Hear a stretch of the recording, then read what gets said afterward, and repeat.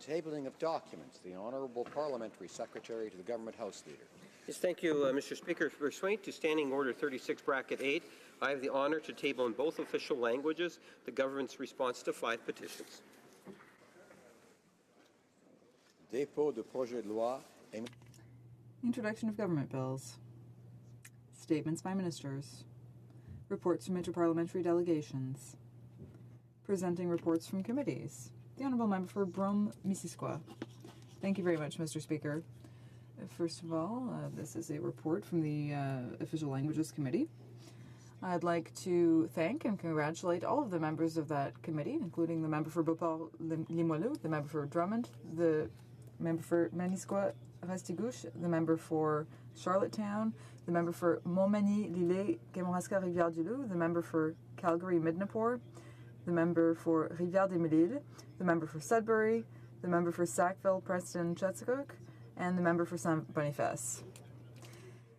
Mr. Speaker, there was great teamwork, and we are able to table a unanimous report this morning to the House.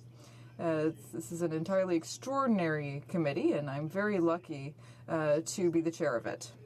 So I have the honour of tabling in both official languages the 6th report of the Standing Committee on Official Languages, entitled Air Canada's Implementation of the Official Languages Act, Aiming for Excellence.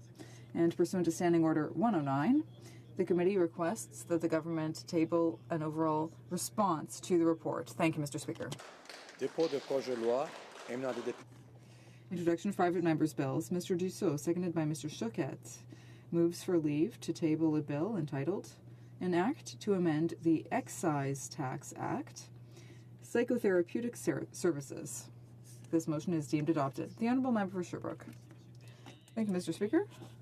I have the honour of tabling my private member's bill today. It aims to modify the Excise Tax Act in order to exempt psychotherapeutic services if they are delivered by a psychotherapist, of course.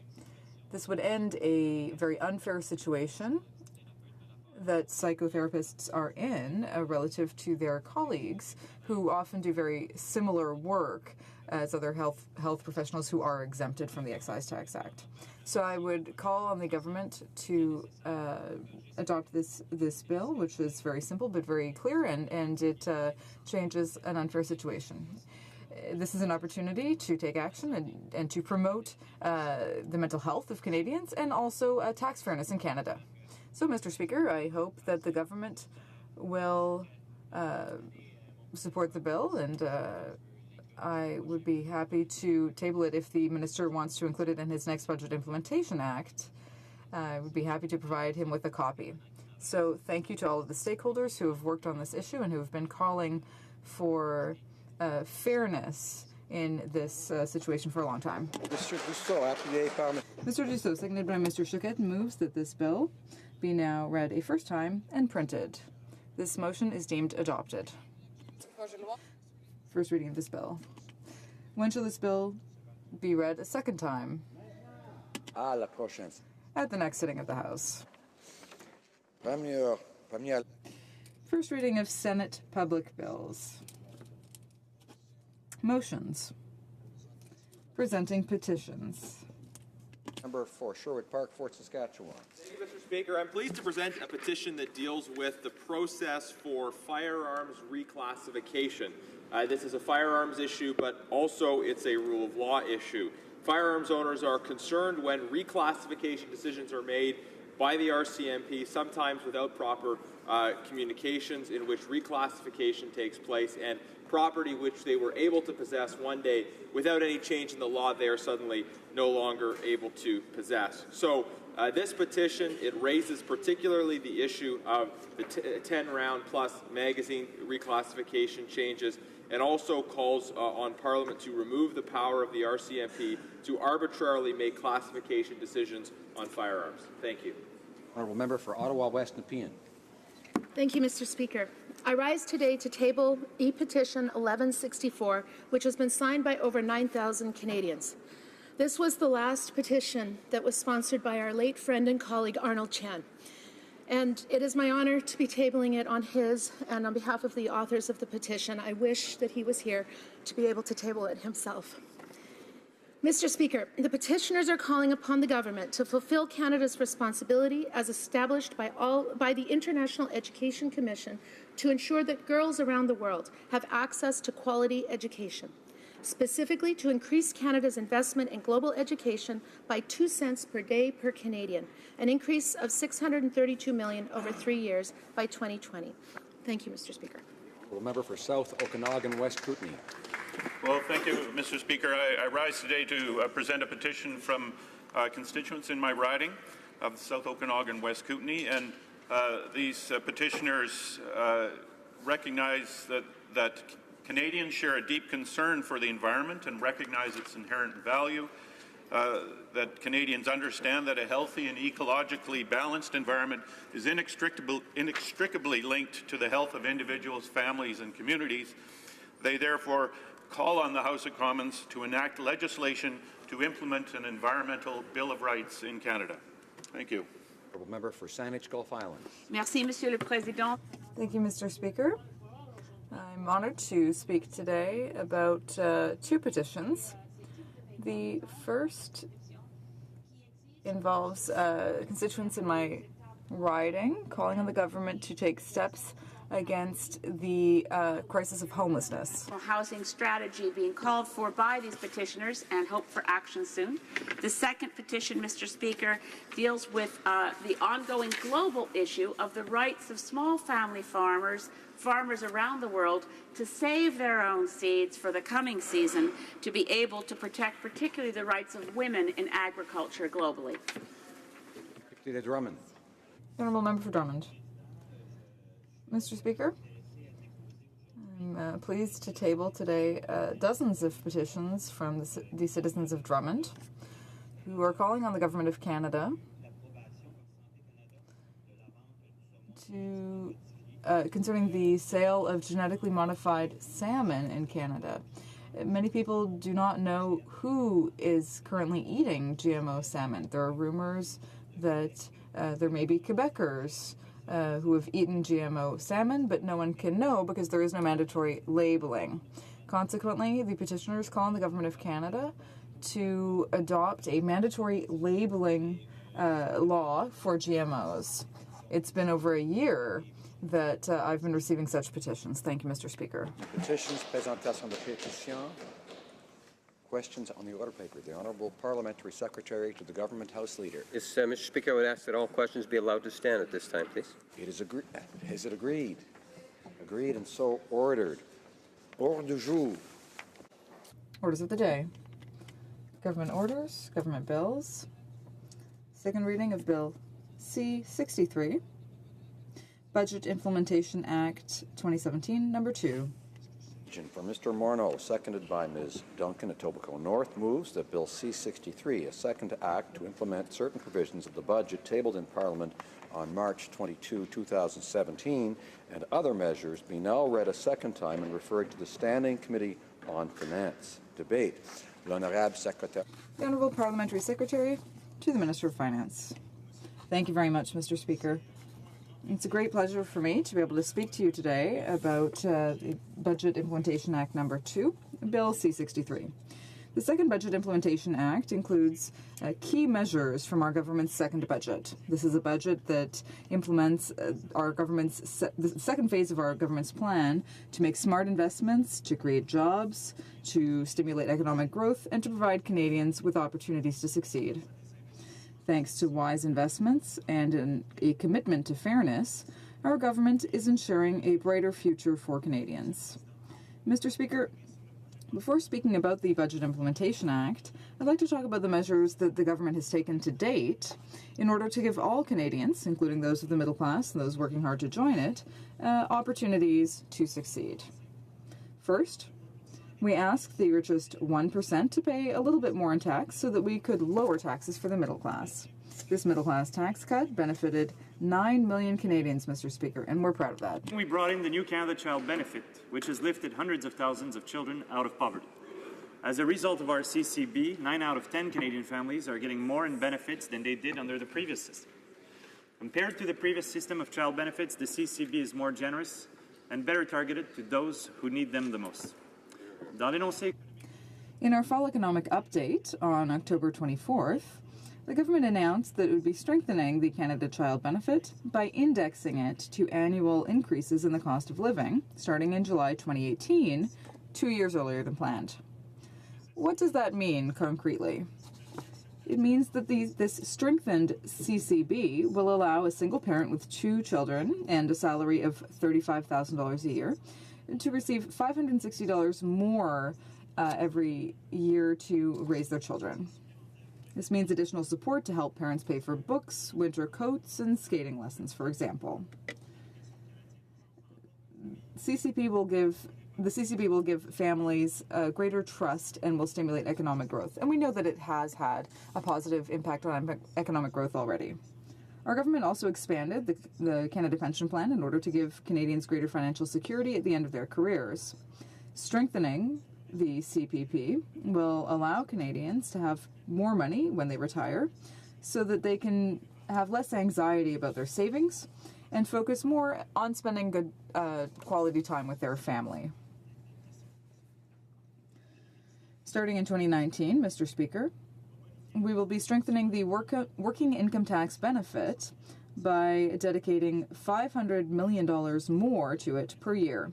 This will leave more workers in the pockets of low-income workers, including families without children and single Canadians. This is in addition to the $250 million, which will also be added to the CPP. Mr. Speaker, these two measures will allow us to increase in 2019 the total amount that the government spends on the working income tax benefit by 65%. So this will increase benefits paid out to the Canadians who currently receive this very necessary support. This additional money will help people pay for groceries or winter clothes, for example. And it will help low-income workers make ends meet, which is very important. The government is showing that it's determined to help small businesses as well, to help them invest, develop, and create jobs. We're going to be reducing the small business tax rate to 10% starting in January 1st, 2018, and to 9% as of January 1st, 2019.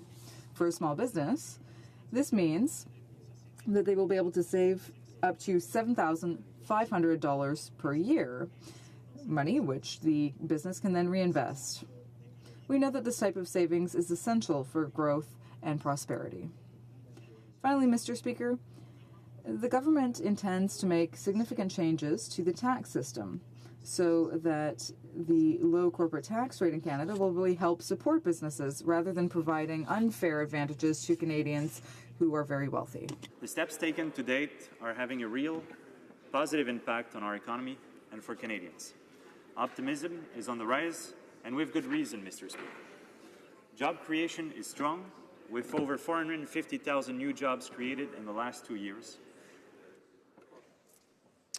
The honourable member for Central Okanagan, Similkameen Nicola, on a point of order. Yes, just on relevance, Mr. Speaker. And again, this member and I have gone through this a few times where he brings out talking points. It seems he's recycling last week's fall economic update. Bill C-63 has many measures, and the member has not touched upon a single one yet. I wonder to see if he's either A, read the bill, or B, if he's embarrassed to talk about what's not in the bill, and he's talking about things that are completely not benign to the discussions today. He's leading off the debate. I'd ask the member to actually devote some time to Bill C-63. Great.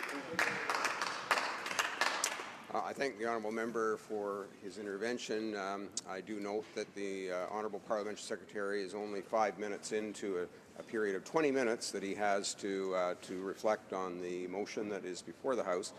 Members will also know that on issues of budgets, budget implementation, these types of bills, as with their experience in committees, these measures certainly encompass a broad range of topics, and In the usual case, members are given a degree of latitude in terms of how they make their arguments on these measures, but I would say on budget and fiscal measures, the boundaries become even that much broader. And so I appreciate the honourable member's intervention. He's right about relevance, but I think we'll continue to hear what the parliamentary secretary has to say, and we'll be able to get a good assessment of that towards the end of his remarks. The honourable parliamentary secretary.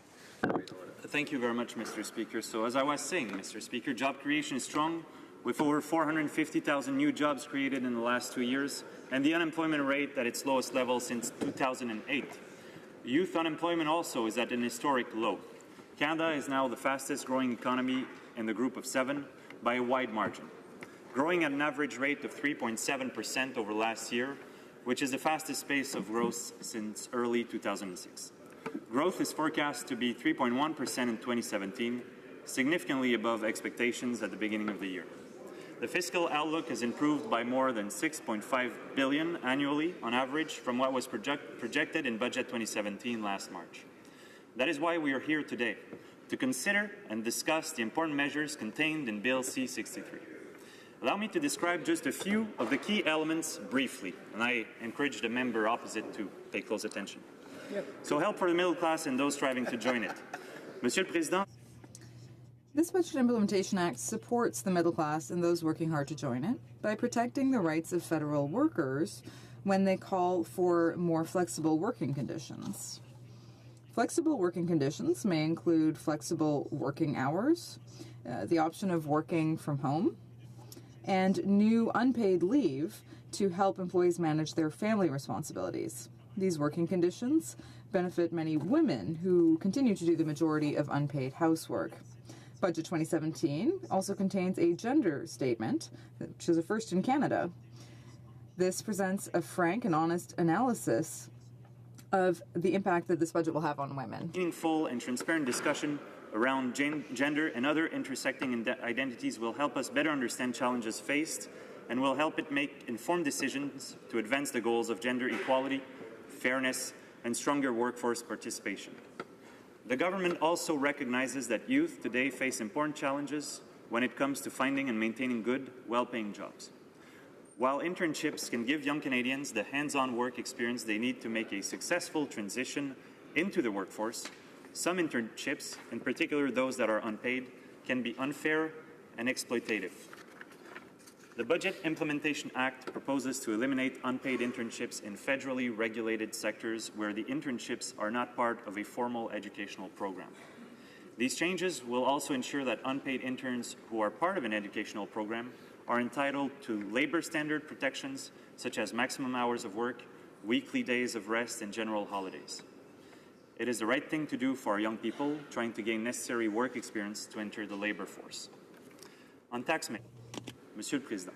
Mr. Speaker, Budget Implementation Act takes preliminary measures to implement changes stemming from the government's in-depth review of spending.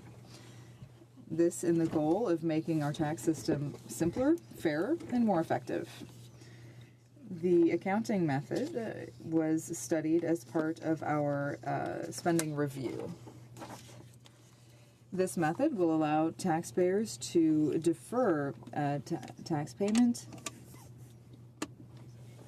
and in the 1980s, this method was eliminated for all professionals except for designated professionals. At the time, these professionals were facing restrictions in terms of access to the deductions that were accorded to small businesses, but these restrictions no longer exist. This measure would eliminate these professionals' abilities to designate billing accountability. We are listening to Canadians, Mr. Speaker, and in order to attenuate the effects on taxpayers, we will transition into this change, and the transition period will go from 2 years to 4 years. To the principal residence exemption. The current income tax system provides a significant income tax benefit to homeowners disposing of their principal residence in the form of an exemption from capital gains taxation. The principal residence exemption is available only to Canadian resident individuals and trusts. Families are able to designate only one property as the family's principal residence for any given year. the government is proposing amendments that will improve the integrity of the tax system and ensure improved tax fairness for homeowners. An individual who was not resident in Canada throughout the year and acquired a residence will not be able to claim the exemption for that year. The ability of trusts to designate a property as a principal residence will be limited to improve fairness and integrity by better aligning the rules applying to trusts with the rules that apply where the property is held directly by an individual. Finally, more reporting will be required in respect of the disposition of a property for which the principal residence exemption is claimed.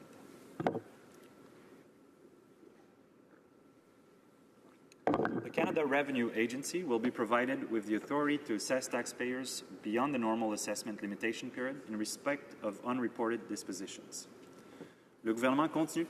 The government continues to propose measures to provide equity for all taxpayers. Mr. Speaker, the natural resource sector in Canada, as a cleaner and more sustainable industry, could provide its contribution to the Canadian economy. The success of exploratory drilling has shot up considerably since the 90s, and in most cases, discoveries now lead to production. Today's legislation provides that costs associated with drilling will be treated as development costs unless the drill is unsuccessful. By improving the neutral character of the tax regime, this measure supports Canada's international commitments to progressively phase out ineffective subsidies for fossil fuels and indirectly support the goals of the Federal Sustainable Development Strategy. Canadians and Indigenous people deserve the conviction their government has to do everything in its power to protect the natural environment while supporting our economy. Mr. Speaker, this bill has concrete steps that will move Canada forward as an intelligent and responsible country. The government wants to strengthen the middle class and ensure that Canadians have the support, resources, and confidence they need to succeed, to create jobs and economic growth. The growth of the economy allows the government to post a better record. The financial situation of Canada remains solid. The government will make sure that the debt to GDP ratio continues on its downward trend in order to preserve the financial health of Canada and allow us to continue to invest in the people who contribute to our country's success. All Canadians deserve to benefit from economic growth. The government has reduced taxes for middle-class Canadians and has committed not to provide unfair advantages to the particularly wealthy. I would encourage all members of the House to vote for this bill, which will benefit all Canadians. Thank you. Questions and comments. The honourable member for Central Okanagan, Similkameen Nicola.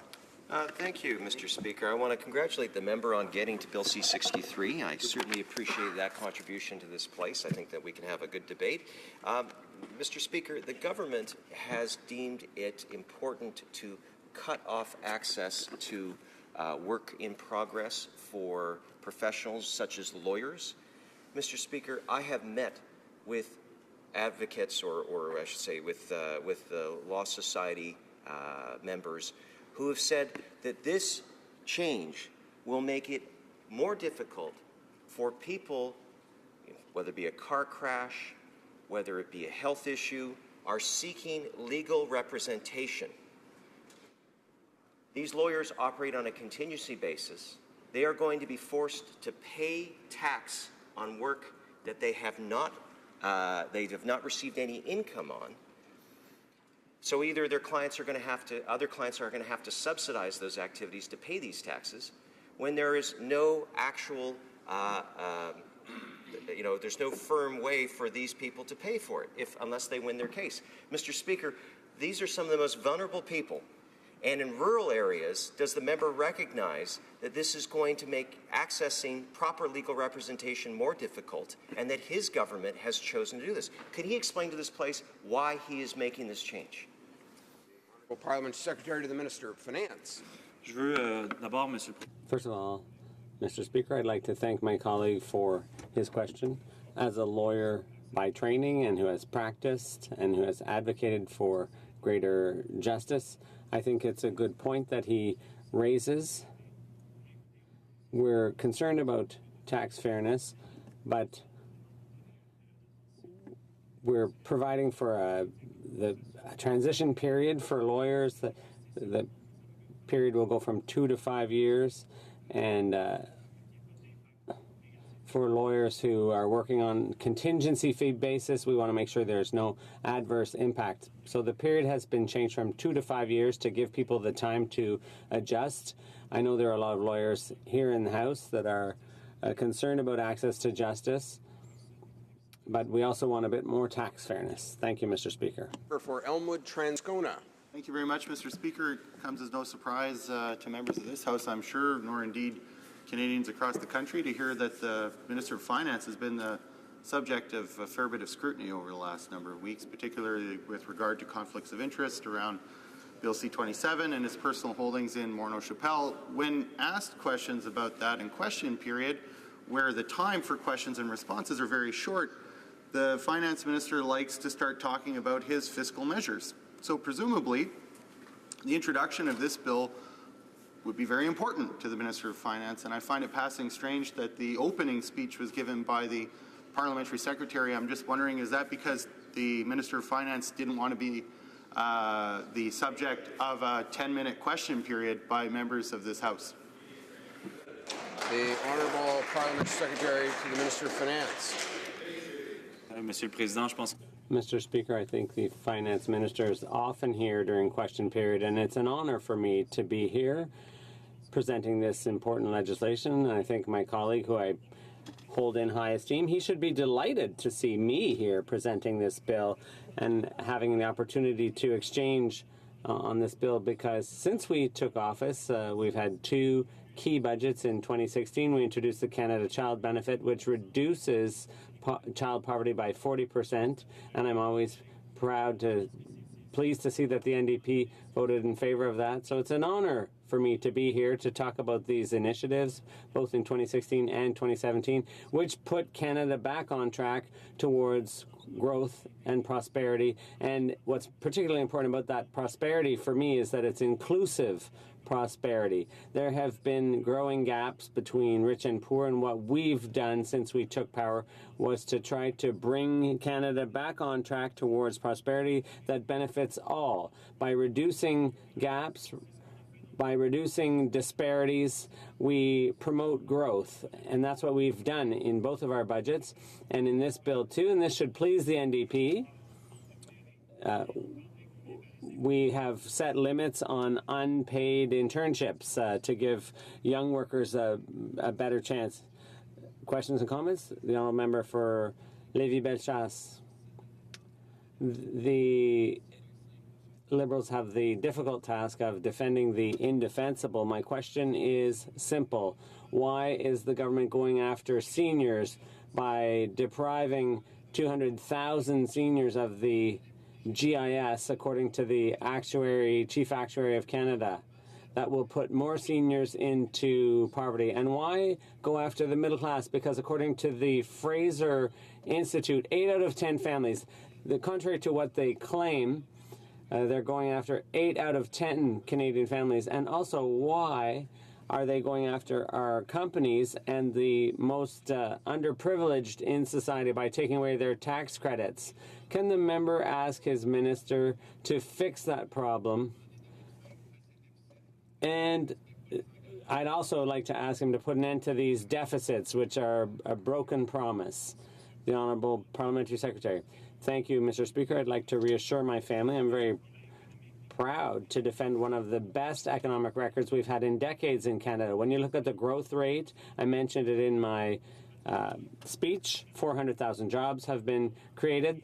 The performance of this government, economically speaking, is clearly better than the Conservatives. But when the member opposite talks about defending the indefensible, he must know what he's talking about, because he defended Stephen Harper for years. He knows exactly what he's talking about.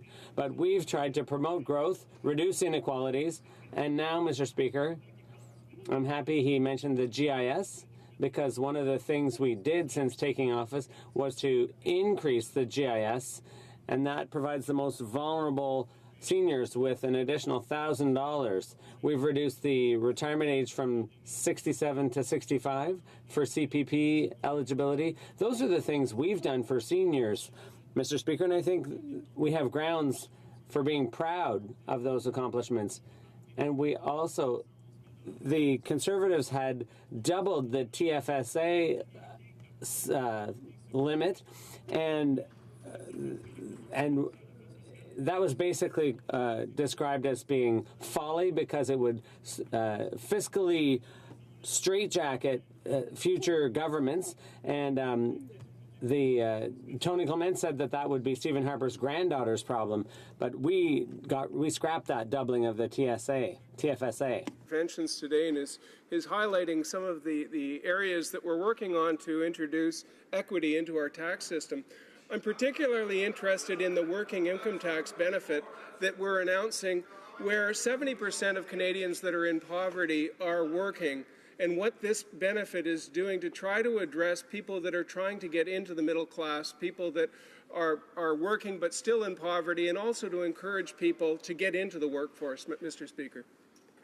Parliament Secretary.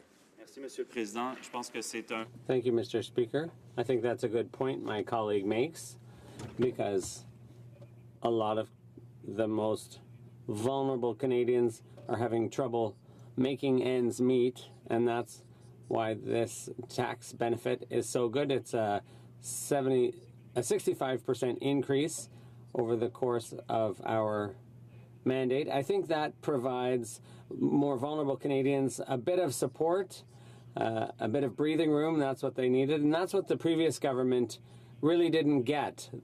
And that is that the more you reduce inequalities, the better the growth you create. And that's what happened in the years following World War II. The middle class grew, and so did economic growth at the same time. So the more balance there is, the less inequality, the more you promote growth in the economy. So that's why we've helped these more vulnerable Canadians by putting a little bit more money in their pocket to pay their bills. And that's the difference in our approach, more equity from the previous government, which gave benefits to the wealthiest Canadians with no effect on the economy. We have seen, since we took office, some of the best growth and job creation, and it was the opposite under the Conservatives. Question and response. The Honourable Member for Courtenay Alberni. Speaker, Mr. Speaker, during the last two election campaigns, both in 2011 and 2015, the Liberals made a clear promise to, quote, limit the amount eligible for stock option loopholes, end quote, but they backed away from this promise when they came to power. Why did the government decide to break its promise to eliminate the tax loophole on CEO stock option loopholes in the 2017 federal budget? And they could do it today. But, Mr. Speaker, before the member answers this question, we don't want to hear about the child tax credit. We don't want to hear about all their things that they're saying they're doing for Canadians and helping those that aren't in the middle class join the middle class, because we know CEO stock option loophole tax breaks for people on Bay Street aren't helping them. We want a direct answer why they didn't follow through with this promise. Parliament Secretary to the Minister of Finance. Thank you, Mr. Speaker. We did increase taxes for the wealthiest 1%. And of course they don't want us to talk about the CCB because they voted against it. The NDP talked about all the most progressive things during the election campaign, but I'd like to remind him that in the past two budgets, we have invested $500 million, which has been great for tax fairness, and we've also gone after tax cheats. Point of order, Mr. Speaker. Point of order. Yes. I wonder if I could get unanimous consent from the House to split my time with the honourable member from Mégantic-L'Érable. Does the honourable member for Carleton have unanimous consent of the House to share his time with another honourable member? Yes. Agreed. Agreed and so ordered. The honourable member for Carleton. Thank you. Thank you is the key expression of my speech today. I was in a coffee shop recently, and I bought a cup of coffee and I said thank you to the barista serving it. And she said, thank you back, not you're welcome.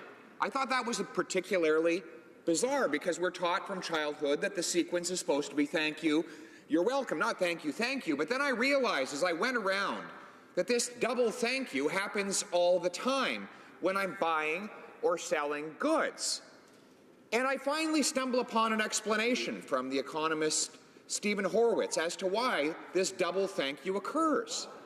Because in a free market economy, whenever you buy something or sell something, you have something that is worth more to you than what you had before. If I have an apple and want an orange, and you have an orange and want an apple, we trade, we still have an apple and orange between us, but we're both richer because we both have something that's worth more to us than what we had before. How do we know that? Because the exchange was voluntary. Neither of us was forced to trade the apple for the orange. We each did it by volition because we wanted the product that the other person had. Every exchange in a free market economy, literally every single one, without exception, is based on voluntary exchange.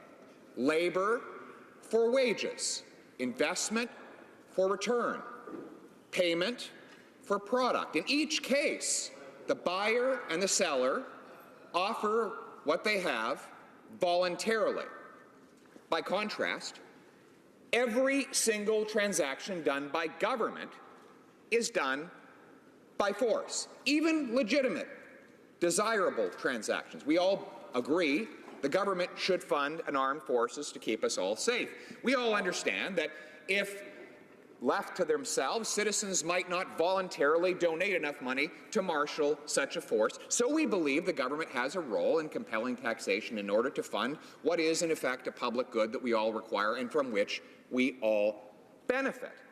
But surely we should also agree that the use of that force should be limited to cases where it is absolutely unavoidable and necessary. And we should not expand government into areas that people can decide upon and act out on their own volition. But the government continually does get involved in areas that are easily done through voluntary exchange. In fact, it replaces free choice with force. So very often this government has done that. And they claim that the need for government intervention in the economy is to protect the weak from the strong.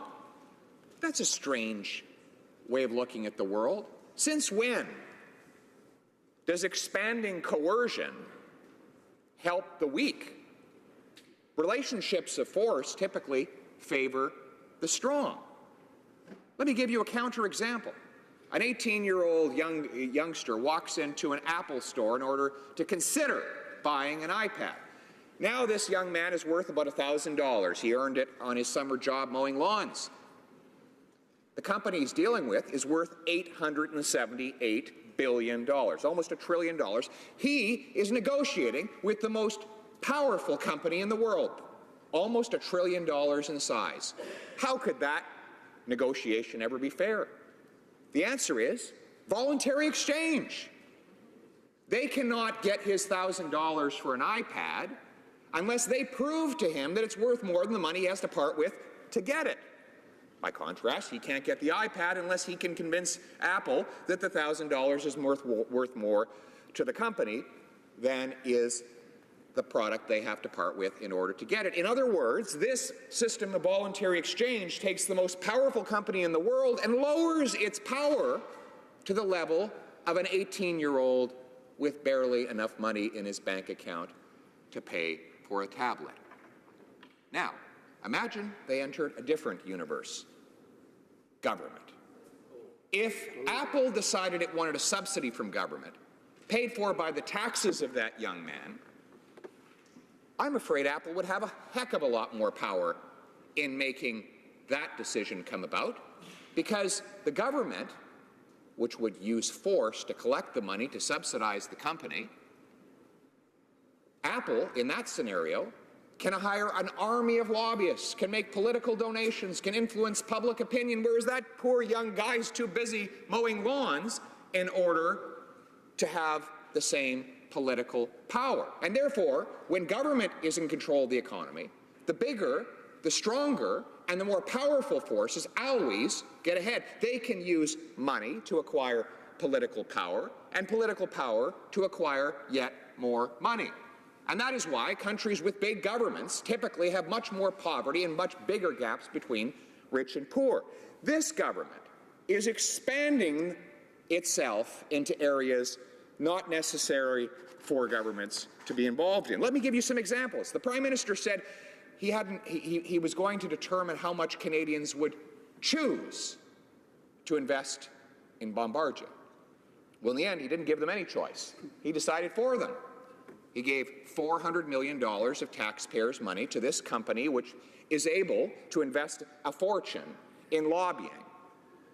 That $400 million was in part used to boost the salaries of the billionaire executives by 50%, while 14,000 workers got laid off. Or there's the Infrastructure Bank, which will give $15 billion worth of loans and loan guarantees to wealthy investors who are contributing to infrastructure mega projects. This will ensure that if the project succeeds, the private investor will make money, but if it fails, the taxpayer will take all the loss. And again, this is a financial arrangement that no one of those taxpayers would voluntarily enter into. After all, what do they get? A big pile of losses. But because the powerful interests that lobbied the government at the Shangri-La Hotel, where a summit was held of private equity investors, was able to convince the government to force taxpayers into that economic relationship, they are again favoring those who have political power over everyone else. And then there's the Asian Infrastructure Bank we just learned about, right? It's inside this very bill. $500 million, $500 million of Canadian tax dollars will be invested in this new foreign-run infrastructure bank to build infrastructure in faraway overseas lands.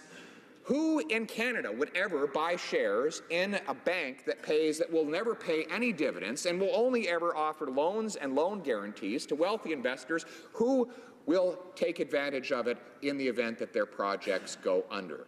But if those projects make money and if they profit, well, those borrowers, again, wealthy investors and construction companies on other continents, they will get all the profit. So if they got all the profit, taxpayers get all the loss. Again, no one would voluntarily enter into such a transaction. Or there's something called superclusters. The government has a $1 billion fund that it's going to hand out to wealthy, high-tech investors who will then use those subsidies to pay themselves exorbitant salaries and are not necessarily expected to earn any of the money on themselves because they are able to get their revenues and their capital from taxpayers who are not voluntary participants. Here in Ontario, we had the Green Energy Act, where people were forced to pay 90 cents for a kilowatt hour that's only worth 2.5 cents. Now, we know no free person would decide to pay 90 cents for something that's worth 2.5 cents. And who won? Of course, the wealthy investors who turned themselves into multi-millionaires with this enormous wealth transfer. And who lost? Of course, the poor, the working class, the people whose power bills doubled in order to fund this monstrous wealth transfer from working class to super elite. Mr. Speaker, in all these cases, the government is using coercion and force to appropriate more and more of the economy and favor those who have the most political power. And all of those people are rich. So when the government claims that it's expanding its power and control over the economy to help the less fortunate, I ask, at the very least, this House look upon such claims with great skepticism, and instead that this House should favor the free market, where people are judged on their merits, on their contributions, and on the voluntary exchange of goods and services that requires of every single person who wants to get ahead, to offer someone else something worth more to them than what it costs. That is the free market. That is true empathy. And that is the way that we build a just and prosperous society. Thank you. Here, here. Questions and comments. The Honourable Parliamentary Secretary to the Government House Leader. Thank you, Mr. Speaker. The member across the way has a different perspective, and I would suggest to you that in so many ways he is wrong in what it is that he's talking about. He's talking a redistribution. He's saying that this particular government has a redistribution of wealth that favors Canada's wealthiest. And the member is so wrong, Mr. Speaker. Never before in the history of Canada have we seen a redistribution of Canada's wealth to the middle class and those aspiring to be a part of it and those that are being challenged, Mr. Speaker. And let me give you a very clear example of that. The member across the way is very wishy-washy on a multitude of different things. We have had the greatest income tax break to Canada's middle class, a tax cut that they voted against, Mr. Speaker. Hundreds of millions of dollars from Canada's wealthiest to the Canada's middle class. So much more. Unfortunately, I don't have the time, Mr. Speaker. I must say I did appreciate the first minute and a half of the speech, but I would suggest to the member that he look at what's actually being implemented by this government, and I'm sure he'd find his arguments are wrong. Member for Carleton. I have looked at their policies very carefully, and it turns out they are exactly the opposite of what the member says. Let me give you an example. On the middle class, 87% of middle-class taxpayers are paying more income tax today than they were when this Prime Minister took office. Right. That does not include the carbon tax, which has driven up the cost of gasoline, home heating, groceries, and other essentials, a tax that falls particularly heavy on the poorest people and particularly light on the wealthy. Those are not even included in the calculation, which show that the middle class is already paying more. But you know who's paying less? The wealthy. According to Finance Canada, the wealthiest taxpayers in Canada are paying $1 billion less tax since this Prime Minister took office, and that is exactly the opposite of what the government promised and what its rhetoric suggests. That's right. Questions and comments. The Honourable Member for Elmwood-Transcona. Very much, Mr. Speaker, and unlike the member for Winnipeg North, I'm going to agree with the member for Carleton that we ought to take the government's claims with respect to their budget with a great degree of skepticism. And I do want to congratulate the member for his mastery of the concepts in an introductory economic course. But of course, if he took further courses in economics, he would appreciate that those concepts become considerably more complex and nuanced, particularly the ideas of coercion and voluntary exchange within a free market, and particularly when certain actors start with very unequal amounts of resources and whether those are social or financial. So I wonder if he's just not aware of those complexities and nuances, or if he's ignoring them for political purposes. Honourable Member for Carleton. The member is absolutely right. Different people start with different wealth depending on the families into which they're born. And that's why we need to guard against them using that wealth to acquire greater political power and use that power to acquire more wealth. Now, the Bombardier-Baudouin family is a great example. A billionaire family, they're born with $1 billion of net worth. They're able to hire an army of lobbyists to come to Parliament Hill and get themselves $400 million of interest-free loans, supported by the Socialist NDP, by the way.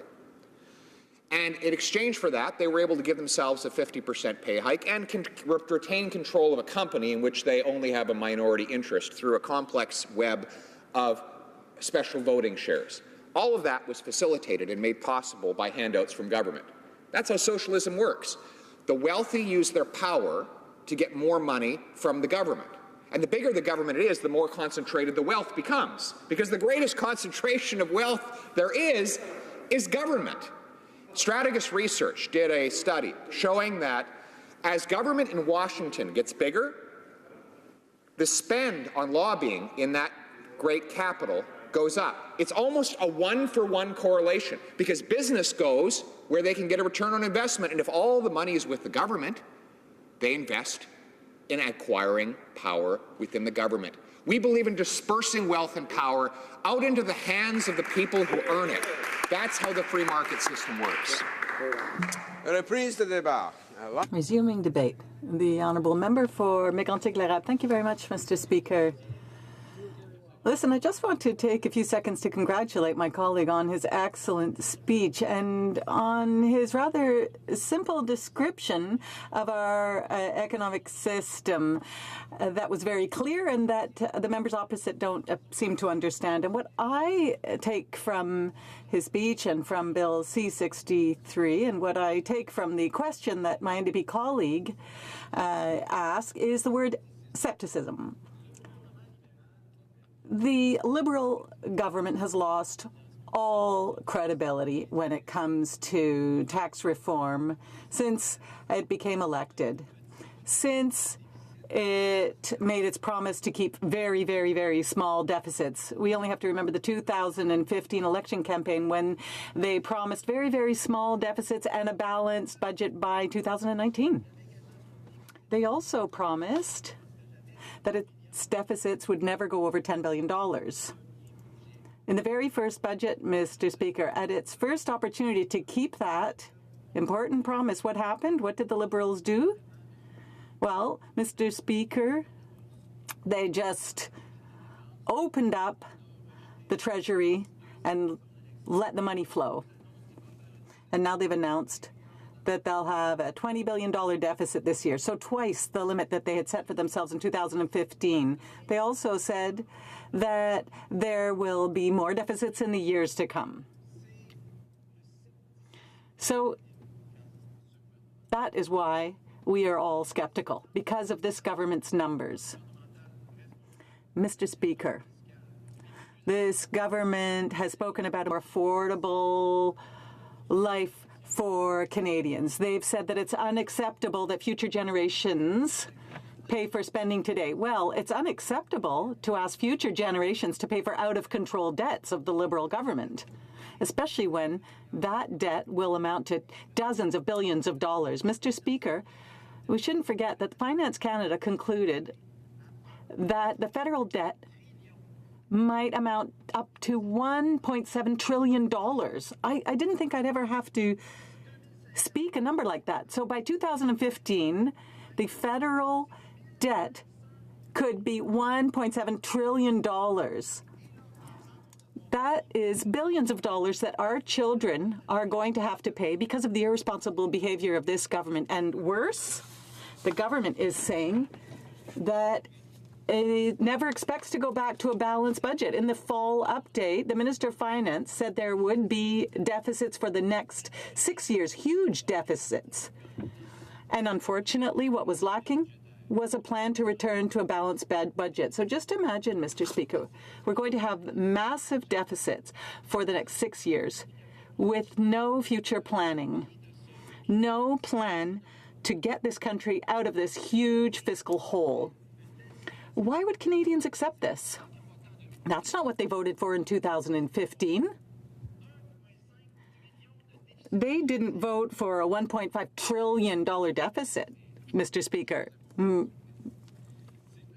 So, Mr. Speaker, it's very clear that every penny beyond $10 billion is a broken promise. If you look at those pennies, well,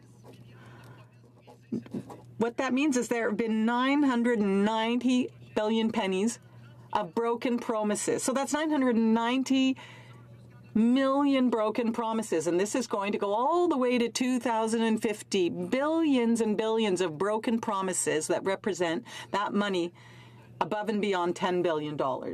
And it's just become a long list of broken promises. Electoral reform, broken promise. Dairy, the defense of the dairy industry, broken promise. No agreement on softwood lumber. The Omar Khadr file. The ethical problems of cabinet members. Mr. Speaker, I would just recall that it's the first time in history that a Minister of Finance and a Prime Minister are facing complaints to the Ethics Commissioner of this extent. This has never happened before. The two most important people in the government are now the subject of investigations on the part of the Conflict of Interest and Ethics Commissioner. And when questions are put to them, we never get answers. We asked the Prime Minister, and I remember this. I remember we spent the whole question period asking the Prime Minister for a simple answer to a simple question. How many times had he met with the Ethics Commissioner?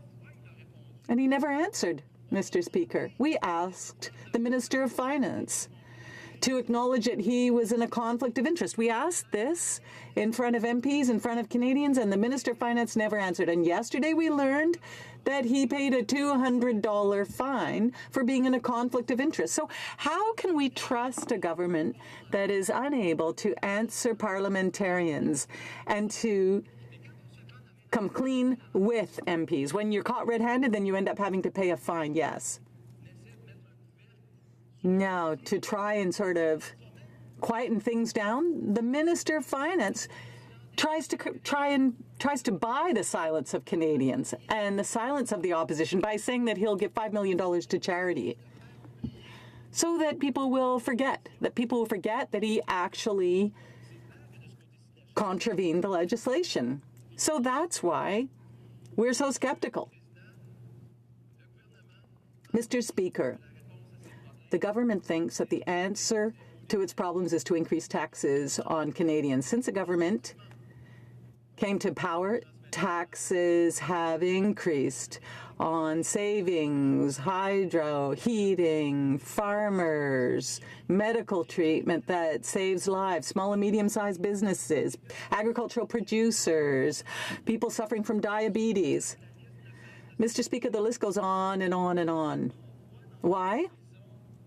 Well, let's look 40 years ahead, and let's look at the fact that there's going to be a $1.7 trillion debt by 2015. Well, obviously, someone has asked the Minister of Finance to try and find money. It doesn't matter how, just find the money. And the easiest way to do that is to focus on the least privileged, those the government claims to help. Well, Mr. Speaker, those are the ones they're harming, and they're continuing to harm. According to the Fraser Institute, more than 80% of middle-class Canadians, so these people that the government claims to help, is paying more taxes than previously. That's the reality. And we're not the ones saying that. It's the Fraser Institute, an institute with a reputation, Mr. Speaker. And this is what they wrote about the government's record. As is often the case, reality does not reflect the political rhetoric. In fact, despite Ottawa's repeated claims, the government has increased taxes on individuals for the vast majority of middle-class families. That's the end of the quotation. Mr. Speaker, I think it's clear that with all of the promises we've seen from this government, all of the words that we've seen, I think it's clear that when the government says something, unfortunately, increasingly, they actually do the opposite. So when they say that they're on the right track, Mr. Speaker, I think we need to be really concerned. And the proof that we need to be concerned is that, well, we may be on the right path temporarily, but our children and our children's children will have to pay for this supposed right track. On the other side, I'm sure they'll say that the economy is doing well, the economy is growing. But, Mr. Speaker, we need to remember that the economy is growing despite the actions of the Liberals and not thanks to their actions. The infrastructure investments have gone down rather than up. And I would quote the parliamentary budget officer who said that money given from Infrastructure Canada to the provinces for infrastructure projects have essentially stagnated compared to last year.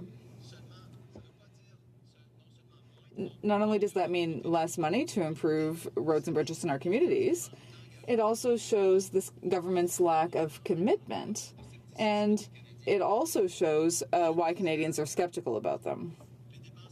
Mr. Mr. Speaker, the Liberal government's out-of-control spending and their carelessness about the increasing financial burden they're leaving to future generations is fundamentally unacceptable. The Canadian economy requires a new approach than the one proposed by the government, because the Liberal government forgets the consequences that their out-of-control spending will have on economic security and future generations. So obviously, Mr. Speaker, this is why I will not be supporting Bill C-63. And I'd like to ask the government to get back on the right path and to finally answer the reasonable and simple questions of the opposition. Thank you. Questions and comments. Qu'est-ce commentaire? The Honourable Parliamentary Secretary to the Government House Leader. Mr. Speaker, you know, I find it interesting. The member focused a great deal of his time on the deficit. Yet the Harper government, over 10 years, created the most significant amount of debt for Canadians in the history of Canada. I don't think we need to take advice from the Conservatives in terms of how we should manage the deficit situation, especially if you compare it to economic performance. In the last 2 years, we have assisted in generating over 400,000 jobs. That's almost half of what it is that the Conservatives did in 10 years, Mr. Speaker. The member across the way, along with his colleagues, voted against, and this would be my question. Maybe the member can explain to Canadians why it is that when this government gives breaks to Canada's middle class, such as the tax break to middle class, such as the increase in taxes on the Canada's wealthiest, that the Conservatives consistently vote against Canada's middle class and those aspiring to be a part of it. The Honourable Member for Mégantic-L'Érable. Well, the answer is simple, Mr. Speaker, because we don't trust the Liberal government. And we're right not to trust them, because we've seen that over 80% of people in the middle class now pay more in taxes. That's the reality, Mr. Speaker. And when they talk about the deficits of the previous government, well, I'd just like to say that I'm proud of the Harper government's record. Because in the worst economic crisis that we've faced in recent years, Canada emerged in a better situation than any other G7 country, because we managed to effectively manage public finances. And that's why we left a surplus of more than $1 billion to the Liberal government. And that's why the new government arrived and said, oh, we've got money, let's spend. But, you know, their eyes were too big, and now they're going to have huge deficits, and that's unacceptable. Comments. The Honourable Member for Elmwood-Transcona. Thank you very much, Mr. Speaker. When we talk about the finance minister's conflict of interest in the House and also outside of the House, the Liberals often imply that the measures in this bill justify the minister's conflict of interest. And they seem to suggest that that's acceptable, although I don't understand it. They seem to think it's okay for him to use his public office to enrich himself. So would my colleague agree with the idea that if a cabinet minister does a good enough job, that justifies his using his office to gain money? The Honourable Member for Mégantic-L'Érable. That's an excellent question, Mr. Speaker. And no, of course, I don't agree with the government's attitude. And what I don't understand is that we've been asking all of these questions about the Minister of Finance's ethics, and they've always been hiding behind the Ethics Commissioner in their answers. In my opinion, the best way of dealing with a conflict of interest issue is to act for Canadians, to act the right way, not to wait to be judged, to be told if we're doing the right thing or the wrong thing. The Minister of Finance must be aware that ethics starts with your own behavior and your own way of controlling yourself. One more short question and response. The Honourable Member for Prince Albert. Well, thank you, Mr. Speaker, and I'd like to thank my colleague for his presentation here today. You know, Mr. Speaker, in my riding, the business owners and small business owners that employ a lot of people in my riding were very upset this summer. They were very concerned when they started to see what this government was doing. You know, they were led to believe that they're going to take from the rich and give to the poor. and they never really considered themselves rich. They just thought they were hardworking business people employing people in the community. What is the comments and suggestions you're hearing from your business communities in Quebec, and how do they relate to this government and what it's doing to them? The Honourable Member for Mégantic-L'Érable. Mr. Speaker, in my riding, the economy is based on small and medium-sized businesses. They are really the backbone and the job creators. There are still villages as well. So there are farmers who are working hard day in, day out, often 12, 13, 14 hours a day. And I can tell you that those people will never accept being called cheaters because they're working so hard to create jobs. And they don't want to be called tax cheats by their own government, Mr. Speaker. Resuming debate, the Honourable Member for Rosemont-la-Petite-Patrie. Thank you. Thank you very much, Mr. Speaker. I think I'll just follow in the same vein of what was said by some of my Conservative colleagues. I wouldn't say I was surprised, but I was quite shocked by the fact that the Ethics Commissioner had to impose a fine on the Minister of Finance because he had broken the code and he had forgotten to declare his villa in France. He had hidden it in a company. Now, we all know that we frequently forget that, you know, we have a villa in France or Spain or Morocco. But for someone like the Minister of Finance, yes, apparently he does this frequently. So he forgot that, and he was disciplined. And I want people at home to understand that this poor man is going to have to pay a terrible price, $200. $200 when he just wrote a check for $5 million. $5 million to try to get out of a scandal related to his actions with Morneau-Chapelle and the fact that he himself tabled a bill that was in conflict of interest. So, I mean, imagine this hard truth that the Minister of Finance has had to learn by paying $200. Once again, this will only create more cynicism toward the Liberal government and toward the Minister of Finance. It just shows that they're completely disconnected from reality. Understood in both official languages. We just learned this week that the finance minister received a fine because he forgot to officially declare that he possessed, you know, a big house, a villa in Provence, in the beautiful Provence in France. Things that probably happen to a lot of people in Canada. Forgot that. Oh yeah, that villa, yes, oops, sorry about that, I just forgot.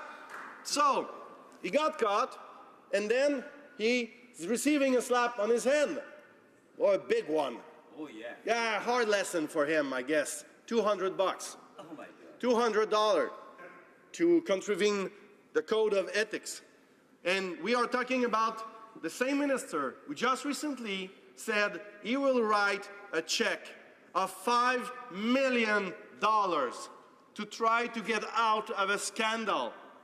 A scandal because he has tabled the legislation C-27 that directly profit his own company. He made millions of dollars with that. And because he got caught, he said, okay, then I'm a rich man, I can fix that. I'm going to write a check of $5 million. And now he received a fine of $200. Poor old man. It must be a really hard week for him. But it's something, I'm making joke with that, but seriously, it's only increasing the cynicism of the citizen of this country.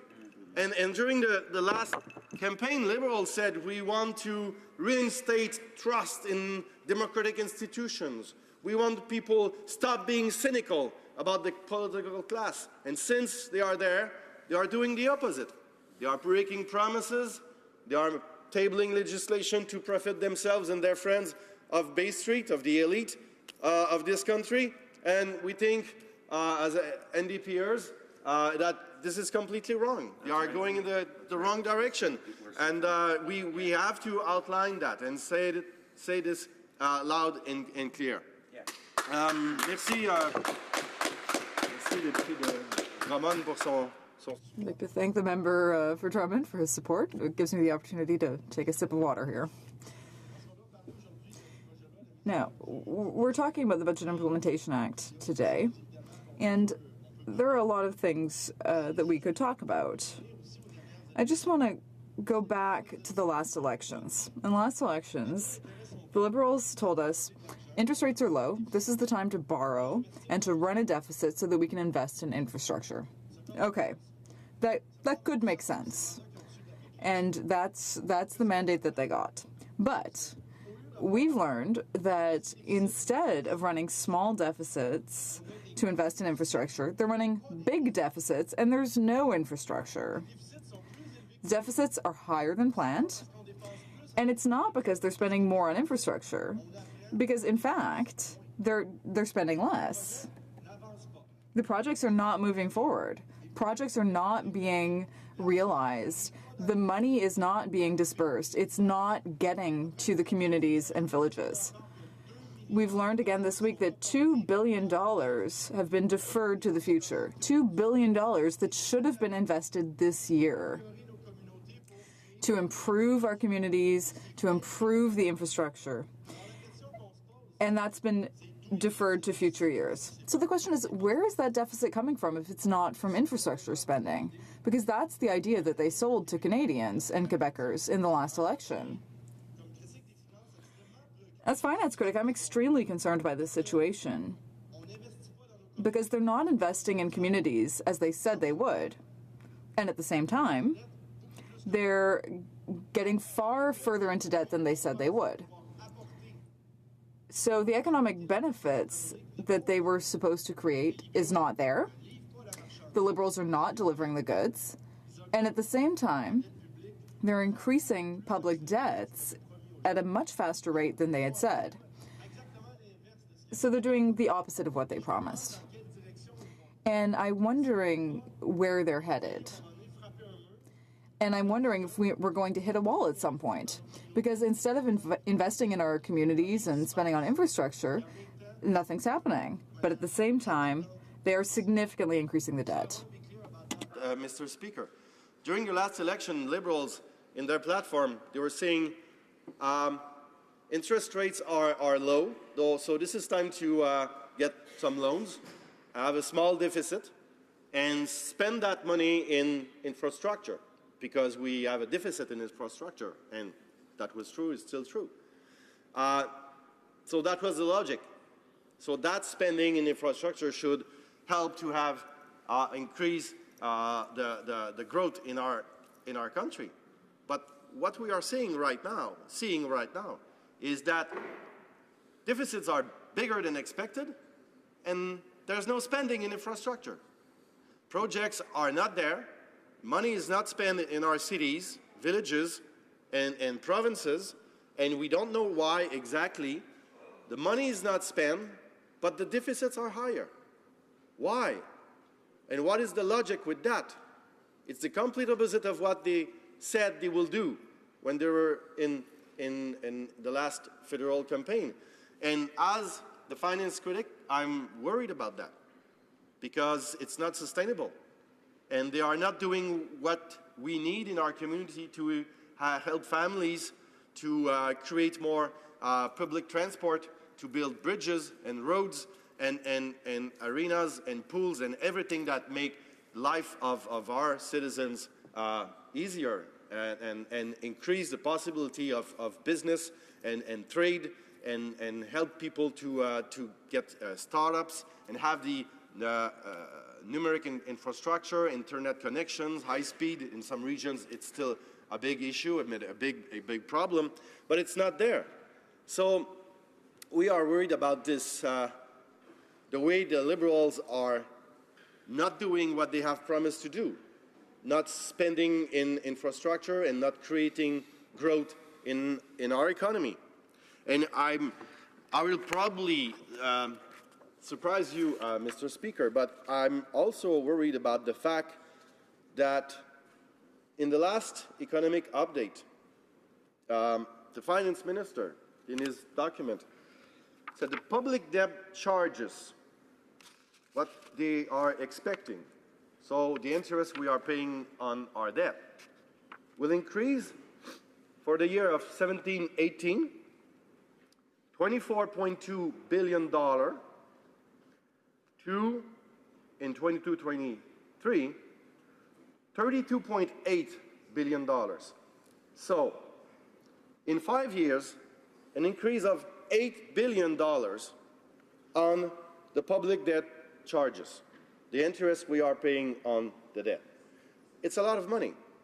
It's a lot of money, and it will probably get worse.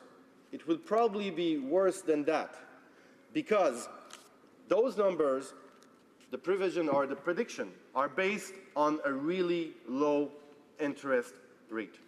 The actual interest rate, or the provision is about a 25-point increase per year or less. But all the experts are saying the interest rates will go higher than that. So those numbers are wrong. And with the economic situation, the Bank of Canada will be in a position to increase much more the interest rate, the basic rate of the interest in Canada.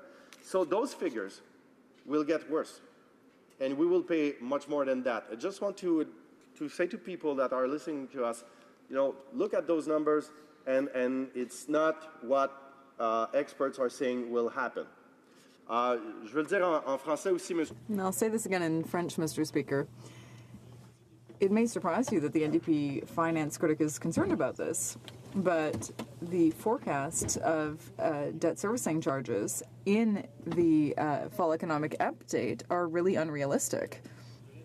So for 2017-2018, they're looking at $24.2 billion in interest. That's a lot. And in 2022, 5 years later, the forecast is for $32.8 billion in interest on the debt. So that's an increase of more than $8 billion in 5 years just on the interest. But that's probably not what's going to happen. It could be even worse than that. Why? Because these forecasts are based on current interest rates where there's a very small annual increase over year. And people know that with the current economic situation, the Bank of Canada won't be able to keep interest rates so low. So interest rates will probably go up more than 25 basis points per year. So these figures will be bigger. And after the federal elections, we'll end up in a situation that is even worse than what is announced here. And I'd like to take this opportunity of last week's update to say, watch out for something that I find, as a progressive, very worrisome. And that is direct program spending. In 2017-18, the forecast for direct program spending is $139.1 billion. For the two following years, $140.1 billion and $140.2 billion. That's virtually a freeze. In 2017-18, there's a $1 billion increase, just $1 billion. And for the following year, between 19 and 20, it's $900 million. That's virtually zero increase, considering the collective agreements for federal workers that have to be respected, considering inflation as well, which is always on the rise. We know full well that a freeze in spending means cuts. It means cuts. You can't give federal workers a 1.25% salary increase and maintain such a low increase in program spending. So that means austerity policies. That means cuts in services to Canadians. And that's not what the Liberals were elected to do. That's not what's going to provide for the future, because federal services are barely getting delivered as it is, and they're in danger of being further cut. Federal services are going to come under austerity. So the appearance of progressiveness and generosity of the Liberal government, it's all just for show. There's going to be serious cuts to come, cuts in services, or even further increases to the deficit to fund program spending. So I just wanted to alert people to this. This is something that we will be watching closely. I want to say that in English too, to raise the attention of the people who are listening to the fact that in the last economic update last week, if we are looking at the program expense outlook, the direct program expenses for this year, 17-18, $139.1 billion. For the year after, $140.1 billion, and the year after, $140.2 billion. So it's almost a freeze in the direct spending in programs of this government. And we all know that we have to respect the working contract of the civil servants, people who are working for the federal government. And those contracts, those collective bargaining are, they have inside them, the increase of wages are at least 1.5%. And we also know that we have normal inflation in this country. So with the increase of the wages and the inflation, those numbers, what they mean is that the Liberal government will have to impose austerity. They will have to impose cuts in public services because it's not sustainable. We cannot increase the wages of public servants, which is, we all agree, it's okay, it's normal, we have to do that. We have to respect the collective bargaining. But those numbers are worried the NDP because we don't want any policy of austerity. Because even the International Monetary Fund recently had a study who said, you know, austerity is not working. This is not something that we want, this is not something that we propose, and this is not something as progressive party movement we want to see from our federal government. Alors, une fois que ces mises en garde... So once those cautions are made, the Budget Implementation Act, the only thing we can say about it is that there's really not much to it. There's not much in it. It's very disappointing. There's no plan to invest in affordable social housing. They didn't renew the energy retrofit program. There's nothing for a national child care program that would help Canadian families and Quebec families. So the Budget Implementation Act for us in the NDP is defined more by what's not in it than by what is in it. There's nothing to fight tax evasion and tax havens, tax loopholes. Tax havens allow between $5 and $8 billion to escape the tax man every year. So that is an obvious source to recoup $8 billion in government revenue. If we just renegotiated our tax treaties with these tax havens. And there's also the Asian Investment and Infrastructure Bank. The legislation gives the finance minister the authority to invest $480 million worth of shares in this Asian infrastructure bank to invest in infrastructure in Asia. I thought the Liberals wanted to build infrastructure here in Canada.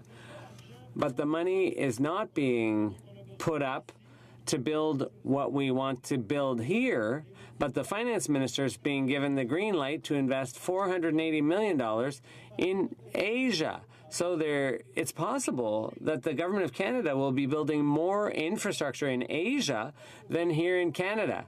And we don't really see why. Why would we be getting involved with this Asian bank? What's the expectation? Why invest there? What will be the return? And we also have concerns as progressives. Is that construction in Asia going to be consistent with worker rights, with the environment, and so on? So we have lots of questions. When it comes to workers, the Liberals pat themselves on the back, saying that they're giving leave to people who are victims of domestic violence, but it's unpaid leave. When you're a victim of family violence, you're not independently wealthy, so you really can't afford unpaid leave. So there's nothing in terms of benefits for them. This is just spin. It doesn't do anything concrete for these people. Thank you, Mr. Speaker. Questions and comments. The Honourable Parliamentary Secretary to the Government House Leader.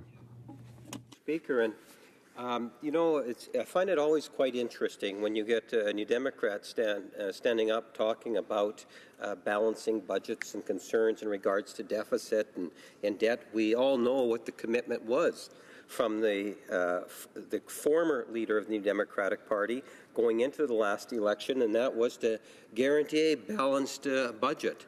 Yet, if you listen to what they talk about, there is no possible way in which they would have balanced the budget.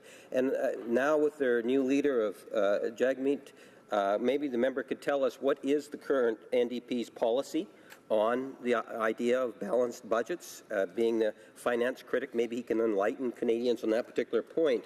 But, Mr. Speaker, I wanted to emphasize, and this can actually be found in the Progress for the Middle Class Canada, the actual fall statement, which makes it very clear. Just go to page 3. When it comes to the G7 real GDP growth over the past year, Canada has outperformed our peers. Whether it's United States, Germany, France, Japan, the United Kingdom, and Italy, we're just under 4%. The United States, which is the closest to us, is at 2.2%. In Canada, we've seen over 400,000 jobs that have been created. The government's plan in investing in our middle class, doing the tax breaks, putting increase in the Canada Child Benefit and the GIS for our seniors and our children is working.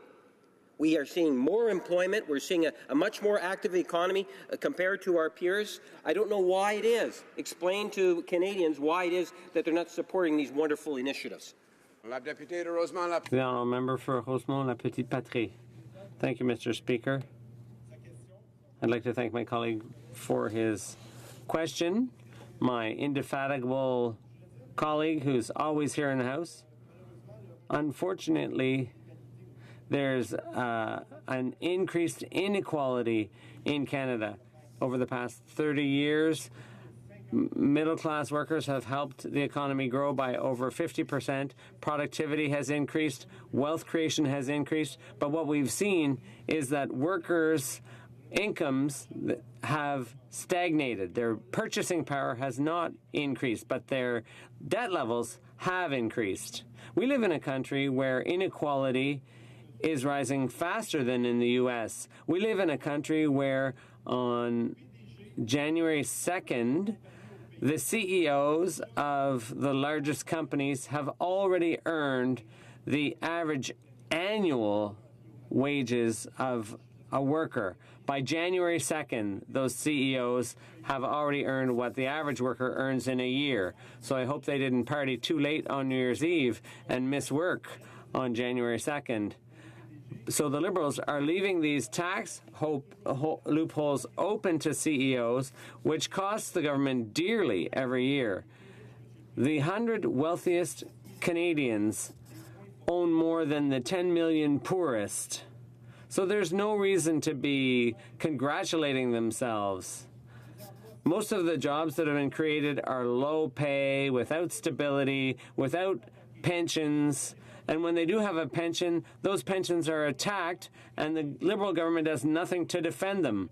They should change the bankruptcy legislation so that situations like the one we saw with Sears never happen again.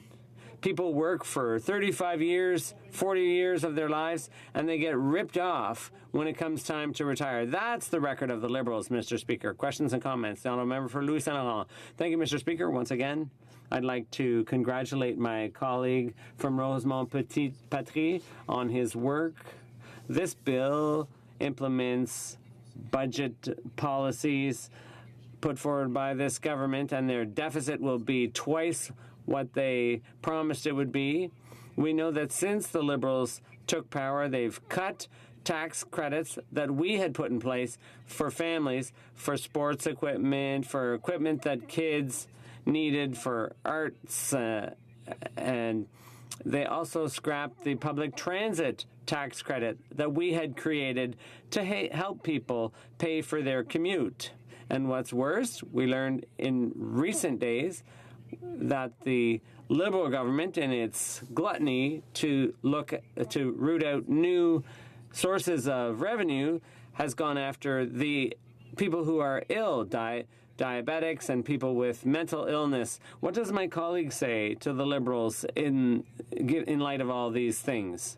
The Honourable Member for Rosemont La Petite Patrie. Thank you, Mr. Speaker, and I'd like to thank my colleague from Louis Saint Laurent for his question. My answer is simple. I'm indignant. I'm outraged that the finance minister could personally enrich himself and try to get away with it by by cutting a check for $5 million. He gets wrapped over the knuckles with a $200 fine by the ethics commissioner. Ouch, that's really going to hurt.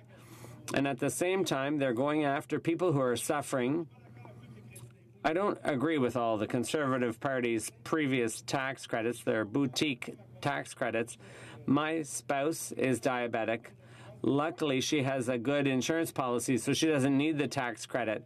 But for a lot of people, they do need that tax credit. If you don't have insurance, if you're low income, those tax credits were essential.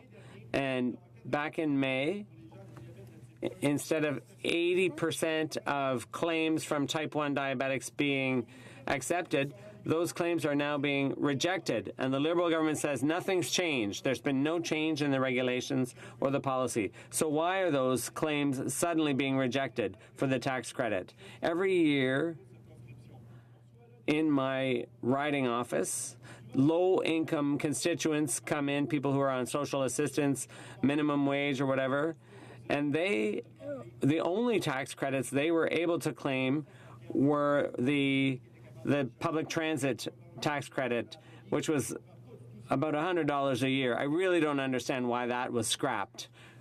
Hamilton Mountain. Mr. Speaker, and I'd like to thank my friend for his passionate speech, and it's always an honor to have him talk about these important issues. But, Mr. Speaker, I'd like to address my colleague by we know the Liberal government has always talked very, very proudly about how they're helping the middle class, and those are the ones that are striving to be there. But I understand they give a tax break for the people that are $45,000 to $200,000. And the people underneath that, does my friend know how much of a tax break they got when they don't have any children? Or if you have a one income family person making $80,000 that is married with no children, but you might have another family both making $40,000 each, having the same as an $80,000 with no children. How much of a tax break did they get? Do they get the same as an $80,000 income person? Député de Rosemont La Petite Patrie. Honourable Member for Rosemont La Petite Patrie.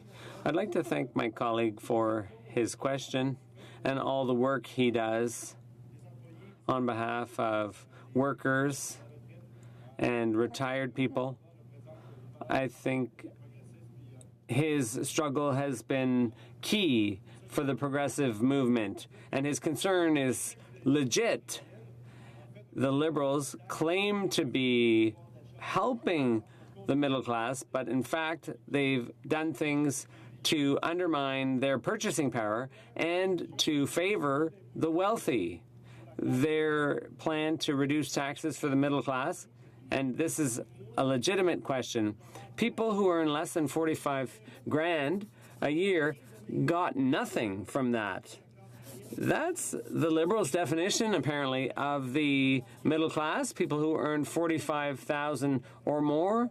I'd like to hear what they think about people who are earning only $30,000, $38,000, $42,000 a year. There's absolutely nothing. They benefit not at all from that tax cut. They feel completely abandoned by the Liberal Party. I think families are great.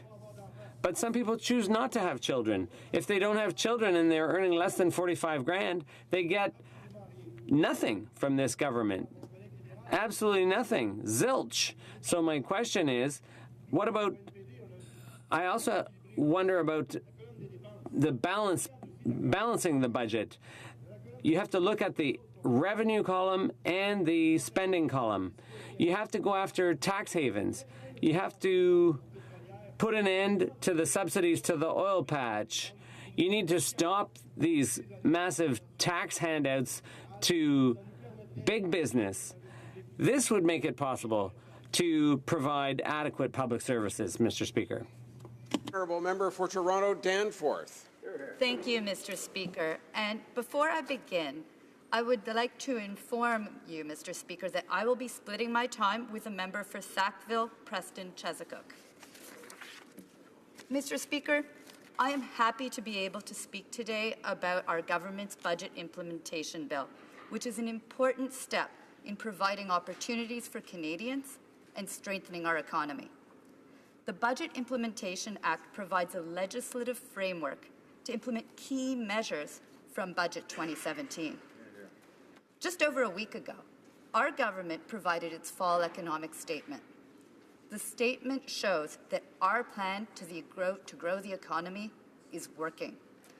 The economy has created over 472,000 new jobs since late 2015.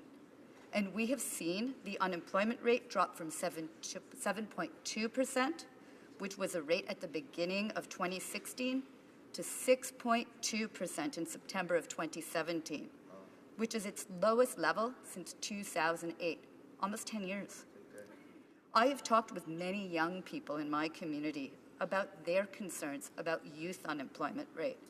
And while this remains higher than the national average, it is at its lowest rate on record at 10.3%. Well, I would like to see us keep beating that record, getting to a lower rate. I am happy to see that we have made such improvements. Budget 2017 is the next step of our government's plan. Our plan is to make smart investments. I know I have heard, as many of my colleagues here have heard from their communities, that they want to see our government invest in the future in smart ways that create jobs, grows our economy, and provides more opportunities. Budget 2017, which follows the footsteps of Budget 2016, offers immediate help to those who need it the most. In my community, at my poverty reduction strategy consultation, and in my discussions with the Sister of St. Joseph, and on a rainy day at a multi-faith walk in support of Dignity for All's Chew On This campaign along the Danforth, which was hosted by the Danforth Jewish Circle, Eastminster and Glenrhodes United Churches, the Medina Masjid Mosque, and the Unitarian Universalist Church, I heard about the need to address child poverty. In Toronto, the child poverty rate was calculated for 2016 at 27%. The Canada Child Benefit is one direct means that our government is seeking to address this issue by directing it at families that need it the most.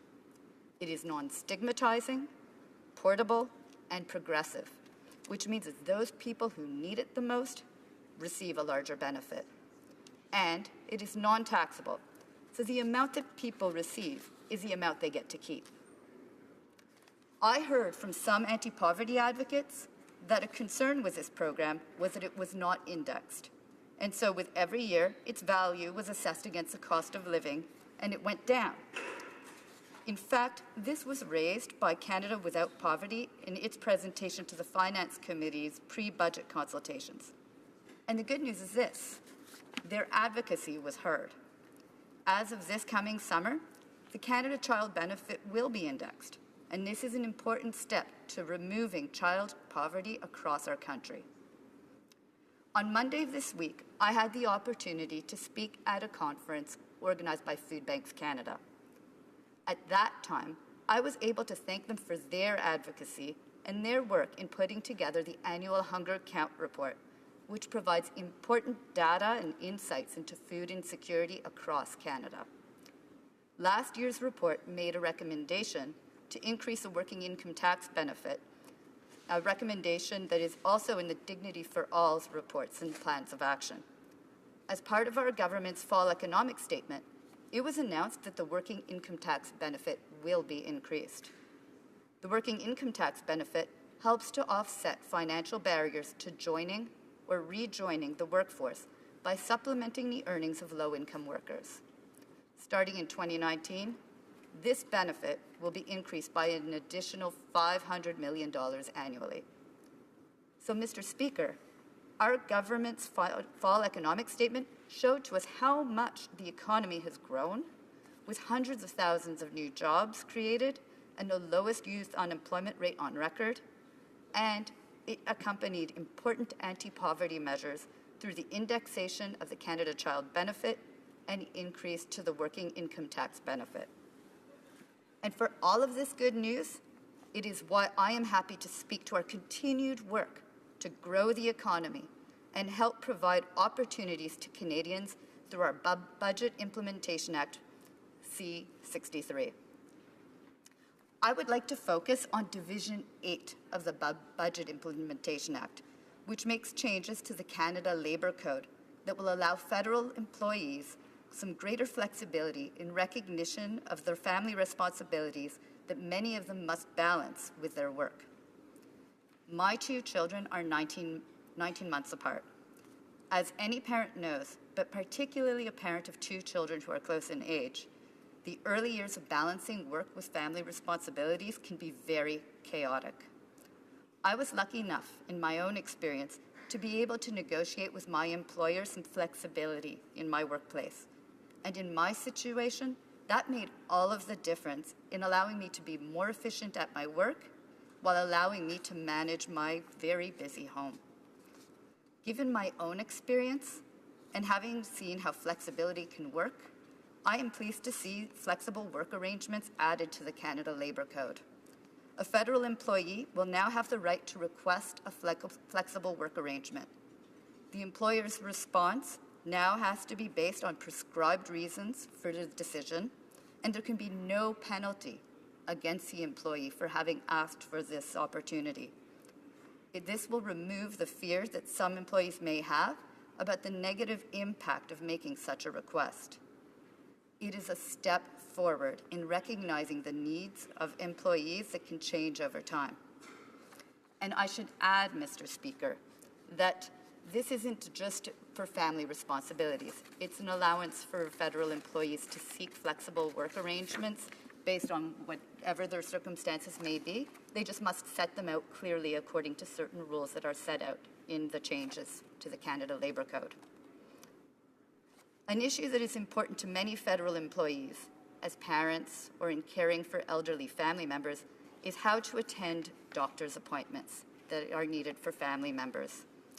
I know from my own experience, I've received my share of telephone calls from a daycare to tell me that a child was sick and I needed to leave work to pick them up. That can be very difficult to manage as against my work obligations, and so I can see the need for what is another major change to the Canada Labour Code, which is to grant up to 3 days of leave every calendar year for an employee to carry out the responsibilities related to health care or care of any of their family members.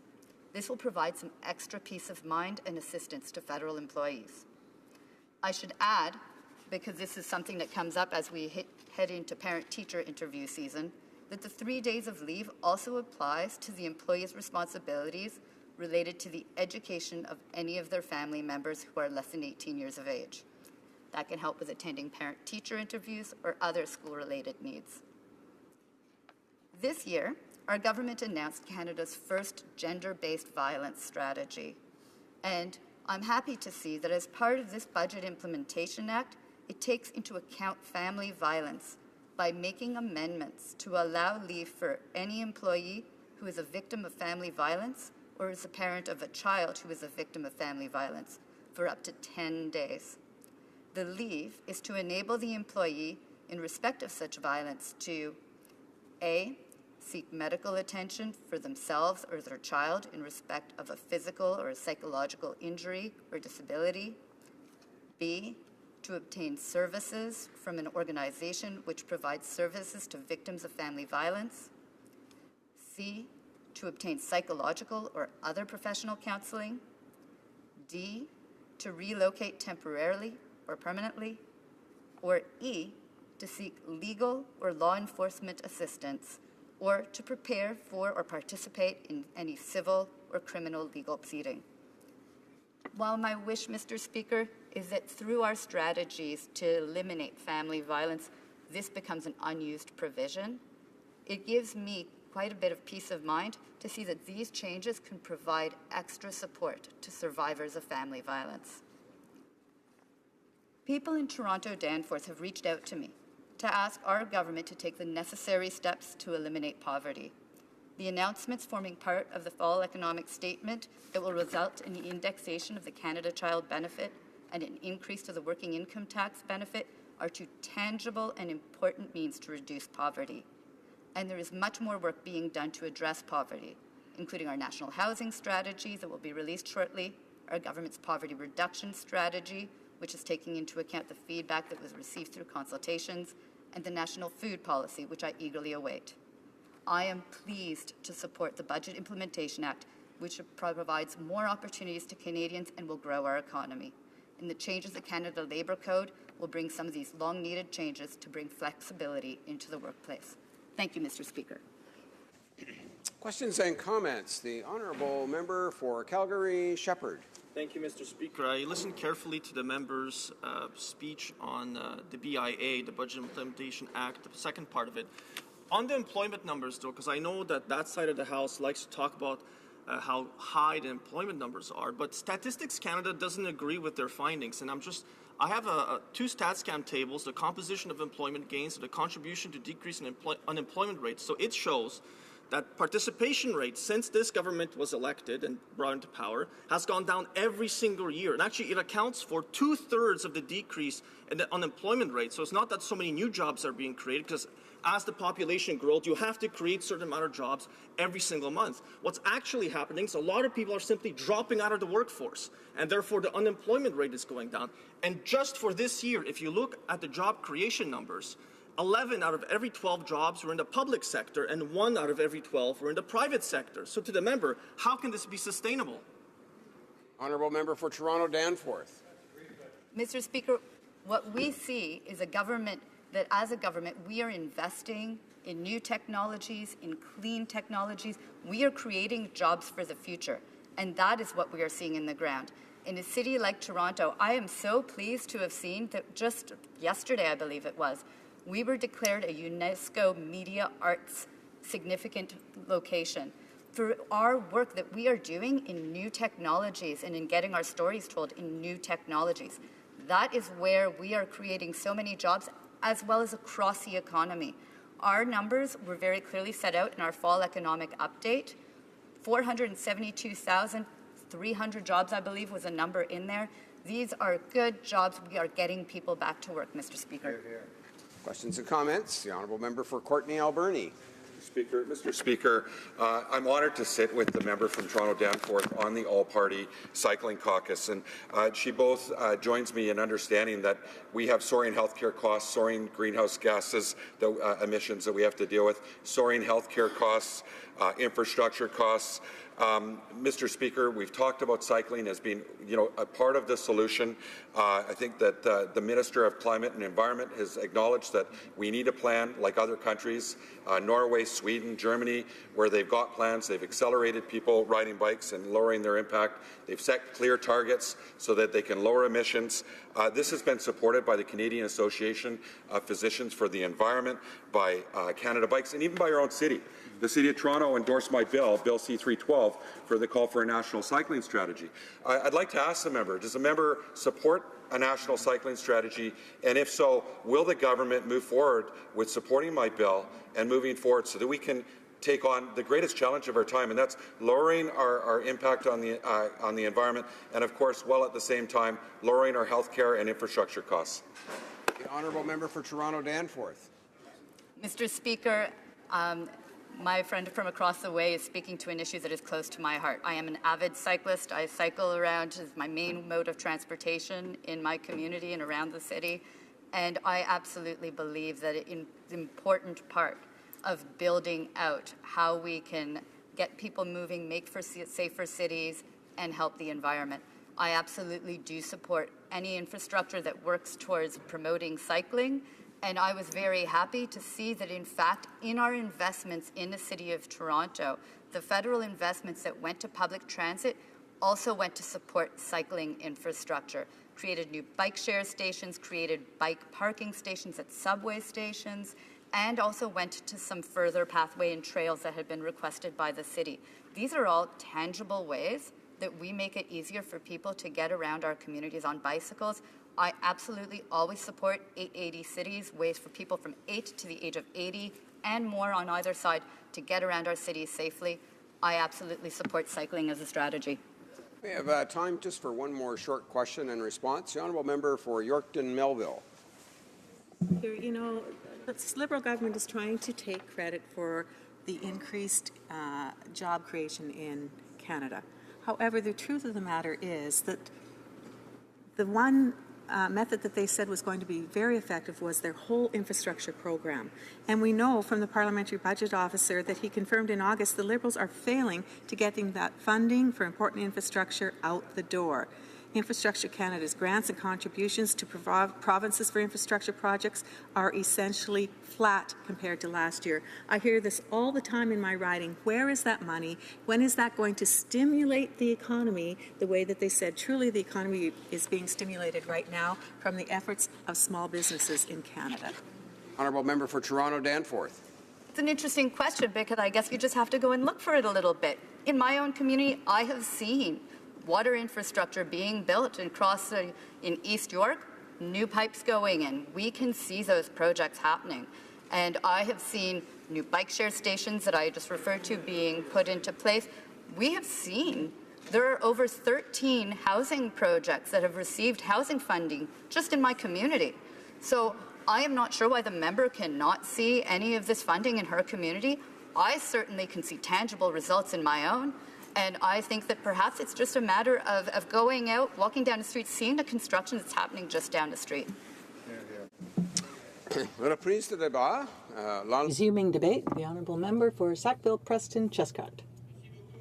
Thank you very much, Mr. Speaker. For me to stand in the House today and speak on our budget, Budget 217, it's exciting, to be quite honest. And I'm the Member of Parliament for Sackville-Preston-Chestcott, which is just the outskirts of the city of Halifax and Dartmouth. Now, my riding has, Nova Scotia, I should say, has the largest number per capita of veterans and military in the country.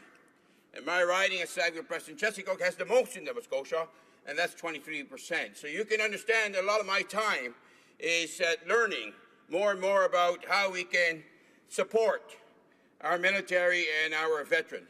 So I've done so in many ways. I've done town halls, I'm now in the process of meeting various Legion members who are very much members of the military or veterans or have been or family members, and that's a very important part. And I'm extremely happy as well to mention that I have been appointed a couple of months ago to the Veterans Committee, which is very important for me, and I'm very happy to do that.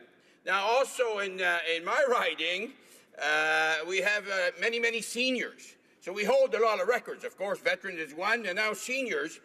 Since 2011 to 2016, we had the greatest increase of seniors in the country. So we had from 33% increase from those 65 years and older. So that, as well as you can understand, is identifying that much more a need to support our seniors. Also youth. We have a number of youths, but interestingly, we increase in the number of seniors over the last 5 years, and we decreased by about 5% the number of youth in our riding. That formula is not good, so we have to make things happen, and I believe strongly that this budget will allow us to do that. And also, in my riding is families. We have a lot of young families with many young kids, and we need to create infrastructure that will allow us to support those individuals. But let me start with our veterans, of course. It's extremely important that we talk about our veterans. So many things are happening, and there's more to be had and more that needs to be done. I just finished this meeting this morning with the Ombudsman of Veteran Affairs and the Ombudsman of the Canadian Armed Forces. So that gives us an opportunity to really drill deeper at some of the issues. But one thing our government has promised, and we will fulfill, is the lifetime pension. And the details, as we indicated in the budget, is being worked out, and we're hoping to launch that before the end of the year, which is extremely important. The other piece about veterans is the transition. And that is probably the most difficult one, and that's the most challenging one. Our government has already done many, many good things in that area, but we need to do a lot more. But one thing is to make sure that it's seamless, the seamless process between a member of the military and now a released member for whatever reason, medically or not, doesn't matter, but we got to make sure that we do it right. And we're not doing it right now. 27%, there's about 10,000, just to give you some numbers, military that is released per year. And 27% of those have challenges in the transition. And, more importantly, 60% of that 27 is non-medically released. So we have a lot of work to do there, and that's where we're going to concentrate a lot of our energies. Things that we've put in place as a government, the education component. If you got 6 years in military, you get $40,000 for transition, rehabilitation. If you've got 12 years in, you get $80,000. Those are investments to try to create that transition, which is so important, and that we have to do so much more. And we've also invested in the Family Resource Center, which is crucial for more intervention, short-term, to try to support our veterans. Also is the Family Well-Being Fund, which here brings in your community, because government can't solve it all. You got the federal government, but the provincial government has some responsibility. The municipal government has some responsibility. They're on the ground. So this allows different organizations, if you want, to apply for funding for services in their communities for veterans. Extremely important. And the other one, of course, is the Center of Excellence that we've talked about, and for PTSD medical, and we need to do more in that area, and we need to do it quickly. And we've committed to that type of center, and now the details are being, but really, what is the center? It can't be brick and mortar. It has to be services. We got to get data, tracking. We got to know what's happening in other countries. We got to take the best practices and put it into an application. And we just announced, of course, the joint suicide prevention, which is another great example of our government having a horizontal approach to supporting our military and veterans, where we have DND, the minister, and we have the Minister of Veteran Affairs working together and coming together to try to tighten up on that seamless approach that we want. Now, for the second piece I want to talk, how am I doing, Mr. Speaker, on my time? I got 10 minutes left. Thank you. Oh, 4, he said. So seniors, I've been spending a lot of time this summer. I visited every senior residence in my riding, and talking to them about some of the services and what we're trying to do. We already know that we changed the retirement age to 65, so some of them are now senior and recognized as senior, whereas under the former government, they would not have been. And we know that's extremely important as well. But we also put in place for seniors compassionate care, where any family member or any relations that has terminal illness, we can apply for extra weeks. So we have from 6 weeks to 24 weeks in that area, which is extremely important as well. Now, accessibility tax credit. That's another one that's extremely important. So if we want people to stay in their homes longer, then we may have to make some adjustments. I'm sure some of you have seen on television when we're announcing that chair that goes up. I forget the name of it, but that's an example. But we have to do all kinds of different things structurally to make sure that we can keep people at home longer. And of course, the national housing strategy will greatly help seniors, and the investment in the healthcare, national healthcare program is another one to assist in that area. Now, the third point I want to talk about is the youth. As I said to you before, we have less youth in my riding in the last 5 years. We need to change that trend. Now, I had last year a youth council, and that youth council I will continue this year.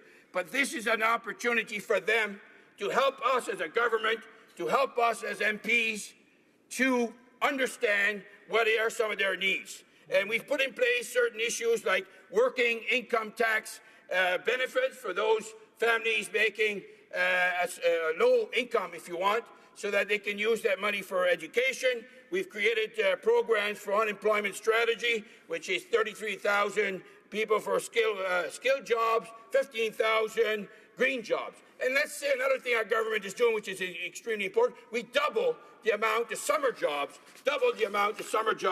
in the last 2 years for young people. And I can't leave without talking about the CCB. Extremely important. So everybody in this chamber, 338 MPs, they have families that have received extra funding to support them for education, for sports, for all kinds of different challenges that these families have. In my riding alone, Sackville, Preston, Chesapeake, over 16,000 kids are receiving, the families are receiving some monies, tax-free money. That's a major, major investment, and I'm hearing it at the door at all times. 9 out of 10 families across this country are receiving more money. 300,000 kids out of poverty. That's impressive. That's the type of government we have. So let me summarize it before you shut the mic down on me. But let's talk about a couple of things. In the last 2 years, 450,000 new jobs. Impressive. We put a national strategy in place, a program with all the provinces and territory, something the last government couldn't do. We did it, and that's the CPP. That's another very important program that we had to put in place. And we're working, Mr. Speaker, Madam Speaker, on national strategies, national senior strategy, housing strategy, small business, which is the 11 to 9%.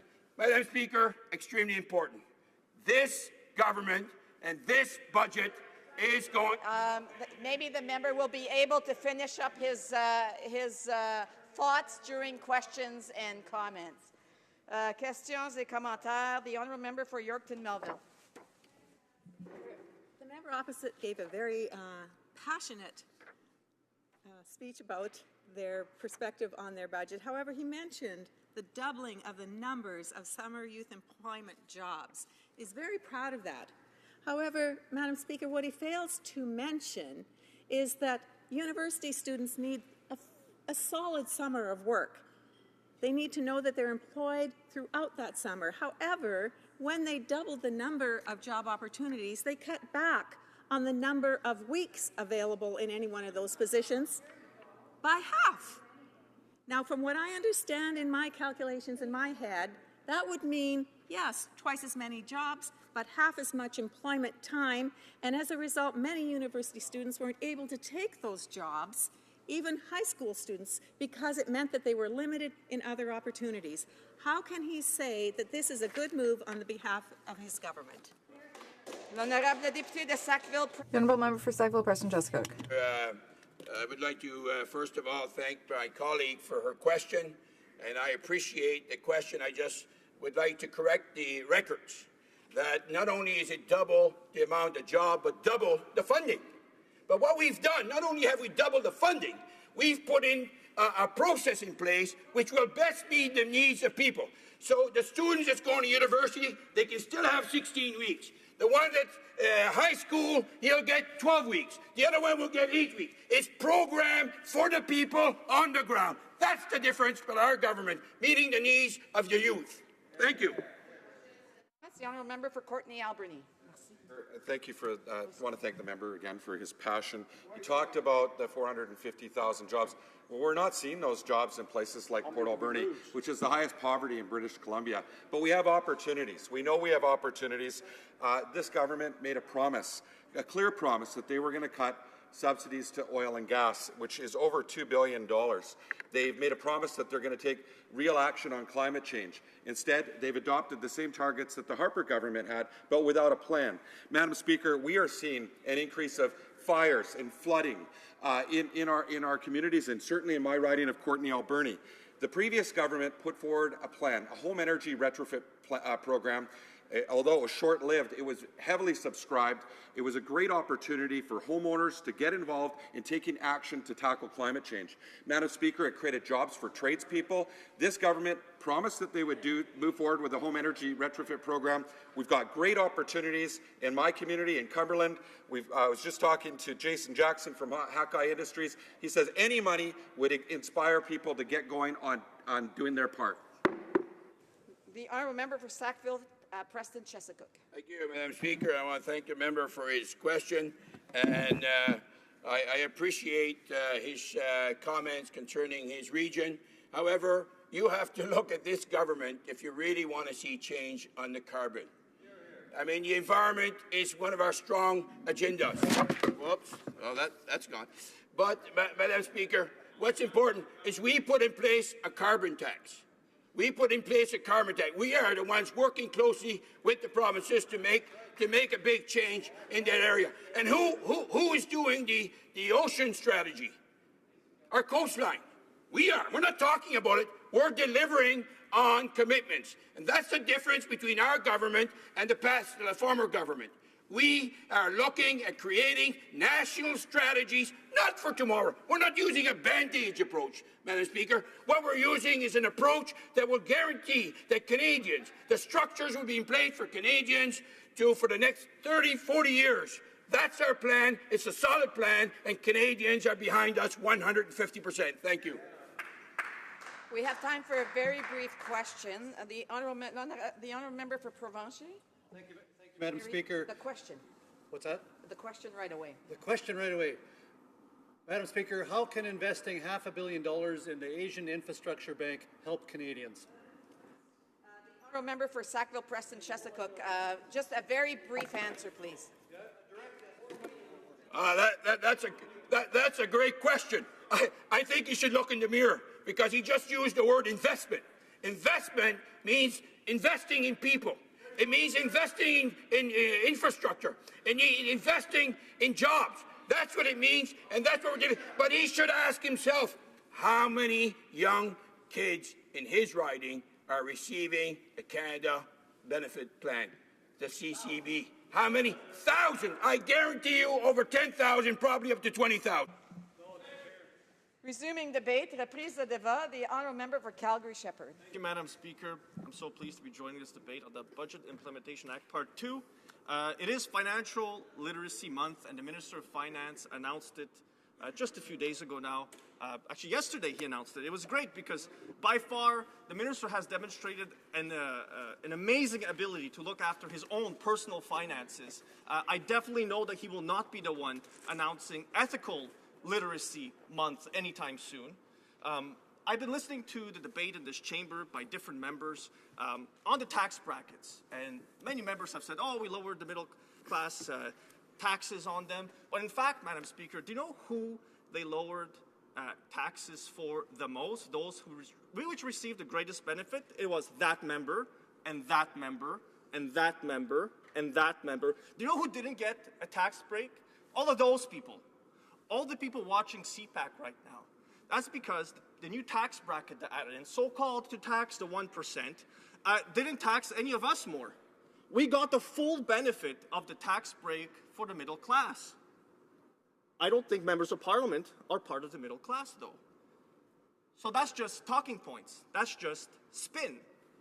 Middle-class Canadians did not get a tax break because what government gave with one hand, it took away with the other hand. In higher carbon taxes, nickel and dimed them on different tax credits, and higher taxes at the end of the day on CPP, on EI premiums. So he took it all away, Madam Speaker. The employment numbers that the government likes to use, because I want to spend a little bit of time on that. So I had a question before. Just this year we saw employment numbers. 11 out of 12 jobs were created, not in the private sector, but in the public sector just this year. Now, that's not sustainable in the long term. You actually got to create jobs in the private sector to pay for jobs in the public sector. That's how it works. They promised a $10 billion deficit. It's $20 billion.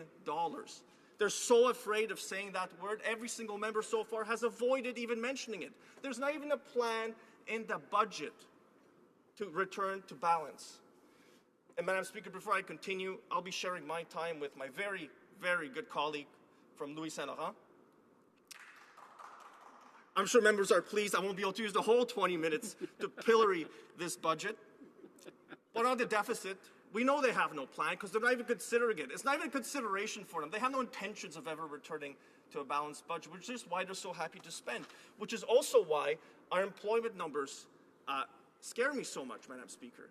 2/3 of the reduction this year on the employment numbers. So they've crowed about this, said how great this employment rate is going down. Well, 2/3 of that, Madam Speaker, it's because the participation rate is going down. There are less people looking for work. 2/3 of that is because people are not looking for work anymore. And why would I can't blame them. They're being nickel and dimed on taxes. So why would they? Why would they continue working if you can't make an honest buck without having the government take the honest buck? It's shameful, Madam Speaker. Another part I wanted to talk about is this Asian Infrastructure Investment Bank. Like the member previously, oh, it's about investment. Well, there's a great Yiddish proverb on this. On his words, no building could be built. And that's exactly the record of this government. They're not going to get infrastructure built. They're actually going to fail at this.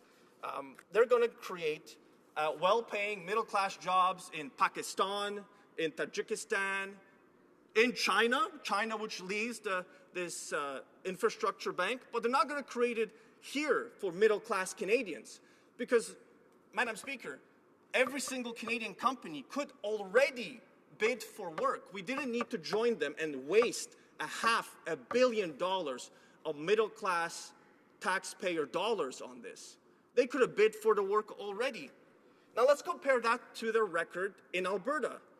27 out of 174 infrastructure projects are completed so far, 2 years into their mandate, and all they have to show for is 27 projects completed. And that's not myself saying, Madam Speaker, that's on the government's website. The government is saying that. These are two programs, clean water and wastewater funds, public transit infrastructure funds. Now let's compare that to what the infrastructure bank is paying for. Loans to 21 projects. And this is where it becomes really galling for Albertans, really ridiculous for Albertans. This infrastructure bank, the one we're going to put $500 million into, is financing what? Pipeline projects in other countries. Let's look at this. Bangladesh Natural Gas Infrastructure and Efficiency Improvement Project, 36-inch pipe, 181 kilometers. The Azerbaijan Trans-Anatolian Natural Gas Project, TANAP for short, is going to be financed through this Asian Infrastructure Bank. So let me get this straight.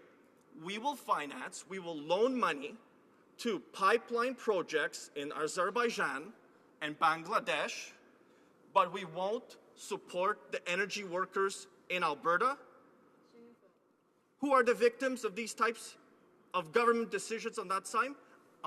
Alberta families, Alberta energy families. They are the victims of this decision, Madam Speaker. of this decision to finance infrastructure projects, pipelines, overseas in Asia, helping middle-class Chinese workers, middle-class Bangladeshi workers, instead of Canadian middle-class workers, and that is shameful. They are the victims of this type of decision-making. And it goes on, Madam Speaker. Those aren't the only countries. We have to look at it more broadly as well. Canada's foreign interests. What kind of interest could we possibly have in financing this bank with $500 million? So let's look at it. We have our ally, Japan, with whom we'd like to have a better relationship with and a free trade agreement. Japan heads up the Asian Development Bank. Do we choose to go there? No. We're going to go towards the bank controlled by, with the biggest shareholder being, the Chinese Communist Party, where a 76% vote is necessary to approve a project, while where the Chinese government holds the biggest stake in it. In fact, it's been said that it's not a multilateral bank. It's a vehicle to pursue China's interests. So why are we financing China's foreign policy? It's been said that the appointment process at the AIIB, which is the acronym for this bank, when you compare it to the World Bank, when you compare it to Japan's ADB Bank, this development bank I just spoke of, China has veto power over the appointment of the AIIB president. That type of influence doesn't exist at these other multilateral bodies that Canada is a part of. So I ask the question, why are we giving away $500 million of middle-class Canadian taxpayer dollars? We taxed people in Alberta, people who didn't have jobs, energy families, the convenience store worker, the restaurant worker, to then give it to middle-class workers in China to build a pipeline over there. Literally build a pipeline over there. These projects are approved there. We crow about projects being approved here, but just in this budget, the government is going after the energy industry again. It's repealing one of the tax credits that the energy industry uses. It's in the BIA, Section 19.1 of this Budget Implementation Act. They're phasing out the first million. You'll no longer be able to reclassify the CDE into a CEE. Now, it's another kick in the shin. It's a kick in the shin to the energy families. It's a kick in the shin to Albertans. They're the victims in all this. They're the ones being targeted by this, because these are junior oil and gas companies which be taking advantage of this to defray some of the costs, some of the exploration costs involved in drilling wells. They're the ones being targeted by this at a time when the industry is struggling. The #1 employer in Alberta is being targeted with a tax credit elimination. And when we look at what the government is doing with the money of the taxpayers of Alberta, they're giving it to China to build a pipeline in Azerbaijan, or maybe future pipelines. But when it comes to Canada, oh no, the government will tell us we can't do that. We got to look at our GHG emissions. We got to look at communities and what they think. All fine points to make. But then why are you financing these projects overseas? Does the government not see the drastic hypocrisy in putting forward such a budget implementation bill? They expect to raise an extra $145 million on the back of energy workers, oil and gas entrepreneurs in Alberta, Madam Speaker, and I find it shameful. So obviously I can't support this bill. Can't support this bill because I don't see anything in here for Alberta's middle class. I don't see anything in here for Canada's middle class. I just see a project of this government in Division 2 in this Asian Infrastructure Bank to transfer $500 million worth of wealth to build pipelines in other countries, amongst other projects. And I ask myself why. Why do Albertans have to pay for all this? Why do Canadian middle-class workers have to pay for this? Thank you, Madam Speaker. Comments, questions et commentaires. The Honourable Parliamentary Secretary to the Minister of Public Safety and Emergency Preparedness. Thank you, Madam Speaker, and I thank my colleague opposite for his comments. A couple of questions to him. He mentions talking about deficits as if the Conservative government ran none. They ran them as high as $50 billion. They ran them almost every year they were in office. So I find the comments a little bit hypocritical. Secondly, when he talks about growth and the state of the economy, how would he care to comment on a decade of the lowest growth that Canada ever saw, languishing at about 1%, when Canada right now is poised for on an annualized basis for a GDP growth of 4.5%. When Canada has gained more than 400,000 jobs, 60% of which are full-time, when the CEO, the Secretary General of the OECD says about Canada, quote, "You're talking about being the highest growing in the G7. You're talking about performance that has been steadily positive, even as there's been slippages in many other OECD and G7 countries. And you see very steady job creation." That's the OECD. That's the record. So I would pose to the member, after a decade of languishing, after a decade of our economy not growing, why can't he get aboard on a plan that's finally getting our economy rolling? The honourable member for Calgary-Shepherd. Thank you, Madam Speaker. I'd like to thank the member for the question. He must have missed it. The Great Recession of 2008-2009, where that party demanded more spending. In fact, had the Parliament and the government adopted their plan, there would be even more debt, probably double and triple the debt. It was a Conservative government that limited the damage that those parties could have done to the economy and to middle-class Canadians. He must have missed it also. The GDP forecasts in the budget now, forecasts for into the future, show that GDP will be lower than in the 2015 budget. In fact, the economy will be going down. There won't be as much growth. They'll be lower than what they expected in 2015. We have 1 year of juiced up GDP, and then it goes lower than what they expected it to be in 2015. Every private sector economist is saying there are difficult waters ahead, and this government isn't ready for it. It's just racking up deficits and debt year after year with no plan whatsoever to return to a balance. And comments, questions et commentaires. The honourable member for Courtenay Alberni. Mr. Speaker, I want to thank my friend from Calgary for his passionate speech. In my riding, and certainly on the west coast of British Columbia, with the Vancouver housing prices skyrocketing, that spillover is coming into Vancouver Island. It's affecting housing prices. We're seeing more and more people that are vulnerable, that are ending up living on the streets. And, you know, groups like the Port Alberni Shelter Society or Dawn to Dusk in Courtenay, in the Comox Valley, are trying desperately to find housing for the most vulnerable, for people living on the street.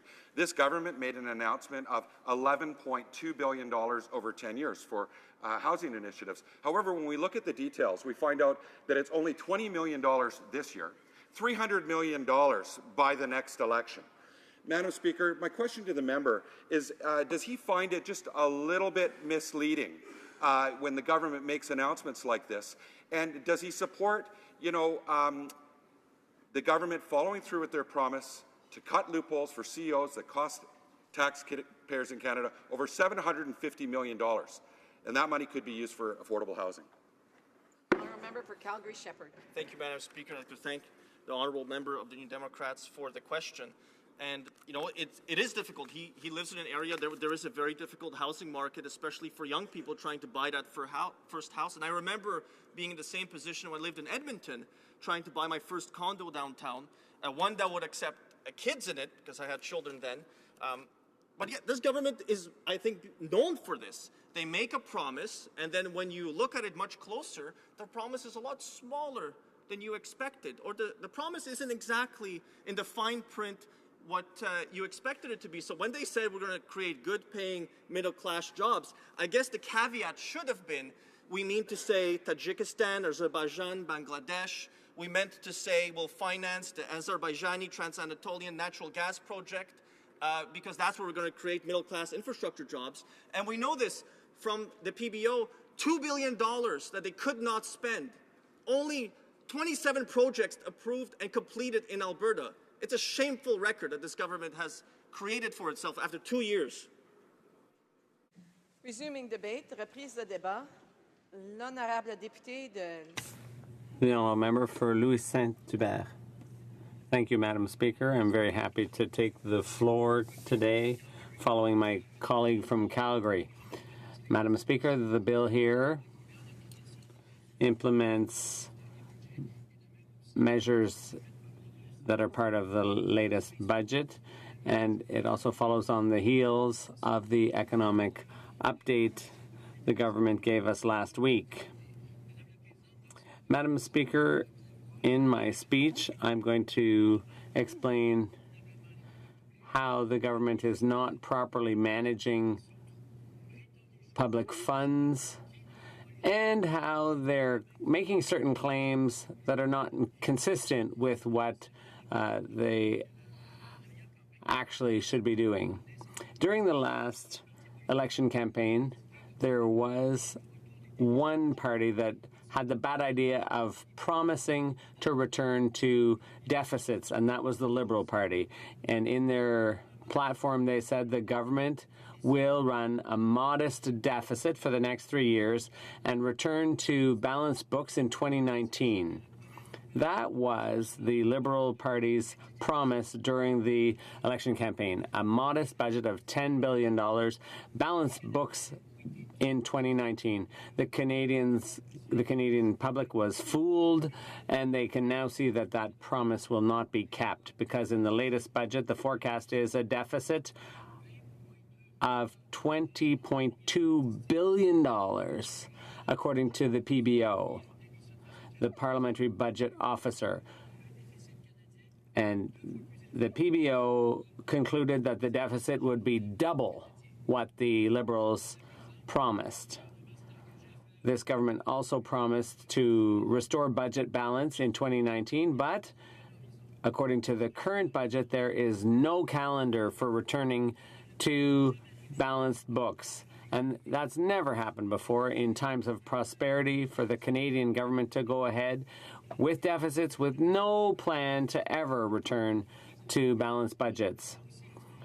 We have seen things like this when there were major financial crises or during war times, but as far as I can recall, I can't think of any government that was running deficits with no end in sight in times like these. And not only is that a broken promise, but what's worse, it's very bad news for young people here in Canada, children and our grandchildren, because they're the ones who are eventually going to have to pay. We're concerned when there's a deficit because a deficit increases the debt, and the current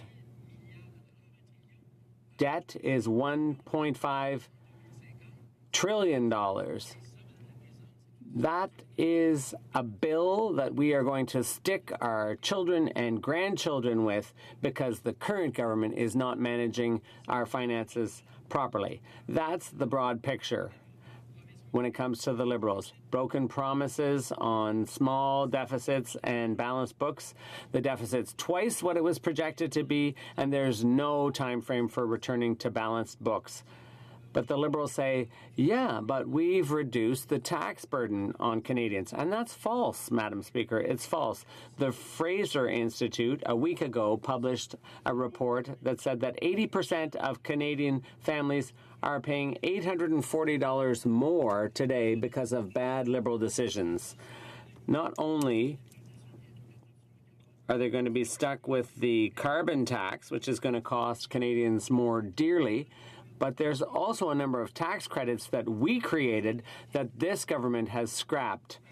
There was a tax credit for families, for children who participate in sports or other artistic activities, people going to school. We're getting tax credits for the purchase of school supplies. The government got rid of those tax credits. They also got rid of a green tax credit that we had created, the Conservative government, under Jim Flaherty, the late Jim Flaherty, former finance minister. We had a tax credit for people taking public transit. That's an effective way of helping people, encouraging people to opt for a greener way of getting to work, a greener commute. But this government scrapped that tax credit for people who use public transit. And in recent months, we also learned that the Liberal government really wants to go after the most vulnerable, and that is people who are ill.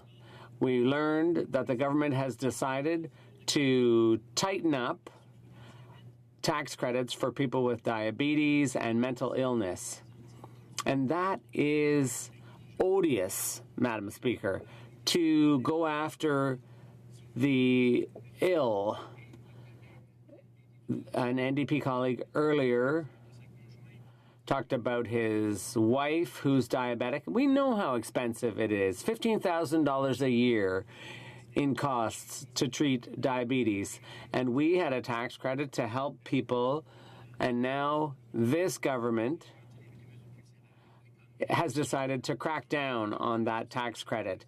80% of people under our rule were qualifying for that credit, and now it's the opposite. 80% of claimants are having their claims rejected. And that's terrible, Madam Speaker. It's awful what this government is doing.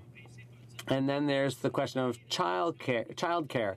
This government boasts about having the Canada Child Benefit to help children. Every day the minister stands up and rhymes off a bunch of numbers about how many kids in this riding or that riding are better off with this Canada Child Benefit. Well, actually, let's not forget, Madam Speaker, that we're the ones who came up with a tax benefit for children. But there's just one thing they forgot, and that's inflation. They forgot about inflation. So over time, Canadians will have less money left in their pockets than we were giving them with our program. So everyone has their own viewpoint. Everyone has their own game plan. But every time the minister stands up and says, 23,500 children today are receiving such and such from this government, well, the big difference is that our benefits were being paid out with balanced budgets. That's the big difference.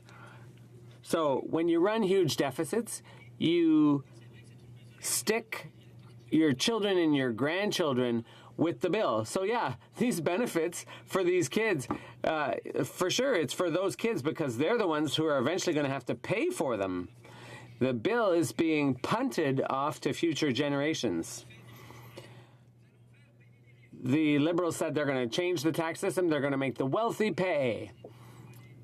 They said they're going to take from the rich and give to the poor. That's the Liberal approach. It's a Robin Hood approach. But what's the result 2 years later from that Liberal approach? Precisely the opposite. Earlier, they said, as I mentioned, the Fraser Institute showed that 40% of families are paying $840 more. And remember, the Liberals said that the wealthiest few were going to pay more. The finance minister 2 weeks ago said people like myself will pay more in taxes, but the fact is quite the opposite, Madam Speaker. The wealthiest Canadians are paying $1 billion less in tax now than they were under the Conservative government. I'm not the one saying so. It's not the Conservative Party saying so. It's the finance minister himself. The finance minister knows exactly what's going on, what's coming in, what's going out, and with these measures, the wealthiest 1% are paying $1 billion less than they were paying under the Conservatives. That's the reality, Madam Speaker. So the greatest beneficiaries of the Liberal policies are those earning between 100 and 200 grand per year. They're the ones who've hit the jackpot under the Liberal tax scheme. But for others, I'm sorry, but people earning that much money, they're not the middle class. This government is doing nothing for people who earn less than 45 grand, but for those earning over 150 grand, they've hit the jackpot. That's the reality of the Liberal plan, and that's why you have to be very cautious when you listen to this government. They say one thing, but they do the opposite, and that is why, Madam Speaker, this bill is a bad one, and we would encourage all parliamentarians to vote against it. Questions and comments? Madam Speaker, I listened to my learned friend from the other side. I think there were certain inaccuracies there. He mentioned that they introduced the child benefit during their regime, but that was taxable. We are giving more tax-free money under Canada Child Benefit to 9 out of 10 families than the previous government. And he also mentioned that we are not considering the inflation. Probably the member forgot that we are now 2 years in advance linking the Canada Child Benefit to the cost of living increases. And Madam Speaker, I did not hear talking about the seniors or the affordable housing. In the riding of Nepean and Ottawa, we had 10,000 people on the waiting list for affordable housing, and we have made great many investments, Madam Speaker. And for the seniors, Madam Speaker, a few years back there was a report in Ottawa and Eastern Ontario region, 2.5% of the patients accounted for 35% of the hospital expenses. Out of that 2.5%, 50% were seniors, Madam Speaker. So we have transferred more funds to the provinces with the condition that it be helped on the senior care and mental illness. Finally, Madam Speaker, the question is whether the member recognizes the increase in GDP growth, the best amongst the G7 countries due to the investments we have made. The honourable member for Louis Saint Laurent. Madam Speaker, I'm sure my colleague will be very happy to read the document I'm holding, which is the Fraser Institute study, which finds that 80% of families are paying $840 more since the Liberals took office. And that's the reality. The member mentioned a report about the debt to GDP ratio and that it's the best in the G7. Well, I have two things to say about that. They never talked about that during the election campaign. And I'd also like to point out that when we were in office, we left the House in order with a surplus. And we were the country that got out of the economic crisis the fastest, the best in the G7. We had the best debt to GDP ratio. That's the Conservative government's signature. And that's what has enabled the Liberal government to do what they've done, to spend so recklessly and run up the deficit. The honourable member for Okanagan West Kootenay.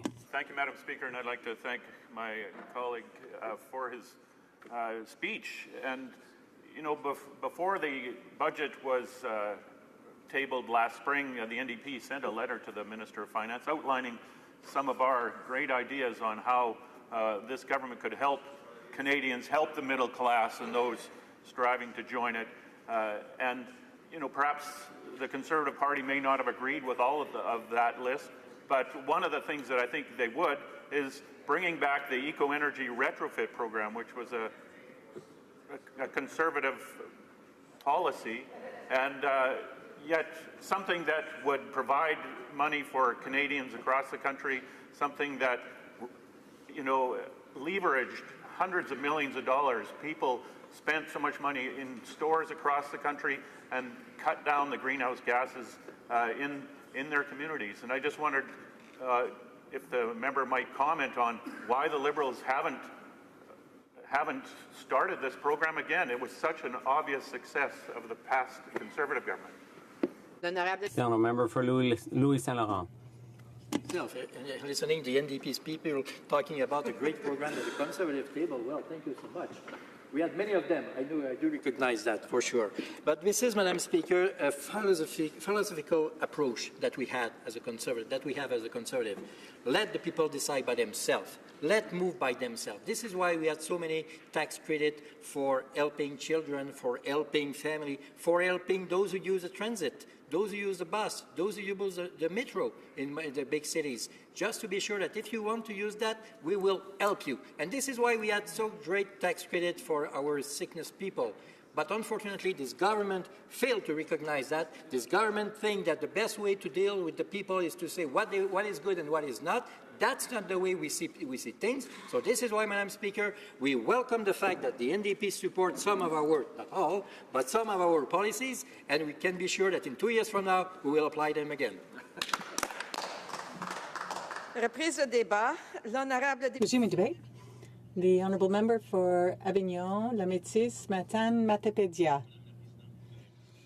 Thank you very much. Congratulations, Madam Speaker. I know the name of my riding is a particularly long one, but I'm very proud of my riding because, you know, it represents 4 MRCs, Métis, Matane, Matapédia. So that's why the name of my riding is so long, and I'm so proud of that name. Madam Speaker, I'm going to start at the outset by telling you that the member for Sainte Catherine and myself will be sharing my time. Now, as I was saying, I'm a represent my riding that was in the opposition for a long time. I was represented by the Bloc Québécois, and that was a particularly difficult time because we didn't really have a representative within the federal government who would be able to sit down, make decisions, and make sure there were investments in the riding, make sure there were important projects that could go ahead. So also, during the 10 years the Conservatives were in power, in my riding, the economic situation was particularly difficult. There were job losses, business closures, there were budget cuts in federal organizations in my riding. So many positions were lost, and it was a particularly dark time. And that's why I decided to become involved in politics. You know, I had some experience, and I thought I'll bring my experience to the table and I'll work hard in order to make sure that my riding is well represented where decisions are made. And here we are in the federal government. Why are we here now? Well, because we had an excellent platform. We always have. And you can see that platform in our budgets. And I'd just like to react to what my colleague across the aisle was saying earlier. What we think is important is this, and it's a part of our commitment. We think that the debt to GDP ratio is important, and it has gone down. It's now at 30.5%, and it will continue to decrease, and we expect that it will reach the lowest level since the 70s. Why? Why would we reach that level? Because the economy is growing well, because our plan is working. Why? Because revenue is coming in. People have confidence, and so people are investing. People are consuming.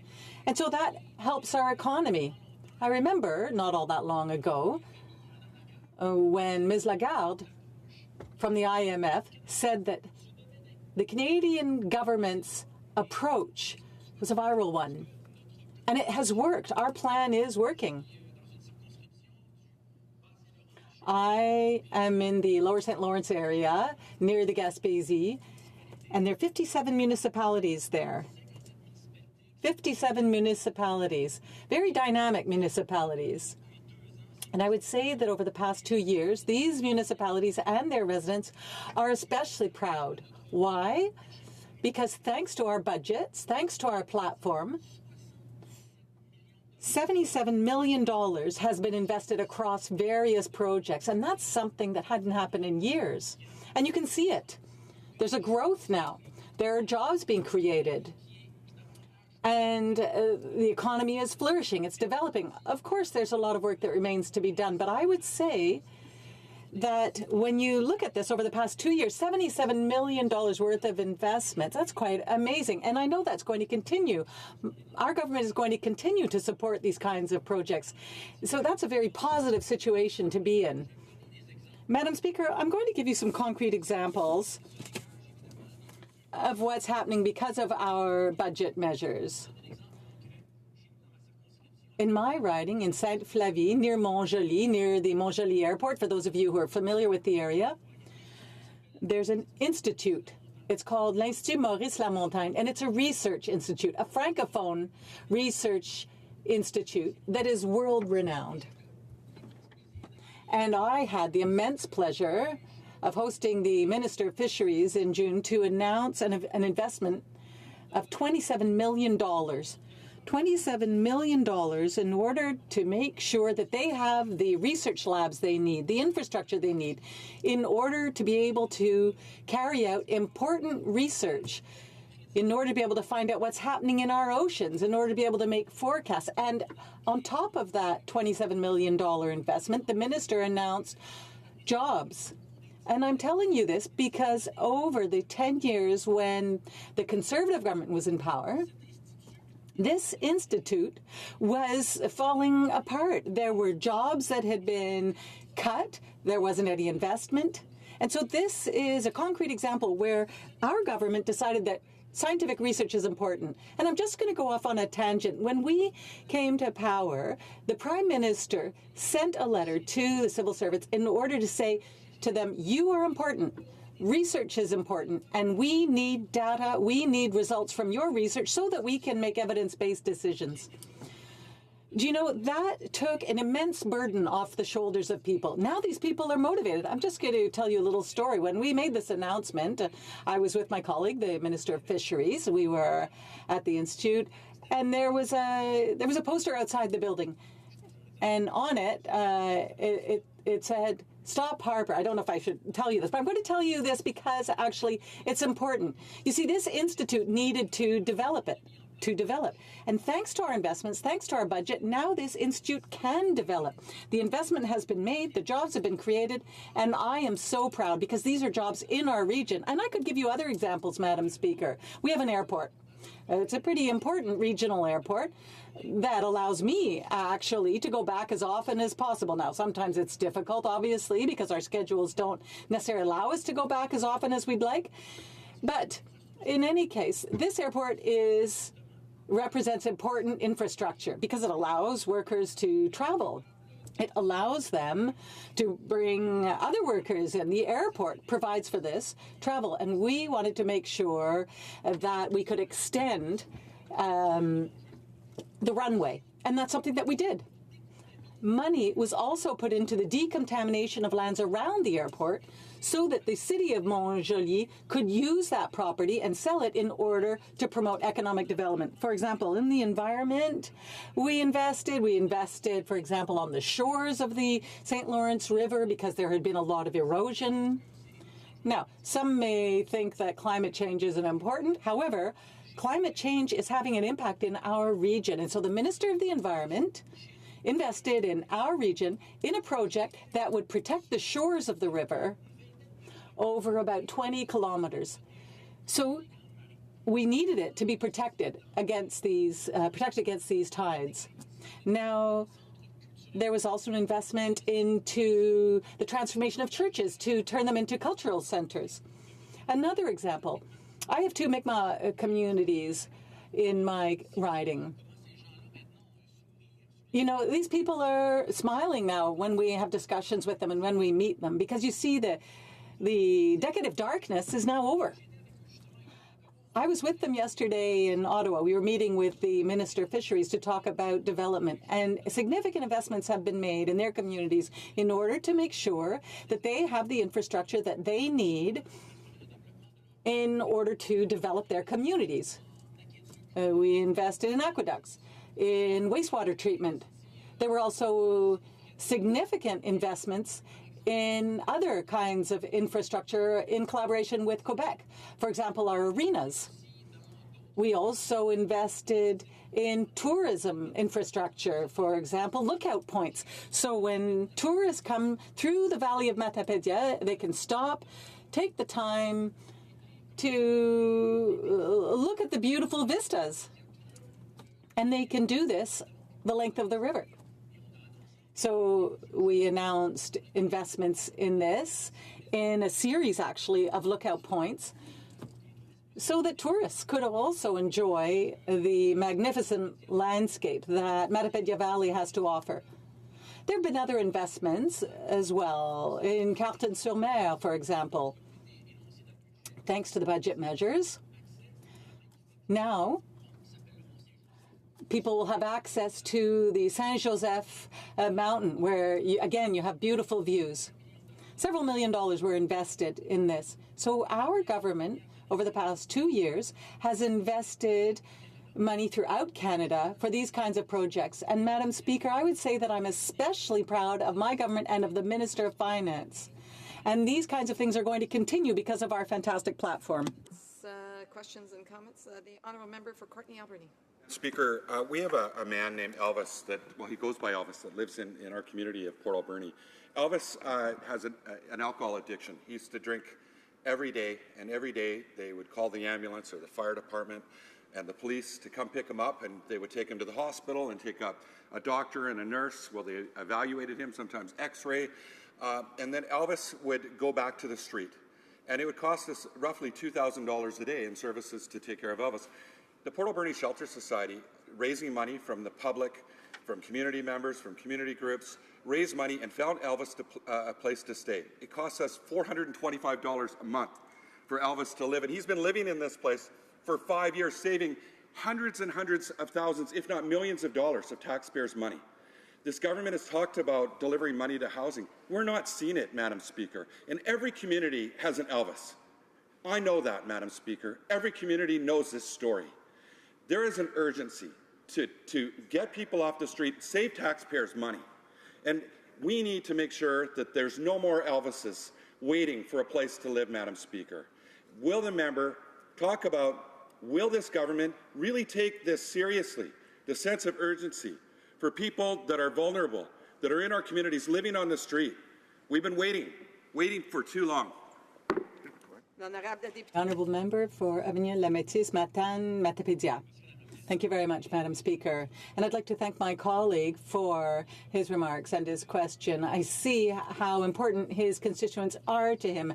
And the person he mentioned, obviously, is our concern as well, a concern of the Government of Canada. And we have announced measures. We have taken steps in order to make sure that we can invest in infrastructure, in affordable housing, in order to make sure that the less privileged people have access to quality housing. And I often refer to my riding. However, 2 or 3 weeks, I was in Pointe-à-la-Croix to announce investments in a building that contains about 60 affordable housing units so that we could renovate them and make sure that people in my riding and people all over Canada as well have an affordable place to live. This is important to us. We've invested and we will be investing further in order to make sure that Canadians who are experiencing difficult circumstances have access to affordable housing. Questions and comments. The honourable member for South Okanagan, West Kootenay. Well, thank you, Madam Speaker, and I'd like to thank the member across the way for his speech. And I know his government has said a lot of great things about fighting climate change, sentiments that I really share. The trouble is their actions have been very inadequate, and in fact, we're seeing greenhouse gas levels going in the wrong direction rather than going down. And I just wanted to ask him about one specific program that the previous government started, the Conservative government started, the Eco-Energy Retrofit Program, that was hugely successful. For a small investment, the federal government got great leverage spending from people across this country, getting businesses in every community more and more business. I've heard this from builders and businesses in my community, and it brought down greenhouse gases across this country, and that's the Eco-Energy Retrofit Program, and instead this government has refused to bring that back. It was such a successful program, such an easy win for everybody. It would get full support here within this House, and I just wanted to know if the member could speak to why his government has refused to bring this back. Here, good question. Honourable Member for Avignon-La-Métis, Matane-Matapédia. Thank you, Madam Speaker. I'd like to thank my colleague for his comments and question. He knows that our government feels that the environment is very important and we need to invest in order to make sure that we can adapt to climate change. Now, to answer his question, I'm going to give him a concrete example. The Minister of the Environment, thanks to the program she implemented, invested tens of thousands of dollars in order to make sure that we could protect, for example, the shores of the St. Lawrence over about 20 kilometers. So plants were planted there to prevent the erosion from the tides. And that's just one example. There are many examples like that. And I would remind him that we signed the Paris Agreement. There is a lot of work that has to be done, and I look forward to the minister's announcements. Resuming debate. Member for St. Catharines. Thank you very much, Madam Speaker. I'm pleased to rise today and speak in favour of the Budget Implementation Act, which will implement the second phase of the plan that the Minister and the Government has laid out for Canadians in Budget 2017. 2 years into our mandate from Canadians, it's abundantly clear that the plan we laid out and that the Minister of Finance has been executing is working. In our riding of St. Catharines, you don't have to look far to see the real impact of our policies and that they're having on our community. Prior to my election and since my election, Madam Speaker, I've had the opportunity to work with many and great organizations. And an example of that is the YWCA of Niagara Region. It's poignant today. I'll be meeting with the YWCA later today, and look forward to talking with them about the great work they do in Niagara and across the country. But prior to my election, they ran an excellent program. It was called the Cardboard House. And they set up a cardboard house, and you're able to walk through the few rooms in this small house and see the statistics that displayed poverty in Niagara. And prior to my election, one of the statistics that caught my eye was a statistic on child poverty in Niagara. And that number, Madam Speaker, was 25%. 25% of the children in Niagara were living in poverty. That's unspeakably high, Mr. Speaker, or Madam Speaker, shockingly high. And I was proud to be part of the campaign with our Prime Minister and with that recognized the plight of child poverty in Canada. During the previous election campaign, we committed ourselves to implementing a policy that would help raise some of the most vulnerable Canadian children out of poverty. And in December 2015, we introduced the Canada Child Benefit as one of our first pieces of legislation as a government. And since July 2016, when the CCB came into effect, it has been helping hundreds of thousands of Canadian children across the country. In St. Catharines alone, as of July 2017, over 15,100 children have received the benefit of this new and tax-free benefit. In St. Catharines, payments average $630 per month, and that's over $5.4 million that is dedicated to help some of the most vulnerable and make life just a little bit easier for middle-class families and those working hard to join it. This is our government listening to Canadians, Madam Speaker. After the election, it was this past summer, I had the opportunity to participate in a fundraiser being run by the YWCA of Niagara, and prior to that fundraiser, they invited me back to the Cardboard House. I was in the Penn Centre, which is a local mall in St. Catharines. Cardboard House was set up, and I looked back again through the statistics, and many of them are too high. A lot more work needs to be done. But the one statistic that caught my eye was that number for child poverty in Niagara was no longer 25%, Madam Speaker. It was 15%. That number, as I've said, the number is too high, but that's a 40% reduction in child poverty in St. Catharines, in Niagara, within 2 years. You can't argue with statistics. It's basic math. The more money that we put in the hands of middle-class families and those who are struggling, it's reducing poverty. This is the result you get when you listen to Canadians and put in place a plan that is in the best interests of the country. Reducing poverty and bolstering the middle class was a central tenet of our plan. It was the core of Budget 2016 and continues to be a core guiding principle of Budget 2017 and the Budget Implementation Act that we're debating today. You don't have to look far, Mr. Speaker, to see supportive statements that our plan is working, but I think one supportive statement in particular bears discussion.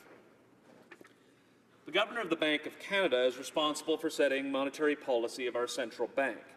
His job is essential to the successful operation of our economy, and his opinion holds weight to shift the entire stock market at times. He is independent, but was appointed on the advice of the former government. During his remarks of July 12th, he made note that our economy is strengthening and the economic outlook is strong. However, it's interesting to note his reasons for making those remarks. He credited our government's commitment to targeted stimulus spending as the reason for continued growth in our economy. He noted specifically that the Canada Child Benefit was, quote, highly stimulative. You cannot ask for much more validation than that, Madam Speaker. The Bank of Canada governor, appointed by previous Conservative Prime Minister, has credited our plan for growing the economy, which is exactly what we said it would do. But, Madam Speaker, perhaps the opinion of the Bank of Canada governor isn't enough. So perhaps let's hear from Greg, who's from St. Catharines. I ran into Greg on the streets of St. Catharines, and he said hello. Then he said, "Thank you, Chris." And I was perplexed, and I said, "Well, what's the reason for that?" He said, "The Canada Child Benefit." You see, Greg's daughter and grandson live with him. While his daughter works, he takes the opportunity to spend a lot of time with his grandson. The money his daughter receives from the Canada Child Benefit is evident. It makes life easier for the entire household. More money for groceries, activities, and as I said, Madam Speaker, just making things a little bit easier day by day. These are real constituents, Madam Speaker, benefiting from our plan. However, again, if the governor isn't enough, and Greg's story isn't enough, perhaps we should talk about Laura. Laura is a single mom in St. Catharines. She works full-time. Despite working full-time and being a single mom, she gives a lot back to the community. As many parents can attest to, life is hard enough when you have kids, and it's more difficult, obviously, as we've talked about on all sides, when there's just one parent. Yet for all the single parents out there, life isn't always so easy. CCB helps supplement her income, allowing her to put money where it needs to go, allowing kids to be kids, to play sports, enjoy outings with friends. Again, Mr. Speaker, the proof is in the testimonials, and the proof is crystal clear that our plan is working, and Bill C-63, which will implement Budget 2017, the next phase of our plan, will continue to improve the lives of everyday Canadians. I want to turn to a moment, Madam Speaker, to talk about poverty on a wider scale. Last week, the Finance Minister tabled the Fall Economic Update, which included further measures to boost the Canada Child Benefit, which will continue to contribute positive results to the economy. However, the Minister also made note of a new commitment to the Working Income Tax Benefit. Addressing poverty on a wide scale requires addressing the core part of the problem. While it was announced that 450,000 new jobs were created since late 2015, and we have the strongest economy in the G7, we must dedicate resources to those Canadians who are down on their luck and need some help. The Working Income Tax Benefit does just that. Utilized as a refundable tax credit, the Working Income Tax Benefit provides important income support, helping the income of low-income earners. By allowing low-income workers to keep more of their paycheck, the benefit encourages people to enter the workforce and allow them to establish a level of stability and decrease the need for social assistance and to get back on their feet, to break the cycle of poverty, Madam Speaker. It's been our goal since the election, advancing an agenda that would serve to expand the middle class and make the lives of Canadian families a little bit easier. To recap, Madam Speaker, today we're debating legislation that will implement the next phase. Our CCB has been successful. Its intent to reduce over 300,000 children out of poverty. We've witnessed the impact it is having on middle-class families, such as having committed to bolstering by further tying inflation year to year, additional $5.6 billion support to the CCB over the next 6 years. As I mentioned, Madam Speaker, our economy is first in the G7 in terms of growth, and the Bank of Canada Governor has clearly stated that our policies have contributed to the strength of our economy. Over 450,000 jobs since late 2015, and we are expanding the Working Income Tax Benefit to help some of our most vulnerable and giving them the opportunity to regroup and get back on their feet while not sinking them further into poverty. These are the types of commitments and policies that Canadians expect. The people in St. Catharines have had a direct benefit from our policies, and I'm proud to be part of that plan and carry this forward, and I encourage all members to vote in favour of Bill C-63. Thank you, Madam Speaker. Just before I go to question and comment, the member mentioned his first name during the speech, and I just want to advise him that that's not appropriate. Therefore, questions and comments? The honourable member for Sherwood Park, Fort Saskatchewan. Thank you, Madam Speaker. I'm going to be addressing in my speech to come up the issue of the Asian Infrastructure Investment Bank, which is part of this omnibus legislation.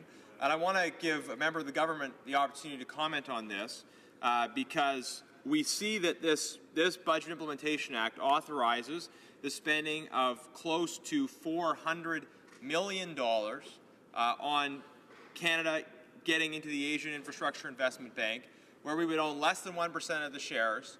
It would be controlled by China as an agent of their foreign policy objectives, ultimately building infrastructure in Asia to advance Chinese strategic objectives. I want to ask the member if he feels that it's in the interests of people in St. Catharines to spend close to $400 million for 1% of the shares in a bank that will build infrastructure in Asia as a way of advancing China's strategic objectives. The honourable member for St. Catharines. Thank you very much, Madam Speaker. What the honourable member didn't mention, I thank him for his question, is that many other countries have joined. France, for example, Australia. What's important to the residents of St. Catharines is to get Canadians to work, to get Canadians to benefit, not only within Canada but abroad. We're an exporting nation. If jobs can't be created here, there's only 35, 36 million of us. We need to look beyond our borders for success. And we've done so well at that over our history. That's why we have one of the fastest growing economies in the G7, because the Canadian brand is strong. And this is an excellent opportunity to build that brand abroad in Asia, where we have some of the largest economies in the world, emerging economies that need infrastructure. And this will be an excellent opportunity for Canadian companies to bid on that, create jobs, and again, grow the middle class. Questions et commentaires. L'honorable. Questions and comments. The honourable member for Sherbrooke. Thank you, Madam Speaker, and thank you to my colleague for his speech. I think his last answer was a little bit rich when it comes to building Canada's trademark internationally. I think surely there are better strategies. But I have a question that I've been wanting to ask for some time. Yesterday, the Liberals said that they've lifted children out of poverty. They've mentioned the figure of 300,000. So I'd like to ask a simple question. What was the methodology that allowed them to get those figures? Particularly the number of children lifted out of poverty. Could my colleague tell us more about that? Because I know that he likes mentioning all sorts of numbers, but he doesn't really give a lot of details about the methodology that allowed them to get them. So could he tell us where that number comes from precisely? Thank you. The honourable member for St. Catharines. Thank you very much, Madam Speaker. And the number comes from the Library of Parliament's independent study on that. He talks about being rich. It's rich that he would criticize the CCB. The plan the NDP ran on, yes, there would be, I believe, 80,000 children lifted out of poverty, but in a fight for austerity and to balance the budget at any cost, that wasn't a message that resonated with Canadians. Ours did. It worked. It's proved by independent research. We'd be more than happy to share with him that study by the library. It's having great impact in my riding, within his, and across the country. Thank you. Questions and comments. The honourable member for Sherwood Park, Fort Saskatchewan. Well, thank you, Madam Speaker. Just a follow-up to the member's comments earlier with respect to the Asian Infrastructure Investment Bank.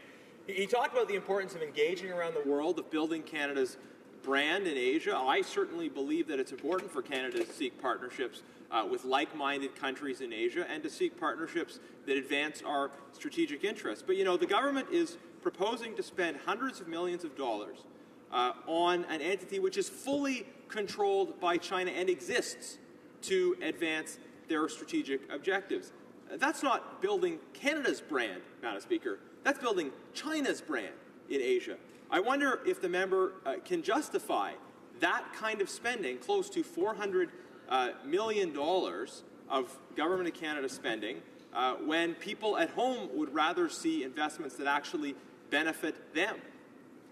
Brief answer from the member for St. Catharines. Thank you very much, Madam Speaker. It would be irresponsible for this government to not engage in the largest economy in the world. This is something that will benefit Canadians. This will have results. And I'd like to thank him for his question, because our plan is having results. Fastest growing economy in the G7. The plan is working. I hope he supports the Budget Implementation Act. Thank you.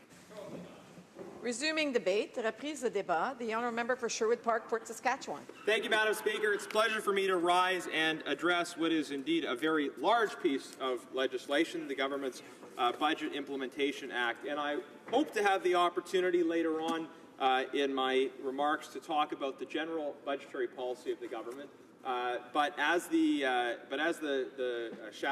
Deputy Shadow Minister for Foreign Affairs, I do want to talk about the Asian Infrastructure Investment Bank in particular and contextualize that a bit in terms of what we in the official opposition think a better basis for a relationship with countries in Asia and with China is. Before I do that, I should just note that I'll be splitting my time with the excellent member for Renfrew, Nipissing, Pembroke. Now, for those following along at home, you can find on page 239 of your Budget Implementation Act. So yes, it is a long bill, but you can find on page 239 of your copy the Asian Infrastructure Investment Bank Agreement Act. And although the bill is long, this section of the bill is relatively short. I would draw it to the attention of members and those who are interested in this, because this is the part of this legislation which has the Government of Canada acceding to or joining the Asian Infrastructure Investment Bank. Now, what the Asian Infrastructure Investment Bank is, it is a China-based and China-controlled investment vehicle that builds infrastructure throughout Asia, but does so in a way that is aligned with the strategic interests of the People's Republic of China. And I think a lot of Canadians would wonder, why is Canada getting into this bank, spending a whole bunch of Canadian taxpayer dollars to become part of an investment bank which is designed to advance the strategic interests of another country? And as I talk about this, I want to be very clear about what I think our relationship should be with China. Because in the official opposition, we support strategic engagement with China that reflects our interests and our values. Strategic engagement that reflects our interests and our values. That does not mean trying to have the best possible relationship or trying to be part of every single club or trying to make the other side feel as good as they possibly can about us. Rather, it is about continually looking for opportunities in the context of that relationship that advance our interests and that advance our values. That is the approach that we believe ought to be taken with respect to our relationship with the People's Republic of China. Now, what this particular section of the Budget Implementation Act does is it has Canada joining this investment bank. It would provide for Canada getting about 1% of the shares. China has over 30% of the shares, and we would have very little influence or control in terms of the direction. Section 5 of this particular subsection of the Act, the section dealing with the Infrastructure Investment Bank, Section 5 says the Government and Council may, by order, amend the schedule to make any account amounts to the agreement that are consistent with the purpose and functions of the bank. So this Act provides substantial control to the Minister to exercise outside of statutory changes. Section 7 says the Minister of Finance may make payments out of the Consolidated Revenue Fund to the bank in respect of Canada's initial subscription of shares in an aggregate amount not more than US $375 million or any greater amount that is specified in an appropriate act. So this authorizes, I had said in questions and comments, we're talking close to $400 million. I should have specified we're talking about US dollars in that context. So that is a lot of taxpayers' money that we would be spending to buy shares in this bank that makes investments in Asia in infrastructure and is fundamentally controlled by the People's Republic of China. Now, there's a lot of problems with that. One problem is just simply a basic question of value for taxpayers' money. Why wouldn't we be spending that money here at home and or in ways that advance our strategic interests? Why is it somehow necessary for us to have a good relationship with China that we effectively give them so much money for them to control? But this is also a problem because we have major concerns about the transparency associated with this investment bank. We have concerns about what human rights protections don't exist in the context of this bank's activities. And these are precisely concerns that have led other of our partners, including the United States, including under the Obama administration, to choose not to participate in this investment bank. Again, perhaps questions of value for money for taxpayers, but in particular concerns about transparency and human rights, things that the government talks a great deal about, but we don't see much action on. And I would like to draw the attention of members in that context to the engagement of this infrastructure bank specifically in Burma.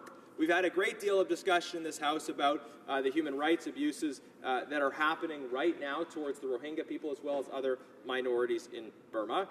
But Canadian investments in the Asian Infrastructure Bank will very likely be used on projects over which we have no direct control in environments with significant human rights problems and without the kind of transparency about those projects or protections in place that we would expect for human rights. How do we know, Madam Speaker, how Canadian tax dollars will be used in Burma as a result of our membership in this investment bank? We don't have any kind of transparency or protections around how that money will be used. Now, there are, of course, alternatives. There are international investment vehicles that build infrastructure and encourage economic development, which have the kind of protections that we would expect and are more aligned with the kinds of strategic objectives that we would and Canadians would identify themselves with. And we are already participating in those kinds of vehicles, Madam Speaker. But for us to choose to spend close to $400 million on chasing the approval of a foreign power, using that money to build infrastructure in Asia, I think very clearly this is not something that Canadians would want to see. And I challenge members of the government, if they think this is a great idea, take this section, take this particular section of the Budget Implementation Act, which is in fact quite buried in it, page 239. Take this to your constituents. Put this in your local papers and ask people in your ridings what they think of this. Because I suspect that even in very traditionally liberal territory in this country, members of the government will find that their voters do not want to see close to $400 million Canadian, and perhaps more in the future, going towards this particular approach. We should be working to create jobs here in Canada and advance Canada's strategic objectives and Canadian values. But this proposal is fundamentally at odds with our strategic objectives, with the advancement of our values vis-a-vis human rights, as I've spoken about, and it shows a lack of respect for human rights. Of course, there are many other things in this Budget Implementation Act that we could speak about. The continuing failure to live up to the government's commitments. Yes, they promised deficits. They promised 3 years of $10 billion deficits followed by a balanced budget. They have more than doubled their deficit projections for each of the first 3 years, and they have no plan ever to return to balanced budgets. Now, this Budget Implementation Act does not let up in the attack on small business. They are continuing to say, for example, that they will make changes with respect to income sprinkling and passive income that will have a negative impact on small business. And I want to be very clear on this issue of income sprinkling, because before the election, we had a structure in place that allowed all Canadians to split their income. It was transparently fair and equal, where couples could share their income between each other for tax purposes however they earn that income. And that reflects the reality that couples share their money. The government did away with income splitting, and then they used or tried to use the fact that wage earners cannot split their income as somehow a justification for not allowing people in small business. Why don't we just allow income splitting for everyone? So, in particular for the reasons I spoke about on the infrastructure bank, but also more broadly for the problems of the government's fiscal agenda, we oppose this legislation. Thank you. Questions and comments? The honourable member for Nepean. Thank you, Madam Speaker. I noticed that my friend from the other side didn't fail to mention some of the major improvements that the government has done. The increased Canada Child Benefit, which has actually led to the increase in GDP, leading Canada to be the best performance amongst all G7 countries. He talked about deficit, but he failed to mention that our promise to keep the debt to GDP ratio lower than what we were, and we are on course to do that. Why doesn't he recognize these facts? The honourable member for Sherwood Park, Fort Saskatchewan. Thank you, Madam Speaker. My friend across the way is upset that I didn't mention all of the different issues in the Budget Implementation Act, and I certainly would take issue with their policy with respect to families, and I would disagree with the member's statements about their impact. But of course, I cannot discuss all of the measures in the Budget Implementation Act. It's very long, if the member hasn't noticed, and I focused my attention in my remarks on the particular issue of the Asian Infrastructure Investment Bank. And I'm sure that this member doesn't want to talk about this in his riding, because if he asked people in his riding and other ridings here in Ottawa, I'm sure they would not be very keen on seeing hundreds of millions of their tax dollars go to build infrastructure, not here in Canada and not in advancing Canadian strategic interests, but building infrastructure in Asia as part of a PRC-controlled development bank that does not have the kind of transparency and human rights protections in place. And if the member thinks that this is a great idea, I'd like to hear him talk about it. Questions and comments? Questions et commentaires? The Honourable Parliamentary Secretary to Finance. Merci, Madame la Présidente. Je pense que c'est... Thank you, Madam Speaker. I think it's important to note that by investing in the bank in question, the Asian Infrastructure Investment Bank, that will enable us to make up for a shortfall in investment in Asia-Pacific region, and that might create opportunities for Canadian business. We want to re-engage internationally in the same way we did with the World Bank, and in the same way as countries like Australia, France, Germany, the UK are also investors in the AIIB. Why is it that what's good for those countries isn't good for Canada? Why shouldn't we have the same opportunities as those countries? Why shouldn't we participate in the same way as countries like Australia, Germany, and the UK? They see the importance of being a part of Asian development. Why shouldn't we be in it too? The member that the U.S. is not a member of the bank, and the Obama administration specifically raised concerns around issues of transparency and human rights. But I would also say that this highlights a fundamental difference in terms of the foreign policy approach taken by the government and the official opposition. The question they want us to ask is, what is everybody else doing? And then let's do that too. The question we want to ask is, what is right in terms of our values, and what reflects our national strategic and economic interests? And I think on both of these scores, it is very clear that this proposal fails. Now, the minister, the parliamentary secretary, maybe he'll be a minister one day, but the parliamentary secretary for now spoke about the investment, about the Asian Investment Bank and the World Bank in the same breath. But I think we actually have to take a critical approach and look at the differences between these vehicles. One is transparent and seeks to have human rights protections in place, and one transparently does not. And it is just simply not enough for the government to try and create some kind of equivalency between the values that are advanced by a PRC-controlled institution and the values that are advanced by a Western institution. We should not buy into a kind of false moral equivalency between the kinds of systems that exist or are propagated by these strategic vehicles. For a brief question, the honourable member for Central Okanagan, Similkameen, Nicola. Thank you, Madam Speaker. I just want to thank for this member's contribution here, particularly on it. I was very impressed that he actually spoke on the Budget Implementation Act. I've seen many Liberal members come up today and not even touch the actual act itself. In regards to the Asian Infrastructure Bank, if he could just reinforce the points. Canadians do want to see infrastructure reinforced here in this country.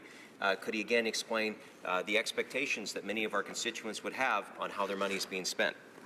The honourable member for Sherwood Park, Fort Saskatchewan, the very brief point. Well, thank you, Madam Speaker. Canadians want to see investments in infrastructure here in Canada, and I think they do want to see us engaged internationally, but in a way that reflects our values and our interests. They don't want us to write blank checks to institutions that we don't control and that don't reflect our values or our strategic interests. Resuming debate, reprise de débat, the honourable member for Renfrew-Nipissing-Pembroke. Madam Speaker, as the Member of Parliament for the Upper Ottawa Valley riding of Renfrew-Nipissing-Pembroke, I first take this opportunity to thank my constituents for the trust they've placed in me to represent their interests in the Parliament of Canada. I'm here to serve you. Democracy is under attack in Canada. Democracy is under attack with the tabling of Bill C-63, the omnibus bill, piece of legislation before this chamber today. It's under attack by tabling a complicated financial piece of legislation that is 254 pages long. The budget bill before us today, C-63, should be split into 10 bills rather than the single bill that was dumped into Parliament. Only by allowing our Conservative government in waiting and all Canadians the opportunity to properly scrutinize government legislation will Canadians be assured that federal government deficits are not being used to pad the pockets of party insiders. The omnibus bill piece of legislation requires extensive proper study. Huge dollar amounts are being spent and being taxed in this legislation. Canadians who are alarmed at the constant erosion of personal liberties that result in being over-regulated and overtaxed see this type of interventionist deficit budget legislation as the wrong direction for Canada. For example, this legislation claims it will, and I quote, be closing loopholes surrounding the capital gains exemption for the sale of a principal residence. So what exactly does that mean for the average middle-class Canadian who is so unlike the current finance minister? This Liberal finance minister who controls, through some complicated tax avoidance scheme, a private corporation that owns a villa in the south of France for his personal use of enjoyment, something he conveniently forgot to disclose to the Ethics Commissioner. That was until now. The finance minister was forced to confess after a CBC story outed him, resulting in him pleading guilty to breaking the law. So, does this now mean for the family struggling to make ends meet, who tries to start a business out of their home, that family will lose their personal tax capital gains exemption? Average middle-class Canadians cannot afford the cost of setting up complicated tax avoidance schemes using half a dozen numbered companies to hide a French villa, who knows what else. If the average middle-class Canadian's home business fails, likely due to over-regulation and over-taxation, do they get to claim a tax deduction against their average middle-class Canadian's high income tax bill? What is the dollar value of the tax collections quota that all those new tax collectors hired in the most recent economic update are required to shake down from taxpayers? Were they hired to go after home-based businesses? Or can Canadians expect other tax increases by stealth, like the decision to go after family-owned campgrounds? How much in taxes does the Liberal Party intend to collect from closing the so-called personal residence loophole? Every proposition has a price tag. We know that the government has a figure. Average middle-class Canadians have a right to know what this figure is. What about the line in the budget bill going after beer made from concentrate on the premises where it is consumed? Now, unlike the finance minister who heads to his private villa in the south of France to pursue a taste for fine French wine, Canadian beer is the average middle-class working man's beverage of choice. And that's certainly the case in the Upper Ottawa Valley. The Liberal complaint seems to be somebody might be getting a slight break in the price of beer. As usual, the Liberals have the wrong approach, and they've hired a bunch of new tax collectors to pursue this wrong approach. Why is not wine made from the concentrate a tax target in Bill C-63? Why is it only beer that's being overtaxed by this finance minister? The Conservative approach to this manufactured excuse to raise taxes on some beer is to lower the taxes on beer that's already being taxed too high. In the last few years, the Upper Ottawa Valley has seen the growth of a vibrant craft brewery trade. Typical of the Liberal deficit-obsessed big government mentality, the success of the craft breweries have made them a Liberal tax target. A lot of hard work goes into starting a small business, something that's not appreciated by a government that has $212,234 to spend on a glossy front cover for its deficit budget document. Democracy is under attack in Canada. It's under attack by an arrogant Prime Minister through his refusal to be held accountable during question period in Parliament. It's under attack by his unwillingness to fire his finance minister, who has so far admitted that his personal fortune has increased by $14 million since he took office. I say so far, Madam Speaker, because Canadians are in the dark as to the full extent to which the finance minister's personal financial holdings have increased and continue to increase. Now that the finance minister has admitted to breaking the Conflict of Interest Act by pleading guilty to his convenient lapse of memory regarding his European villa, his removal should be automatic.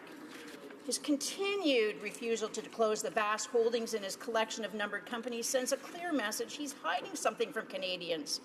Rather than practice open government, the finance minister has acquired a Liberal insider from Toronto as his chief of spin, Ben Chin. So who is this Ben Chin that's been hired by the finance minister to spin the truth for him? Chin is a failed Toronto Liberal Party candidate who was rewarded for losing to an NDP candidate with a position as an insider and a fixer alongside Gerald Butts, the Prime Minister's current hatchet man when he was at Queen's Park in Toronto. Chin's claim to fame happened after he landed a plush patronage job at the Ontario Power Authority at a $247,000 salary paid for by Ontario's overtaxed electricity ratepayers. One of these schemes he was able to set up was a twisted conservation incentive program called Air Miles for Social Change. Data mining is one of the reasons loyalty programs are set up. The personal information acquired has an attractive resale value to groups like political parties. The Ontario Power Authority's initial deal with Air Miles was intended to be only from the spring of 2010 until the end of that year, but there was an option for the OPA to extend that relationship. And under Ben Chin's supervision, the program was extended. Now, one of the beneficiaries of the Ontario Power Authority's new relationship with Air Miles was the charity World Wildlife Fund Canada, then headed by current Prime Minister insider, surprise, surprise, Gerald Butts. And I'm getting into it, Madam Speaker. The Ontario Power Authority provided the option for participants in designated conservation programs who were Air Miles collectors to pledge their Air Miles rewards to, surprise, surprise, surprise, the World Wildlife Fund of Canada.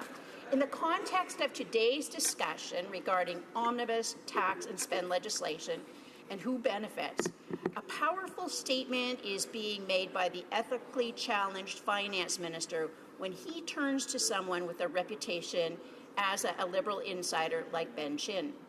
Chin adds to the finance minister's shattered reputation.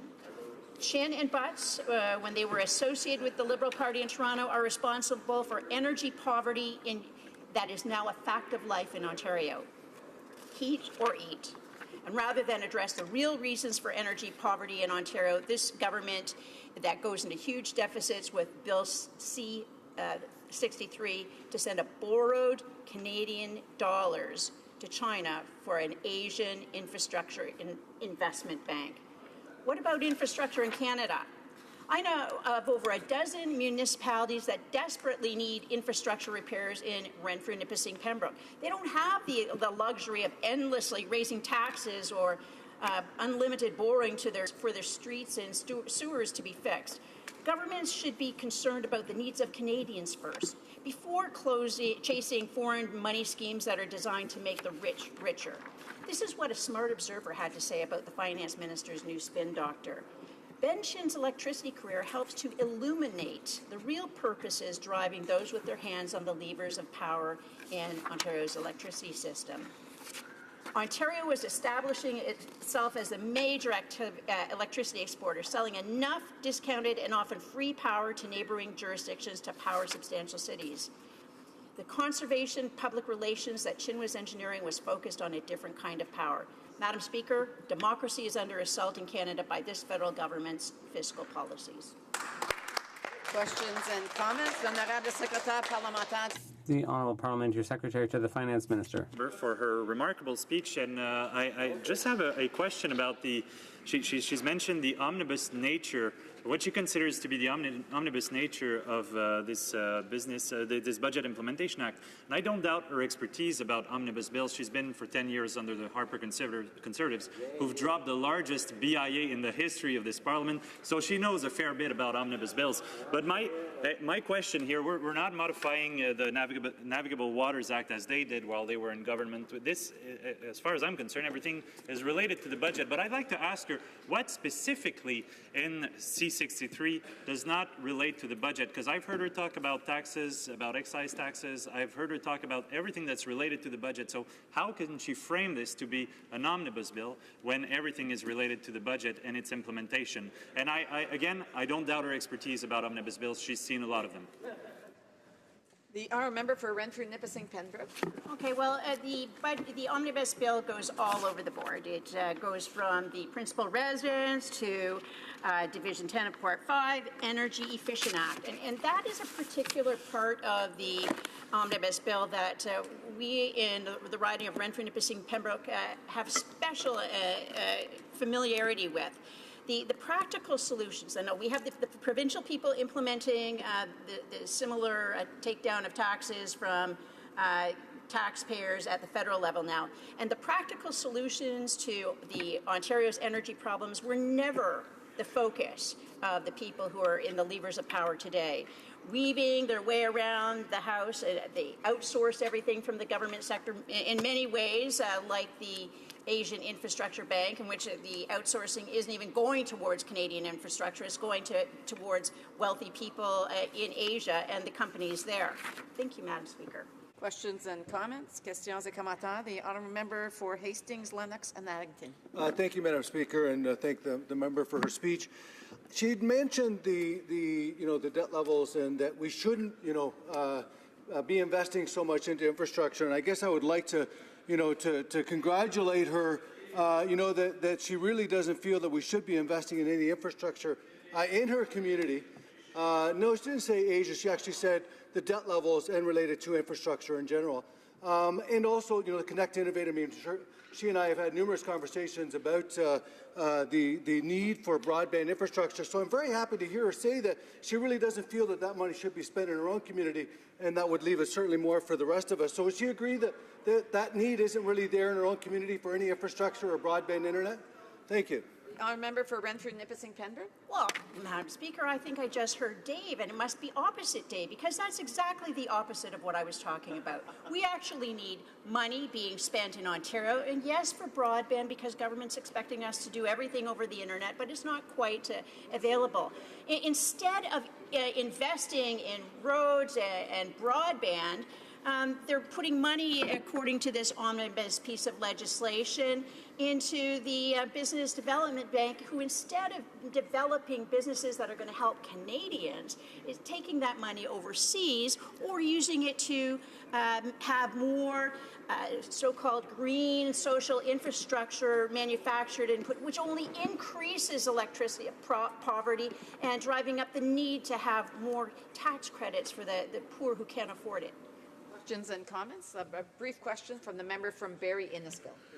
Thank you, Madam Speaker. And during the member's speech, I Googled hypocrites, and it led me to the Real Change website of the Liberal Party platform. And there was a specific section with respect to omnibus bills, and it said, "We will not resort to legislative tricks to avoid scrutiny." The previous government used omnibus bills to prevent Parliament from properly reviewing and debating his proposals. We will change the House of Commons standing orders to bring an end to this undemocratic process. Well, we're dealing with an omnibus bill, so I'm wondering what the member thinks of that, Madam Speaker. Brief answer from the member from Renfrew, Nipissing, Pembroke. We can just look at the Liberal platform, and essentially everything they said they were going to do is exactly the opposite of what seems to have transpired. So, yeah, welcome to opposite day in Canada. And I don't think the Liberals understand the difference between being transparent and being invisible.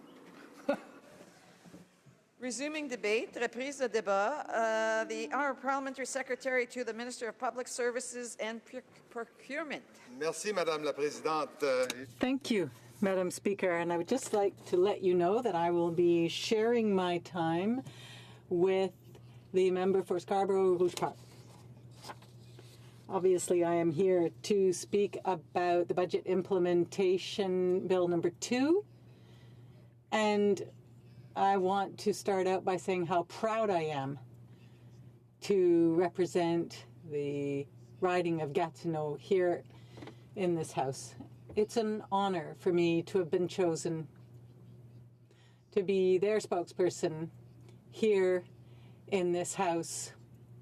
And I will continue to work on behalf of their interests on a daily basis, on behalf of all my constituents as a Member of Parliament, as the Parliamentary Secretary for Procurement and Public Services.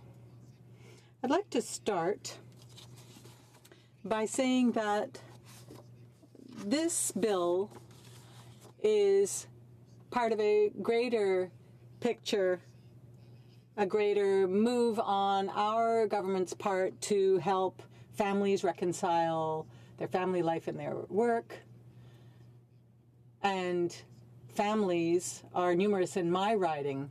A recent study showed that in Gatineau, there's a younger population, there's a higher than average income than in the rest of Quebec, there's a high rate of growth. And so this is a hardworking riding, a riding that has helped build Canada through its work in the public service, for example. And we see this hard work. We see the results of this hard work in our forestry sector, for example.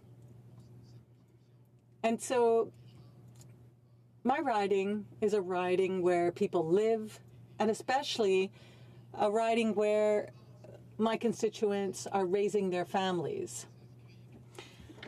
And so our government's measures are appropriate for people like the people in my riding. They have a very beneficial impact on people like the people in my riding.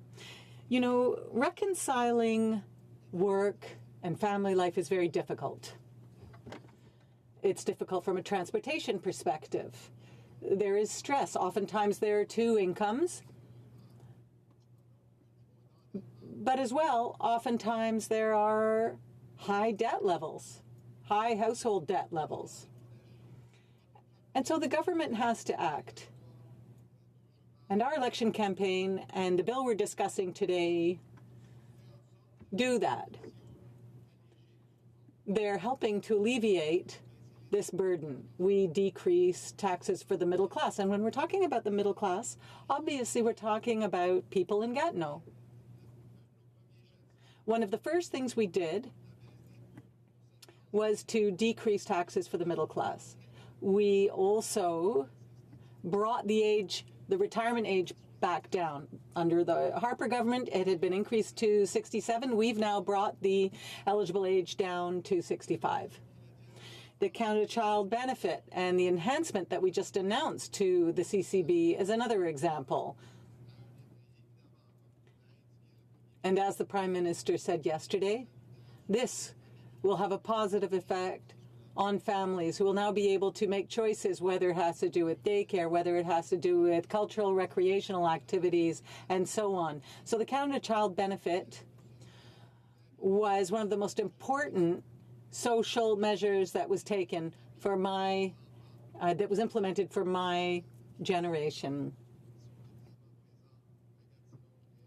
And this will be very important for the people in my riding and elsewhere in Canada. We also enhanced the Canada Pension Plan. The Minister of Finance's initiative in Quebec also involves pension reform. So now there will be an enhancement on the part of the Canadian government from one end to the other. And what that means is that young families, young workers will know that they will be able to retire, that their retirement will be more secure and will be enhanced. And they'll also know that their savings will come back to them when they finish working. Madam Speaker. And there's also the working income tax benefit. There are people who have a very hard time moving off social assistance. Sometimes they have to make a difficult choice between going back onto the labor market or staying on social assistance. Well, the measures that we have just announced mean that there will be an enhanced tax credit, and it will make this choice much easier. That is to say, the choice to move on to the labor market and to work and to contribute even more to society, while knowing that there is a tax credit helping them, that there is a federal government supporting them, and that therefore it is worth it financially and from other perspectives to start working again.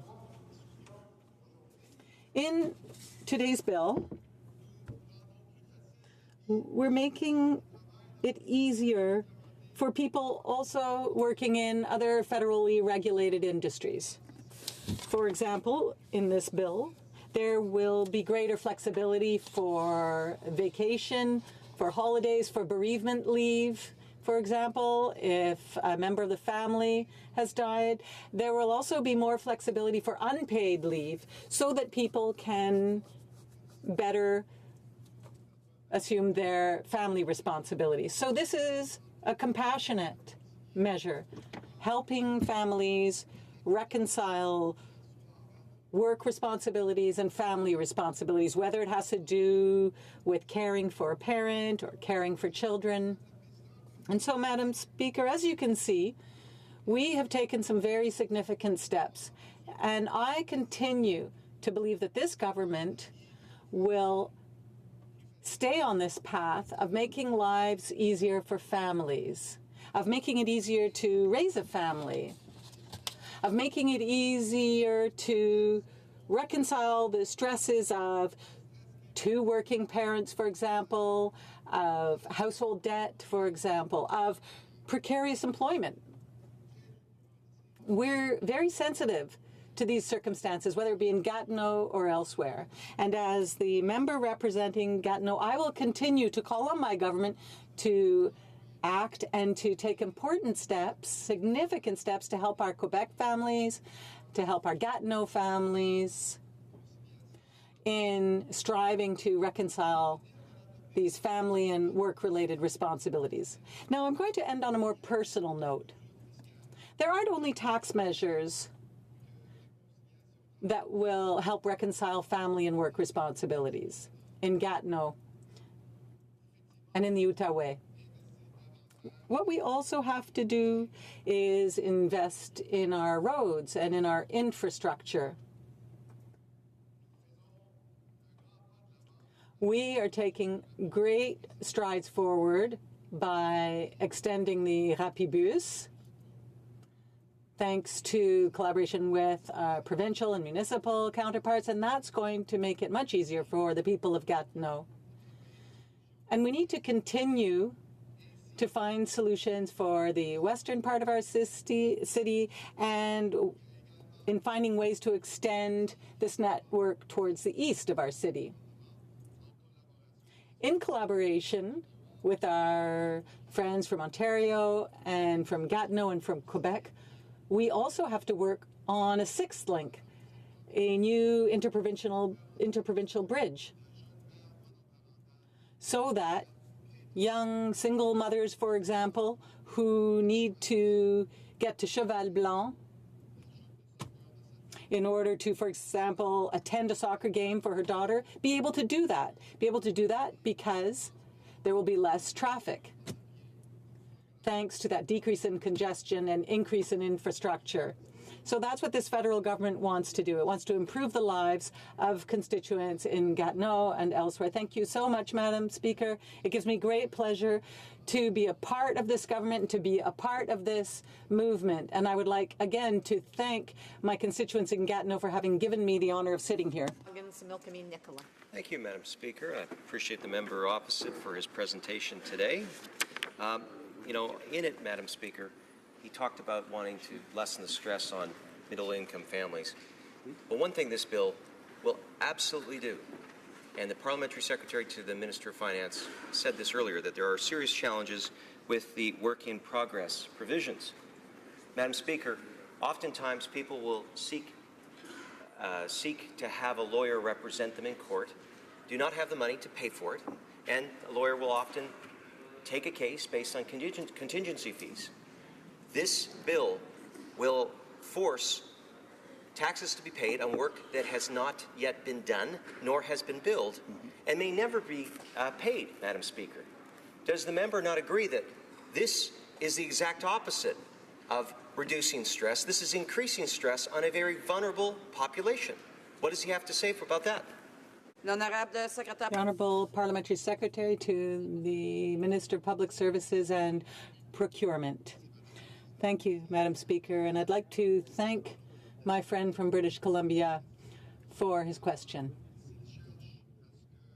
Now, if he wants the government to advocate for anything other than tax fairness, well, he's wrong. We advocate for equal tax treatment based on the revenue and income of corporations, for example, and that's what this is about. Obviously, we held consultations, and if work isn't billed, obviously it affects their tax situation. And so I don't think his question actually applies in this case.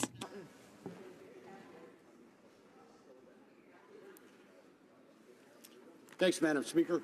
I appreciate my colleague across the floor for his speech, and he mentioned something that was really interesting to me, and when he mentioned about pensions and what they have done, the government has done, raising it or lowering it back to 65 and 67, which we welcome.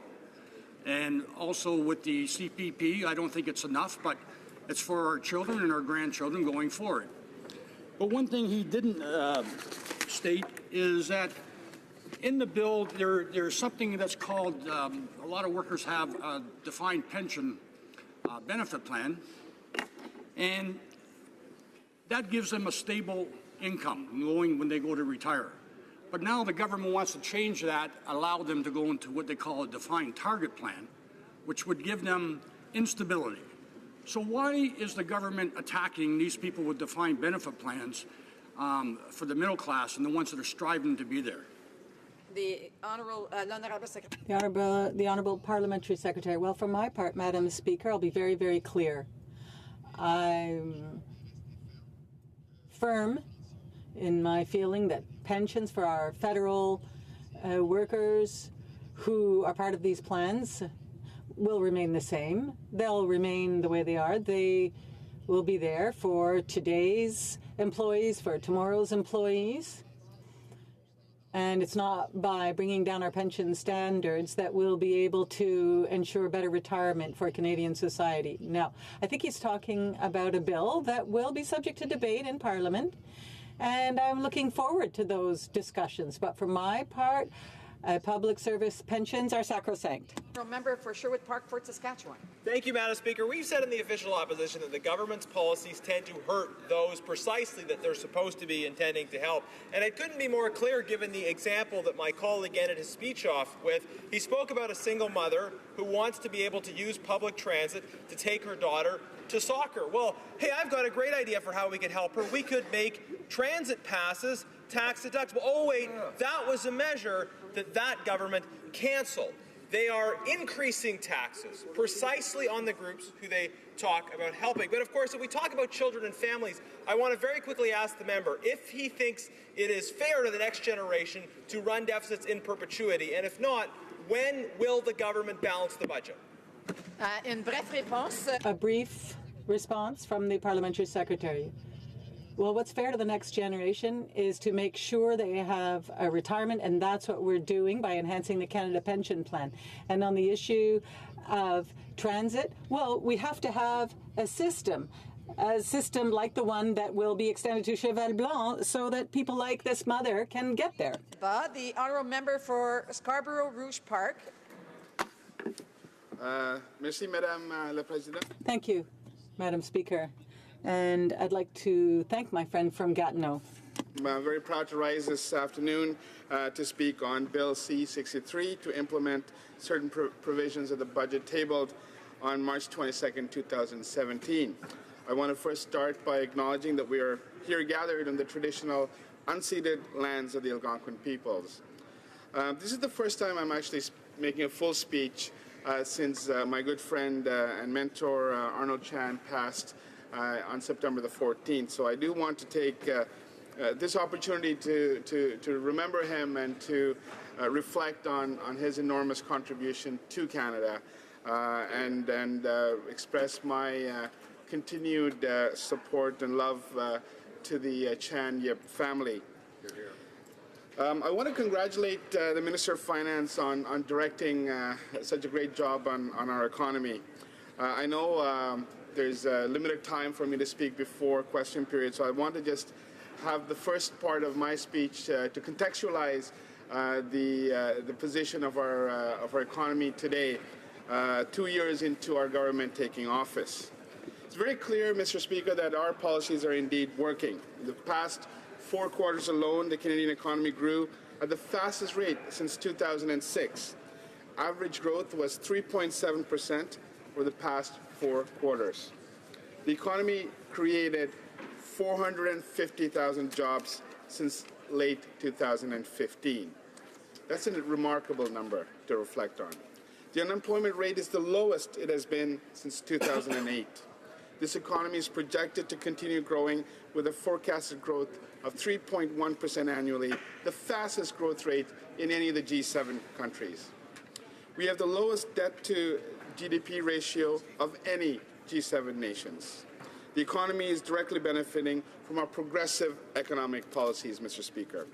Our aim is to reduce the gap between the rich and the poor and build a middle class that will be the engine of this country. We want to ensure that no one is left behind. And yes, that will mean that those with the ability to pay more ought to pay more. You may recall the measures that our government's put in, Mr. Speaker, with respect to where this economy is now landed. First, with respect to middle class, we have lowered the taxes on the middle class. We have put more money into the pockets of people who drive the economy, and we've cut taxes for 9 million Canadians. Canada Child Benefit has been an enormous source of strength to our economy, and I will look forward to picking that up and elaborating more on its benefits to my riding. Thank you, Mr. Speaker. The honourable member for Scarborough Rouge Park will have 7 minutes remaining in his speech when the House next comes back to this topic. Statements by members. The honourable member for Surrey Newton. Thank you, Mr. Speaker. I rise today to recognize the outstanding work of 2 great community organizations, the Central Association of Punjabi Writers of North America celebrated their 30th anniversary, whose members gather once a month to release their books and share their literary creations. Their dedicated members make invaluable contributions in preserving and promoting Punjabi language and Punjabi culture. I would also like to congratulate the Sanja Veda Women's Association on the success of their 13th annual breast cancer fundraiser. Held in my riding of Surrey Newton, the event raised thousands of dollars for the breast health clinic in Surrey. I ask all members to join me in wishing these 2 outstanding organizations continued success. Honourable member for Perth Wellington. Mr. Speaker, for 100 years, young people in Wellington County have been pledging their heads to clearer thinking, their hearts to greater loyalty, their hands to larger service, and their health to better living. As a former 4-H member myself, it was an honor to speak at the 100th anniversary of 4-H in Wellington County last Saturday night in Arthur, Ontario. For 100 years, Wellington County 4-H has proudly supported youth and agriculture using the hands-on philosophy of learning to do by doing. Whether learning a new skill, developing leadership skills, or making lifelong friendships, 4-H in Canada has created a lasting legacy for generations. Congratulations to Wellington County 4-H on a century of preserving our agricultural heritage and protecting our rural way of life. And thank you to all club members, leaders, and alumni for all you have done for agriculture in Wellington County and in Canada. Thank you, Mr. Speaker. The honourable member for Lac-Saint-Louis. This coming Sunday, Tony DeGennaro would have begun his third term as councillor for Brunswick in the city of Kirkland. Sadly, this summer he was taken from us suddenly. Tony was a conscientious and deeply hard-working people's representative. As Kirkland Mayor Michelle Gibson so rightly said, he was a model councillor, the one you want. Tony was close to his constituents, curious about their views and attentive to their concerns, always listening with an open mind. His business experience and community service were invaluable assets to Kirkland City Council. The last time I saw Tony, he had just completed an evening of door-to-door and was heading into his favorite place after home, Café Maurizio. He had a spring in his step because meeting and talking to people was what he loved to do. We send our deepest sympathies to Tony's wife Helen and daughter Melissa. May they find comfort in knowing that the love people had for their husband and father and the high esteem in which he was held. Honourable member for South Okanagan West Kootenay. Mr. Speaker, later this month we will be debating my private member's bill C-354. This bill calls on the government to consider wood when building federal infrastructure, applying a dual lens of lifetime cost and greenhouse gas reduction. We are witnessing a revolution in the architecture of large buildings around the world. Tall wood buildings that are beautiful, safe, and cost competitive. This government loves innovation, and Canada is at the forefront of this mass wood innovation in North America. Government procurement will help our industry thrive and stay ahead of the curve. Secondly, this government made commitments in Paris to reduce our greenhouse gas emissions. Much of that footprint is in our buildings and how they're constructed. The carbon captured in wood could significantly reduce those emissions. And finally, building with wood will support our forest sector. Unfair softwood tariffs in the USA have hit this industry hard, and expanding our domestic markets will help workers across this country keep good, well-paying jobs. So I ask everyone here to support Bill C-354. Thank you. The honourable member for Alfred Pellan. Thank you, Mr. Speaker. Over the last 11 years, nearly 930 journalists have been killed for attempting to cover the news and keep the public informed. 9 out of 10 cases have gone unpunished. These numbers don't include the many other journalists who have suffered torture, arbitrary detention, kidnapping, intimidation, harassment, and sexual assault. All of society suffers from this impunity because access to reliable, high-quality information is the cornerstone of any democracy. That's why the UN declared November 2nd International Day to End Impunity for Crimes Against Journalists. So I'd like to pay tribute to our journalists here and abroad whose work promotes fair and inclusive societies. And I'd like to recognize our government's efforts to support the freedom of the press and the safety of journalists. Honourable member for Souris Moose Mountain. Mr. Speaker, I'd like to take this opportunity to highlight an outstanding constituent who's done some great work in my riding, Haley Wall. Haley is running a new program for children and youth in Weyburn through the Special Olympics Organization of Saskatchewan. The Active Start program is for children ages 2 to 7 and teaches them basic motor skills, while the Fundamentals program will build on those skills for children ages 7 to 12. I have always been a huge supporter of Special Olympics. In 2018, this organization is hoping to expand their reach and impact among youth by 16%, and will be asking the federal government for funding to help meet that goal. I strongly encourage the government to do whatever possible to make this happen, as these incredible athletes, coaches, volunteers, and families provide a tremendous benefit for all Canadians. I'm so proud of all those who participate in the Special Olympics, whatever their role might be, and I'm especially proud of Haley Wall for the outstanding work that she has done for the youth in Weyburn. Congratulations, Haley. Honourable member for Scarborough-Guildwood. Mr. Speaker, it's my honour to rise in the House today to recognize the nomination of Jan Rowan for the Samara Everyday Political Citizen Award. At age 12, Jan received 1 shilling for Lent.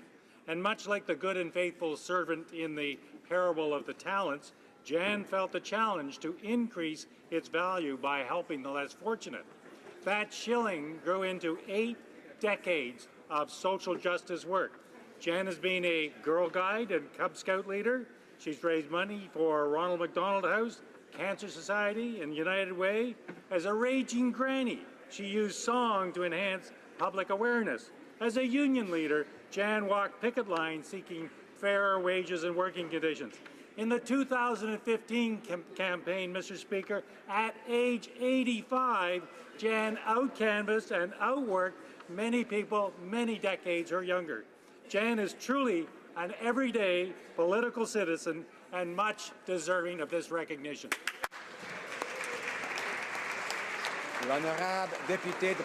Honourable member for Pontiac. Mr. Speaker, as you may know, next Sunday there will be municipal elections in Quebec. In Pontiac on November 5th, 41 mayors, 243 councillors, and 2 reeves will be elected. And there are also more than 500 residents of Pontiac who have decided to run for office. All candidates for their participation, for reminding us that all politics truly are local, especially in the Pontiac. I also want to remind everyone of the importance of voting. Municipal elected officials deal with issues that affect us in a concrete and direct way every day, be it urban planning, the local transit, local road networks, and recreation. However, the participation in the last Quebec municipal elections averaged at 47% last time. Alors, permettez-moi donc. So allow me to encourage all voters in Quebec to exercise their democratic right to vote this Sunday. Let's not do things by half measures. Let's do what we need to do to exercise our democratic right to vote. For Caribou, Prince George. Mr. Speaker, I'm proud to be attending the 70th Annual Ontario Psychological Association's Public Service Awards event this evening. The ceremony honors those who have contributed greatly to improving conditions for the most vulnerable amongst us. The OPA itself has been recognized at the highest level for groundbreaking work with Canada's military heroes. Today, I'm pleased to announce that my bill C-211 has received second reading in the Senate. But, Mr. Speaker, more work is needed.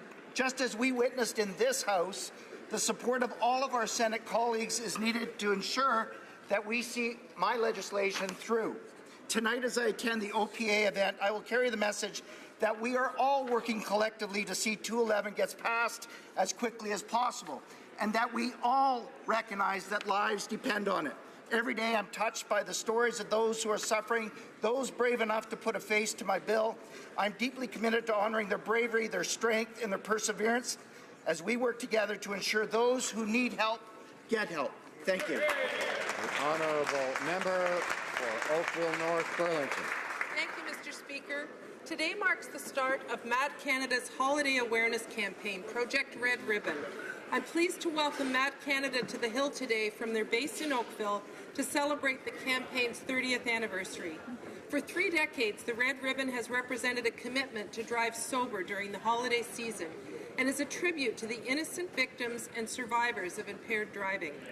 From November through January, Mad Canada distributes red ribbons and asks Canadians to wear or display them as a symbol of their commitment to always drive sober.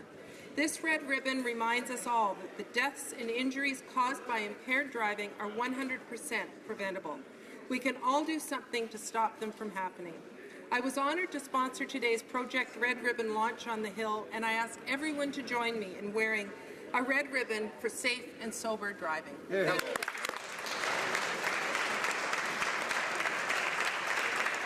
Honourable member for Hastings, Lennox and Addington. Mr. Speaker, no relationship is as important as Canada's relationship with Indigenous peoples. Our government is fully implementing Jordan's Principle using the definition and scope suggested by the Canadian Human Rights Tribunal. We have approved approximately 20,000 new service requests for children under Jordan's principle. More than 99% of the requests received have been approved.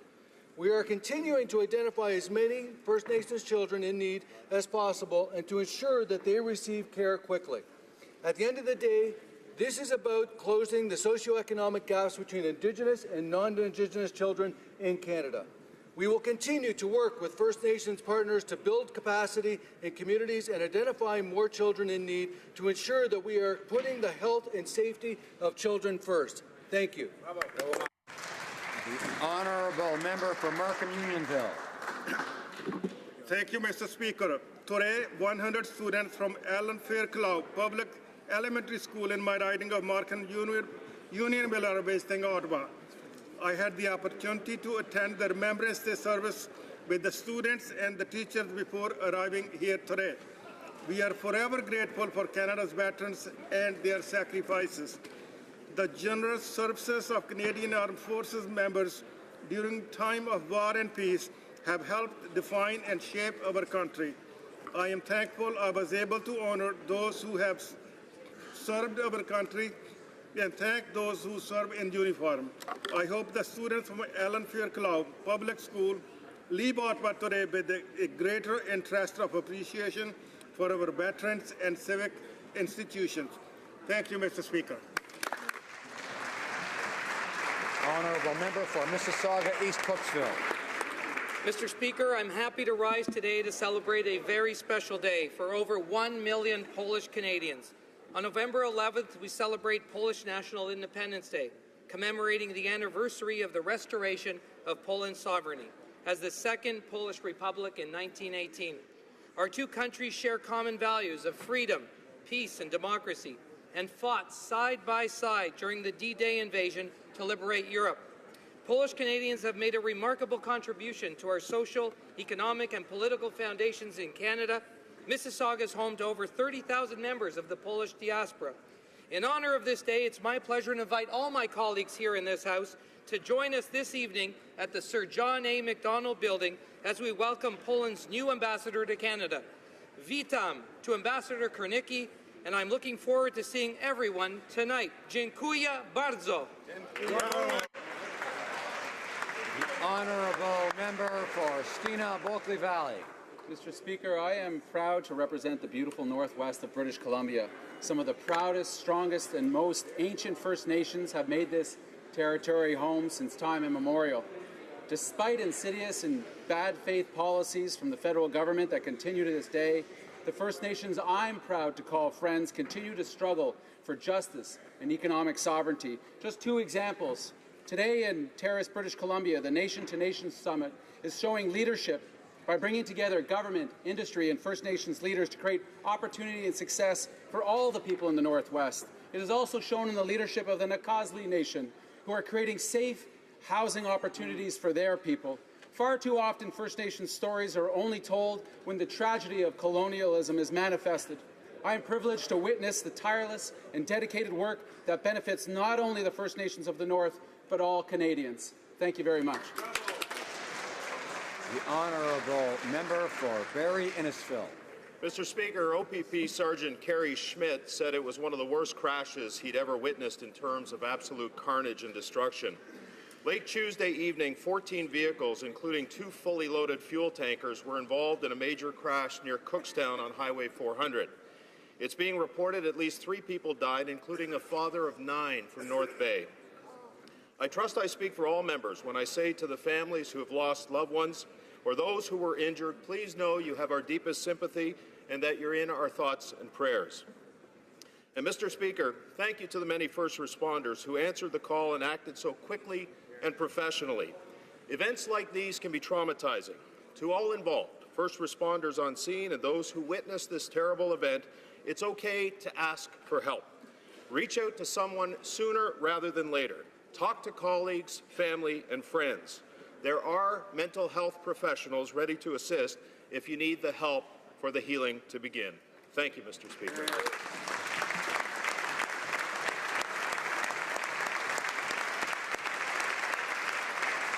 Honourable member for Ottawa West Nepean. Yesterday, the government announced the launch of the National Action Plan for Women, Peace and Security.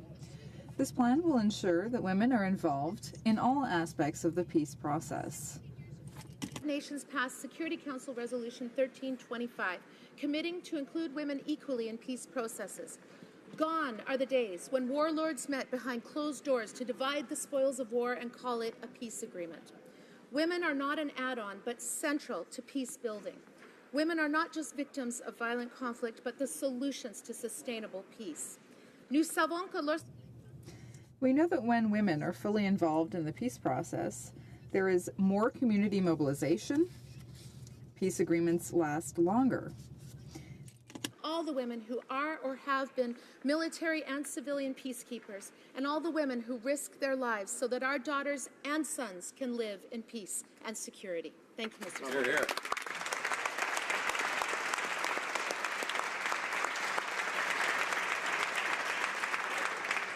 Questions orales, oral. Questions, the Honourable Leader of the Opposition.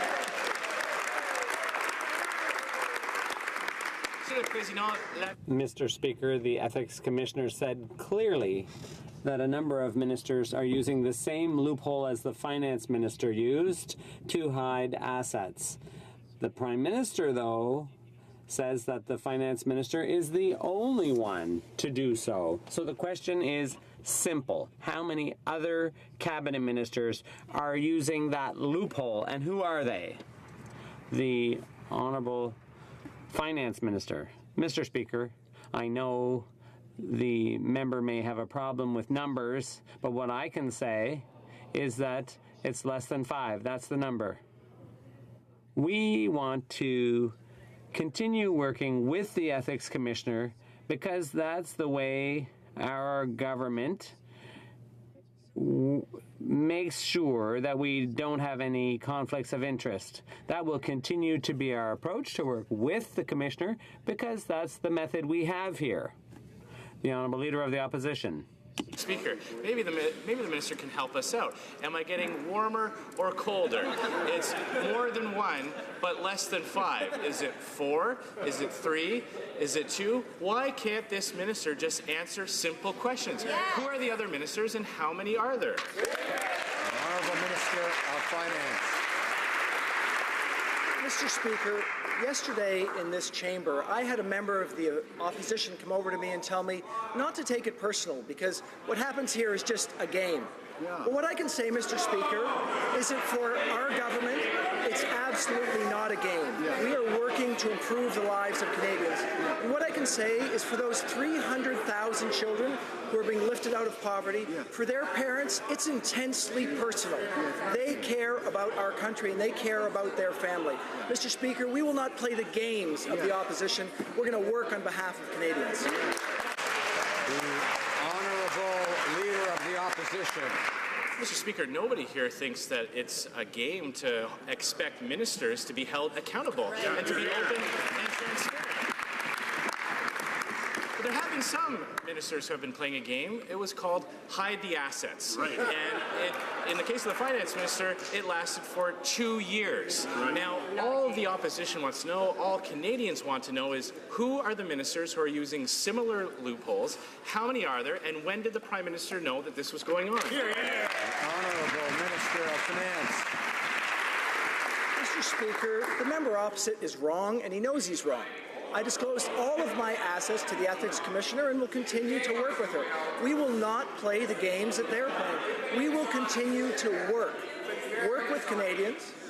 I would ask the Honourable Member for Carleton and others to listen to the answers as well as, of course, to the questions. But we need to hear both, and as Speaker, I need to hear whether people say things that break the rules. So therefore, we need to listen.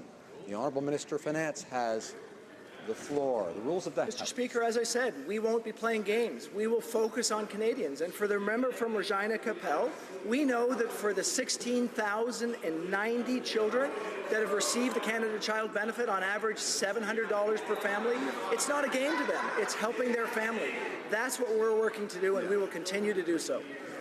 Leader of the Opposition.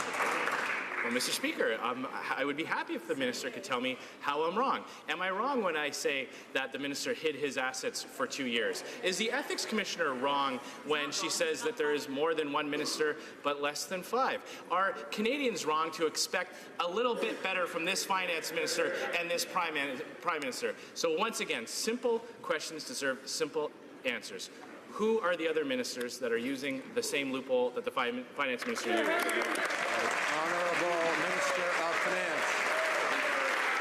Mr. Speaker, I can say that, yes, the member opposite is wrong when he says that I didn't disclose all my assets. I worked with the Ethics Commissioner, as all of us on this side are committed to doing. We will continue to do so. What I can say, though, is Canadians were right when they decided to elect our government, because they knew that we would focus on them and not focus on playing games that weren't any advantage for them or their family. Happily for them, our country's in a much better situation with higher growth and better situation for families across this country. I have to ask the honourable member for Brandon Souris to remember not to speak unless he has the floor. I know he's got a great baritone voice, but I only want to hear it when it's his turn to speak. The Honourable Leader of the Opposition. Well, Mr. Speaker, if I'm wrong, then so too must be the ethics commissioner who fined the finance minister for not disclosing his assets. Or was that some kind of a compliance fine that she issued to him? So I guess my last question to the finance minister would be, if he actually did disclose his assets for the past 2 years, will he be asking for his $200 back? Honourable Minister of Finance. Well, Mr. Speaker, what I can say to the member opposite is wrong again. What happened here is I disclosed all of my assets, and in fact, there was an administrative error that we satisfied the commissioner with a $200 fine, which I paid. So, Mr. Speaker, we are trying to work to help Canadians not play the games that the members opposite are trying to play, because we know that that's what we were elected to do. So for all those Canadians who looked at what we announced last week, the level of growth our country is seeing, the improvements we're going to make in the Canada Child Benefit and the Working Income Tax Benefit, we're going to tell them that we're working for them, Mr. Speaker. The honourable member for Rimouski-Neigette-Témiscouata-les-Basques. Mr. Speaker, failing to strike the right balance for transparency. That's the punchy title of the Information Commissioner's report, which shows the Liberals are breaking yet another clear election promise to subject staff in the PMO and other ministers' offices to the Access to Information Act. Bill C-57 could have done the job, but it falls far short. Why is the Prime Minister backing down from open and transparent government? The Honourable President of the Treasury Board. For more than 30 years, we are the first government to modernize the Access to Information Act, and we are applying it to ministers' offices through proactive disclosure. I understand why the NDP do not like proactive disclosure, because when we were in opposition, and the Prime Minister was leader of the Liberals in the opposition, when he led the charge on proactive disclosure of MPs' expenses, the Conservatives signed on to it quite quickly. But the NDP were dragged kicking and screaming to disclose their expenses to the Canadian public. They didn't like proactive disclosure. They don't like it today, Mr. Speaker. Honourable member for Skeena-Bulkley Valley. Order. This coming from the party of the sponsorship scandal, Mr. Speaker. The Information Commissioner dropped a bombshell yesterday. The Liberals' new No Access to Information Bill, C-58, will make things even worse than they were under Stephen Harper and Jean Chrétien. Ethics, cash for access, open government, all promises made, all promises broken. From the sponsorship scandal to missing and murdered Aboriginal women and girls, all of this came to light through access to information. So will the minister listen to civil society, immigration groups, First Nations, and fix this bad bill?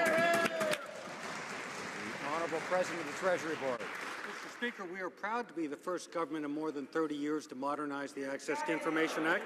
And I want to be very clear on a specific issue the honourable member raised, and that was in terms of Indigenous peoples. Let me be very clear that we would support an amendment that would require departments to seek approval from the Information Commissioner before refusing a request. This would ensure that broad requests would not be refused simply because they were broadly applied or in their descriptions.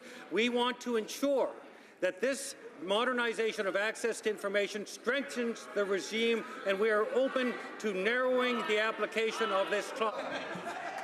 Honourable member for Skeena Bulkley Valley. And exactly, nobody in First Nations communities believes what that minister just said. Liberals seem to have invented a whole new game. It's called ethics bingo, Mr. Speaker. How many Liberals have secret numbered companies that they haven't told Canadians about? Is it one? Oh yeah, there's one. Is it two? Oh yeah, at least two. Three? Tell me when I get to the right one and we can all yell bingo together. Enough with the games. Here's the Preem's own instructions to his ministers. You must uphold the highest standards of honesty and impartiality, and the arrangement of your private affairs should bear the closest public scrutiny. When are they actually going to live up to those words? Or are they just meaningless and they're written on the paper?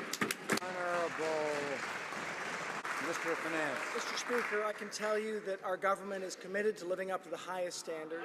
That's why we're working with the Ethics Commissioner to make sure that in all of our situations that she understands all of our assets. That's why we're taking her recommendations, as we all have, in order to move forward and ensure that none of us have conflicts of interest. We know, Mr. Speaker, that that's the way that we get to do the work that we were hired to do by Canadians. And that is working to continue to grow our economy, make sure we have a fair situation where people get the benefits of that growth. That's what Canadians are seeing. That's what we'll keep doing. The honourable member for Rimouski-Nejet-Témiscouata-Les-Basques. Force the bare minimum that it should be following. The Prime Minister is dismissive of this House's calls for explanations of his ethical shortcomings and those of his government. But the facts are clear. The Prime Minister is still under investigation over his trip with the Aga Khan. The Commissioner has identified up to 5 ministers who are using this loophole. She also said she was concerned about Bill C-27 and the Finance Minister's role in it. This government said it wanted to raise the ethical bar. Why not at least do the bare minimum? The Honourable Finance Minister. Mr. Speaker, we are going to keep working with the Ethics Commissioner. We know it's very important, and that is why we decided that for us, the way to be sure we don't have any conflicts of interest is to work with her, and in that way, we can get down to work, the important work we do for Canadians. That's our approach, and now we have the highest level of economic growth and the lowest level of unemployment in years. It's a great situation for Canada and for Canadians. Honourable member for Richmond-Arthabaska. Mr. Speaker, yesterday the Prime Minister said, and I quote, "The opposition is levelling baseless accusations." Today the Liberals are accusing the Ethics Commissioner of giving false information about the situations of their own ministers. I have to wonder who's leveling baseless accusations against whom around here. My question is simple, Mr. Speaker. Why did the Prime Minister mislead Parliament and all Canadians when we know the Finance Minister did break the law on conflicts of interest? The Honourable Finance Minister. Mr. Speaker, as I said, yesterday I spoke to a member from the opposition who told me this isn't personal, it's just a game here in the House. To us, this isn't a game. This is important for Canadians. We know that 300,000 children are no longer living in poverty. For their parents, that's very personal. So we are going to continue to work with Canadians to improve their situation and the situation of our country. That's our goal. The honourable member for Richmond-Arthabaska. Mr. Speaker, Canadians' confidence is not a game. The minister's right about that, but the minister is playing games with their confidence.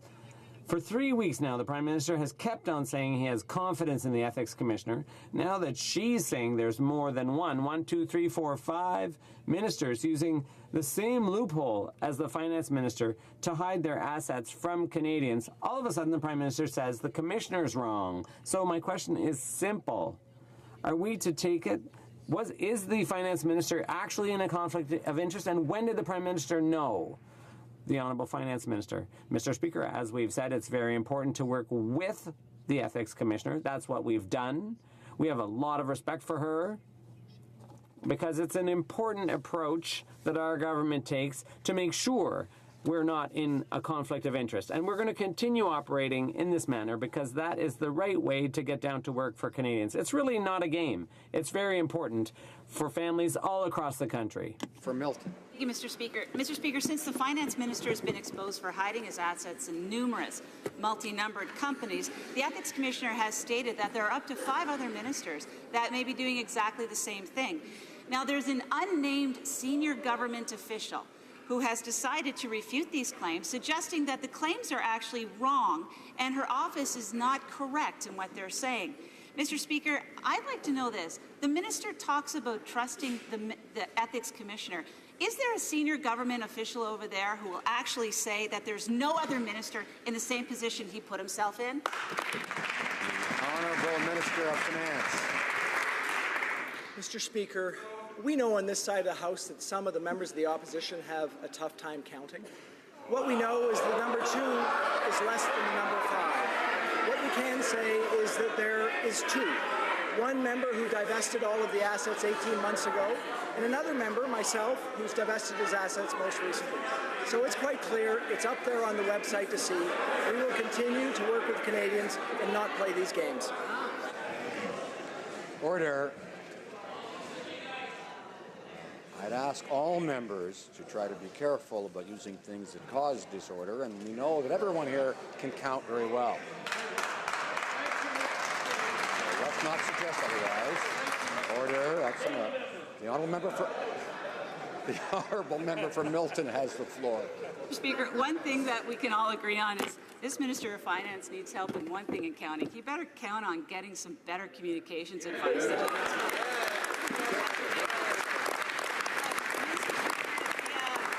Commissioner, the Prime Minister said this week, I'm not trying to blame the Ethics Commissioner, I'm trying to trust the Ethics Commissioner.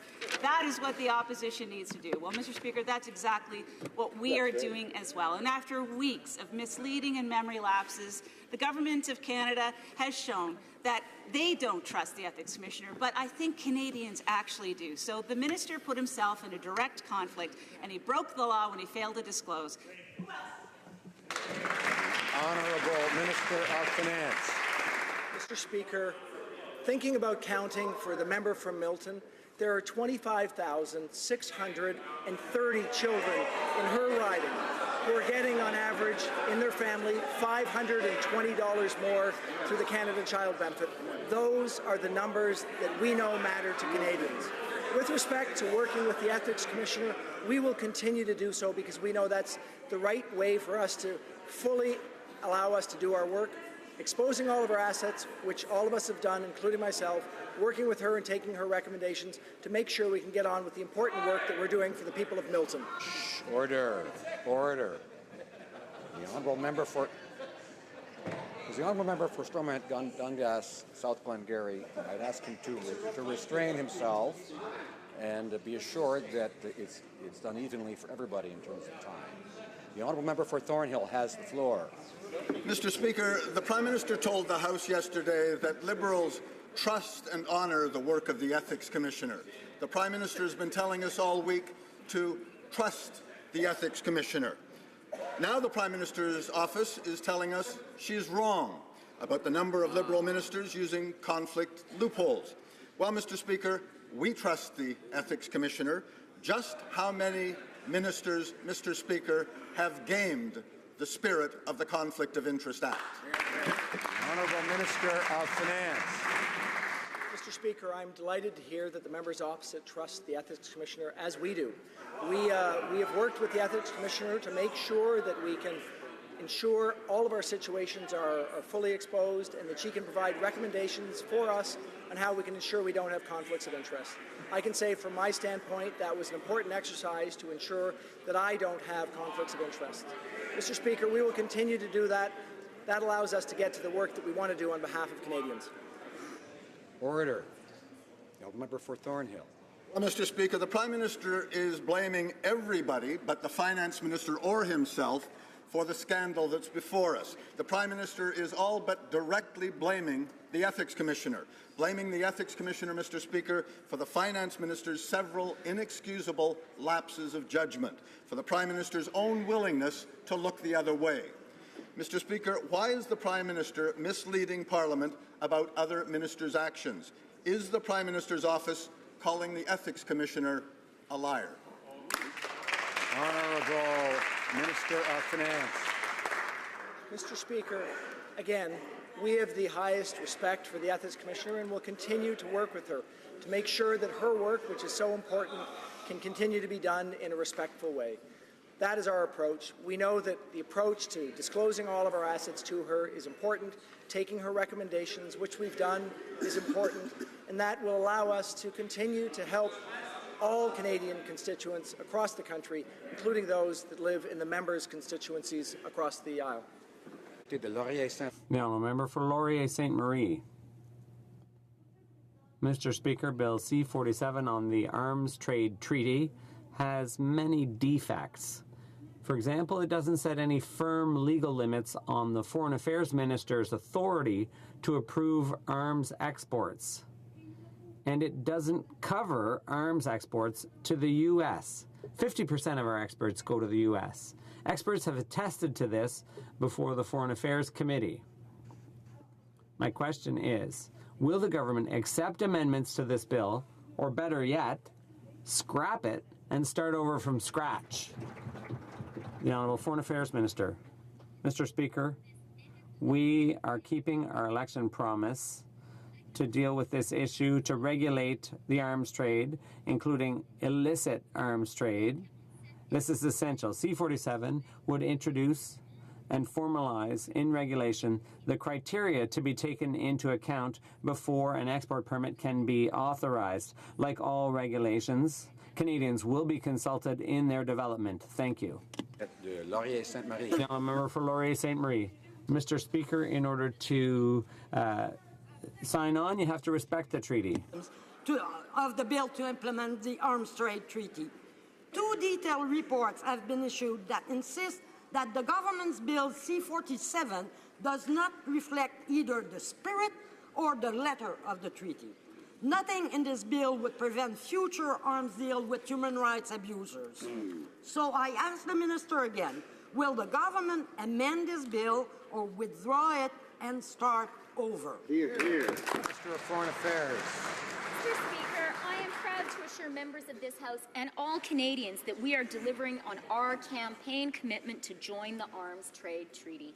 Tackling the illicit trade in weapons is essential for the protection of people and of human rights. C-47 would put into regulations the criteria that must be considered before authorizing export permits. As with all regulations, all Canadians will be able to provide input into developing these criteria. Thank you. Honourable member for Barrie Innisfil. It's actually laughable, Mr. Speaker, to hear the Finance Minister talking about counting, because the thing he's been counting since he became the Finance Minister is a mountain of cash that he's made off of Morneau Chappelle shares and dividends. Mr. Speaker, the Prime Minister does have a problem. He either agrees that the Ethics Commissioner is right that the Finance Minister broke the law, or he disagrees with her and says everything is fine. He can't have it both ways. He can't suck and blow at the same time. The Finance Minister has been found guilty and fined by the Ethics Commissioner. How could the Finance Minister betray the trust of Canadians? Honourable Minister of Finance. Mr. Speaker, we will continue to work with the Ethics Commissioner. We believe that's important. It's important also to focus on how Canadian families are feeling right now. They're seeing the highest growth rate they've seen in a decade. They're seeing over 450,000 new jobs created over the last couple of years. They're seeing the lowest rate of unemployment that they've seen again in a decade. This is a good situation for Canadians. We know there's much more to do. That's why we said we're going to index the Canada Child Benefit 2 years in advance. That's why we're putting in place an increase in the working income tax benefit. These are important things to help our country move forward. The honourable member for Beauport, Côte-de-Beaupré, Île-d'Orléans, Charlevoix. Who's telling the truth, the Ethics Commissioner or the Prime Minister? Since I have no confidence in the Prime Minister, I'm going to go with the Commissioner, like they've asked us to do every other time a Liberal scandal has surfaced over the past 2 years. But we see right through the Prime Minister's self-serving strategy, using the Commissioner to divert attention away from the real problem, the Finance Minister and everything he's hiding. Why is he defending the indefensible, and what is the Finance Minister hiding in his numbered companies? The Honourable Finance Minister. Mr. Speaker, our strategy continues to be to improve the situation of Canadian families, improve the situation of the middle class in our country. That's what's important. That's why we've done things like the Canada Child Benefit, which helps out 300,000 Canadian children. It's improved their situation. That's why we created the working income tax benefit for Canadians who face significant struggle. We will continue to work for Canadians, Mr. Speaker. I would call on members not to heckle, and when they don't have the floor, to be quiet. The honourable member for Carleton. Minister thinks he can make difficult questions about his secrets go away by lashing out personally against those asking those questions. Earlier today, he made belittling comments about our deputy leader and others who are simply doing their jobs. The only thing that will make these questions go away is for the minister to finally answer them, Mr. Speaker. This minister was hiding $20 million of Morneau Chappelle shares in only one of his holding companies. Can he please tell us what else is he hiding in his other holding companies? Honourable Minister of Finance. Mr. Speaker, as I've said to this House, I believe it's important that we work with the Ethics Commissioner. That's important. And that is, in fact, exactly what I did. So by exposing all of my assets, 100% of my assets to the Ethics Commissioner when we came into office, I was able to get recommendations from her on how to best move forward to avoid that I didn't have conflicts of interest, like the other members of our government have done. We know, Mr. Speaker, that that's the way that we get to do the important work for Canadians, and not to play games or go for personal attacks that really don't advance the cause of any Canadians. The honourable member for Carleton. Listen, I know the finance minister is getting irritated by the process of accountability around this place, Mr. Speaker, but he did not reveal all of his assets to the ethics commissioner. He kept hidden his offshore company in France, and that's why she found him in violation of the law and required he pay a punitive fine. Now he's hiding other assets within different holding companies. He could make these questions go away if he'd simply tell Canadians what is he hiding in his vast network of numbered companies and trust funds. Honourable Minister of Finance. Mr. Speaker, perhaps the member from Carleton doesn't actually know what an asset is, but all of my assets were exposed to the Ethics Commission. What I can say, Mr. Speaker, is that we continue to work on behalf of Canadians, and we will continue to do so. So, Mr. Speaker, for the member opposite, the member from Carleton, what I can say is for the more than 16,000 children in his riding that are getting the Canada Child Benefit, an average of $430 per family, we are proud that we are able to help those families. Thank you, Mr. Speaker. I encourage all members, please not question the intelligence of the members so they're able to understand basic concepts. Order. Alors. Order. Alors. Order. The Honourable Member for Salaberry-sur-Oise. Mr. Speaker, the Minister for Youth has boasted about providing better opportunities for young people when actually his government is spending $19 billion less than 40 years ago on youth programs. This is absurd when we know that more young people with a post-secondary education, there are more young people with a post-secondary education, but they are poorer than 40 years ago. There is clearly no lack of need. Funding for studies, increasing food insecurity, for example. When will the Minister of Youth finally walk the talk and support youth? The Honourable Parliamentary Secretary for Youth. I can tell you that we are very proud of our historic investments in young people across the country, beginning with historic investments in our summer job program. We invested historic sums and increased by 50% in, for example, bursaries. Mr. Speaker, we invested $400 million in order to make sure that we were creating, for example, things like co-op programs for young people. We know how to invest in young people because we know they represent the future of the country, and that's what we'll continue to do. Speaker, it's been exactly 1 year since Parliament ordered this government to stop defying the Human Rights Tribunal and immediately flow that $155 million shortfall in child welfare. And the government refused, saying it would be like throwing confetti. No, it's about protecting children. Like 12-year-old Amy Owen, who before she died wrote on Facebook, "I'm just a kid and my life is a nightmare." To the Minister, stop defending the same feeble funding formula for child welfare established by Stephen Harper. Why will the Minister refuse to flow that money that was ordered by the Parliament of Canada? Minister for Crown Indigenous Relations. Mr. Speaker, I thank the member opposite for raising this very important question in this House. We have contributed hundreds of millions of dollars to bringing equity for children in this country. As it relates to child and family services and the gaps that exist there, we recognize that we are facing a national crisis in terms of the way that Indigenous children are overrepresented in the child welfare system. As of this week, I have called for an emergency meeting of all appropriate partners, the provinces, the territories, Indigenous leaders in this country, First Nations, Inuit and Métis. We will get together and we will solve this crisis together. Honourable Member for Coquitlam, Port Coquitlam. Thank you, Mr. Speaker. I was saddened to read today that the Leader of the official opposition has adopted Stephen Harper's approach to the opioid crisis. He is proposing that people with addictions issues should be arrested and incarcerated instead of being provided the help that they need to stay alive and work towards a healthy future. The fact that the Conservatives want to reinstate Stephen Harper's failed strategy is irresponsible. People with addiction issues need help, not incarceration. Will the Minister of Health please update this House on her efforts to address the opioid crisis and provide needed support? The Honourable Minister of Health. Order. Thank you very much, Mr. Speaker. Mr. Speaker, I'd like to thank my honourable colleague for his work and his tireless efforts in this matter. Like him, Mr. Speaker, I was extremely disappointed yesterday when I heard the opposition leader's outdated belief. Unlike the Conservatives, our government is actually supporting law enforcement where it matters. Rather than prosecuting those with mental health and addiction issues, we are disrupting illegal drugs at the border and diverting people out of the criminal justice system.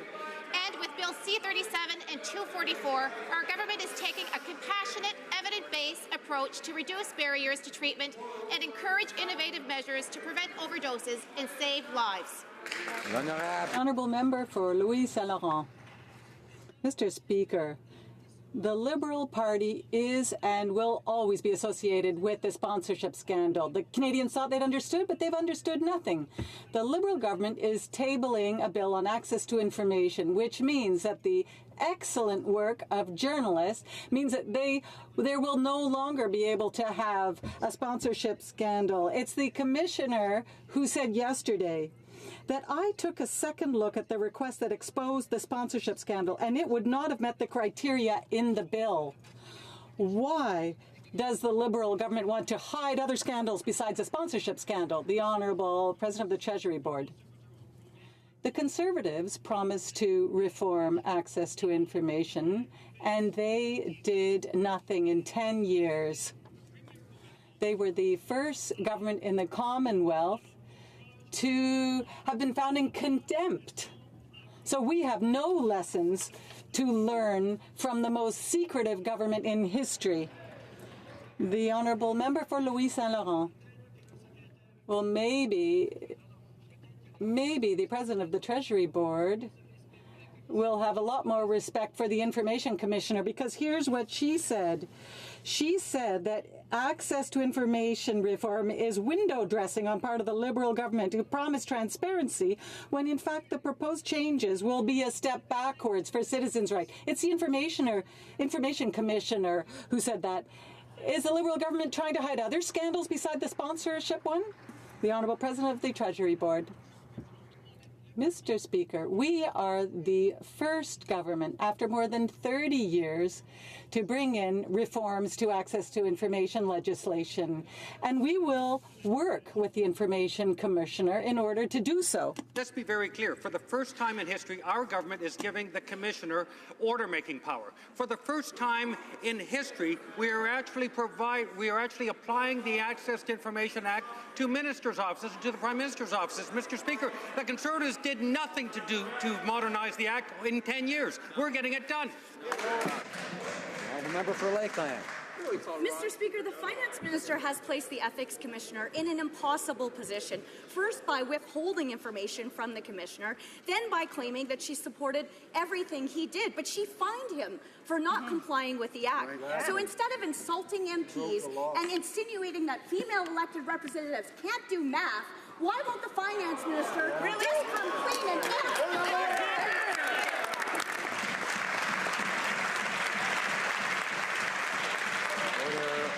The Honourable Minister of Order. Order, or there'll be loss of turns. Order. The Honourable Minister of Finance. Mr. Speaker, I'd like to say for the record that I hold the Ethics Commissioner in the highest regard. We believe that it's important that we have an officer of Parliament that helps all of us here in this House to ensure that we can expose our personal assets and do it in a way that allows us to take recommendations on how we can assure that we do not have conflicts of interest. That's our continuing approach. I will continue to work with her as I have thus far. As I've said to this House, I've gone farther than her recommendations to make absolutely sure in my position that there cannot be even a perception of conflict. The Honourable Opposition House Leader. Well, the Finance Minister did not go further. He was fined by the Ethics Commissioner for breaking the rules. Absolutely. Instead of owning up to it, he's clearly irritated and throwing insults. I think the Finance Minister may need a little break at his French villa over the next few weeks. But, Mr. Speaker, seriously, this is a very serious issue when the Minister of Finance is hiding assets. A simple question, no insults, please. What else is the Finance Minister hiding in his other numbered countries? Honourable Minister of Finance. Mr. Speaker, the answer is nothing. The answer is that I've exposed all my assets to the Ethics Commissioner. And what I can say, Mr. Speaker, for the record... Order. Order. Members have heard the question asked. They need to hear the answer, whether they like the answer or not. And most members in all parties are able to sit through a question period like adults and not react to things that may be provocative or not. But let's let the rest do it as well. The Honourable Minister of Finance has the floor. Order. And Mr. Speaker, what I can say is that, in fact, my state of mind is not irritated, but actually encouraged with the economy that we're seeing for Canadians. We've seen over 2 years a very positive change in our economy. We've seen in 2 years a very positive change for middle-class Canadians, for families across our country. That is what we're here to do. So we will continue to do the good work and not play the games that the other party is playing. The Honourable Member for Kootenay, Columbia. Mr. Speaker, marijuana growers in my riding of Kootenay, Columbia have formed a co-op to advance their rights. They are concerned that the government will not license growers who farm outdoors and that licensing will go only to large corporate indoor growers. And indeed, Liberals on the Health Committee already voted down an NDP motion to allow provinces to develop production regimes that would support local economies. As the government moves to legalize recreational use of cannabis, will they stand with and support economically important small-scale outdoor farmers across Canada and ensure that they have a future? Yes or no? The Honourable Parliamentary Secretary to the Minister. Mr. Speaker, our government has introduced a comprehensive framework for the strict regulation of the production, the distribution, and the consumption of cannabis. We've been working collaboratively with our provincial and territorial partners. Health Canada administers a very effective system of licensing for those who meet the requirements of that regulation to ensure that what will be consumed by Canadians is of known potency and purity. Those rules are important for the health and safety of all Canadians, Mr. Speaker, and we will continue to promote them. Honourable Member for Courtenay, Alberni. Mr. Speaker, today on the eve of the one-year anniversary of the Hanjin cargo ship debris spill in my riding, I tabled a motion to address coastal debris. Still, community groups are leading cleanup efforts without any help from this government. Government officials have indicated, quote, there is a near complete legislative and regulatory void for coastal debris cleanup and no dedicated fund. The Liberals love talking about their world-class ocean protection plan, but nothing is happening. Simple question, will the minister create a permanent, dedicated annual fund for coastal debris cleanup? Honourable Minister of Transport. Mr. Speaker, my colleague is right. We are very proud of our Oceans Protection Plan, which now has approached its first-year anniversary, and we have announced over 50 measures. With respect to ships that lose cargo, it is very clear that they are responsible for the cleaning. That is the situation with the Hanjin that my colleague is referring to. The honourable member for Carleton. Earlier today, the finance minister said that our deputy leader can't count, when in fact he's the one who's 100% over his promised deficit levels. Right. He said that others don't know what assets are when he's the one who just forgot to report his asset, an offshore company in France, to the Ethics Commissioner. Mr. Speaker, instead of lashing out at others, why doesn't the finance minister just let go of all the secrets and tell Canadians what he is hiding in all of his holding companies? Honourable Minister of Finance. Mr. Speaker, earlier today, I was speaking to the member from Milton. I want to be clear that I wasn't questioning her numeracy skills. I have the highest respect for the member from Milton, who I know who's had a positive business career. What I am questioning, and what I would question the member from Carleton, is the numbers that he's actually focusing on. In his case, I think the numbers he should focus on are the more than 16,000 children in his riding who are getting the Canada Child Benefit. On average, $520 per family. This is what we're doing for Canadians, Mr. Speaker. We're making families better off so that they can actually move forward to have confidence. Order. Order. The honourable member for Carleton. The only way to know if he's making Canadians better off, instead of just making himself better off, is just to reveal what investments he has held over the last 2 years in his vast network of holding companies and trust funds. We just recently found out that he was taking $65,000 a month in dividends from a company that he simultaneously regulated. He introduced a bill that would help that company. Mr. Speaker, the only way to put all of this to bed and put an end to these questions for the minister is for him to come clean and tell us what he's hiding in those companies. Honourable Minister of Finance. Mr. Speaker, to repeat, we have a process in this House that we work with the Ethics Commissioner so that we can expose all of our assets to her. And that is, in fact, what I've done. So, in terms of disclosure, 100% disclosure is the highest number you can get. That's what I've done. That allowed her to give me recommendations on what we should do to ensure that we don't have conflicts of interest. That is what we expect all 338 members of this House to do. We will continue to respect the Ethics Commissioner. We will continue to work on behalf of Canadians, which is what we were in fact elected to do. Honourable member for Carleton. Mr. Speaker, that minister hid an offshore company in France. And then he hid $20 million of Morneau Chappelle shares from Canadians. Now that Canadians know he held those shares because of investigative journalism, not because of his transparency, he has admitted that that wasn't the right thing to do, sold those shares, and is now saying he'll give back the ill-gotten gains. Mr. Speaker, we need to know what other inappropriate investments he might be hiding in his holding companies. Why doesn't he tell us what is in those companies? Honourable Minister of Finance. Mr. Speaker, to repeat, working with the Ethics Commissioner is the approach we have in this House. It is to respect the officer of Parliament that has that duty. That's what we will continue to do. Mr. Speaker, it allows us to do the work that we've been asked to do on behalf of Canadians. We will not get distracted by the games from the other side. We will not get distracted by the personal attacks. We will continue to be focused on Canadians. That focus, Mr. Speaker, is working. Canadians are in a much better situation 2 years later than when they were when we came into office. So we will continue to do that good work on behalf of them. Honourable Member for Scarborough Centre. Mr. Speaker, Canada's story is the story of immigration. Those who choose Canada bring with them their unique culture, skills, and an entrepreneurial spirit that strengthens our economy.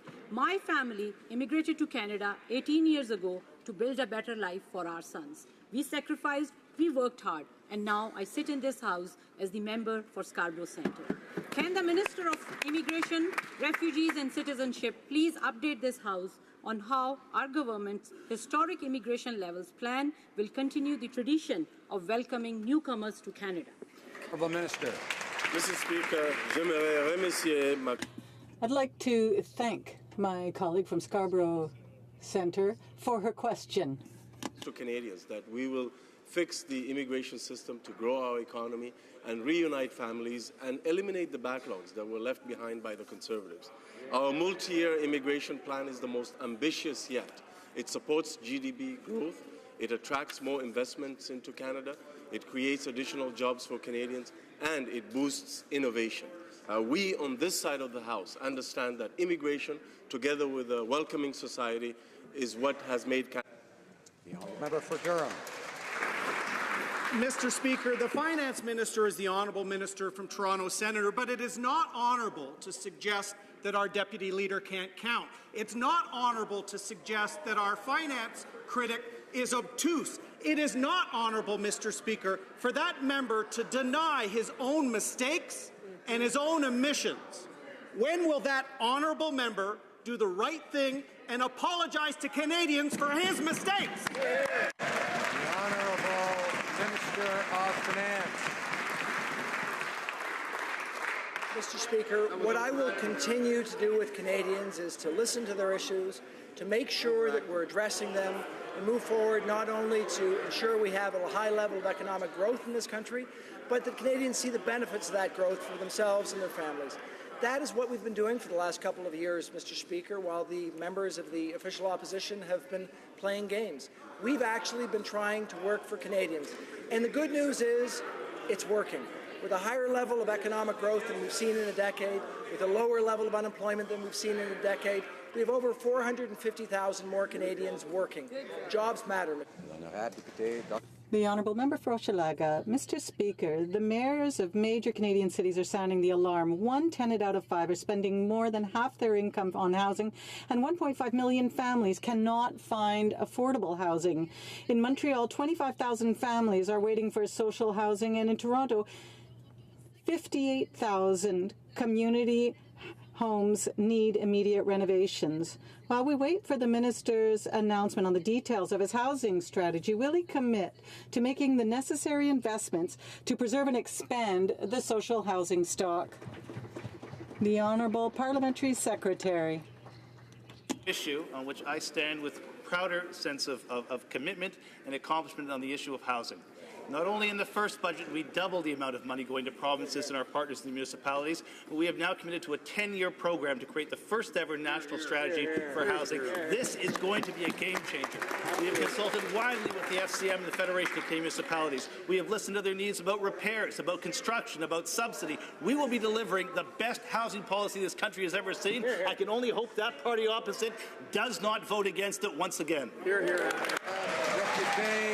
The Honourable Member for Saint-Boniface, Saint-Vital.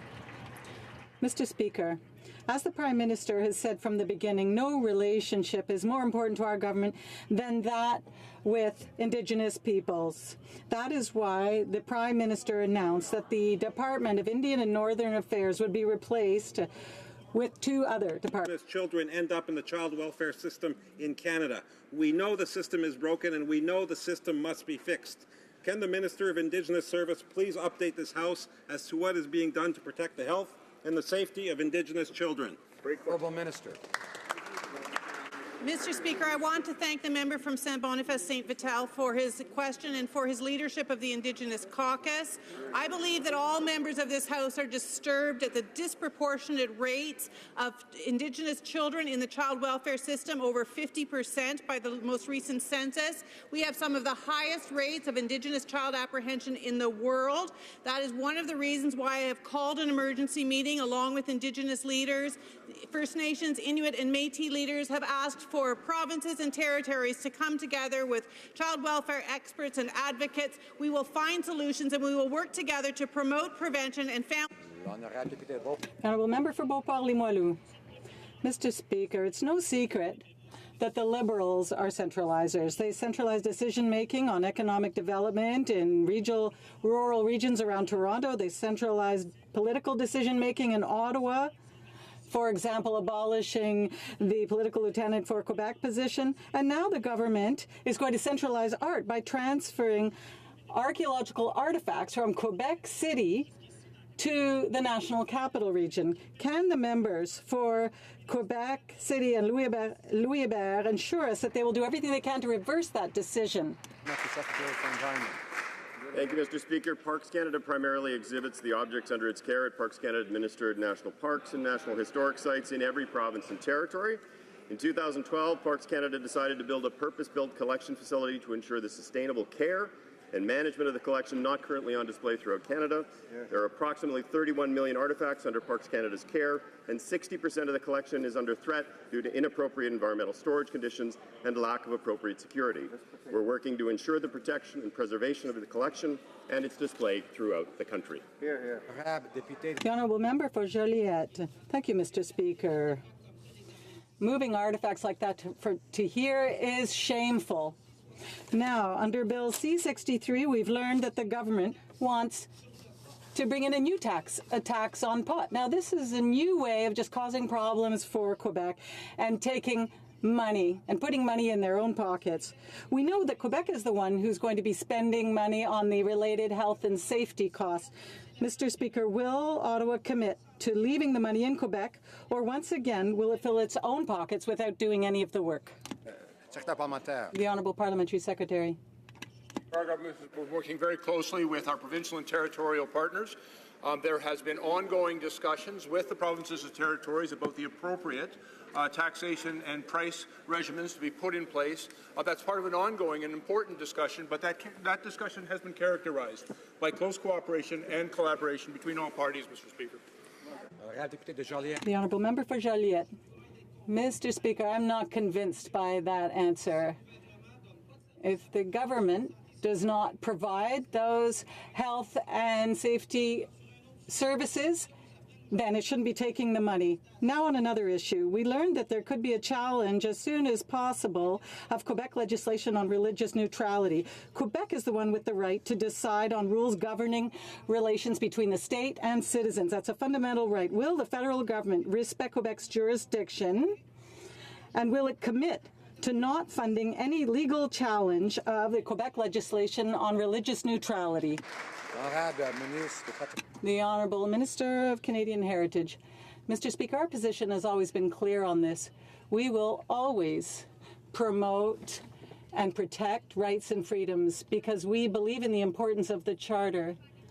But it is not up to the state to say what people should or shouldn't wear. We are considering the legislation, and I thank our colleagues for their support on this issue. Honourable members, the presence in the gallery of Ms. Christine Moutonen, President of the Organization for Security and Cooperation in Europe Parliamentary Assembly.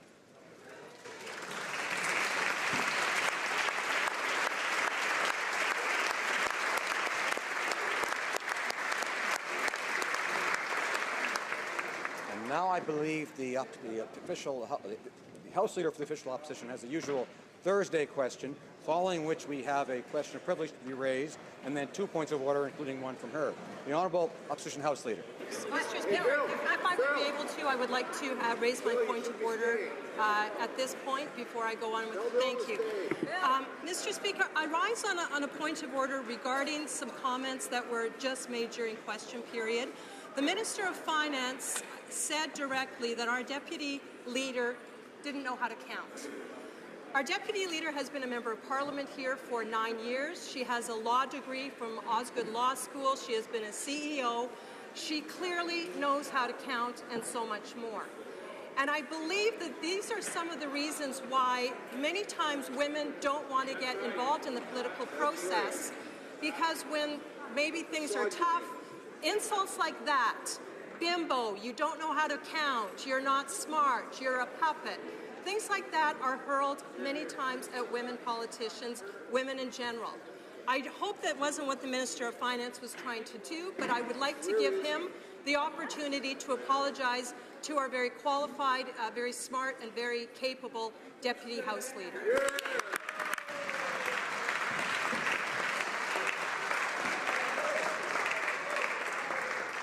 The Honourable Opposition House Leader will know that I did address this point at the time, and I certainly do encourage members to be judicious in their comments at all times in this House. So I thank the Honourable Opposition House Leader, and I think now she has the usual Thursday question. Thank you for that, Mr. Speaker. Yes, I would like to ask the Government House Leader if she could please tell us what business is happening for the rest of this week and next week before we go back for our Remembrance Day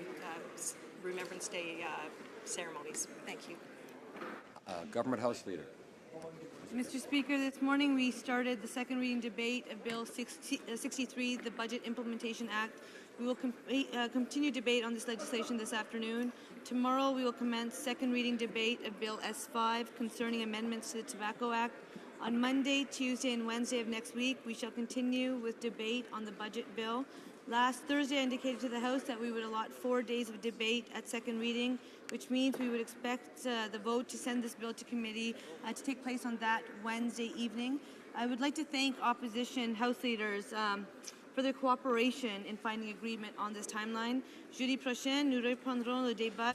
Next Thursday, we will resume debate on Bill C-45 on cannabis, and we hope to work and pass Bill C-17, the Yukon Act, before our next constituency week. Thank you, Mr. Speaker. Okay. On a point of privilege, I understand the honourable member for Thornhill has something. And thank you, Mr. Speaker. And I do rise on a question of privilege concerning the issue of contradictory information given to members regarding the number of cabinet ministers who are currently using a conflict of interest loophole to avoid divesting personal investments or to put them in a blind trust. This contradictory information has been provided by an officer of Parliament, by the Ethics Commissioner, and by the Prime Minister. The Ethics Commissioner has said that a number of Liberal cabinet ministers hold controlled assets indirectly, but the Prime Minister contends that only the Finance Minister does, and that he's now in the process of selling shares in Morneau Chapelle and setting up a blind trust in the meantime. When pressed to clarify if the Prime Minister was correct in his assertion that the Minister of Finance is the lone minister exploiting a loophole, Ms. Dawson's office confirmed via an email from her spokesperson, Jocelyn Brisebois, that the office still maintains that there are fewer than 5 ministers who have controlled assets, and no, we were not wrong, the Commissioner's office was not wrong about the information provided in our statement. We can say fewer than 5 ministers, including the Finance Minister. But on Tuesday, Mr. Speaker, the Prime Minister insisted in the Commons that the Finance Minister is the only one of his 30 ministers who are currently exploiting this loophole. On page 111 of the 22nd edition of Erskine May, it states that the Commons may treat the making of a deliberately misleading statement as a contempt. On February 1st, 2002, the Speaker then ruled on a matter in regard to the former Minister of National Defence. The honourable member for Portage-Lisgar alleged that the Minister of National Defence deliberately misled the House as to when he knew that prisoners taken by Canadian JTF-2 troops in Afghanistan had been handed over to the Americans. In support of that allegation, he cited the minister's responses in question period on 2 successive days. The Speaker considered the matter and found there was a prima facie question of privilege. He said the authorities are consistent about the need for clarity in our proceedings and about the need to ensure the integrity of the information provided by the government to the House. The authorities to which Speaker Milliken was referring include, but are not limited to, the following: House of Commons Procedure and Practice, 2nd edition, which states on page 115, misleading a minister or a member has also been considered a form of obstruction and thus a prima facie breach of privilege. When the Speaker in 2002 accepted the minister's assertion that he had no intention to mislead the House. He stated that, nevertheless, this remains a very difficult situation. The Speaker then referred to the first edition of House of Commons Procedure and Practice, page 67, that there are affronts against the dignity and the authority of Parliament which may not fall within one of the specifically defended privileges. The House also claims the right to punish, as a contempt, any action which, though not a breach of a specific privilege, tends to obstruct or to impede the House in performance of its functions, or that obstructs or impedes any member or officer of the House in the discharge of their duties. Now, the Speaker went on to say that on the basis of the arguments presented by honourable members and in view of the gravity of the matter, I have concluded that the situation before us, where the House is left with two versions of events, is one that merits further consideration by an appropriate committee, if only to clear the air. And the Speaker then said, I therefore invite the honourable member for Portage-Lisgar to move his motion. Now, on February 17, 2011, the member for Scarborough-Guildwood and other members argued that a minister had made statements in committee that were different from those made in the House or provided to the House in written form. These members argued that the material available showed that contradictory information had been provided. As a result, they argued that this demonstrated that the minister deliberately misled the House and that, as such, a prima facie case of privilege existed. In a ruling of March 9, 2011, the Speaker then pointed out that when asked who inserted the word "not" into the assessment of the Kairos funding application in testimony before the committee, the minister twice replied that she did not know. In a February 14th statement to the House, while she did not indicate that she knew who had inserted the word "not" was inserted, she said and addressed the matter by stating that the "not" was inserted at her direction. At the very least, it can be said that this has caused confusion, the Speaker said. The minister has acknowledged this and has characterized her own handling of the matter as unfortunate. Yet, as is evident from hearing the various interventions that have been made since then, the confusion persists. As the member for Scarborough-Rouge River told the House, this has confused me. It has confused Parliament. It has confused us in our exercise of holding the government to account. Whether it is the Privy Council, whether it is the minister, whether it is public officials, we cannot do our job when there is that type of confusion. In the case raised on February 17, 2011, the contradictory information involved information provided to a committee and information provided to the House. In this case, we have information provided to the House that is contradictory to information provided by an officer of Parliament. On page 222 of Beauchesne 6th edition, it states, committees are regarded as creatures of the House. In the House of Commons publication, Committee's Practical Guide, it states that committees are central to the operations of the House of Commons and allow for detailed examination of complex matters, and it offers an opportunity for members to hear from Canadians and experts on topics of national concern and to have these representations placed on the public record. And they provide a means for members to probe into the details of policies and programs, thereby further developing an expertise in certain areas. The Privy Council Office in some governmental documents refers to the officers of Parliament as agents of Parliament, thereby emphasising that they carry out work for Parliament and are responsible to Parliament, and as a means of distinguishing them from other officers and officials of Parliament. It also emphasises their independence from the government of the day. These officers of Parliament carry out duties assigned by statute and report to one or both of the Senate and the House of Commons. The individuals appointed to these offices perform work on behalf of Parliament and report to the chambers, usually through the speakers. Now, I would argue, Mr. Speaker, that information flowing from an officer of Parliament holds as much weight as information flowing from a standing committee. And when this information is contradictory and confuses Parliament, as it has, there is a need to direct the Procedure and House Affairs Committee to look at this in the guise of a breach of privilege.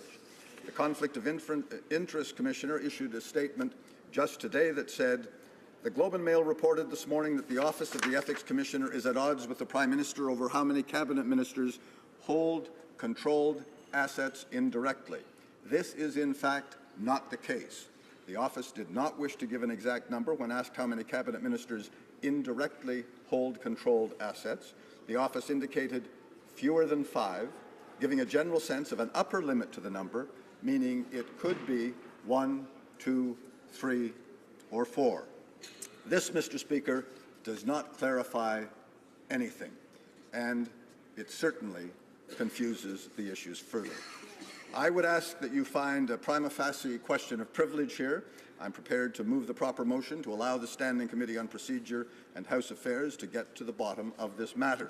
If you have any doubts, Mr. Speaker, I would refer you to a ruling given on March 21st, 1978 at page 3975 of Debates, which is also referred to in Mango's Parliamentary Privilege in Canada, 2nd edition, at page 227.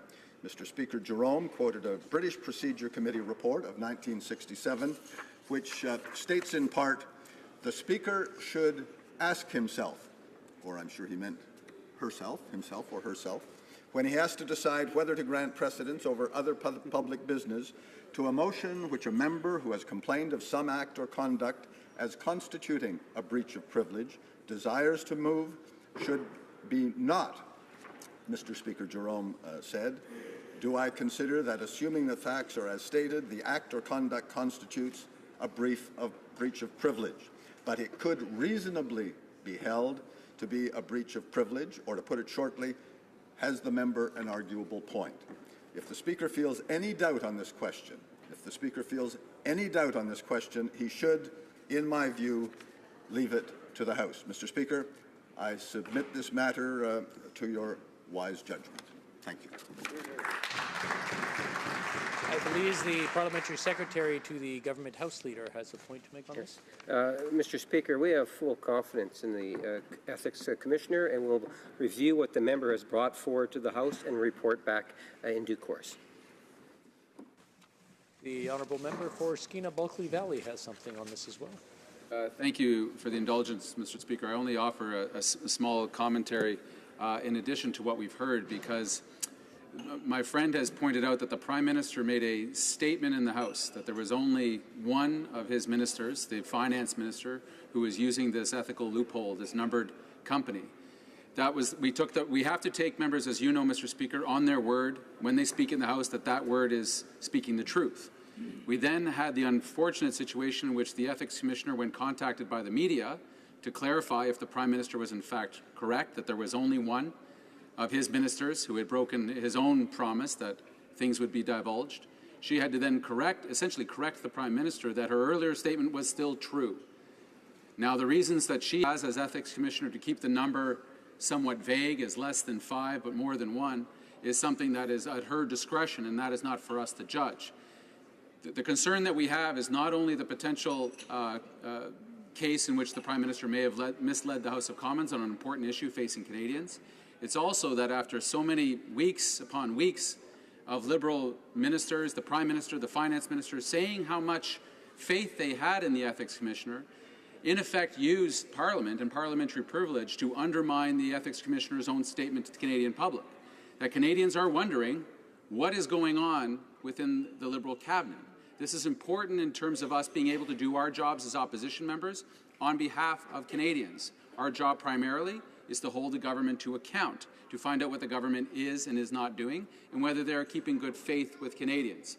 I'll remind the Speaker and all members that in both their mandate letters and in the declaration from the Prime Minister, the instruction was crystal clear, not to simply follow the letter of the law of the Conflict of Interest Act, but also the spirit of the law, and secondly, to make available all of their personal assets and holdings to the fullest public scrutiny. That is what the Prime Minister of this country promised us. That is what the Prime Minister then later on went to contradict, both in word and deed.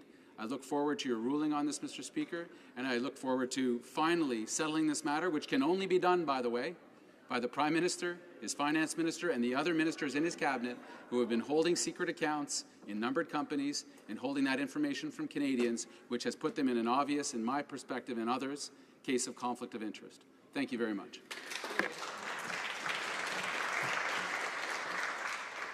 We'll take this under advisement and return to the House in due course and in good time. A point of order, the honourable member for Richmond Centre. Mr. Speaker, I rise on a point of order to bring to your attention a grave and disturbing matter that occurred yesterday while riding the House of Commons bus. I stand up with a very heavy heart for this point of order because it was exactly because of the reason that I went into politics. To be a voice for the most vulnerable and fight for the rights of women, especially immigrant women, and bring the voice to Ottawa. To fight against racism, ageism, and sexism. Now I'm stating the fact. I was sitting on an outside seat when the member of Spadina Footfork entered the bus. The member stopped and hovered over me. He began to wave his hand in my face, criticized and intimidated me for something I said in the House earlier in the day. Yesterday, during question period, the Prime Minister was given one of his non-answers to a question about the government transferring up to $500 million into the Asian Infrastructure Investment Bank, while at the same time, the BBO reports the government is behind on infrastructure spending within Canada. With great emotion and pride, I said, Canada is our home. Here. For some reason, the member took issue with my statement and began to intimidate me for raising it and make suggestions to alternative statements I could have made. I did not have time to give you the proper notice for a question of privilege, Mr. Speaker, but I reserve the right to do so. I do so for the following reasons. Responding to threats is among the first matters of parliamentary privilege dealt with in Canada.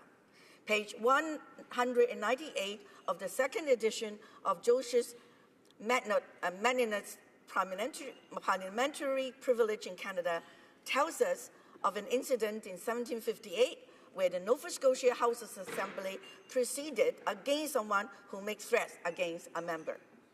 In a ruling on September the 19th, 1973, Mr. Speaker Lamoureux, at page 6709 of the debates, stated that he had, quote, no hesitation in reaffirming the principle that parliamentary privilege includes the right of a member to discharge his responsibility as a member of the House, free from threats and attempts at intimidation. Mr. Speaker Bosley, on May the 16th, 1986, at page 13362 of debates, ruled that the threat or attempt to intimidate cannot be hypocritical, but that it must be real or have occurred. I have the whole bus of passengers who witnessed this whole incident. On March 24th, 1994, at page 2705 of debates, Speaker Parent said, and I quote, threats of blackmail or intimidation of a member of parliament should never be taken lightly. When such occurs, the very essence of free speech is undermined. Without the guarantee of freedom of speech, no member of parliament can do his duty as expected. This attempt to intimidate me, Mr. Speaker, was directly linked to what I said in this House earlier in the day, yes, and that Mr. Speaker should be grounds enough to warrant a favorable ruling for a question of privilege. Mr. Speaker, to conclude, hiding behind a Prime Minister who claimed to be a feminist, this does not give that member the right to intimidate another member of the same House of another party. All three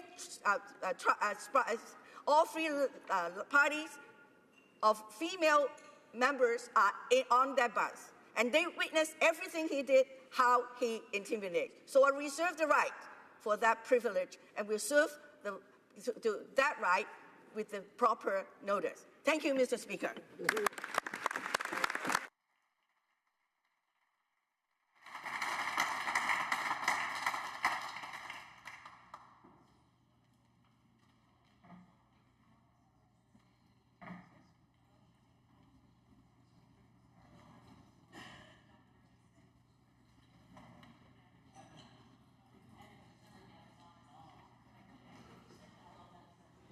I want to thank the honourable member for her intervention. We'll look into it and dig a little bit deeper and get back to the House if we deem necessary. Thank you.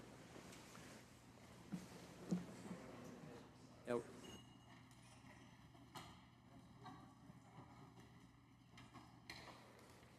Government Orders, Government Bills, Commons. Resuming debate at second reading stage of Bill C-63, Budget Implementation Act 2017, number 2.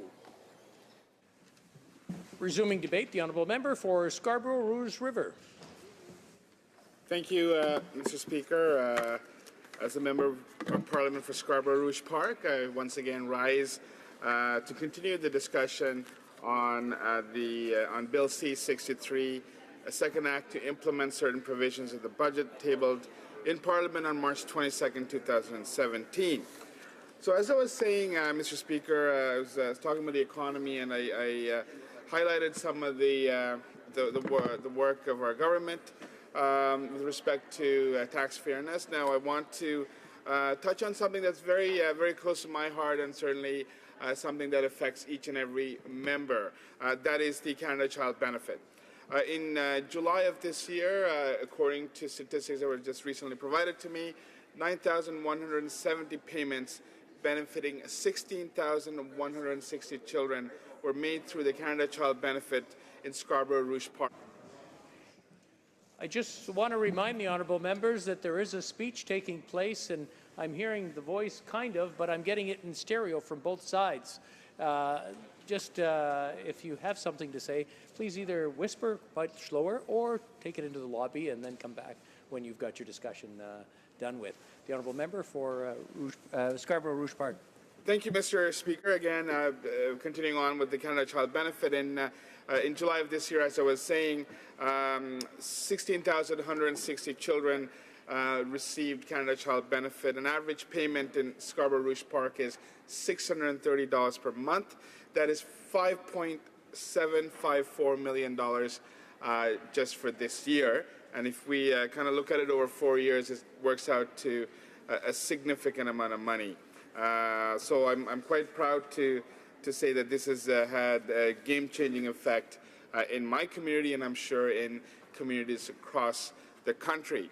For example, many people in my community are unable to afford to send their children to extracurricular activities. There are housing issues in my community. It's in Toronto, in the eastern part of Toronto, housing is quite expensive. Basic services like internet, telephone, the costs are quite high, and particularly in raising children, the Canada Child Benefit, I believe, will assist many families to be able to afford and to be able to support their children in more ways than they were able to before. This is a very important aspect of our platform, and as you know, that there's enhancements to this that were proposed recently in the fall economic statement by the Minister of Finance. For example, the acceleration of indexing of the Canada Child Benefit to inflation in 2 years, starting in July of 2018. Additional $5.6 billion in support of Canadian families over 2017 to 19. And for a single parent with 2 children, for example, making $35,000 a year, this will mean an additional $560 more next year. In addition to the Canada Child Benefit, there's also enhancements to the working income tax benefit, and this is basically a refundable tax credit that cuts tax for eligible people already in the workforce and encourage others to get a job by an additional $500 million per year starting in 2019. Now, I want to just dive into the substantive parts of the legislation, and I want to talk about several aspects of it. First and foremost is the amendments to the Canada Labour Code to improve the rights of workers in Canada. As you know, we have introduced these measures to ensure that people are able to have flexible work arrangements, so all employees working for more than 6 months have the right to ask for changes to a number of hours that they work, location, schedule, among other things, if they work in a sector that's regulated by the federal government. Employers must respond to requests within 30 days, and employees are prevented from disciplining employees if the employer does not accept the request. They're required to give written rationale for their decision and refute the request on legislated grounds. In addition to this, Mr. Speaker, we have expanded family leave, so 3 days of family leave to aid family members suffering health and requirement for educational purposes, as well as leave for victims of family violence. And this is up to 10 days in order to seek medical help, psychological help, family services, relocation, and to seek law enforcement assistance. What's also very important is it's an additional, it's the introduction of 5 days to engage in traditional Indigenous practices. As you know, Mr. Speaker, I sit on the Indigenous Affairs Committee, and I've had the last 2 years a great opportunity to learn very important aspects of Indigenous culture.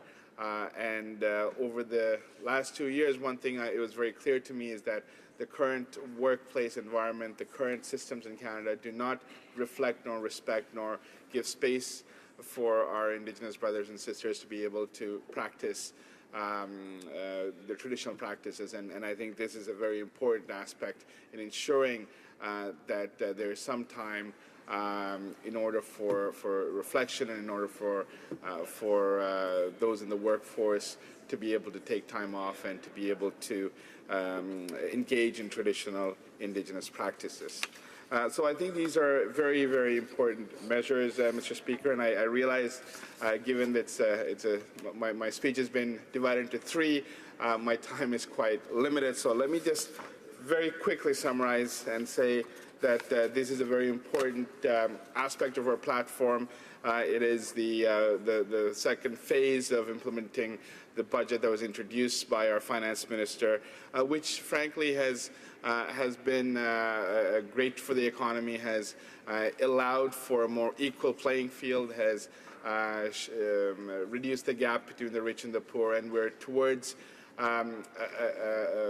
ensuring that Canadians are able to live in harmony without having large income disparities that we see in other countries that oftentimes trigger social unrest. So with that, Mr. Speaker, I thank you for your indulgence and look forward to the questions.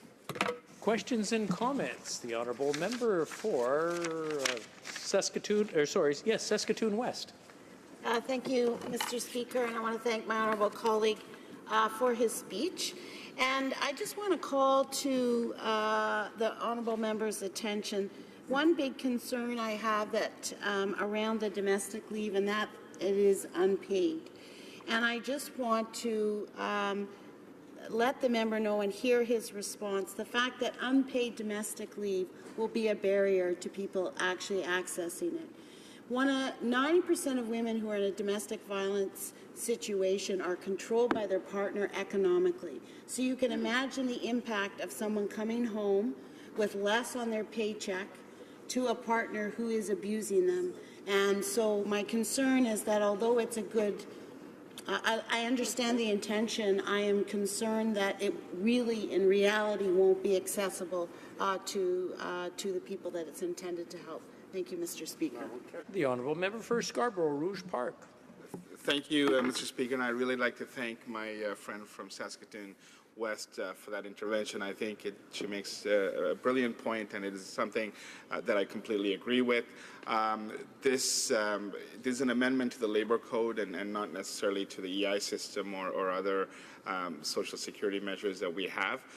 So it is an important first step because I think in my riding of Scarborough Rouge Park, our constituency office oftentimes deals with situations of domestic violence, and one of the difficulties that we've faced is that once someone needs to move or someone needs to take time off in order to be able to address domestic violence, there are times threatened from losing their job. So this is, in my opinion, is a very important first step in addressing that, as you can concede, as my honourable friend can concede.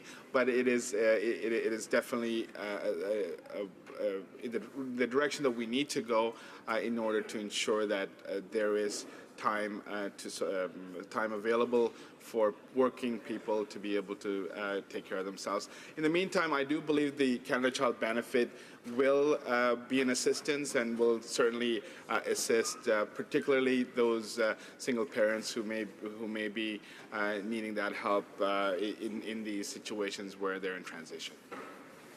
Questions and comments. Questions et commentaires. The honourable member for Winnipeg North. Yes, thank you, Mr. Speaker. I'm wondering if you could, or I should say, I would ask my colleague, who has done a fantastic job in terms of just advocating for his constituents on important policy matters. And, you know, one of the things about what I believe the government has been so successful at doing is focusing its attention on Canada's middle class, and those aspiring to be a part of it. And by doing that, we have actually realized some of the benefits. For example, the 400,000 plus jobs that have been created, the disposable income. My colleague just made reference to the Canada Child Benefit and how all that extra money is put in the pockets of individuals that really need that money, which causes them to spend more in the community. It's giving strength to our economy. And maybe if I could ask my colleague simply in terms of his thoughts in regards to how the government is focusing on Canada's middle class and the benefit of doing that. The honourable member for Scarborough Rouge Park. Thank you, Mr. Speaker, and I'd certainly like to thank my friend for that question. It's very clear that the Canada Child Benefit, for example, has had a very important effect on the economy. It's in fact helped ignite it. We have the lowest unemployment rate in 10 years. We have created 450,000 jobs in the last 2 years alone. And as I said earlier in my speech, the unemployment rate remains quite low, as well as growth quite high. So it's a very important observation. But what's happened in the past when we've had great economic growth is that income disparity has also gotten wider. You had people who were making a good amount of money were making more money, and people who were in the margins were making less. So the disparity of income widened in probably some of the best times in our history. And I think one of the things that our government aims to do is to shorten that gap and to ensure that the disparity between rich and poor is not doesn't increase, but certainly be able to create an equal playing field so that children, regardless of what circumstances they are born, have the same rights in life, same opportunities in life, and won't be limited in what they can and cannot do because of the financial circumstances of their family. Resuming debate, reprise du débat, the honourable member for Edmonton West. Thank you, Mr. Speaker. I'll be sharing my time today with my colleague from Peace River Westlock. And I'm pleased to rise today to speak to Round 2 of the 2017 Budget Implementation Act, also known as the Wizard of Oz Act, with the government yelling, "Pay no attention to the man behind the curtain," trying to distract Canadians from the ethical meltdown of the finance minister is having over his conflict of interest scandals. Now, unfortunately for the man behind the curtain, the finance minister, Canadians are paying attention to his actions and the fact he was just fined by the ethics commissioner for not bothering to follow our conflict of interest laws. I can't help but think of what other Wizard of Oz characters we might be reminded of with this government. Someone like the Tin Man without a heart, raising taxes on Canadians with diabetes and those suffering from mental illnesses. Perhaps a Dorothy looking for a home, just not in southern France. And of course, the Scarecrow desiring nothing else but a brain. This could apply to any number of cabinet ministers, whether someone using government resources to help a family member in a municipal election in Calgary, or mistakenly claiming the military glory of soldiers, or perhaps starting Phoenix when we all knew it just wasn't ready. But I digress. Now, much like the tornado that swept through Kansas, the ethical storm encompassing the finance minister has cast the Liberals into disarray. After spending the summer attacking small businesses like entrepreneurs, mom-and-pop shops, farmers and doctors, and declaring them tax cheats who needed to pay more, the Liberals are pouring money out the door trying to get Canadians to forget. They've suddenly reinstated the previous Conservative government's small business tax cut. They make bigger, more grandiose promises, accumulating even more debt on the backs of our children and grandchildren. They're spending like mad and claiming their plan is working, and they beg us, please don't look at the man behind the curtain. Everything is fine, I know you want to talk about the ethics issues, but maybe you'd like some money instead, they cry. Now, the minister has the audacity to argue that massive spending increases are part of the plan all along, that the wizard knows best. But Canadians aren't buying this. They know that the Liberals are broke and that the tax hikes just fuel their relentless spending and nothing else. So here we are at last week's fall economic update. After reprofiling another $2 billion in infrastructure spending to next year and banking billions in a one-time accounting adjustment, the Liberals find themselves with a few extra billions to spend this year. And that's how they spin their stories anyways. They forget it's not really extra money, but rather it's a deficit will come in at $8 billion above their campaign promise instead of the $12 billion they originally thought. It's like taking $20 from your right pocket, putting it in your left pocket, and then trying to convince yourself, hey, I am now $20 richer. The Liberals say it's okay because we have record growth, hundreds of thousands of jobs, the majority in the private sector. Unfortunately, the Parliamentary Budget Officer reports crushes this Liberal spin like a house dropping on the Wicked Witch of the East. First, the claim that the majority of jobs are in the private sector. According to the PBO report that just came out regarding the fall economic update, just 4% of job growth was in what the PBO classes as private sector. 47% was in public sector, and 49% were in self-employment gains. It's ironic. The Liberals spent months attacking self-employed entrepreneurs, trying to hike their taxes, calling them tax dodgers, and accusing them of exploiting loopholes to avoid paying their fair share of taxes. Now they're claiming responsibility for creating these new jobs and how wonderful these new jobs are. Notice while the other half of the job gains are due to public sector hiring. That's not to say that public sector work is not valid. I mean, even MPs contribute once in a while, but it's ridiculous to assume that economic growth can be sustained through public sector growth. And the drop in the unemployment rate, well, the PBO notes 0.6 points of it, or 7.5% of the drop, was due to people simply leaving the workforce, having given up trying to find jobs. So we know the employment numbers aren't great and mostly independent of what the Liberals have done. So maybe the economic growth is the high point. But let's look at this economic growth. The growth so far this year has been driven by record levels of household debt spending and a rebound in the energy sector from the lows of last year. Canada's real GDP growth is projected to drop to just 1.6% in 2 years. Now, that's hardly the state of economic nirvana the Prime Minister promised when he took the country's finances deep into the red. And what about that pesky deficit? The Liberals peg it at $18 billion this year, while the PBO says it's more likely going to be $20 billion. Who's right? Well, I tend to believe the PBO's crystal ball above the Liberal spin. PBO further projects that there's only a 10% chance the budget will be balanced in 2019. If you remember, that's when the Liberals said they would balance the budget by. Put another way, there's only a 10% chance the Liberals will keep a key campaign promise from the 2015 election. Now imagine if Canadians had known the odds of Liberals keeping their other election promises. They would have known there was a 0% chance of Liberals keeping their promise on electoral reform, a 0% chance the Liberals would keep their promise to reform access to information, a 0% chance the Liberals would keep their promise to act ethically and responsibly and with respect to Canadians and our democratic institutions, but a 100% chance the Liberals would break their promise to keep the deficit to just $10 billion a year. Now, besides misleading Canadians by making promises that they have no intention of keeping, the Liberals are asking us to blindly follow them further down the red ink brick road.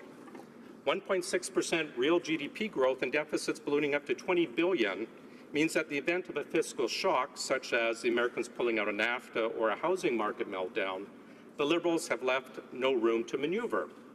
Now, if only Canada had a previous government on which to draw parallels, if only we could determine what happens if the government spends recklessly, borrows indiscriminately, and casts aside any respect for fiscal responsibility. All right, we do have that. Trudeau Sr. spent like a drunken sailor, with apologies to drunken sailors for the comparison. The words fiscal responsibility apparently at that time did not translate into both official languages. Now, subsequent governments needed to cut programs mercilessly to healthcare transfers and other services to make up for the sins of the father. It seems this Prime Minister has not learned, and Canadians are now doomed to pay the price. So what might we get instead from this trip down the red ink brick road? Now let's look at the numbers from the PBO. By 2021, public debt charges will cost about 11% of total federal expenditures, or roughly $37 billion a year in interest payments, which is $13 billion above what it is now. Now there's a saying that for every Liberal policy, there is a victim. So let's see what this money spent on interest could have been spent on instead. Now remember when the Liberals promised and then reneged on their $3 billion for palliative care? They could have kept that promise 12 times over every year. They could finally go ahead and purchase the politically motivated sole source Super Hornets, and still have money to buy dozens and dozens of F-35s every single year. According to the numbers provided by the Canadian Observatory on Homelessness, in 14 months, we could solve homelessness in Canada. With that money, we could provide free tuition for every single student in Canada. We could fund pharmacare for the entire population and have money to spare. Now, that money doesn't go as far as it used to because it wouldn't be enough to, unfortunately, cover the electricity overcharges from the Ontario Liberal Party's green energy scam. Absolutely. The dollar doesn't go as far as it used to. Not in Ontario. And the last thing I want to touch on is the PBO's warning on economic downward risks. PBO says the most important risk is weaker business investment, and that increased uncertainty and weaker confidence could restrain firms from expanding capacity. Now, with the red tape strangulation death of Energy East, the total amount of disinvestment from energy companies alone has reached $56 billion. C.D. Howe is saying that business investment in Canada is at its worst level compared to the U.S. in 25 years. They say to increase investment, we need faster and more certain regulatory processes, affordable electricity, and lower taxes. So what do we get? More regulatory red tape, uncertainty, higher prices on electricity because of green scheme, and higher taxes. Now, in the book Glinda of Oz, which is the final book written in this series by Oz creator Frank Baum, it's revealed that the witches knew all along that the man behind the curtain was a fraud trying to distract us from the truth. Well, we know this fall economic statement wizard is a fraud as well. There's no progress for the middle class, just higher debt, higher taxes, and a future of slow growth and uncertainty. Thank you. Good job. Questions and comments? The honourable member for Kitchener South Hespeler. Thank you, Mr. Speaker, and thank you for the member for his speech.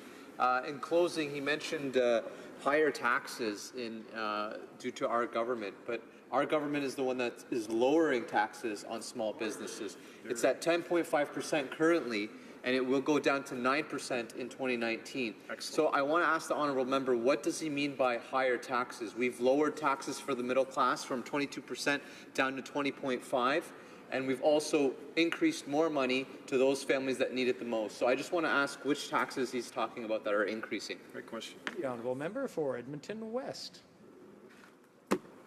That's almost like a softball question. What have the Liberals done to raise taxes? And I'd like to thank my colleague. The Fraser Institute has shown that the Liberal middle-class tax cut has actually resulted in 81% of the so-called middle class actually paying higher taxes than before. Under the previous government, we had promised to lower the small business tax to 9%. The government at the time during the election said we would do the same, copycat on us and the NDP. So what happened when they got in? The first budget, oh, oops, no small business tax cut. The next budget, oh, oops, no business tax cut. It took small business, people from around the country rising up against the incredible, insulting tax attack on small businesses for the government to finally come through on their promise from 2 years ago. Thank you. Questions et commentaires, questions and comments. L'honorable député de Longueuil. The honourable member for Longueuil-Saint-Hubert. Thank you, Mr. Speaker. I'd like to thank my colleague for his speech.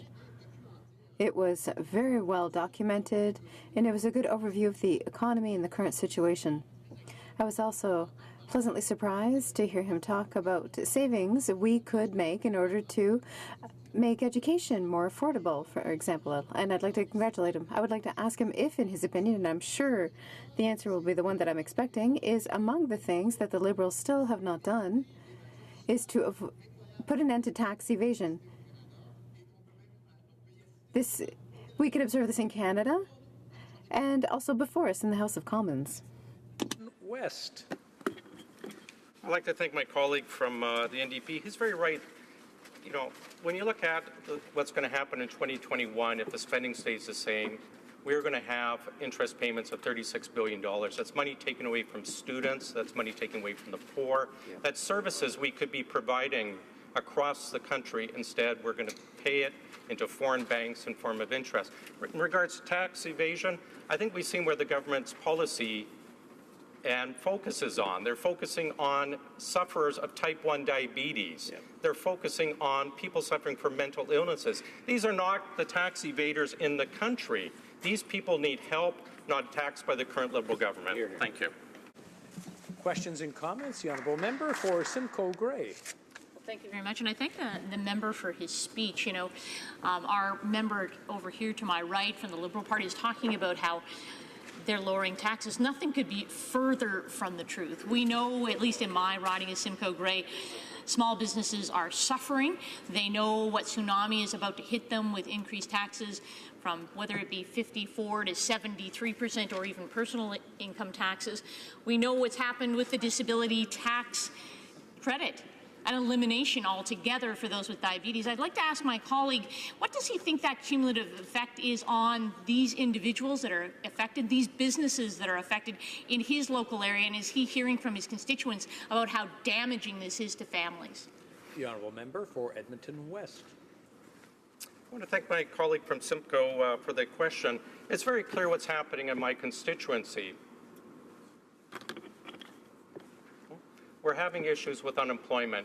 People are coming to our office every day saying we cannot take any more. There's just one more straw that breaks the camel back. But instead of a straw, this government is dumping a bale of hay on the camel's back, higher taxes on small businesses, taking away tax credits.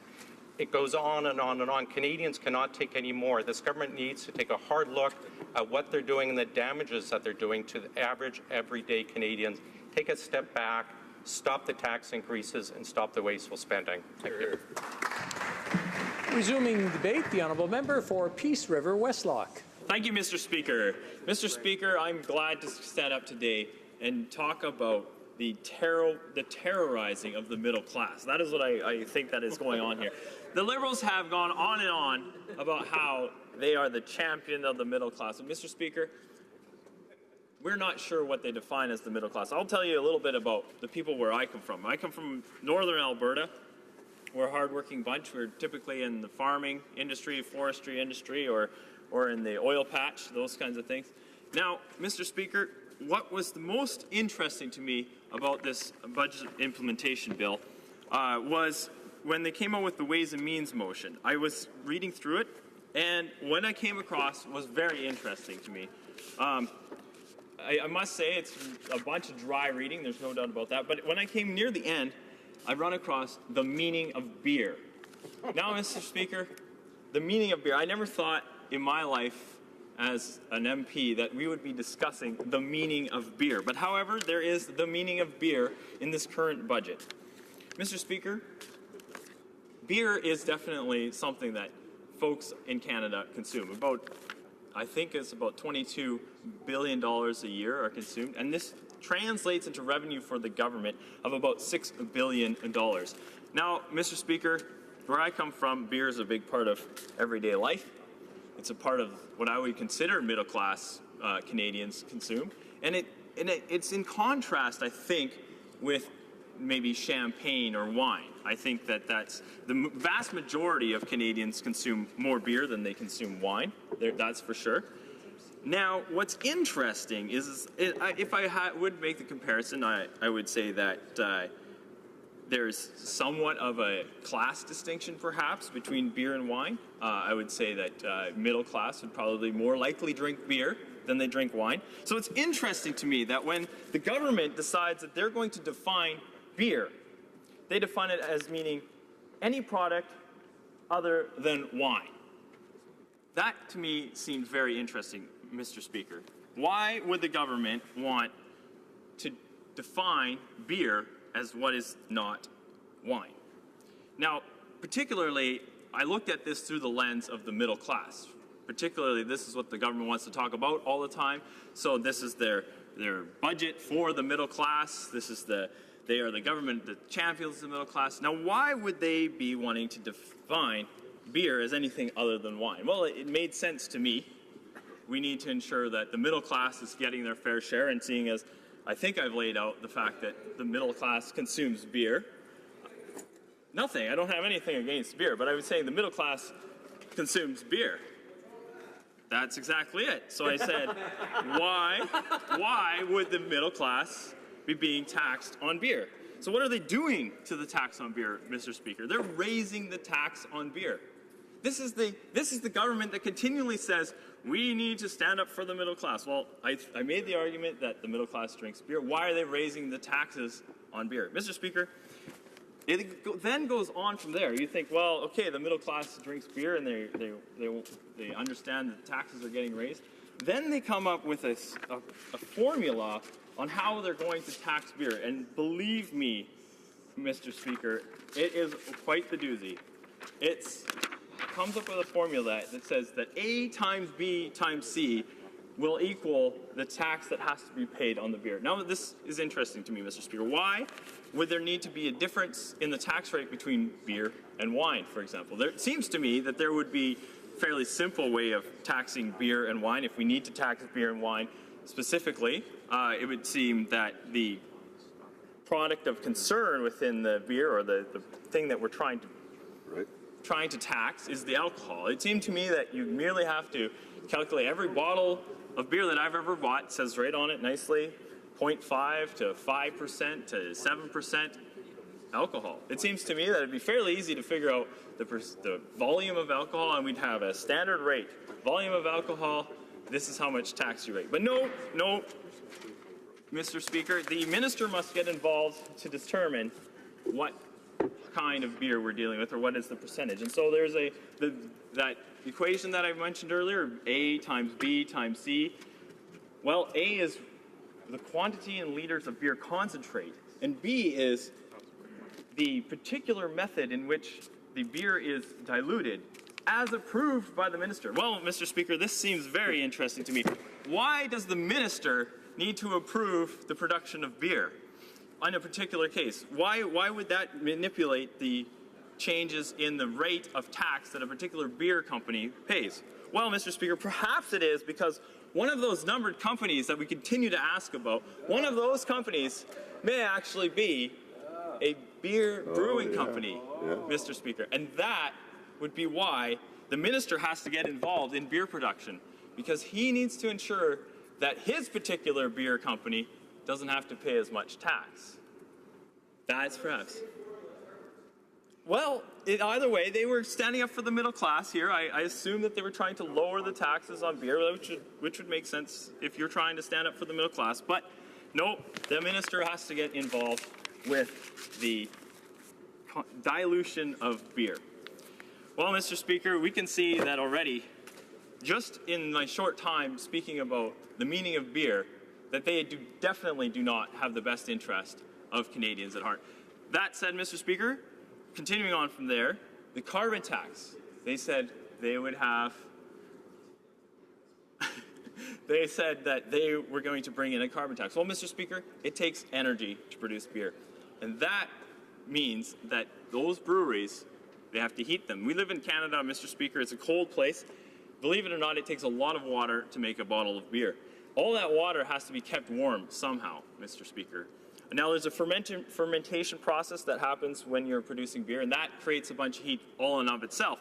However, we still need to keep the rest of the building warm, and so therefore we need to use some form of energy, typically natural gas or coal. Mr. Speaker, this kind of energy is now being taxed with the carbon tax. This is adding an additional cost to our breweries, which is also increasing the price of beer. Now, Mr. Speaker, in my last few remaining minutes here, I want to just talk about a little bit about this document that was given to each and every one of us when the government was tabling their new budget.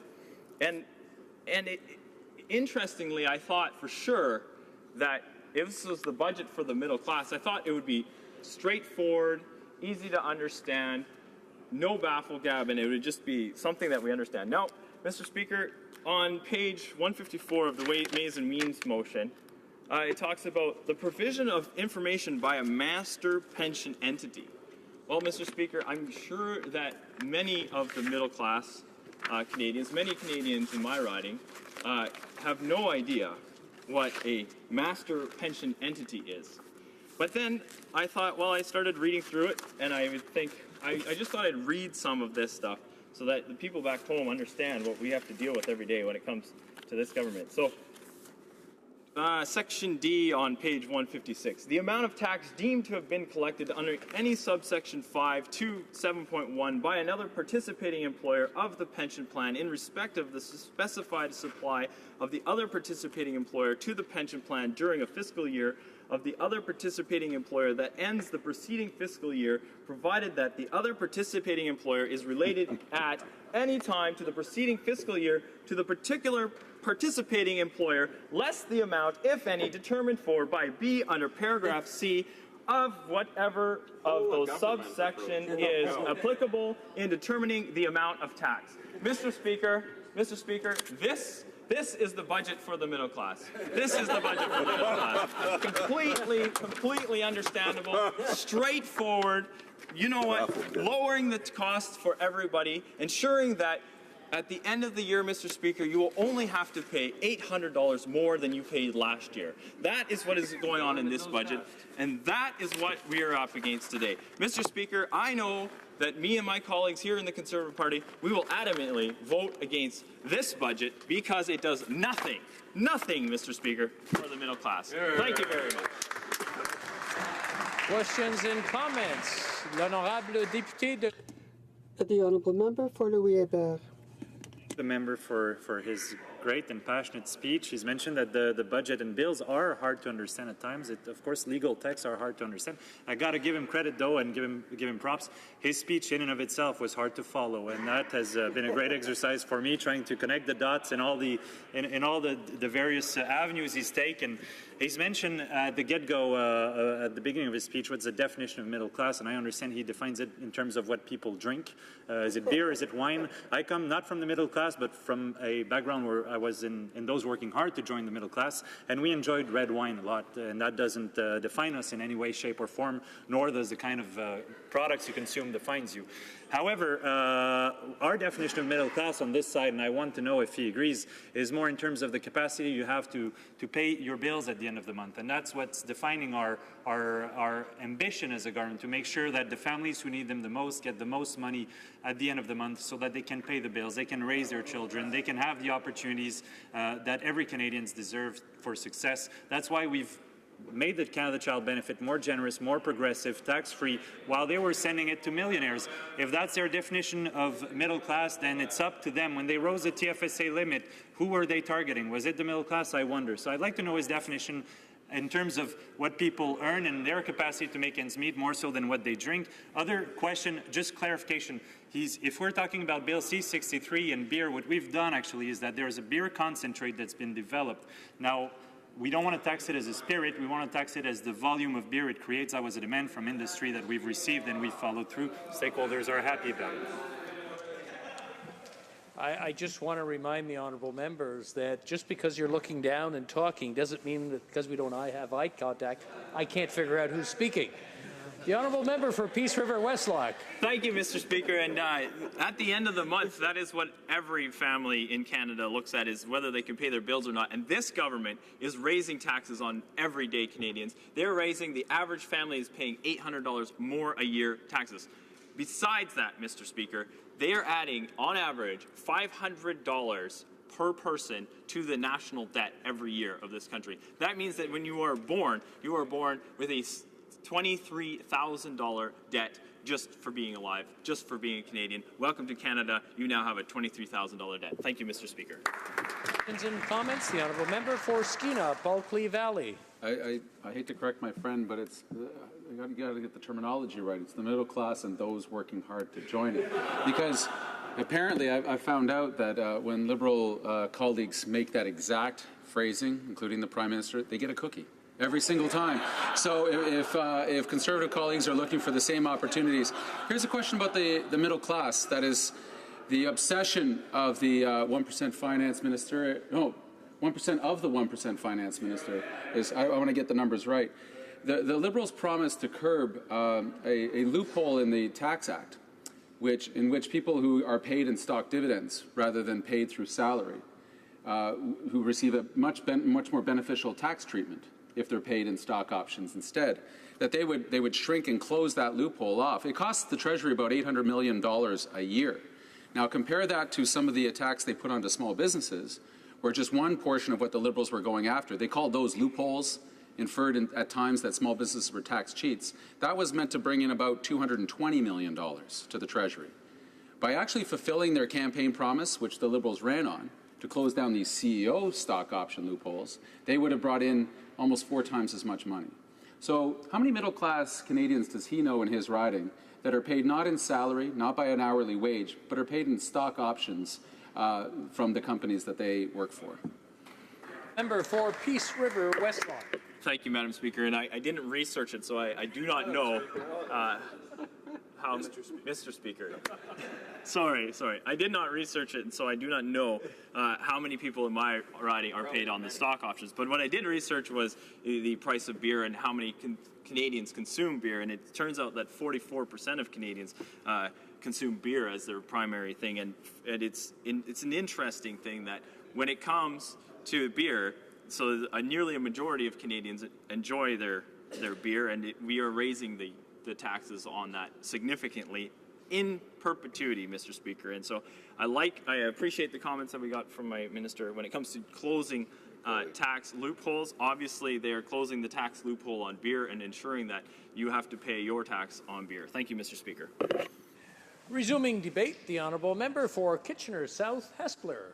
Thank you, Mr. Speaker, and I'll be splitting my time with the member from Thunder Bay, Rainy River. We are very fortunate in Waterloo Region, Mr. Speaker. The national unemployment rate is 6.2%. It's at a 9-year low. In Kitchener's unemployment rate is just 4.5% and is experiencing an almost 5% job growth. Our plan seems to be working, Mr. Speaker. Canada's economy is the fastest growing economy in the G7. Canada's economy is growing faster than it has in a decade. Job growth is among the highest in a decade. In just 2 years, over 450,000 jobs have been created. Canada has the lowest unemployment since 2008. Youth unemployment is the lowest on record. In 2015, unemployment rate nationally was around 7%, and youth unemployment was double the national average. In my riding of Kitchener South Hespeler, our doubling of the Canada Summer Job program has meant that for the past 2 summers, we've made about $500,000 available to help social services agencies and private enterprises to create summer jobs for young people, which will help them build their work experience and their resumes to help equip them with the skills that they need after graduating. That's necessary to secure a good job and a well-paying job.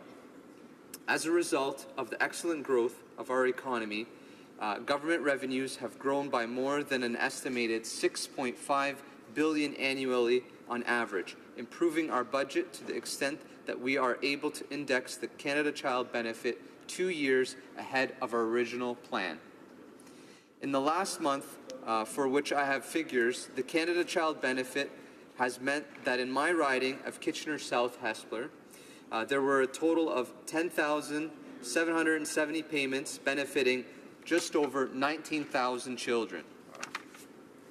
That's more than $6 million a month that moms and dads in Kitchener South Hespeler have to buy clothes for their kids, shoes, school supplies, nutritious food, and learning and recreational activities. These spendings can now be spent locally in our riding.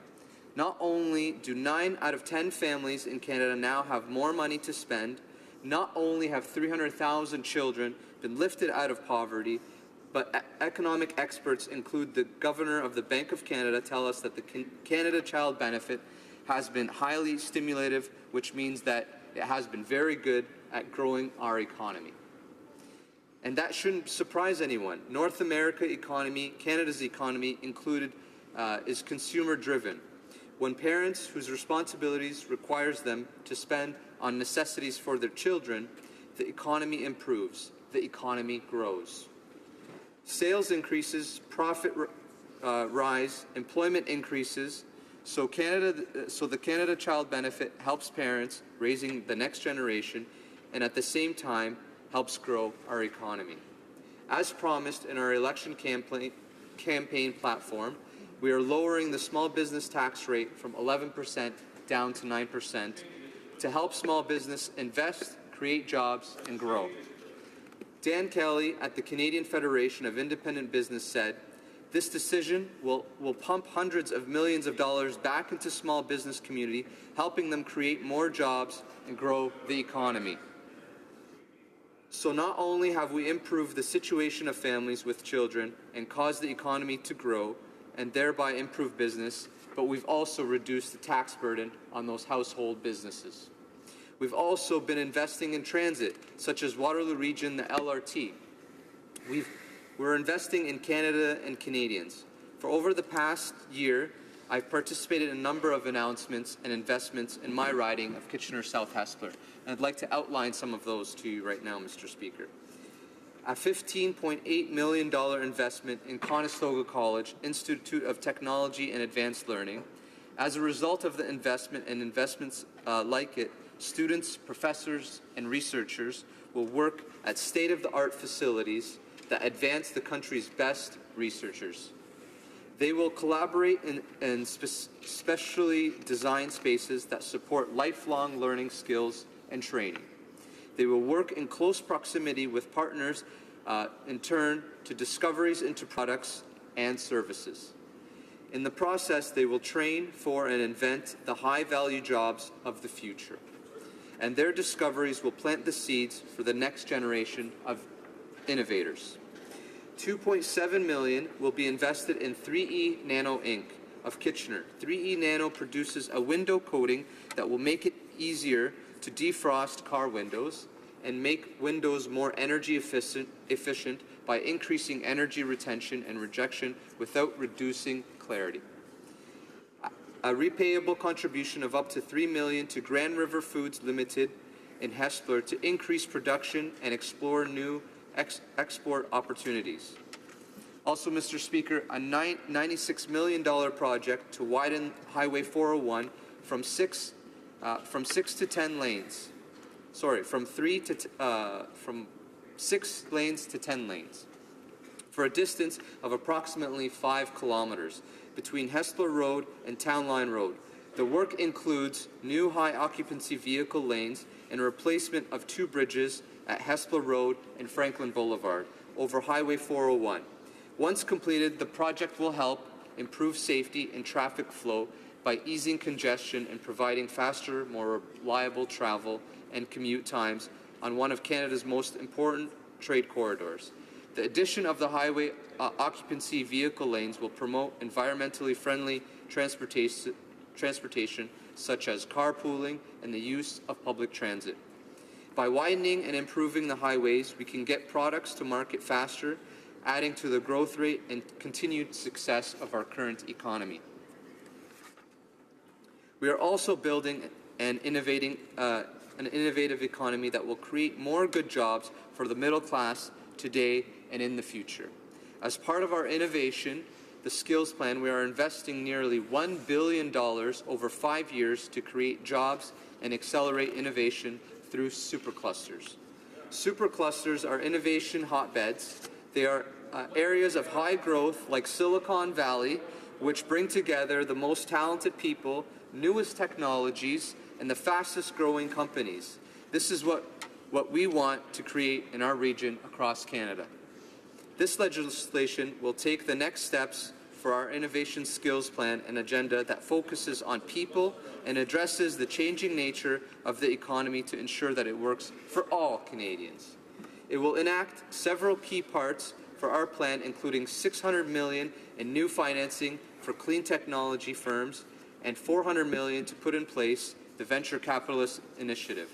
I know, Mr. Speaker, I'm running out of time, but I'll skip forward a little bit to conclude. I just want to conclude, Mr. Speaker, with our government and some of the initiatives that we put forward.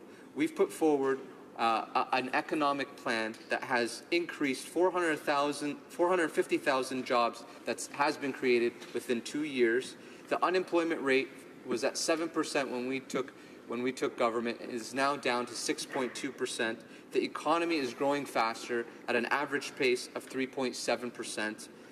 It's the fastest growing economy in the G7. 9 out of 10 families have benefited from the child benefit, and we've lifted over 300,000 children out of poverty. So I want to show that record to the members in this House, to show that the record that we have is successful and is working for most Canadians. Thank you, Mr. Speaker. Hear, hear.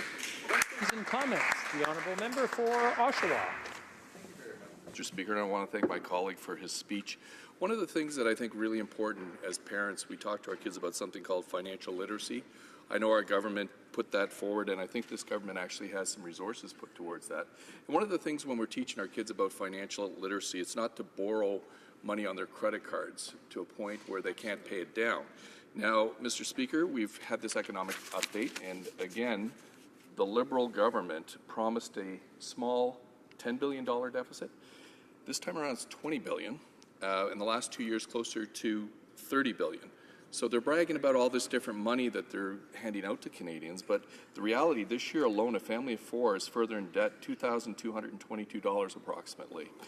So the Liberal ideology is during bad times, let's spend money, and now they're saying we're in good times, and they're spending more and more money. It's like twice the amount that they promised.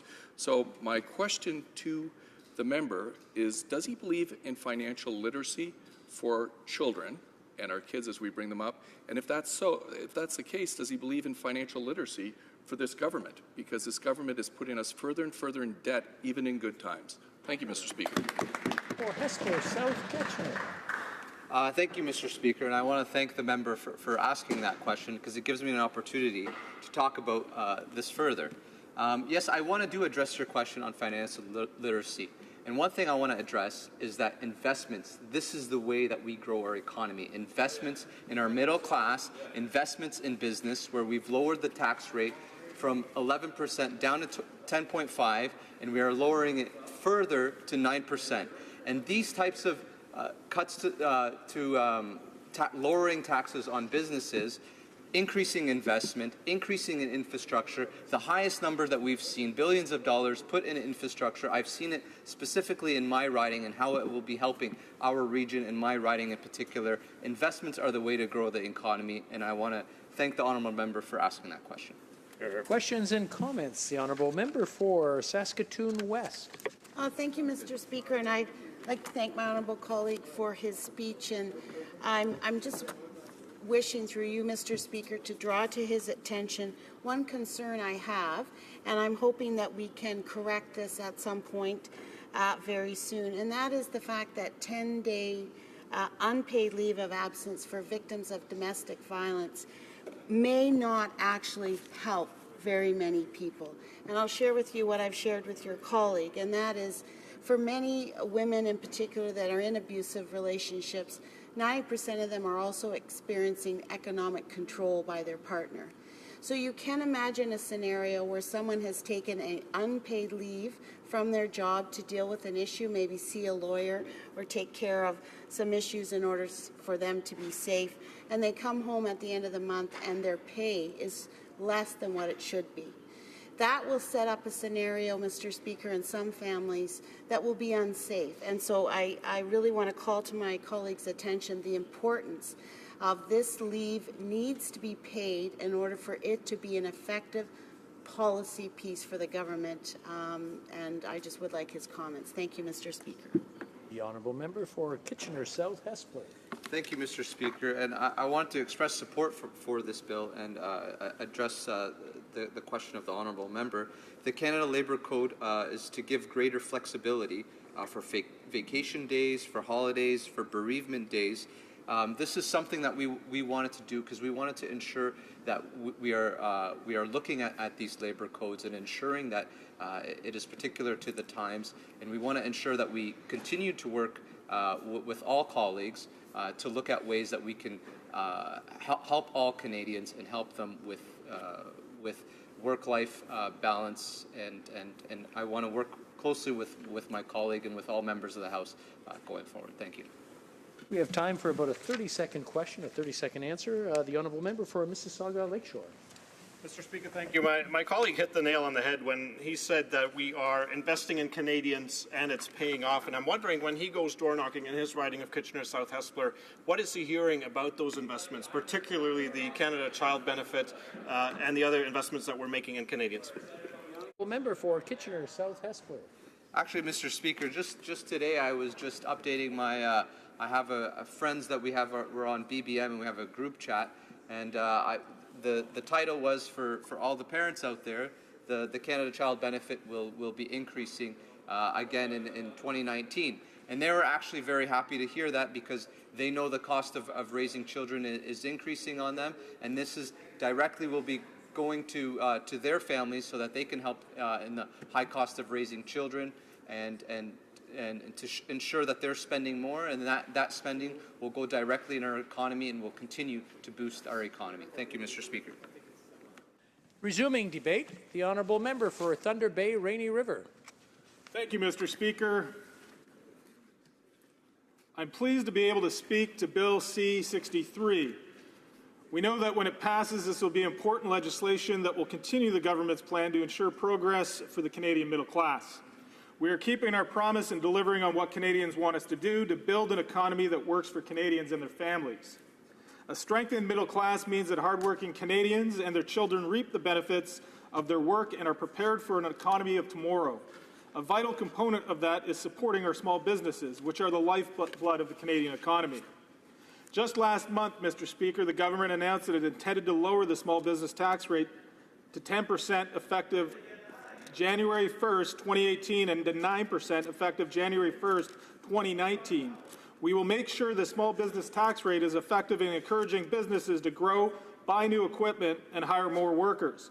Mr. Speaker, I'd now like to focus on the state of our economy and our recent measures in the government's fall economic statement, which is a continuation of the government's plan in its past two budgets and last year's fall statement.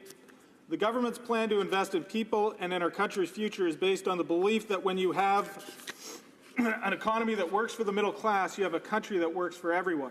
The Canadian economy is the fastest growing in the G7, with an average growth of 3.7% over the last 4 quarters.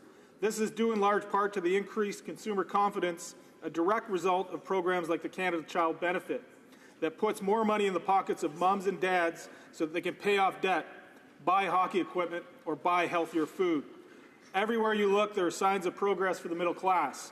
The economy has created over 450,000 jobs in the last 2 years, and the unemployment rate has dropped to its lowest level since 2008. Canadian economic growth has accelerated sharply since the second half of 2016. Over the last 4 quarters, the Canadian economy has had its fastest rate of growth in more than a decade. And growth is forecasted to be 3.1% in 2017, significantly above expectations at the beginning of the year. These gains, coupled with a better-than-expected fiscal outcome in 2016-2017, have resulted in a real positive improvement to our budget outlook.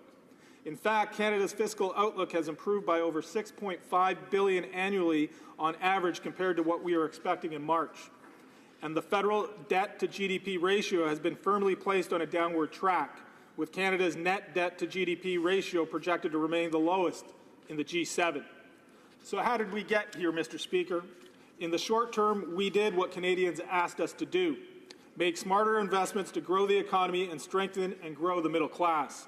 We asked the wealthiest 1% to pay a little bit more so that we could cut taxes for the middle class. We increased the guaranteed income supplement for low-income seniors. We introduced a new tax-free Canada Child Benefit, CCB, to replace the previous child benefit system. The CCB provides greater support to those who need it most, low, middle income families. 65% of families receiving the maximum CCB amounts are single parents, of whom 90% are single mothers. 9 out of 10 families are receiving more support under the CCB than under the previous system.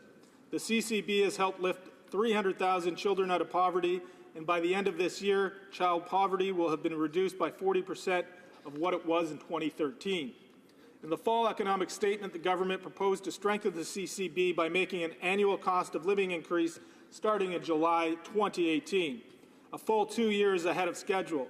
The government had previously committed to indexing the CCB to inflation starting in 2020.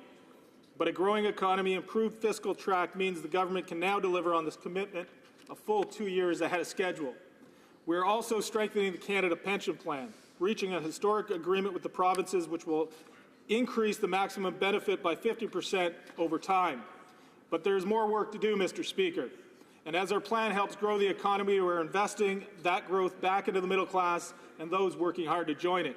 For those working hard to join the middle class, such as young single workers just getting a foothold in the workforce, the government proposes to offer even more help by further enhancing the Working Income Tax Benefit, or WITB.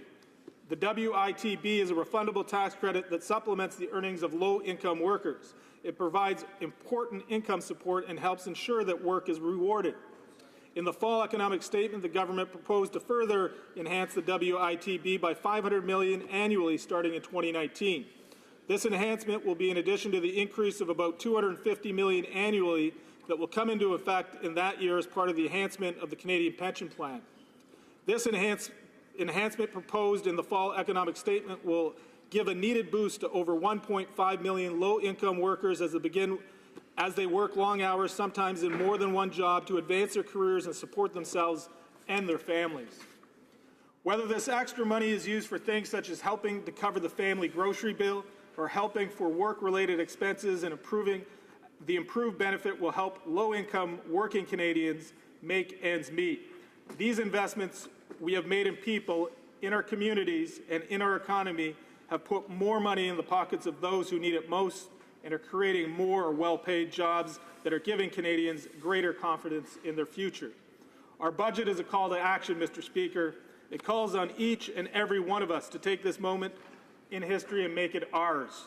That is why I'd strongly encourage all members of this House to support this legislation. Thank you, merci, and miigwech. Questions and comments. The honourable member for Sherwood Park, Fort Saskatchewan. Well, thank you, Mr. Speaker. I didn't have an opportunity to ask the last member who spoke a question, but he quoted a person, Dan Kelly, from the Canadian Federation of Independent Business. And it's amazing to me that the government would quote them, given the things that CFIB said about the government's plan and continuing intentions to attack small business. Here's what the same person, Dan Kelly from the CFIB, said about.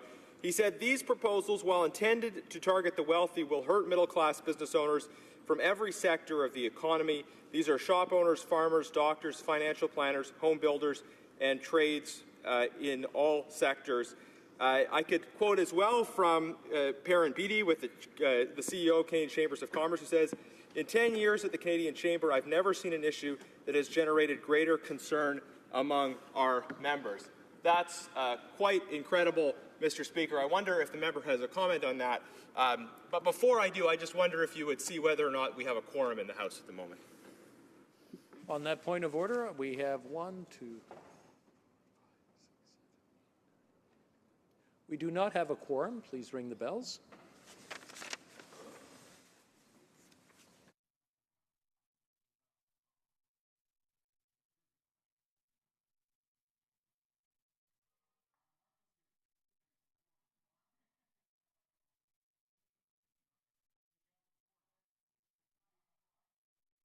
Now have a quorum. The honourable member for Thunder Bay, Rainy River. Well, I would Mr. Speaker, I'd like to thank the honourable member for the question. I ran into him on the street on Wellington earlier and was asking him if I'd get to hear his voice in the House today, because I rarely get to hear it in this House.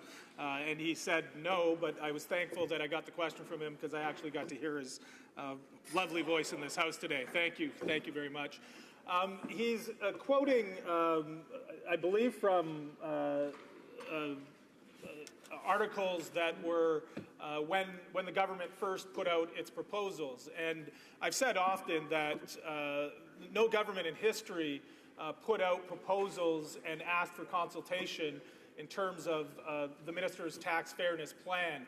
And we've listened to Canadians, we've heard Canadians, and we've made changes to the tax plan. And the minister has said from the beginning he didn't want any unintended consequences in terms of tax fairness, and I think that's what you see delivered. Questions and comments. The honourable member for Skeena, Bulkley Valley. Thank you, Mr. Speaker. I'd like to pick up on that point because this government has, well, they've told me that when they do their polling and focus groups that a lot of people that support them love the notion of consultation. I think they should ask a much more specific question, which is when the consultation is meaningful. Because if we'll remember the actual history of the small business tax proposal, it went out for weeks and weeks and weeks and actually passed the deadline with the minister saying the proposal does exactly what we intended it to do. I'm quoting. And it was actually only when other controversies began to arise. It was when the French villa was discovered by reporters that hadn't been disclosed to the ethics commissioner, which he's now been fined for. When we then found out about the numbered companies, and this cloud of concern, suspicion started to grow over the finance minister's head, where they suddenly grew some humility over what they'd been proposing. And the irony then came forward, Mr. Speaker, and I'll end on this, that the loopholes that the finance minister had accused small businesses of using weren't in fact loopholes in the illegal sense. They were intended to do things like allow for succession. That he was in fact employing other loopholes, ethical loopholes, and that he in fact has arranged his own affairs to avoid taxation by putting in numbered companies and then moving them to Alberta, which is an interesting way for a finance minister to conduct himself. I'm sure Kathleen Wynne's upset about that. So my question is this. The Liberals campaigned on a promise to actually close a loophole that does exist, but only applies to the 1% generally speaking, which is stock option loophole, which allows someone to be paid in stock options and pay a much lower tax rate. Liberals campaigned and said they would shrink and close that loophole. Yet I look through the 300-plus pages and I don't see that closure happening. I don't see that promise being kept. I'm wondering, if not now, then when? Will it take a little bit more scandal and controversy to bring this finance minister and this government to fulfill its promise to Canadians? Member for Thunder Bay, Rainy River. Mr. Speaker, I'm going to thank the honourable member for the question and disagree with the premise of his question. I went out and spoke to members of Thunder Bay, Rainy River's business community throughout the consultation period. We received answers from the Thunder Bay Chamber of Commerce, small business groups across the riding, small business people in Fort Francis, and we brought that information to the minister and the department to get the right piece of legislation before this House. So I don't know if the member consulted with his business community, but I certainly did in my riding, and I encourage all members to consult with their members across their regions. Resuming debate, the honourable. Before we resume debate, it is my duty, pursuant to Standing Order 38, to inform the House that the question to be raised tonight at the time of adjournment are as follows: the honourable member for Essex, Softwood Lumber; the honourable member for Saskatoon West, Public Transportation, l'honorable député de Drummond; the honourable member for Drummond, Official Languages. Resuming debate. The honourable member for Skeena, Bulkley Valley. Much, Mr. Speaker. I'm happy to be sharing my time this afternoon with my friend from Vancouver East, who I know will bring great illumination. To my friend from Thunder Bay before he ducks out. I held consultations with my business community in Smithers and in Terrace and received copious amounts of correspondence on his government's ham-fisted, wrong approach to the small business community. Because if you hearken back to where this all generates from, you'll remember that the Prime Minister, when campaigning for the job of Prime Minister, said there's a large number of small businesses that are only set up to avoid paying taxes. Now, I remember hearing that and thinking, How offensive is that? And then it came to me later on as to why the Prime Minister and perhaps the Finance Minister might think that. Because the people that they associate with use the small business tax code exactly for that purpose. But when I think of small businesses that I represent in northwestern British Columbia, I think of actual small businesses that take the risk, go out into the marketplace and try to make some money to feed their family and employ other Canadians. I know it's a radical thought for the Liberals that that's actually what a small business does, but for some of our Liberal colleagues that are maybe entitled to a few more entitlements than others, they think of small businesses in a different way. So if you follow from their philosophy, then their small business tax plan made perfect sense until you actually applied it to the real world. And you saw that their changes would inhibit farmers from passing on their farms, from fishermen from passing on their businesses, forestry companies. All these are small businesses that I represent. And only when pushed into scandal and controversy of their own making did the humility and the ears start to open up a little bit for the Liberals, and they said, well, maybe we didn't get this small business tax thing right. So let's look through the bill at hand today. 330-odd pages of something connected to the budget, changes 20 different laws in Canada, most of them financially connected. So you can say this is an omnibus light, I suppose. Yet within these 330-odd pages, there's a bunch of things you don't find. Let me start with the good stuff, because that's a shorter list. That with respect to the Canadian Labour Code, there's some new flexibility that's been brought in for people to take leave, to allow workers to make adjustments in their personal life, and in a modern economy in 2017, this is welcome. There's also some small support for geothermal industry, and as we know, as my colleague does from Vancouver East, the whole Site C controversy, we know that when governments make bad energy policies, other good energy options are suddenly forgotten. A little bit more geothermal in Canada and British Columbia would be welcome. Now let's move to the majority of what this bill does and doesn't do. In the context of where we are in the Canadian economy, we saw the surprise shrinkage in the last quarterly report of 0.1% of GDP down. That kind of took everyone a bit for surprise. Liberals are going to have to update some of their talking notes about the robust economy. But what is that economy founded on right now? We see Canadians carrying around still the highest personal debt rate of any G7 country, 167% of disposable income. That's enormous. That's worse than it was in the U.S. at the 2008 financial crisis. Just to have some context of where the Canadian personal debt load is harboring right now, and we don't see anything in this bill that will actually address that. We also see the exorbitant use of offshore tax havens, and the Liberals will get up again and again and saying, we're going to go after those tax havens, and we've hired more CRA auditors to go after them. Well, here's the problem with their logic that they know is a problem, that the CRA auditors that they're going after are going after small businesses and individuals, because the tax havens, the ones that the Liberals have since signed on, are legal.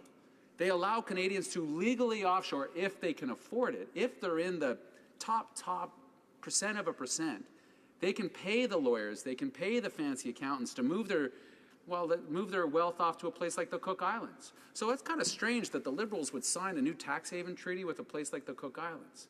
I don't know about the other colleagues in the House, but the small businesses and the middle class and those working hard to join it, people that I represent, aren't able or interested in offshoring their wealth to the Cook Islands.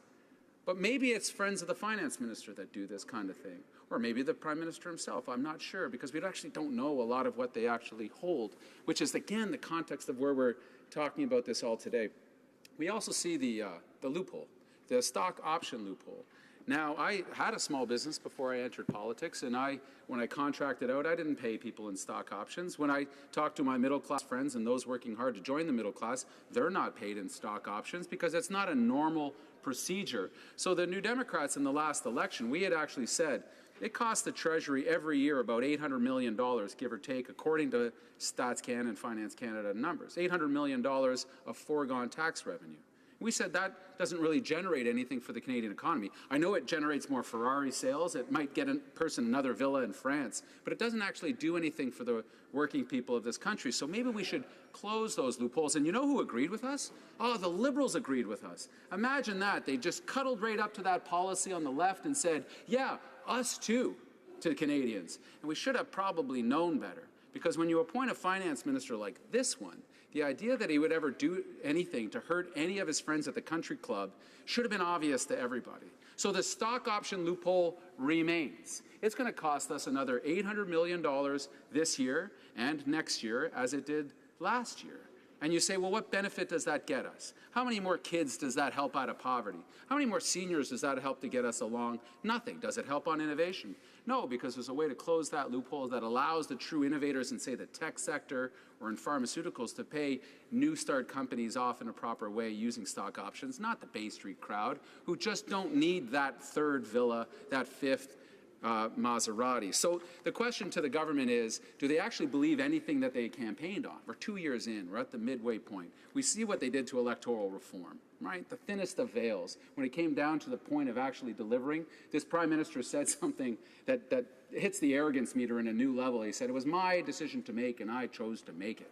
Well, that's fascinating. That's a new structure of government I'm not used to, where you elect an individual member of parliament, they go on and they form a government, and suddenly the prime minister is bequeathed with all this power that he gets to make the electoral decisions that he wants. We see the other things around helping poverty and helping other issues that the government. Well, let me return back to this not omnibus, near omnibus bill.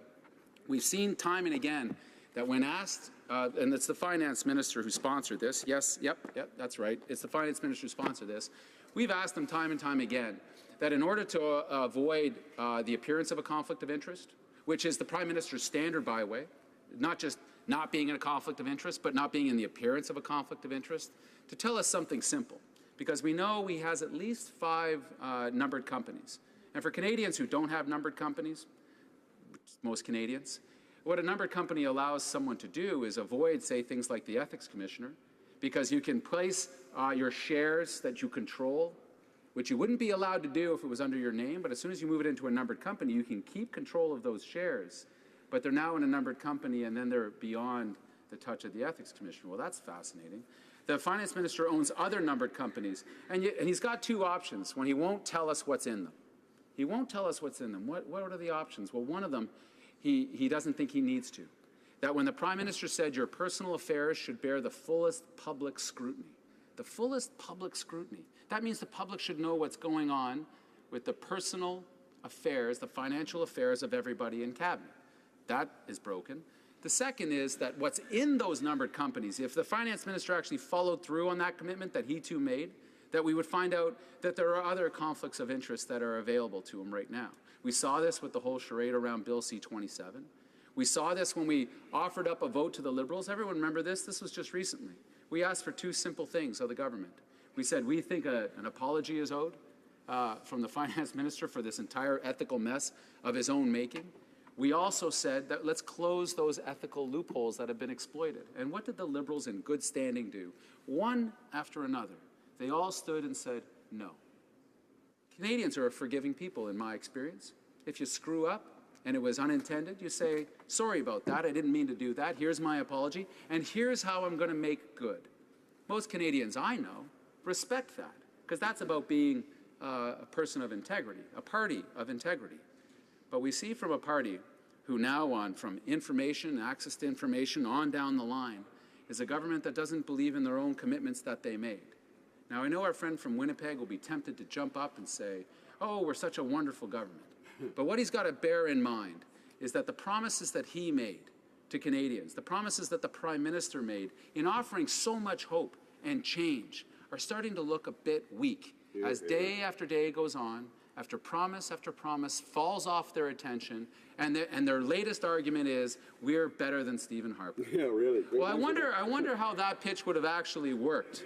Or the best argument they use, is, to be more precise, is Stephen Harper did it too. Yeah, exactly. Now, you wonder to all those Liberal voters out there that when they went out to vote, well, if the Prime Minister had gotten up and said, this is my commitment to you to do more or less what Stephen Harper did, I'm not sure they'd be sitting where they are right now. Yeah. But that's the elections, hey, Mr. Speaker? Having to get parties to actually keep their promises is the job that we're doing now. And on this bill, they missed an opportunity to get it right. Thank you very much. Questions and comments. The Honourable Member for Winnipeg North. Thank you, Mr. Speaker. You know, there's so much I would love to say in response to the member's speech. Let me start off. You know, the NDP like to say that they take this high road in politics. I was in third-party status when we had to bring the NDP kicking and screaming into proactive disclosure. Nothing has happened from the Minister of Finance or any other minister, and I would suggest to you all members of this House, in regards to violations against the Code of Ethics. Mr. Speaker, at the end of the day, the Minister of Finance has been very clear. And as we are focusing on Canadians and real life in Canada and member challenges in terms of what I would say, I would tell the residents of Winnipeg North that we are giving child benefits, we are giving guaranteed income supplement increases, we're taking children and seniors out of poverty, we're giving middle class tax breaks, we're having the tax on Canada's wealthiest, we've had negotiations, historic negotiations on the environment, historic negotiations on Canada pension plan. This government has done more in 2 years than what the former government did in 10 years, and every time we do something, the NDP are consistent. They consistently say no and vote no. My question is, why doesn't he stand up for the constituents in which he represents and vote yes when there's good initiatives coming from the government? For Skeena, Bulkley Valley. You let me know when those good initiatives show up, and I'll be there. There you go. So to our friend from Winnipeg, he's good at spouting the talking points. Here's one that they didn't talk about: the Asia Infrastructure Bank. Buried in here, buried in 300. You know, when a government has pride about something, Mr. Speaker, when they're really excited about something and they want Canadians to know about it, they let it stand alone in its shining glory. When they're not so proud of something, they bump up the bank, this Asia Infrastructure Bank, from $256 million to $480 million of borrowed money, by the way, because they're running $20 billion deficits to do this. And they plop it into an Asia Infrastructure Bank that doesn't even have similar safeguards to what the World Bank uses when it comes to human rights, when it comes to the environment, as my friend just mentioned, when it comes to anything remotely close to being accountable to the Canadian people who are footing the bill for the whole exercise. So if he wants to talk about accountability, if he wants to talk about transparency and his love for his government's initiatives, I know this doesn't exist in the talking points, but how about he actually start walking the talk? That would be a good start. Here, here. Questions and comments. The honourable member for Simcoe Grey. Speaker, and I thank the member from Skeena for his speech. You know, the one thing maybe he could comment on, I just found actually quite shocking that was just said in the House by one of the members from the Liberal Party, was this issue around how the Minister of Finance has not been seen to have done anything wrong. Last I checked, and maybe he can confirm for me, maybe I read the news wrong, that the Minister of Finance actually was fined. He was seen as doing something wrong by the Ethics Commissioner and should be paying the price for that. But maybe I got the message wrong. To the point that the member was also making with regards to the Asia Infrastructure Bank, I share his concerns. You know, this is a government on the other side of the House that has made these pronouncements about investment in infrastructure in Canada. Last I checked, China is not a province. Last I checked, China is not part of our sovereign nation here. But maybe the member from Skeena could comment on that and how I'm sure he agrees with me. We should be investing in infrastructure in Canada, not abroad. Member for Skeena, Bulkley Valley. But maybe this Prime Minister's plan is the opposite, to make Canada a province of China. Because if you look at the way they've gone through reviews of state-controlled companies from China buying up technology firms, aerospace firms, firms that work alongside the military, it's been the Americans that have been raising far more concerns. That's and actually true. Saying even on the pickup of a concrete and construction company that China is looking to buy right now. When I say China is looking to buy, I mean China, the government of China. It's the Americans that are saying, well, if you allow that sale to go ahead, we have concerns with this company. They won't be allowed to operate in the United States anymore, but go ahead and let the purchase go forward. No, no, no. The finance minister has been fined. The Liberals stand up day after day and say, the finance minister's done everything right. In fact, he's gone beyond. He's gone beyond. Why did he go beyond? Because he got caught. Like, what type of integrity is it that you do the right thing after getting caught? I've got 7-year-old kids. We talk about this kind of stuff. We're trying to guide them along the way that do the right thing out of the gate. Then you don't have to pay a fine. Then you don't have to admit all these things and start to make suddenly newfound charitable donations after you realize there's an investigation into your ethical behavior. Thank you. Well done. Resuming debate, the honourable member for Vancouver East. Thank you very much, Mr. Speaker. I'm pleased to rise to enter into debate in this House to speak to Bill C-63. Now, budgets and budget implementation acts really tell us a lot. It tells us where a government's priorities lie and the political will, if you will, of the government and how they would tackle the major issues to which the society, our communities, are faced with today. Now, there are a few priorities and a few initiatives, I have to say, in this Budget Implementation Act that are welcome.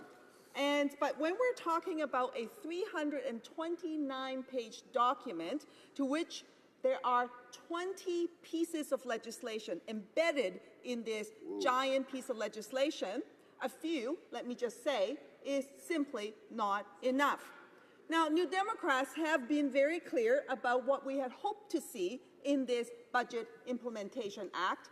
Now, we wanted to see measures that make substantial strides to making our country greener and more equitable. Measures that would make significant improvements in workplaces so that Canadians could actually have a better quality of life. People who are working hard, seniors who are entering into retirement age, will not see their retirement ripped out from under them, such as what the government is doing under Bill C-27. We want to see an expansion in our healthcare system. You know, I have a lot of seniors in my community who say to me that they can't afford the medication. I have a lot of people in my constituency who come to say to me that they actually want to see, for example, dental care be part of our pharmacare system. Now, none of that, Mr. Speaker, is actually in this 329-page Budget Implementation Act. Now, the government is so good at saying that this is a new nation-to-nation relationship and that they want to do right by the Indigenous community. And then what do we see, or what don't we see? Real action to address historic systemic discrimination against Indigenous peoples in this Budget Implementation Act. We don't see that action there. So the government has once again, despite all of their lofty rhetoric, their fancy Facebook tweets and all of their social media and so on, they have failed, in my view, to adequately prioritize these important areas for Canadians. Now, this can be seen, of course, not just in Bill C-63, as I mentioned. We have also seen what the government is trying to do in Bill C-27 and with other tax measures. So let me just go into that a little bit. So the government suggests that they are making the tax system more fair for Canadians, and yet their consultations on the small business tax changes, the provisions in Bill C-27 in going after pensions for seniors, and the lack of action in Bill C-63 to address the real issues of the day show otherwise. So over the last 30 years, workers have helped our economy grow by some 50%. And yet salaries are stagnating and retirements are becoming less secure.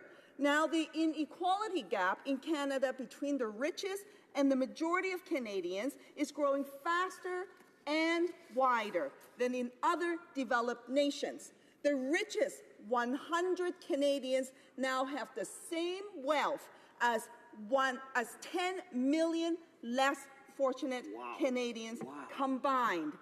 Canada's top 100 CEOs now make 193 times more than someone earning an average wage.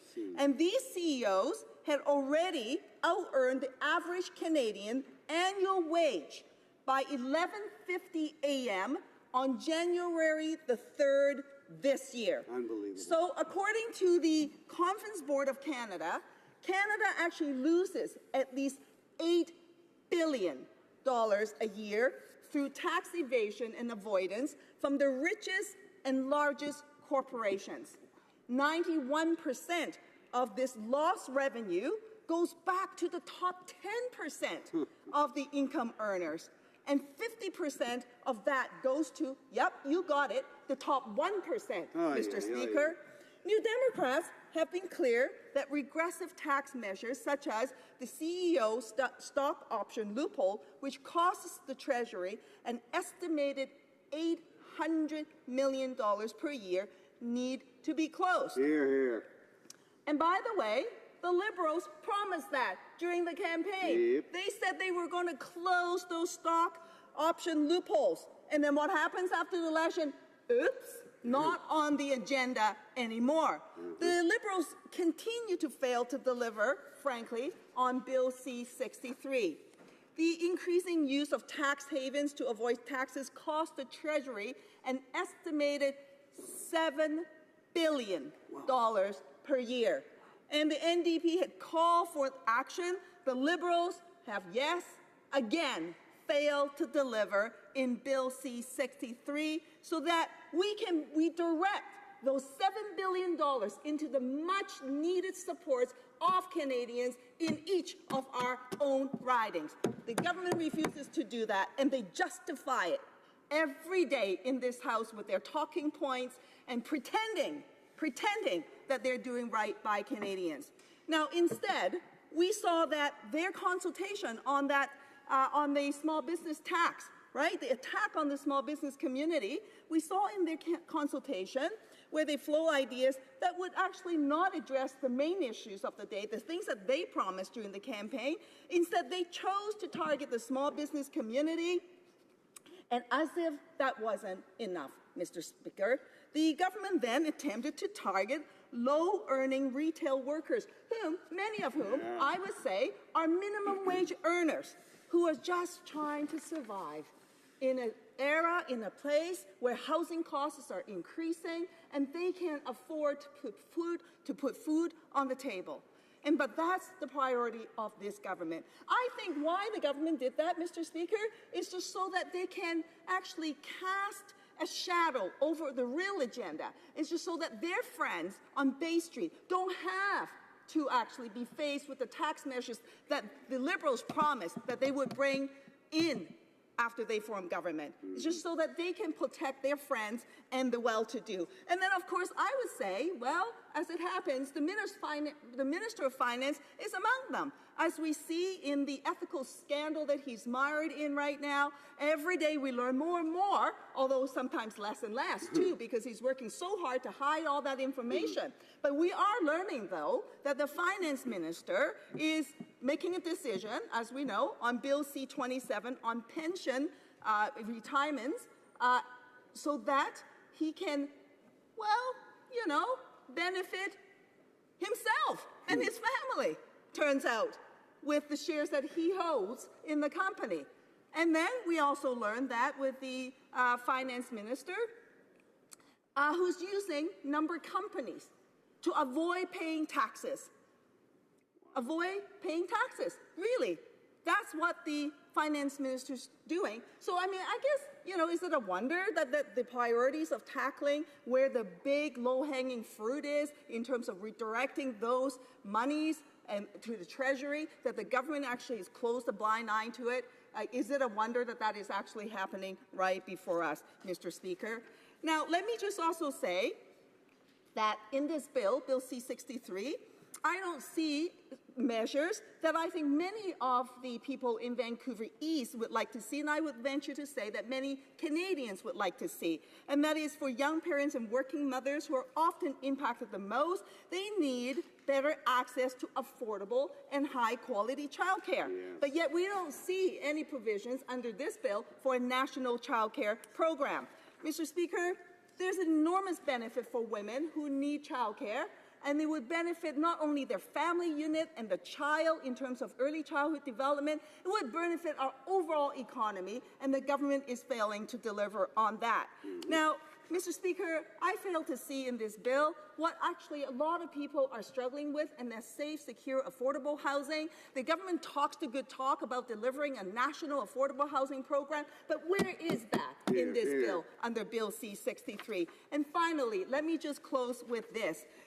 Dr. Cindy Blackstock said, there's nothing new in the budget for First Nations children and their families, in child welfare or their implementation of the Jordan's Principle, even though they've been found out of compliance with legal orders to stop that inequality. Is a moral issue. Is Canada so broke that the Finance Minister and the Prime Minister have made a deliberate choice to discriminate against little kids? Mr. Speaker, Bill C-63 fails the mark. Here, here. Questions and comments. L'honorable député de Louis. The Honourable Member for Louis-Hébert. Member for her speech. Earlier in this debate, we've had the member of Oshawa talk about financial literacy, and that has inspired me. Unfortunately, it's regretfully confusing the situation of an individual with that of a country, which is more akin to a business. When you're confident in your business or in your country, it can be wise to borrow so as to invest and to invest in the infrastructure you need, invest in Canadians. And I'm sure when you look at Christine Lagarde from the IMF or the World Bank, he was probably not suggesting that they are financially illiterate when they say that Canada's approach is an approach that should be emulated around the world, that should go viral. But just touching on that, in the interest of financial literacy, I'd like to know the members' idea or plan when the NDP, when the New Democrats pushed for a progressive agenda back in 2015 under an austerity-bound conservative budget, how they would have achieved that progressive agenda, which we are pushing forward with the approach that we've taken, that is working for the Canadian economy, working for a more prosperous and inclusive economy. Thank you. The Honourable Member for Vancouver East. Thank you very much, Mr. Speaker, and I thank the member for his question. But you know, I have to say this to the member and to, in fact, all the Liberal members. They need to review what they promised during the campaign, what they said to Canadians on what they would do, and the things that they're failing to deliver on. It is now 2 years into the election cycle, and this list of broken promises that the Liberals members have actually brought forward before us is astounding. And then on tax measures, you know, the government like to say that they want to bring in measures to benefit the middle class and those who are working hard to join it. How about working hard to actually deliver for Canadians and less for those who are actually French villa owners, because that's what the government's doing. Questions and comments. The Honourable Member for Yorkton Melville. Thank you, Mr. Speaker. Now, we've heard over and over again, even through question period today, this government's response to our questions about misbehavior on that side of the House, and the response back has been, again, to trumpet their child benefits that they have given to Canadians and how wonderful they are, and giving us numbers for each riding even as to how much each family has grown in income with $500, $600, $700 of income. This has been said over and over again for the past 2 years. I think it's the only thing they think they've actually accomplished. And yet, at the same time, we've been told that every family in Canada now is paying $800 more a year on their benefit, on their taxes. And that's not even including a lot of other things that are coming into play on that tax front. So I would ask, how do you see their record as far as actually enabling Canadians to have more money to spend versus their fears about the fact that the tax man is coming to take it all away? Just want to remind the Honourable Members to pose their questions through the Speaker. Just makes it a lot easier. The Honourable Member for Vancouver East. Thank you very much, Mr. Speaker, and I thank the member for her question.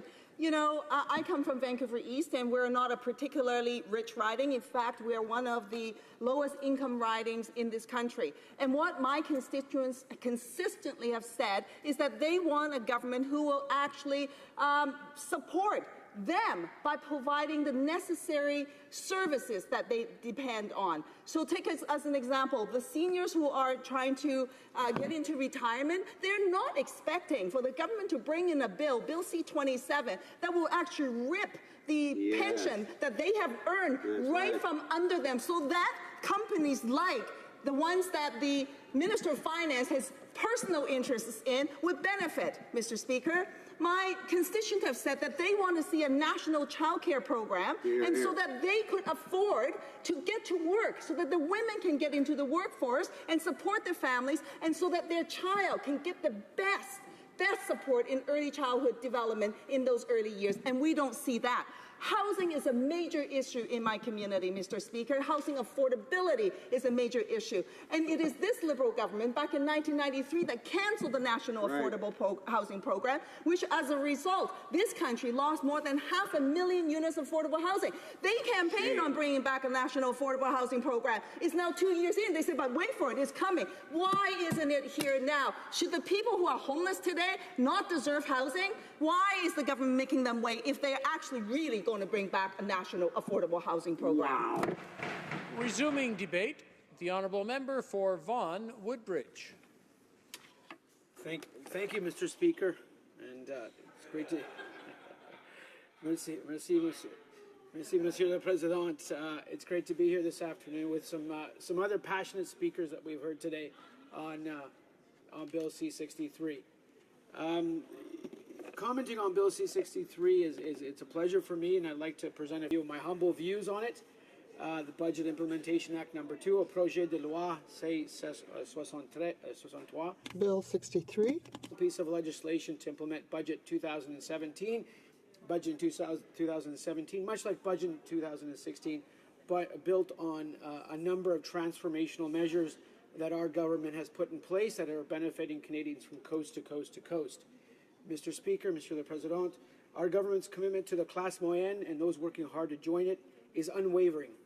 And Budget 2017 is delivering results in my riding, my dynamic and beautiful riding of Vaughan Woodbridge and across Canada. We see the results of our plan with the economy growing at over a 3% rate, and more importantly, Mr. Speaker, approximately 450,000 Canadians now have jobs, most of them full-time, I would add, and they are now able to provide a better future for their families, for their children, for their spouses. In my riding of Vaughan Woodbridge, we're witnessing the impact of the changes to the Canada Child Benefit. Received in just 1 month, in a 1 month period, a total of 9,140 payments that benefited 16,110 children, with the average payment of $470 and a total payout of $4.3 million. Mr. Speaker, that is change, that is hope and hard work, that is keeping your commitment. Mr. Speaker, on an annual basis, that is nearly $52 million that is going to my families in my riding of Vaughan Woodbridge. Those are monies that are going directly to help families, pay for educational expenses, clothing for their children, and help pay for a child's sports activities. In fact, Mr. Speaker, I was proud to say that the Bank of Canada governor this week at the Standing Committee on Finance commented that the Canada Child Benefit provided a boost to the Canadian economy, to the boost to the gross domestic product of 0.5%. I think that is something to be applauded, Mr. Speaker. Mr. Speaker, our government believes that better is always possible, and I'm proud to state that we have now committed to indexing the Canada Child Benefit, the CCB, a full 2 years ahead.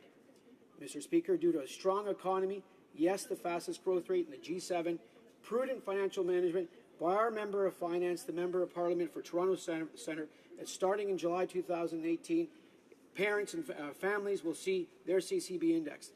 This measure alone will provide Canadian families an additional $5.6 billion to support them over the 2018-19 to 2022-23 period. For example, a single parent of 2 children making $35,000 a year will receive an extra $560 more next year. Tax-free, monthly, very simple, very effective. They can use these monies for books, skating lessons, or as winter approaches, warm clothes for winter. Mr. Speaker, governing is about helping families, and I'm proud to state that the CCB has lifted approximately, if you look at the data from 2013 till now, 300,000 children out of poverty in our country. That is something, again, to be applauded about, and I would hope my colleagues on the other side would applaud that and would vote for that. Mr. Speaker, when we speak about growing the economy and increasing the potential rate of the economy, to improve the standard of living of all Canadians and for all Canadians, the focus must be done with a lens on innovation. Innovation, something that was absent in this House of Commons for the last 10 years, a focus on innovation and helping companies innovate in Canada, grow, commercialize, and yes, earn monies for their shareholders and do well. Our government is delivering on this agenda. We've seen it in the past few weeks. The Minister of Innovation announced the Superclusters agenda, something that's been applauded by individuals and stakeholders from coast to coast to coast, and something that I'm very, very proud to support because it's the right thing to increase the capacity or the run rate for this economy and get Canadians and get them working in good and high-paying jobs. In the Budget Implementation Act legislation that we have before us, we will include this innovation through further investments through the Business Development Corporation, which will include $600 million in new financing for clean technology firms, and $400 million will be put in place in a venture capital catalyst initiative. And Mr. Speaker, when we think about clean technology and venture capital, we're thinking about incubators. We're thinking about people taking risk. And we need to be there and partnering with these individuals. When I think of clean technology and I see what's happening globally with the amount of renewable energy that's being put in place to run facilities, whether it's a hospital or a school, and the technologies, Canada needs to be at that forefront. And even today, the Prime Minister was in Toronto with the representatives from Alphabet, looking at how technology is transforming the world, and we're partnering with these entities. If you look at our skills training and immigration programs that we put in place, we want the best and the brightest to come to Canada. We want to harness that human capital, and that's what clean technology is about. That's where we're going. If I can use a hockey analogy, that's where the puck is going. And I was glad to play ice hockey for 20 years of my life, and to me, that is where we need to be going. Again, this financing will be put in place with the Business Development Bank with an increased capital contribution of $1.5 billion to $4.5 billion. Our government believes in tax fairness, and during consultations with small business owners, manufacturers, and professionals, including my own extensive consultations with leading tax experts, tax fairness done right both strengthens our economy and our middle class. And Mr. Speaker, that is what we will do and what we are doing. On this front, the Bill C-63, or the Budget Implementation Act, phases out build basis accounting practices for designated professionals. But for the law profession, I do want to note we are protecting legal services provided through legal aid or on a pro bono basis, as well as there are measures put in place for contingency fee arrangements. In addition, we will give professionals, lawyers, yes, a 5-year period to adjust to the new rules. This is both fair and this is both right, and this has been done after extensive consultations with these designated professionals. Mr. Speaker, I have the privilege of representing a riding that contains thousands of private businesses. In fact, the City of Vaughan, which I have the pleasure of representing along with the member from Thornhill and the member from King Vaughan, contains nearly 13,000 private businesses and is, for me, one of the most entrepreneurial cities in Canada. Actually, I'm proud to state that today, 45 days from now, that people can actually take the subway and arrive in the City of Vaughan via subway from the City of Toronto. And those decisions were made in prior years, but we're obviously executing, and we're quite happy. And I would like to invite members of Parliament that are in the GTA to visit the riding and take the subway and come visit our great bakeries, restaurants, and tourist attractions that we can all enjoy. I am proud to be part of government that invests in small businesses and will lower their taxes from 11% in 2015 to 9% in 2009. Promise made, promise kept, Mr. Speaker. It was in our platform, and we have fulfilled that commitment. Businesses will receive up to $7,500 in lower taxes or tax savings that they can choose to invest in human resources, human capital. They can invest in capital equipment. They can return it to their shareholders. They can invest to grow their business. And that's what's growing our economy, and that's what it means to deliver on our campaign commitments. Mr. Speaker, as a trained economist, someone who worked on Bay Street, yes. Someone who worked on Wall Street, yes. But more importantly, someone who grew up on Main Street in very humble surroundings, I understand that businesses are the main driver of economic growth and job creation. Our government is committed to ensuring that businesses, whether it is a local bakery, the manufacturer, or the tech startup operate in an environment that allows them to be successful, and more importantly, as a competitive individual, allows them to win and compete globally and take market share. Mr. Speaker, Canada is considered an open economy, dependent on trade and global investment. We need to strengthen our bilateral and multilateral relations with our trading partners and other countries throughout the world. We succeed as a country, as a nation, and as people only when we have the foresight to make those policy choices that focus on measures to grow the economy for the long term, not short-sighted policies like cancelling or augmenting the long-form census like the prior government did. We need to make decisions based on evidence, based on what works and what doesn't work. And we can only know that with good data, and thankfully our government put in place the long-form census again. Trade and investment has literally lifted hundreds of millions of people in this globe out of poverty, and in Canada improved our standard of living for millions of Canadians. As part of Canada's commitment to its global partners, we will now move forward as the first North American member of the Asian Investment Bank. And Mr. Speaker, I'm proud of this. There are currently 57 founding members of the Asian Infrastructure Bank, including Australia, China, France, Germany, Italy, South Korea, and the United Kingdom. And I challenge the members on the opposite side, because I've heard some of the questioning on the Asian Infrastructure Bank, why we shouldn't be a partner with them, why we shouldn't be at the table there. The Germans are there, the Brits are there, the Italians are there, the French are there, the Australians are there. Why shouldn't Canada be there as well? I've heard that question. I was very disappointed on the other side.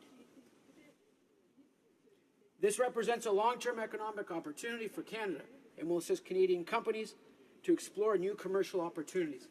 Mr. Speaker, we know that jobs connected to trade, on average, pay higher and provide better benefits to Canadians. We see that through our ports, whether someone is a longshoreman or longshore person, whether it's in the Port of Halifax, the Port of Montreal, the Port of Vancouver, the Port of Prince Rupert. We know that. I am proud that in September we had the preliminary application of the Comprehensive European Free Trade Agreement, and that our government continues to work with its global partners. We must do so. It's clear, Mr. Speaker, that the investments the government has been making in people, in our communities, and in our economy is working. In the G7, and that's something we should be proud of. We are reinvesting the benefits of that growth back into the people who contribute most to that success. Our economy is growing faster than it has in a decade, growing 40% faster than the United States or Germany. We all know that as a country, we must always assist those that need a hand on occasion and are working hard to join the middle class. And yes, we talk about the middle class, but what does it really mean? What does it really mean to put in place policies to assist those? The Canada Child Benefit, yes. Cutting taxes for 9 million Canadians and providing over $20 billion of tax relief over a 5-year period, yes. Increasing student loans for low and middle-income Canadians, yes. I can go on and on, Mr. the President, and I plan to do so for a little bit, so you'll have to bear with me. As a nomination candidate, I argued for an increase in the working income tax benefit. And I was proud to say, Mr. Speaker, very proud to say, that our government will move forward with an enhanced working income tax benefit. This benefit is a refundable tax credit which supports low-income workers and provides important financial support to low-income Canadians to improve their financial outcome when working. This is so important. Something like a working income tax benefit, it encourages the labour force participation rate to rise. It was actually first introduced introduced in a Liberal government under Paul Martin, and yes, augmented under. It was first introduced by a Liberal government under the former Prime Minister Paul Martin and augmented by the other side, but the idea came from us. Thank you very much. Mr. Speaker, in 2015, 1.4 million Canadians benefited from the working income tax benefit. And our investment of additional $500 million in this expansion is an investment that has myself as a sort of policy wonk and as an economist, something I fully support. This is something, if you want to call it moving people off of maybe welfare to work, getting people encouraged to join the labour force, something very, very important that is transformational. It gives people an opportunity who may be in a precarious job situation, a part-time worker, someone earning $16, $17 an hour, a little bit more cash at the end of the year, some money for them to put more food on the table, pay for school supplies for their kids. That is what my government and the government I belong to, and I'm very proud to be part of this government, that is what we are fighting for every day. That is what I fight for in my riding of Vaughan Woodbridge, and I know my riding is blessed with many entrepreneurs, and we're doing phenomenally well with a number of investments from both all three levels of government. At the same time, any government should only be judged by how we treat those that are less fortunate, those that need a little bit of assistance. Mr. Speaker, there are many items in Bill C-63, and one of them is including legislation on flexible work arrangements for federally regulated entities. And Mr. Speaker, that speaks to the changing nature of work and changing nature of responsibilities that families need to have, whether it's bereavement leave, someone getting sick, a family member having to augment their work-life balance, and it's something that we recognize and something that's contained in Bill C-63. It's something that I think we should be proud of, and it's something that I hope other employers, even in the private sector, where possible, can take effect. Mr. Speaker, we've also introduced on Bill C-63 changes through the tax code that will ensure that the sale of a principal residence for all Canadians remains unchanged, but at the same time ensure that the sale of a residence in Canada, that there are no concerns being raised, especially by non-residents, that we ensure that our Canadian housing market is strong and stable. Mr. Speaker, we've ensured improved tax fairness for homeowners, and that is something I very much I am proud of. We've made changes to the bank in Bill C-63. We've made changes to the Bank of Canada Act to specify that the Bank of Canada may make loans or advances to members of the Canadian Payments Association. We've clarified some rules regarding CDIC to specify that the Bank of Canada and CDIC are exempt from stays where obligations are secured by real property or immovables. Mr. Speaker, Budget 2017 is the next step in our government's ambitious plan to make smart investments that will create jobs, grow the economy, and provide more opportunities for the middle class and those working hard to join it. If we look at the budgets that we put in place and call foundations that are put in place, the Bill C-63 continues those investments that we need to make in our economy and in Canadians. Whether it was increasing the guaranteed income supplement by nearly $900 million, so over 1 million single seniors are better off today than they were in the beginning of 2015, our government was there. Whether it was sitting down with the provinces and listening to the provinces and hammering out an agreement on an enhanced Canada pension plan, we were there and we got it done. Whether it was sitting down with the auto manufacturers and listening to their concerns and changing the program for the auto manufacturers on the Auto Innovation Fund so there was less strings attached in terms of whether it's a grant or loan repayable, we were there. Because we know we need to be at the table in today's economy. Investing in our skills agenda, we were there making those strategic investments that we needed to make. Ensuring that low and middle income Canadians have access to the Canadian Student Grant or assistance in getting that education they need to get that better job, we were there. I'm proud of our Minister of Immigration, who tabled yesterday the increased numbers for immigrants coming to Canada. And I don't even really want to use the word immigrant because my parents were immigrants, but I like to use them as newcomers. Newcomers whose hopes and dreams are being fulfilled in Canada on a daily basis. And we need them. We know the demographic challenges that we face here in Canada. We understand that quite well. We know the retiree to worker ratio. We understand that we face demographic headwinds. And the only way to solve it is to bring in newcomers to Canada. And Canadians from coast to coast to coast are accepting, we're diverse, we're inclusive, we're tolerant, and we're going to welcome these folks, and we're going to build even a stronger country. Excuse me. In finality, Mr. Speaker, I've been very proud to rise today to talk about the number of measures contained in Bill C-63 that build on Budget 2016 and build on Budget 2017. Our government has laid out a roadmap with a number of measures in C-63, laid out a roadmap that is continuing to grow our economy with an unemployment rate now that is at the 6% handle, something not seen in many years, with the full-time jobs and labor force participation rate ticking up, with even the Bank of Canada governor commenting that our labor force productivity for the last 2 years has increased to levels that have not been seen in over 10. I thank my colleagues for listening to me today. Everything we've done, and as an economist and someone who's fiscally responsible, has been done with an eye on maintaining Canada's AAA credit rating and a strong fiscal foundation. In our fall economic update, we've been able to lower the debt-to-GDP ratio, which is the anchor I look at, and which will be trending below 30%, and it's something we can all be proud of.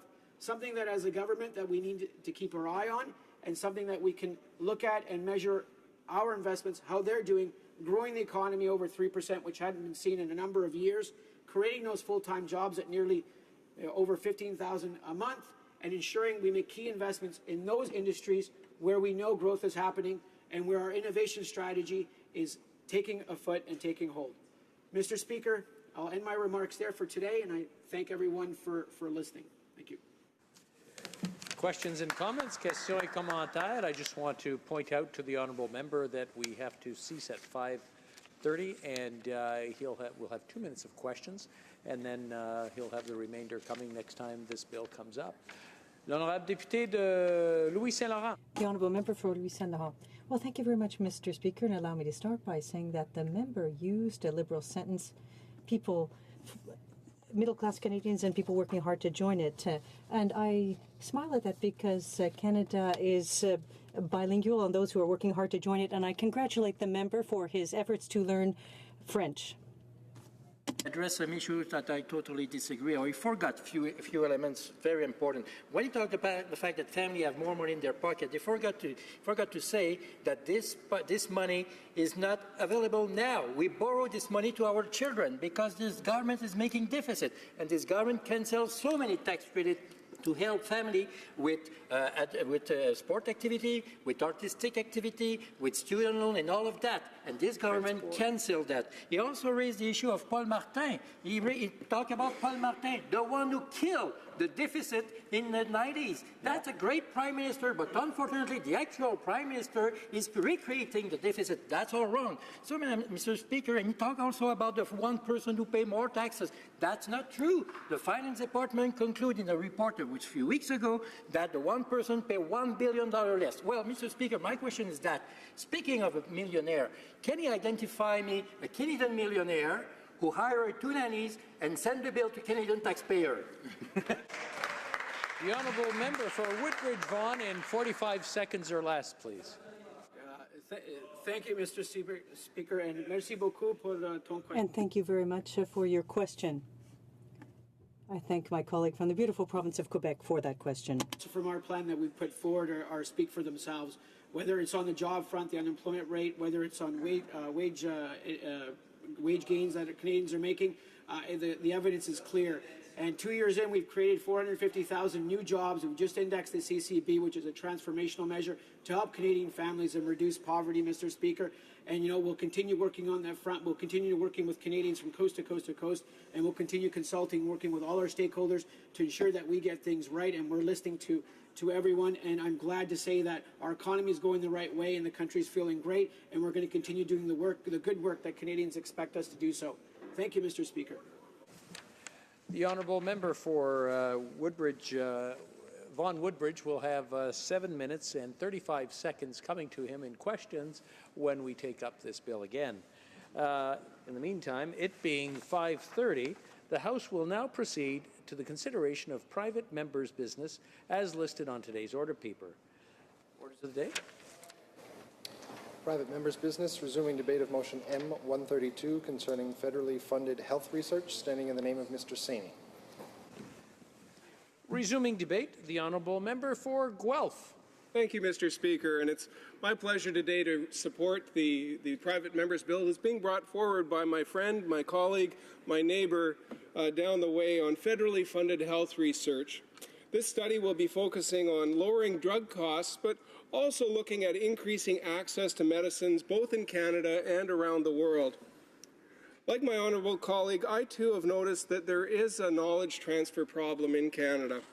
In the House of Commons Standing Committee on Industry, Science and Economic Development, we've heard similar testimony to what he's presenting on the problems around intellectual property. The issue currently before us in the House is a symptom of a much larger problem. I support this study because it's the first step to addressing a problem, which is admitting that there is a problem. And this problem may affect the health and well-being of hundreds of thousands of people around the world. Intellectual property is relied on more and more to protect the fruits of service economies such as ours. However, a cumbersome and outdated IP regime can in fact make it even more difficult to protect intellectual property. Worse, it can stand in the way of life-saving medical services. Mr. Speaker, perhaps the most worrying example of this problem is in regards to the recent Ebola epidemic in Africa. As the member from Kitchener Centre has mentioned in his speech, Canada played a large role in developing a vaccine. Yet due to an intellectual property dispute with an American company who purchased the commercialization license from the government, the vaccine sat in laboratories for months when it could have been saving lives. This is why this study is so important. It's about more than knowledge transfer. This study is about saving lives. We all want to see each investment the government makes reach its fullest potential, especially when it applies to investments within health sciences and research. But it's particularly a tragedy when taxpayer-funded medical research sits on the shelf unused when, in fact, this IP should be flying off the shelves. Not only should this research be available to Canada, but as the motion states, it should be accessible around the world. Mr. Speaker, the University of Guelph's Health Sciences program is an increasing draw from students from across Canada and, in fact, from around the world. Many people don't think of Guelph as a centre for health research, but when you put it in the context of health of animals and vaccines that protect animals from diseases, it starts making sense. Guelph has done this for over 190 years.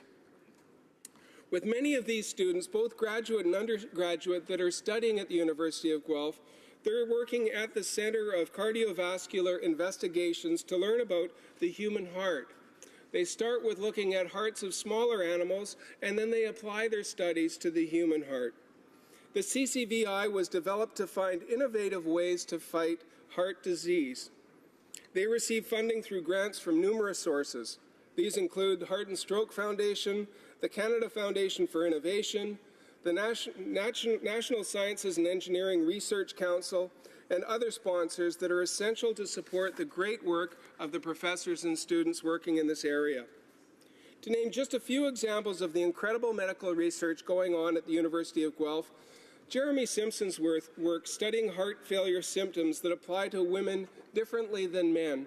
I recently visited his lab, and I had presentations from his researchers on what they're doing around heart disease and looking at the gender-based differences between heart disease in women and men, and what they're doing to actually help women to survive heart conditions that up until now thought were the same as heart conditions found in men.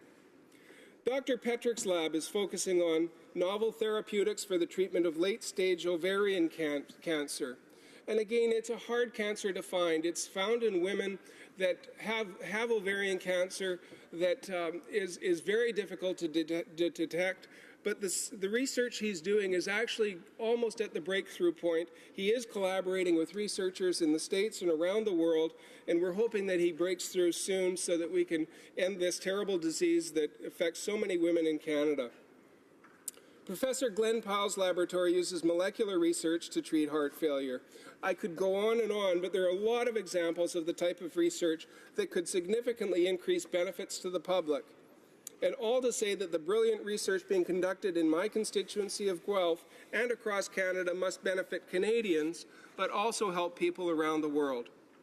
It would truly be a tragedy if any one of these research projects were to run aground because of difficulties on IP regime or funding or other barriers to access to market. It's our responsibility to address this problem. Whether the cause is a lack of awareness about IP, which is often the case, or bureaucratic licensing disputes, No medical breakthrough should sit idle in a lab when it could be saving or improving life.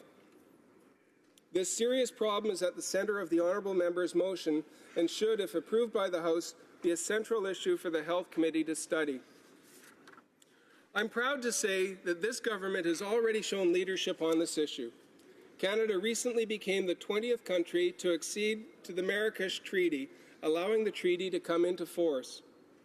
This treaty aims to bring the global community together to better address growing demand for published materials for those with print disabilities. Mr. Speaker, with proper funding and protection, Canadian intellectual property could contribute just so much more to the world. Canada has a proud tradition of leadership in the field of medicine, from Doctors Banting and Best, who developed the life-saving insulin to treat diabetes, to William Penfield, who developed a surgical method for treating epilepsy that's known as the Montreal procedure. We as Canadians can be proud of their work. If Canada is to carry on in this great tradition and remain on the cutting edge of medical advancement, we must revisit Canada's intellectual property regime. We in this House owe it to Canadians and to the world to make sure that life-saving medical advancements are available to those that are most in need. I'd like to express to my colleagues, constituents, and stakeholders that this motion is not about assigning blame or fault. This motion is about making the most of Canadian ingenuity and innovation in the field of medical research. We can't accomplish this goal by pointing fingers. We can accomplish this goal if we harness the unique strengths of businesses, governments, universities, and colleges. Each has a role to play, and each has strengths to contribute. It's my sincere hope that the Health Committee study initiated by this motion will bring together all these stakeholders and suggest some solutions to this growing problem. A new strategy to streamline Canadian medical IP is what we're looking for. Mr. Speaker, as my speech draws to a close, I'd like to again thank the member from Kitchener Centre for putting forward this important motion for debate. His experience as a pharmacist and the work that he's done in helping the people of Kitchener Centre will now continue on to looking at broadening the scope to all of Canada, in fact, looking to help the world. Canadians are rightly proud of the healthcare system, which itself depends on research and discovery. I implore all my colleagues in this House to support this important motion so that the legacy of Canadian medical innovation and advancements can benefit Canadians, the rest of the world, and, Mr. Speaker, I'm very pleased to present my support to the member from Kitchener Centre. Thank you, Mr. Speaker. Excellent. Resuming debate, the honourable member for Sarnia-Lambton. Well, thank you, Mr. Speaker. I'm pleased to rise in this House today to speak in support of motion M132 brought forward by the member for Kitchener Centre. As the Shadow Minister for Health and as the Vice Chair for the Standing Committee on Health, I believe that a study on ways to optimize health research funding and to lower the costs of prescription medications would be both timely and insightful.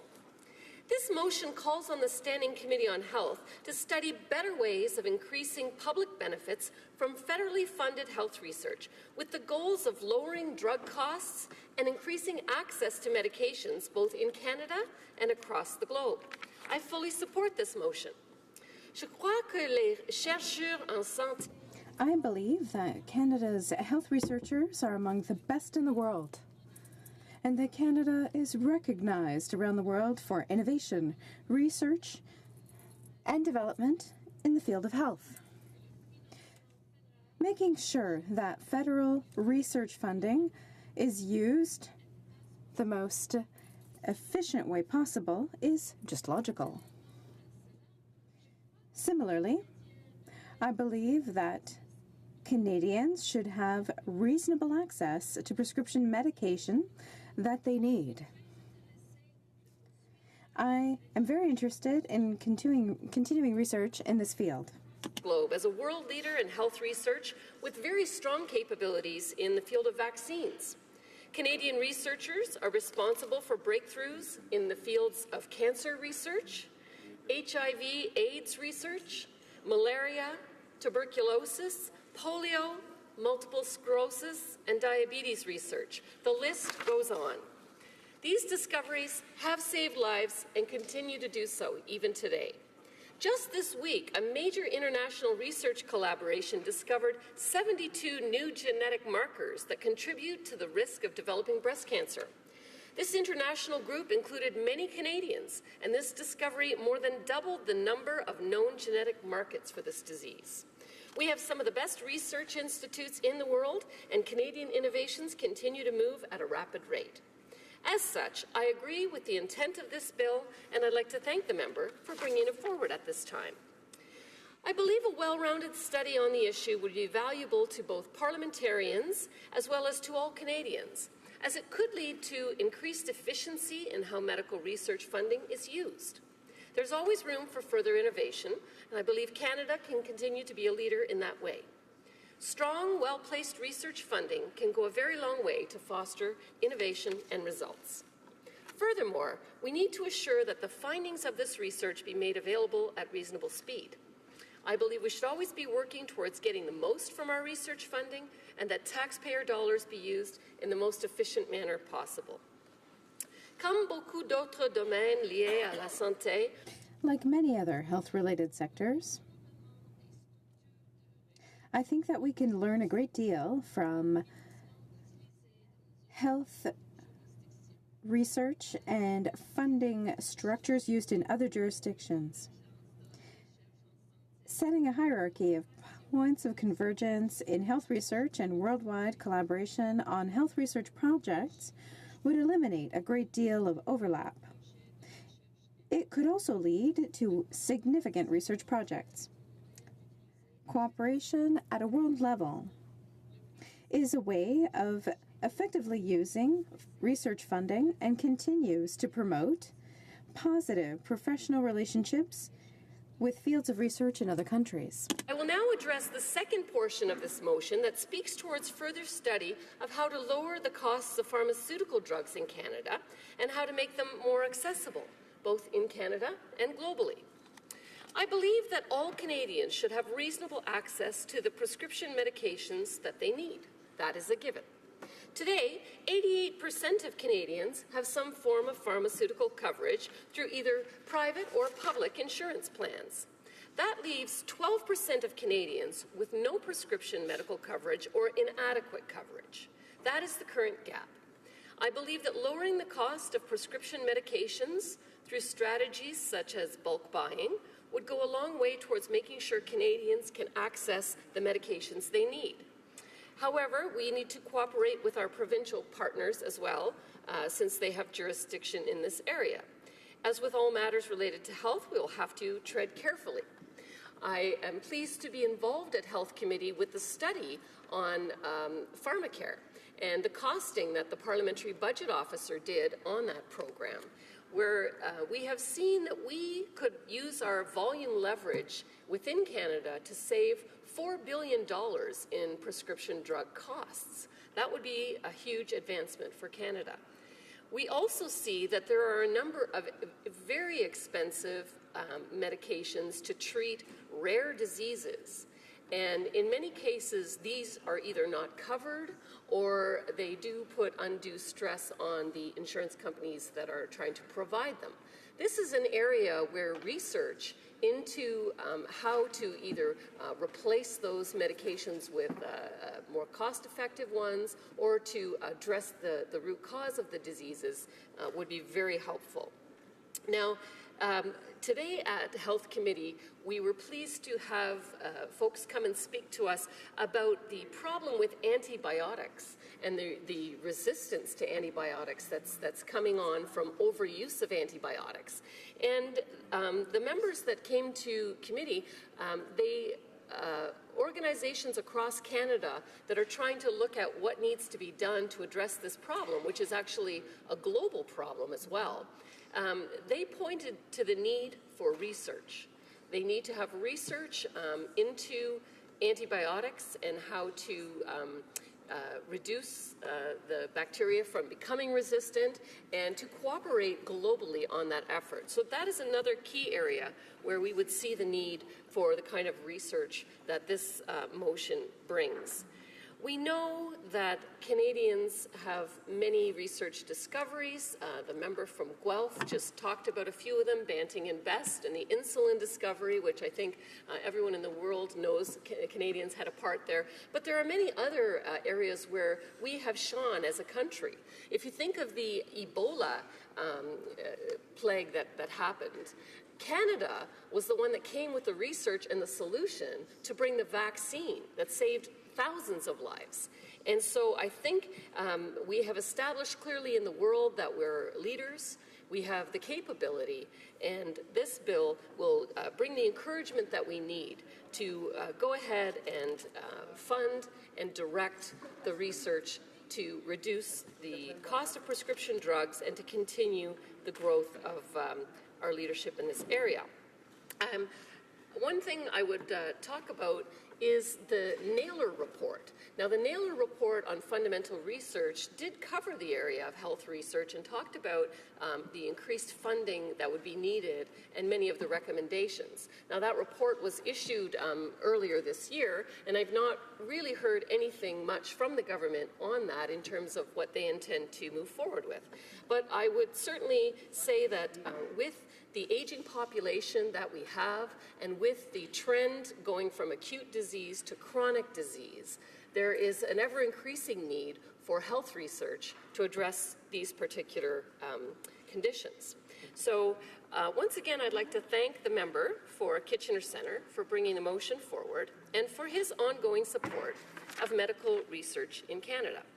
Dedicated and prioritized health research funding coupled with more accessible prescription medications is worth specific study at the Standing Committee on Health.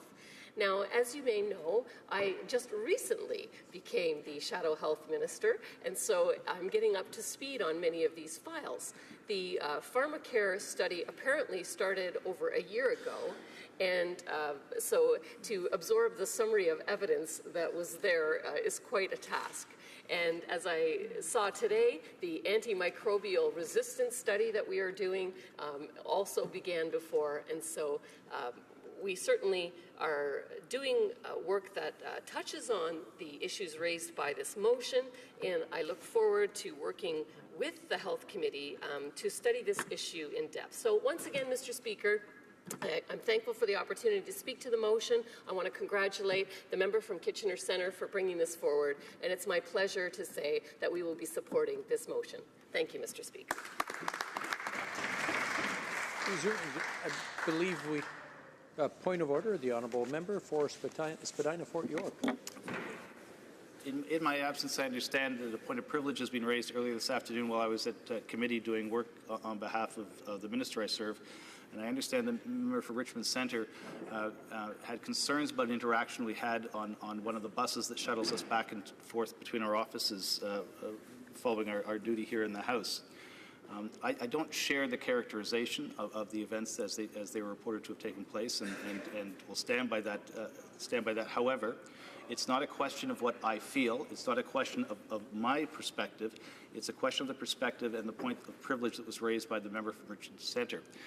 No member of this House should ever feel intimidated. No member of this House should ever feel an interchange with a member of the opposition or even a colleague leaves them in a feeling where they feel intimidated. And I regret that the member feels intimidated. I have no other course of action to take other than to apologize directly. It is regardless of my intent, regardless of my behavior, if the member felt that she was intimidated, that's wrong. I take full responsibility for her feeling that. Her feelings do matter, and I do respect them, and I do respect this House, and I will conduct my business more appropriately in the future. And again, I apologize for any member who felt intimidated by any interaction that I played a part in. Again, it's not my feelings that are at stake here. It's not my sentiment. It's hers, and I respect them as they've been presented to the House, and do apologize. I'll apologize to her directly as well. Thank you. As is the procedure in the House, is the member's apology is accepted, but we will come back if need be. I believe the honourable member for Oxford has a point of order as well. Yes, Mr. Speaker. I think it's fine that the member comes in here, but even more important, it would be way better that the member from Richmond be present. And when he comes in at the end of a day and the House is not really sitting, not a lot of people here, it's private members' business, it almost rings hollow, the apology. So I think that the apology should be in the presence of the member from Richmond, and I would hope that you would see that.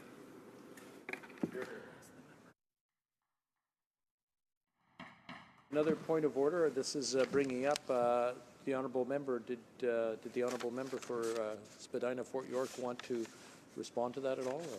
My understanding is the proper procedure and the appropriate response is to apologize as soon as possible. And as I said, I have no hesitation to apologizing to her directly, and no hesitation in taking responsibility for the way in which my actions have left a member feeling. As I said, no member should ever feel unsafe or intimidated. I apologize for whatever contribution I made to her feeling that way. She should not feel that way, and I take this matter as seriously as she does, as serious as the House would expect me to. I'll leave it in the member's hands. The honourable member for Belleuil-Chambly. Oui, merci, Monsieur le Président. Thank you, Mr. Speaker.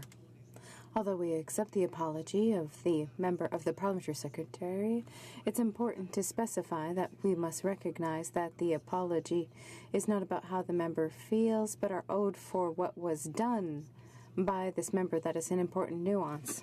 Some of the House is to accept apologies and deal with it afterwards. I think it's worth pointing out that when it's a parliamentary secretary who represents a minister of the Crown, it is absolutely appropriate that the opposition feel comfortable doing their jobs of questioning and holding the government to account without knowing that they will be accosted by someone who is representing cabinet. And so I hope that this will provide an opportunity for members of the other side to reflect on that kind of action, and that no one party in this House has the monopoly on righteousness and appropriate behavior. But with that, I will not question the member's intentions, accept the apology, but just know that when we say apologize if I offended someone, it's certainly not the way we hope that people will go about this type of thing in the future.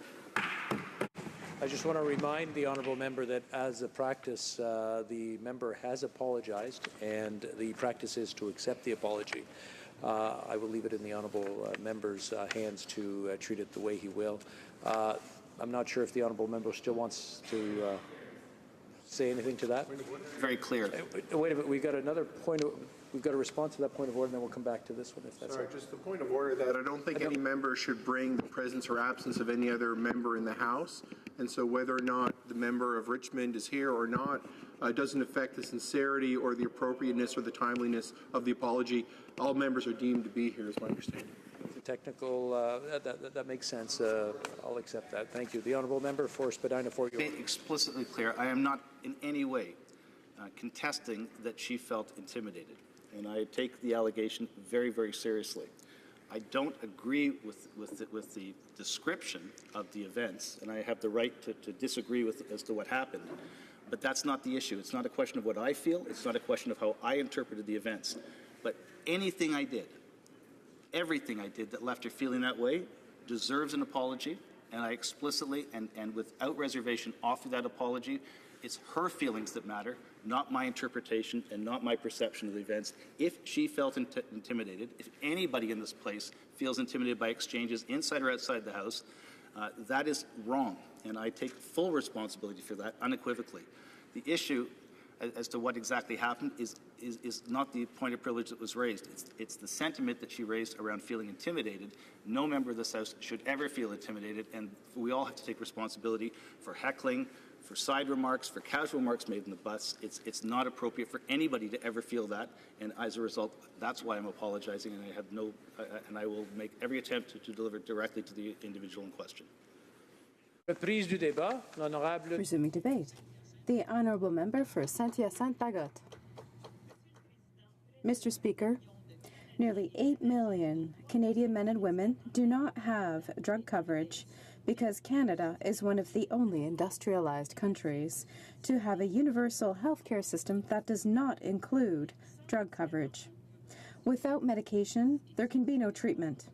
That is not acceptable. The NDP supports the motion, of course, even though it may seem redundant.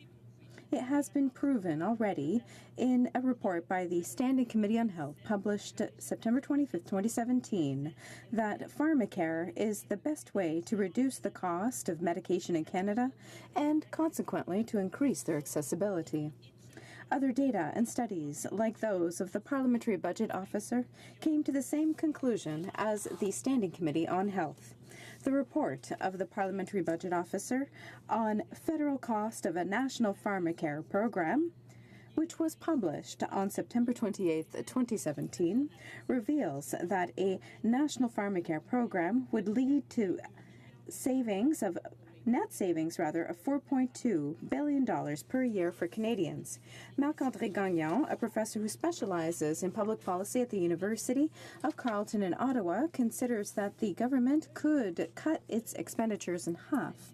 Savings of more than $1 billion would be possible thanks to eliminating administrative fees that are demanded by private insurers. Did you know that about 100 generic medications in Canada are 54% more expensive than the UK, France, and the US?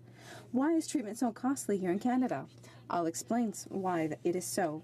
The cost of medication, after it is newly approved, is set by a federal organization, the Patented Medicine Prices Review Board. This organization reviews the cost of medications in other countries and chooses a median price for Canada. However, the countries chosen for comparison are those who have the highest prices in the world. The price that is set is unreasonably high.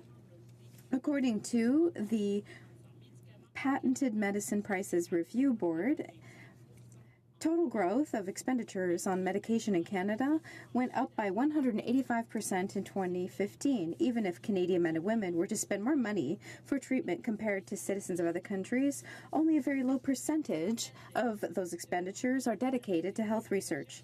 The percentage of revenue of medication sales that is reserved for research is 3 times higher in countries other than Canada.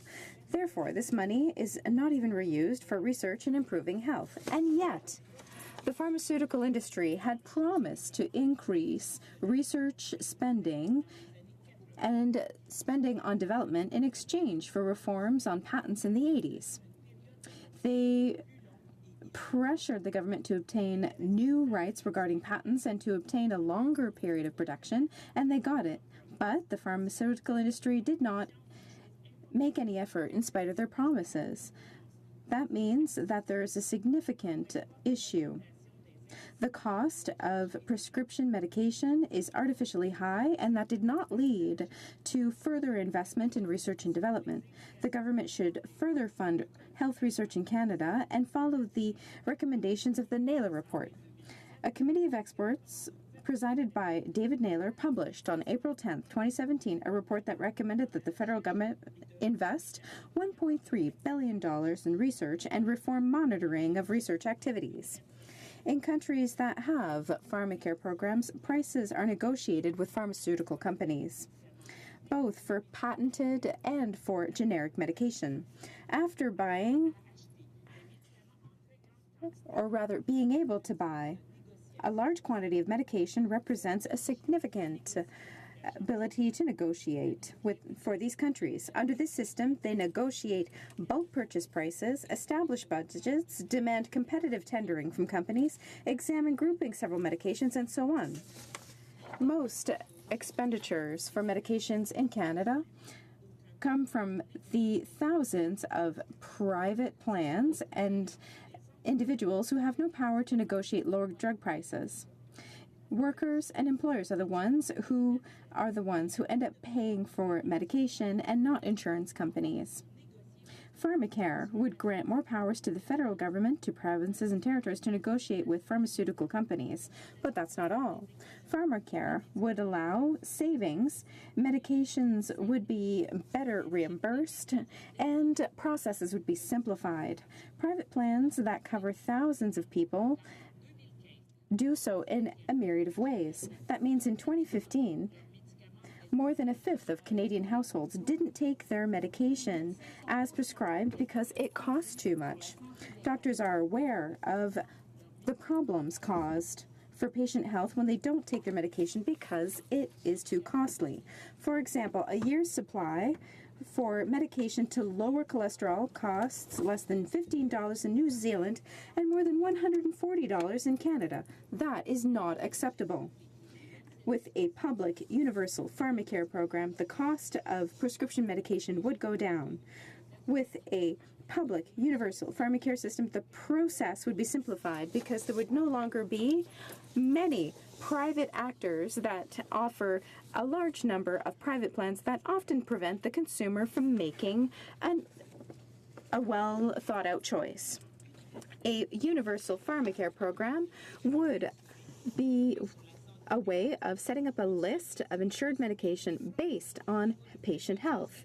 A single evidence-based list would promote the correct use of medication while taking into account its therapeutic value for patients. 80% of new medication that enter into the market have no increased therapeutic benefit compared to existing medication, and the new medications are often more expensive. This idea is confirmed and supported by a brief presented to the Health Committee. So I think that there are also many advantages for provinces and territories. For example, in Quebec, they feel that with an entirely public and universal pharmacare system, the government of Quebec alone would save $1 billion a year. At the present time in Quebec, citizens must mandatorily use a private plan, either their employer's or their spouse's employer. For several categories of employee, costs of pharmacare systems are disproportionate when compared to their salary. A universal system would allow employers not to have such high costs and would allow them to be more competitive, to offer better salaries and better social benefits. Thanks to a new agreement between the government of Quebec and generic drug manufacturers, savings of $1.5 billion will be realized over 5 years. This is the first step in reducing the cost of drugs in Quebec, but bringing in a universal pharmacare program would allow Quebec and other provinces and territories to save even more and obtain other benefits. Access to essential drugs is part of human rights and was recognized as such by the WHO. This is because we must absolutely find a way to reduce the cost of medication while allowing Canadians to get the care they need without having to declare bankruptcy. A universal system would be much more just for Canadians, and it would allow them to get certain medication free of charge, and this for the most disadvantaged. This would help to abolish discrimination that is linked to drugs. I think that for social assistance recipients, for seniors, and for people dealing with certain illnesses, they would be covered by this public plan. In other provinces and territories, coverage would be applied according to their income. According to the Canada Labour Congress, in Quebec, private plans for drugs depend on a number of factors that have nothing to do whatsoever with medical needs, as, for example, the age of a person, their income, and their employment status. Bringing in a national pharmacare plan would reduce inequalities with respect to access to medication, and the establishment of national standards that are both complete and fact-based would ensure that all Canadians have fair access to compensation for their prescription meds. An Angus Reid poll shows that 90% of Canadians are in favour of bringing in a pharmacare system. Canadians want it, and the government would save billions of dollars. So I think we're within our rights to ask what the government is waiting for to act. Thank you, Mr. Speaker. Resuming debate. The Honourable Member. It's a pleasure for me to speak today about the motion, and talk about the extraordinary work my colleague has done. This brings to light something that will have monumental consequences: the future of advances in the field of public health and the Canadian healthcare system. This is something I care deeply about. I think there are real benefits to consider for research subsidized by the federal government, and I'm sure that a study done by the Standing Committee on Health will confirm this conclusion. Before coming to Canada and completing my studies in translation, I worked as a nurse in Lebanon during the Civil War. I witnessed horrible circumstances, and I had to take care of patients who had to deal with illnesses that we don't know in the West. I've seen everything. The most debilitating infections, the most unimaginable sufferance of the victims of physical and psychological violence. The precision of surgical procedures that were used, effective treatments against viral infections, all this I think we can attribute to medical research and what it's allowed us to understand about the complexity of the human body. In Canada, we are extremely privileged to have access to a universal healthcare system which gives Canadians the opportunity to take advantage of healthcare anywhere in the country at any time and through a system of cooperative funding. Even if the system is not perfect, it is the envy of countries worldwide. We have to have these discussions if we want to improve our social services. We're in a constant state of change with respect to how we envision services and how we can make them accessible to the public. I believe that Bernie Sanders recently visited Toronto to study our healthcare system and to discuss the present situation in the United States and to get inspiration from the Canadian model. There are criticisms that could say that our present system is dealing with unexpected budgetary changes. And this is where research becomes important. We can revolutionize the delivery of service and healthcare costs. I support this motion, Mr. Speaker, because I think it brings to light the situation which shows that there is need for government assistance in health research. When federal governments invest in health research, we have real concrete results. Discoveries have deep consequences for our health, our safety, and our quality of life. Vaccines, laser, tactile screens, networks, and the internet are examples of innovation which have benefited from investments from the federal government. We know that these things have a positive impact. The development of new technologies, such as those mentioned earlier, can affect our daily lives and play an innovative role in our society. Each of these inventions is used in hospital environments and has revolutionized the system. Another very positive element that should be borne in mind, and this quite apart from benefits for the healthcare system, is that this will also allow for the creation of new jobs. These include the main researchers and their teams, technicians in laboratories, manufacturers, and all those who support in one way or another the system. There will also be indirect jobs created through new technologies, new companies, and new industries which offer new services or products, which will be the happy result of these extraordinary discoveries. All this encourages us in supporting Canadian industry. We are world leaders, and we have world leaders here in Canada in the field of medical research. And research is essential for many industries.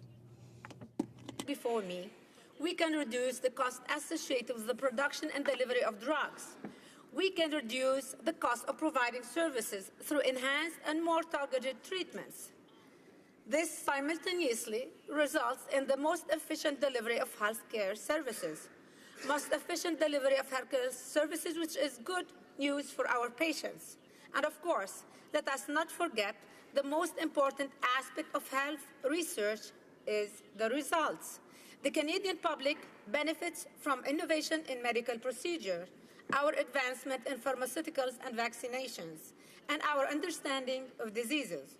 We build the foundation of a healthier and more informed population. The health and well-being of all citizens is central to poverty eradication and is a laudable goal that we should never give up, no matter how skeptical you may be. I would like to take a moment to reflect on comments made by the Honourable Member of Calgary-Shepherd during the last session of this debate, if I may. He raised the point of rare diseases, and I think that is an extremely important component for this debate today. I believe he made reference to Alport syndrome, which up until that point I had never heard of, even having worked in the medical profession for many years. We have a duty to our citizens and to the people of the world to create a better life and to relieve human suffering. If left to the market, so to speak, or up to chance, while we wait for the private sector, some of these serious ailments may not be addressed either adequately or at all. This is not meant to be a criticism of any of our medical institutions or leaders in the medical research here or around the world.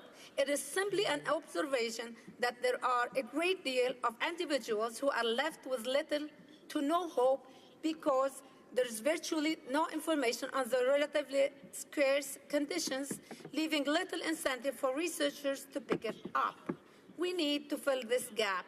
We need to understand that it is as important to find cure for cancer or HIV as it is for, say, Alport syndrome. We need not qualify or quantify suffering. Now, this is an arduous task as there are thousands of rare diseases, but you have to start somewhere. It has been mentioned a few times already by other speakers on this subject, but I would be remiss if I didn't address the progress made toward the eradication of infectious diseases around the world already. Smallpox, the first and the only human disease to be eradicated through human intervention. Rinderpest, a disease that affected cattle, has declared eradicated as of October 14, 2010. This was the first and only disease that affects livestock that were eradicated by human undertakings. Current interventions aim to eradicate polio, malaria, measles, rubella, and the list goes on. Medical research and human intervention is the only way forward. No one else is going to do this for us. We have a common goal, and federally funded research can play a positive job. Before I finish, Mr. Speaker, I would just like to make reference to a particular event I had the privilege of attending that was showcasing medical research here on the Hill only about a month or so ago. Here, I learned a great deal about CRISPR genome editing, something used in both health and agriculture, if I understand correctly. In relation to health, one of the areas being utilized is the fight against HIV. Using CRISPR, scientists were able to eliminate HIV in live animals because HIV DNA can be excised from the genomes of living animals to eliminate further infection.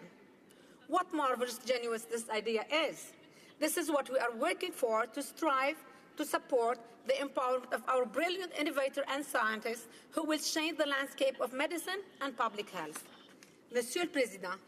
Mr. Speaker, I'd like to thank all those who have spoken in favor of this motion before me, and thanks especially to the member for Kitchener Centre for having brought it to our attention here in this House. Thank you, Mr. Speaker. Resuming debate. Member for Markham, Unionville. Thank you, Mr. Speaker. I rise today in the House to speak to private members' motion M132 regarding federally funded health research. The intention of this motion is to recognize the importance of health research. This is a motion that I am proud to speak in favor of. This motion ultimately seeks to better health research in our country and to ensure that there is a stable health research to keep Canadians up to the global standards. When it comes to drugs, Canadians demonstrate a strong support for health research. According to several polls conducted by Research Canada, Canadians overwhelmingly care about health research and understand the role that this research plays in improving health and through innovation, finding cure for the future. Mr. Speaker, I want to take the next few minutes to highlight what this motion means for Canadians. First, Motion 132 instructs the Health Committee to study ways of increasing benefits to the public resulting from federally funded health research. Second, the motion has a goal of lowering drug costs and increasing access to medicine in both Canada and globally. This motion would ensure that Canadians have access to innovative and state-of-the-art medicine. The motion seeks to reach the goals of this study within the deadlines of 1 year after it is adopted. While I am in favor of this motion, I do want to highlight that the Health Committee has been studying national pharmacare for over a year, and the study is still ongoing. That is why I, along with my Conservative colleagues, would amend this motion to remove the timeline. Further, because there is currently a study on works on the national pharmacare, it seems that this would overlap with the work already being conducted at Health Committee. In order to give the study adequate time, I do not believe 1 year timeline is sufficient. From coast to coast to coast, every member would agree that we want what is the best for Canadians. We want to ensure that Canadians have the best of the best when it comes to health care.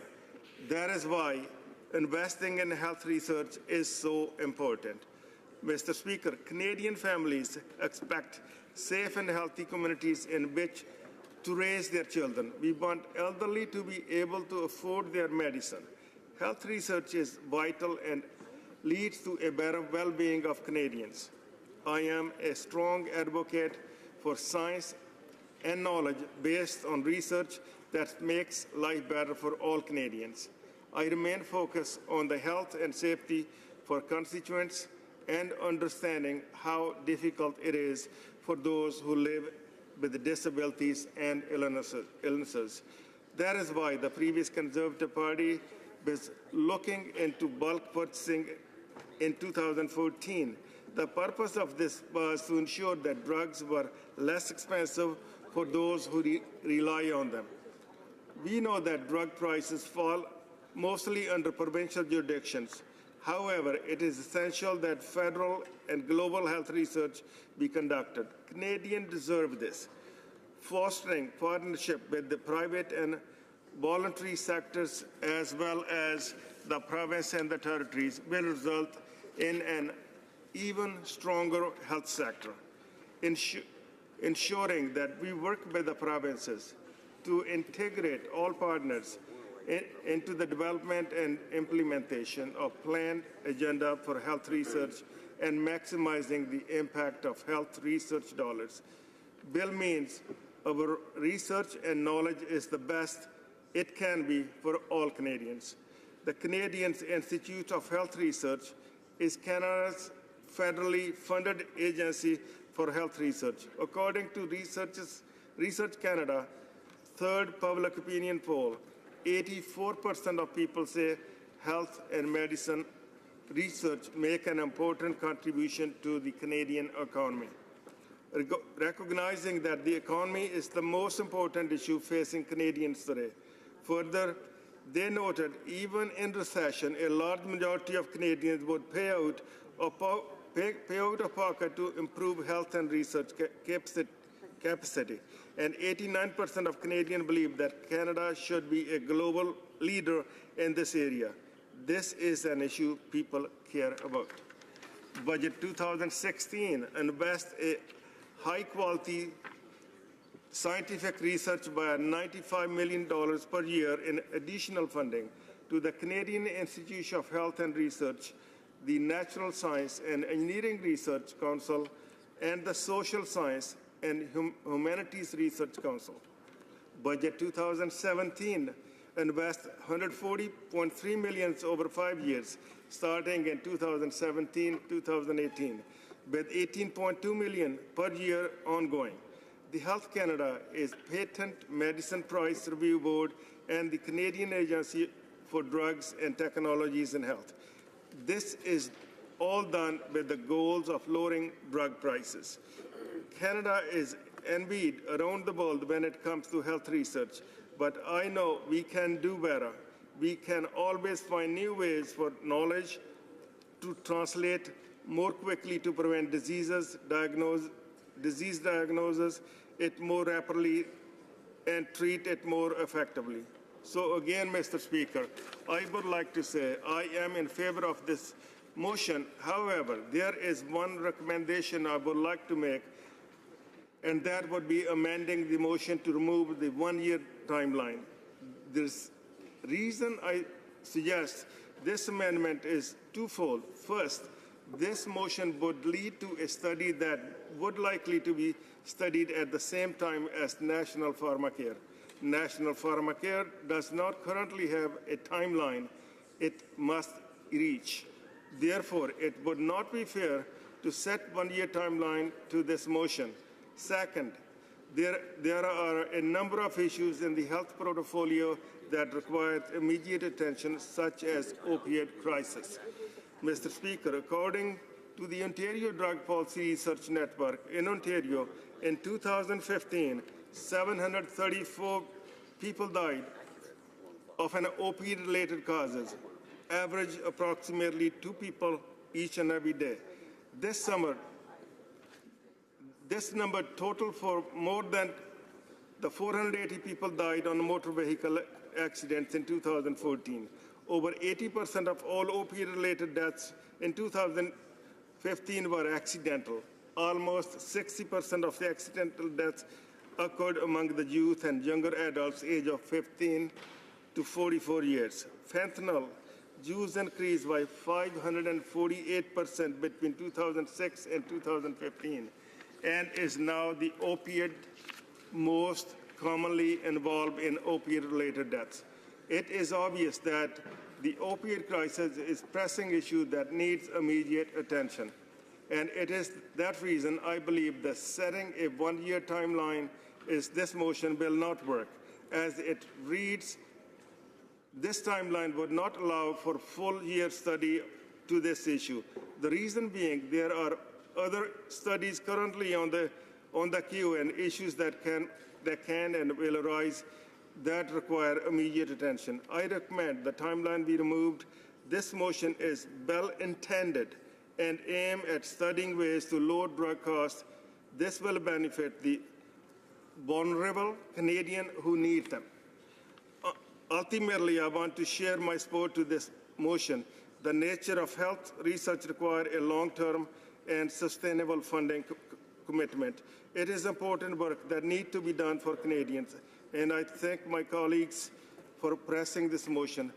The work done by health research improves the financial and human burden that illness creates. Canadians deserve the best, and that starts with their health. That is why I'm pleased to support this bill. I once again appreciate a member from Kitchener Centre bringing this forward. Thank you, Mr. Speaker. The honourable member for Kitchener Centre has a right to reply. Thank you, Mr. Speaker. Mr. Speaker, I would like to thank all the members in this House from all parties who spoke to M132. As I said initially, the purpose of M132 is to improve outcomes and increase public benefit resulting from federally funded health research. Mr. Speaker, while I am proud of the work that I've done on this motion, there are many others who have been working on improving Canada's health research regime for much longer than I have. And I know they stand ready to assist the Health Committee and the government as we move forward to improve health research here in Canada. I would like to thank, and I apologize to anyone that I may miss, Jack Nickerson from Doctors Without Borders, Rachel Kittle-Monroe and Chloe Hogg from Universities for Allied Medicine, Dr. Michael Clark from the University of Western Ontario, Richard Elliott from the Canadian HIV/AIDS Legal Network, Alison Krentel from the Breer Research Institute, Deb McFarlane from Emory University, and Angela Quinlan, Marilyn Poulin, and Marguerite Keeley from the Grandmothers Advocacy Network and also Healthcare Canada and the Health Charities Coalition of Canada, and all those working in health research here at home and around the world who have spoken to my team about health research and global health initiatives over the last year. It has been an honor to work side by side with them to ensure that people everywhere are supported by medicines and medical innovation. Some of the brightest minds of this generation are working tirelessly to eradicate disease, to find better treatments, and to advocate for policies which will lead to better health outcomes for all. These researchers and advocates deserve to be lauded, and the least that we can do as policymakers in this House is to ensure that they have the research tools in order to succeed. As we speak, Mr. Speaker, health researchers here in Canada are working to tackle antimicrobial resistance, playing a leadership role in a global effort to contain the threat posed by a generation of drug-resistant microbes. Canadian researchers are researching infection, healthy pregnancy, cardiovascular health, diabetes, respiratory health, cancer, tuberculosis, and obesity. They're also working on the latest preventative, diagnostic, and treatment approaches to neurodegenerative diseases causing dementia. Quite simply, Mr. Speaker, they are working on the treatments and cures which will make our families and our communities healthier. Taxpayers, researchers, and patients alike deserve to know that there is an efficient and effective system to ensure that the benefits of federally funded research reach those who need them the most. In the words of Andrew Petter, president of Simon Fraser University, innovation isn't a magic bullet. It requires a work plan. M132 offers this House and our government the opportunity to step back and examine Canada's work plan. As we invest in science, strengthen health system, and set priorities for a generation of researchers, I hope that each member of this House will come together to commit to ensuring that policymakers have a firm grasp on Canada's research priorities and that Canada has the best research framework possible. Thank you, Mr. Speaker. The question is as follows. Mr. Saini, seconded by Ms. Sidhu. Brampton South moved that the Standing Committee on Health be instructed to undertake a study on ways of increasing benefits to the public resulting from federally funded health research with the goals of lowering drug costs and increasing access to medicines both in Canada and globally, and that the committee report its findings and recommendations to the House no later than 1 year from the time of this motion is adopted. Is it the pleasure of the House to adopt the motion? Yes! All those in favour, please say yea. Yay! All those opposed, please say nay. Pursuant to Standing Order 93, the Recording Division stands deferred until Wednesday, November 8th, 2017, immediately. Oh, I'm sorry. Oh, right. I'm sorry. I believe the yeas have it. I just took it for granted that everyone would stand. My apologies. You're right. Very good. Now I can continue. Pursuant to Standing Order 93, the Recorder Division stands deferred until Wednesday, November 8, 2017, immediately before the time provided for private members' business. Alors, à ce moment, conformément. Pursuant to Standing Order 38, a motion to adjourn the House is deemed to have been moved and seconded at this time. Is that this House do now adjourn. The Honourable Member for Essex. Thank you, Mr. Speaker. I've been up in this House numerous times pushing for the government to secure a fair deal on softwood lumber, urging them to protect the good-paying forestry jobs that tens of thousands of Canadians rely upon. We've debated this issue in this place several times, and I have repeatedly urged the government to take all necessary steps to prevent a trade war with the United States over softwood lumber exports. It's imperative that Canada secures a fair deal with the United States, a deal that respects our regional differences and protects high-quality Canadian forestry jobs. However, a year later, Mr. Speaker, in fact, 2 years later, the Canadian government continues to fail in their ability to get a deal. And now today, the U.S. Department of Commerce has announced its final decision with massive unfair anti-dumping and countervailing duties reaching as high as 27%. These tariffs and our government's inability to secure a trade deal has led and will continue to lead to devastating job losses and damage to this vital Canadian industry. A report released by the Conference Board of Canada at the end of May 2017 stated that U.S. softwood lumber duties will result in the loss of 2,200 jobs and a $700 million reduction in Canadian exports over the next 2 years. Softwood lumber is a vibrant part of Canada's forestry sector. For many rural communities, it's the backbone of their economies. According to Canada's Labour Force Survey, in 2015, the forestry industry accounted for 300,000 direct and indirect jobs. The Canada-U.S. softwood lumber dispute first began back in 1982. And for 35 years, the American industry has argued that Canadian producers benefit from subsidization. A claim, Mr. Speaker, that's been defeated time and time again in trade tribunals. Over the years, there have been several managed trade agreements, but upon their expiration, Canadian exports have seen more duties applied, and Canada has spent approximately $100 million on legal fees to defend our position. Mr. Speaker, as we know, the 2006 agreement was renewed in 2012 and expired last October.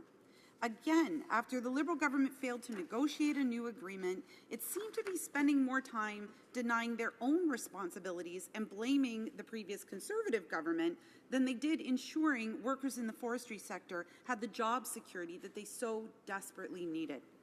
Like the huge hit lumber companies took in 2006 due to these tariffs, again, our industry is reeling, and it's the forestry workers who will suffer the most. After years of being unable to negotiate a fair deal, Canadians are left feeling unsure and, quite frankly, abandoned by this government. And there seems still to be no path forward. After the last agreement expired, the government waited 2 months before introducing a compensation package, which the NDP welcomed, Mr. Speaker, but I must point out that it contained nothing to improve EI benefits for workers who lost their jobs because of this dispute. The $867 million support package was a good short-term measure for the industry and forestry companies. However, Canadian forestry workers need long-term solutions. Canadians deserve answers from this government, Mr. Speaker, not more empty promises and hollow words and talks about a good deal, not just any deal, because we quite frankly can't be sitting here 2 years from now with no deal still in place. We need a deal to protect these workers, to protect the communities that they represent and that they quite honestly provide an economic benefit for. And my question is, how long will these middle-class Canadians have to wait for the government to fight for them? The Honourable Parliamentary Secretary to the Minister of Families, Children and Social Development. But let me assure you that our government is seized with this issue, and we understand that the impact that this is having on the individuals, the communities, the provinces that have been impacted by the end of this deal, which unfortunately has resulted in some of the actions of our trading partner. We are committed to getting a deal, but that does not mean a quick deal. It means the right deal, and we will continue to fight and defend Canada's interests. On the issue of responding, the member opposite raised the issue of our response as it relates to EI in her question during question period and raised it tangentially in her address here tonight. And I welcome to address this issue. This government is sensitive to the ongoing situation. The EI program is designed to respond to economic changes such as the one we're experiencing, and flexibility is built into the program to allow us to respond to deteriorating situations in particular sectors and particular economies as they emerge on a region-by-region basis. When a region unemployment rate rises, the entrance requirement is reduced and the duration of benefits increases, as it has in many of these communities. EI is there for unemployed Canadians when they need help the most, and our government is backing that process and making sure that Service Canada and a full-of-government approach is at work, working directly with individuals, communities, mayors, and provincial governments to make sure that we provide the appropriate support, training, and transition supports for the interim as we move towards a full-time job. Last year, we also made a number of other changes to improve the EI program so that it's more accessible generally across the country, and in particular in areas that are facing this sort of distress. For example, we reduced the 2-week waiting period to 1 week. This measure eases the financial pressure on families waiting for benefits to arrive and workers who are expecting their benefits to be delivered quickly, even though they've been unemployed through no fault of their own. We also implemented a new, more flexible working while on claim pilot project. As some of these industries get short-term contracts and people return to work in the interim for short periods of time, we don't let that interrupt their benefits and their eligibility for benefits, and so we created more flexibility to accommodate that situation to make sure affected areas are given the most sympathetic and understanding approach to how benefits are modeled and model them after the experiences that they are directly involved in and engaged to right now. In fact, on June 1st, 2017, the government also announced $867 million extra to invest and support forestry industry workers and their communities that have been affected by the U.S. measures that have targeted our softwood lumber industry. This includes close to $90 million to mitigate layoffs, support workforce adjustment to help affected workers transition to new opportunities in the short term so that they can sustain their presence in those communities and re-engage with the industry in the long term. We'll be temporarily extending the maximum duration of work-sharing agreements from 38 to 76 weeks. And this is, again, in order to help those communities sustain a critical mass of workers in the industry with flexibility so they can continue to receive benefits and share work, if possible, to retain other benefits with skilled workers in that sector. The work-sharing program is designed to help employers and employees when there is a temporary reduction in the level of business activity. It supplements the income of EI-eligible workers who agree to work reduced hours temporarily. But we've also taken additional steps, including providing $50 million over 2 years to affected provinces through amending labor market development agreements. And this will help displaced workers in the forestry sector with the training and employment supports that they need to transition to new jobs temporarily, again, to sustain the workforce in the communities, and to make sure that those impacted have the presence of the Canadian government and programs there to sustain the practice, to sustain the industry, but also sustain the quality of life and the social fabric of communities that have been impacted. Service Canada is now implementing this National Action Plan for softwood lumber to respond to the needs of workers affected by this labour dispute. And as I said at the beginning, our government is committed to getting a good deal, a strong deal, and what we hope is that deal delivers the certainty and the stability that previous deals have to softwood lumber. It's a critical part of our community. Communities across this country, a critical part of our country, and workers should not feel abandoned because this government. The honourable member for Essex. Thank you, Mr. Speaker. And, you know, it's ironic that we're here on the exact same day that these duties have been made permanent by the U.S. At the time that the government introduced this package of programs and money, it was viewed to be a temporary fix. And, Mr. Speaker, there will not be enough money, or these programs will not extend long enough to sustain the job losses that will be seen in these communities. There needs to be a new package going forward to address the very serious issues that are now going to be faced on a permanent basis. I understand, Mr. Speaker, that the government will, of course, pursue this legally. It has cost us a great deal of money to do so in the past, will cost us a great deal once again, and will take a great deal of time. In the meantime, Canadian families, forestry workers and communities are left wondering what the government will now bring forward. So I wonder if the member opposite can now speak to where we go from today and what packages will... The Honourable Parliamentary Secretary. Well, the issues that the member opposite has raised are perhaps best dealt with the trade minister or the ministers engaged with negotiations with the United States. The issue that I was brought to the House on related to a question she asked earlier in question period regarding EI benefits and our approach to making sure workers are supported. The member has asked, is this government committed to getting a good deal? Yes. Is this government continue to negotiate? Absolutely. The characterization of the changes as being permanent and lasting forever, this is, I can't even count the number of times we've encountered this situation where a deal expires, punishing duties are imposed, trade organizations knock down those measures as being unnecessarily punitive and ill-founded, and we move back towards a civil and an appropriate conversation with our American trading partners to make sure that workers on both sides of the border are supported, the industry is supported on both sides of the market, and trade is managed in a responsible way. Those remain the goals of this government. Those remain the goals of the individuals of our government seized with that. If the member would like to discuss more EI situations as they develop, we'll be happy to respond. The honourable member for Saskatoon West. Thank you, Mr. Speaker. In responding to me about the cancellation of STC, the Parliamentary Secretary for Transport said the federal government delegates this responsibility to the provinces and the private sector. That's all well and good, Mr. Speaker, but if the province refuses to take responsibility and the private sector declines to take responsibility, which is contrary to a letter I received from the Minister of Crown, Indigenous Relations and Northern Affairs, and municipalities lack the capacity, what are people supposed to do? Not go to the doctor in the hospital, not attend post-secondary education, not visit family and friends, beg for rides from neighbors or strangers. So my question, Mr. Speaker, is if every level of government is unwilling or unable to provide support, who should vulnerable people turn to? People across Western Canada and from British Columbia to Manitoba and in the northern communities in Quebec and Ontario have already raised the alarm that we are on the cusp of a remote and rural transportation crisis. Mr. Speaker, we know that isolating people in northern, rural, and remote areas contributes to poorer health outcomes and poorer quality of health.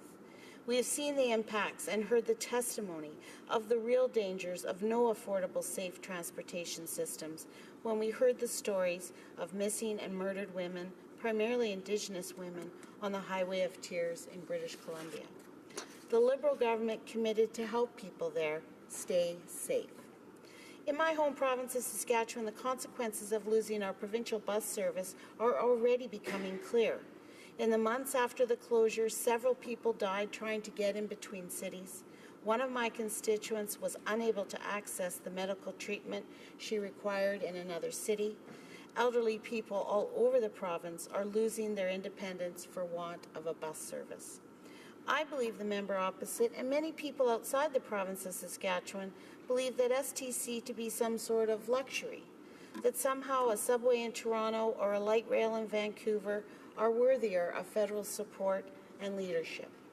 In reality, it is not a luxury, and much more important, in my home province of roughly 1 million people, it really does function as our subway. In Saskatchewan, 50% of the population live outside urban centres. We face today, as we have always faced, unique challenges because of this. We need affordable transportation that people can access. The province of Saskatchewan has roads enough to circumvent the earth 7 times.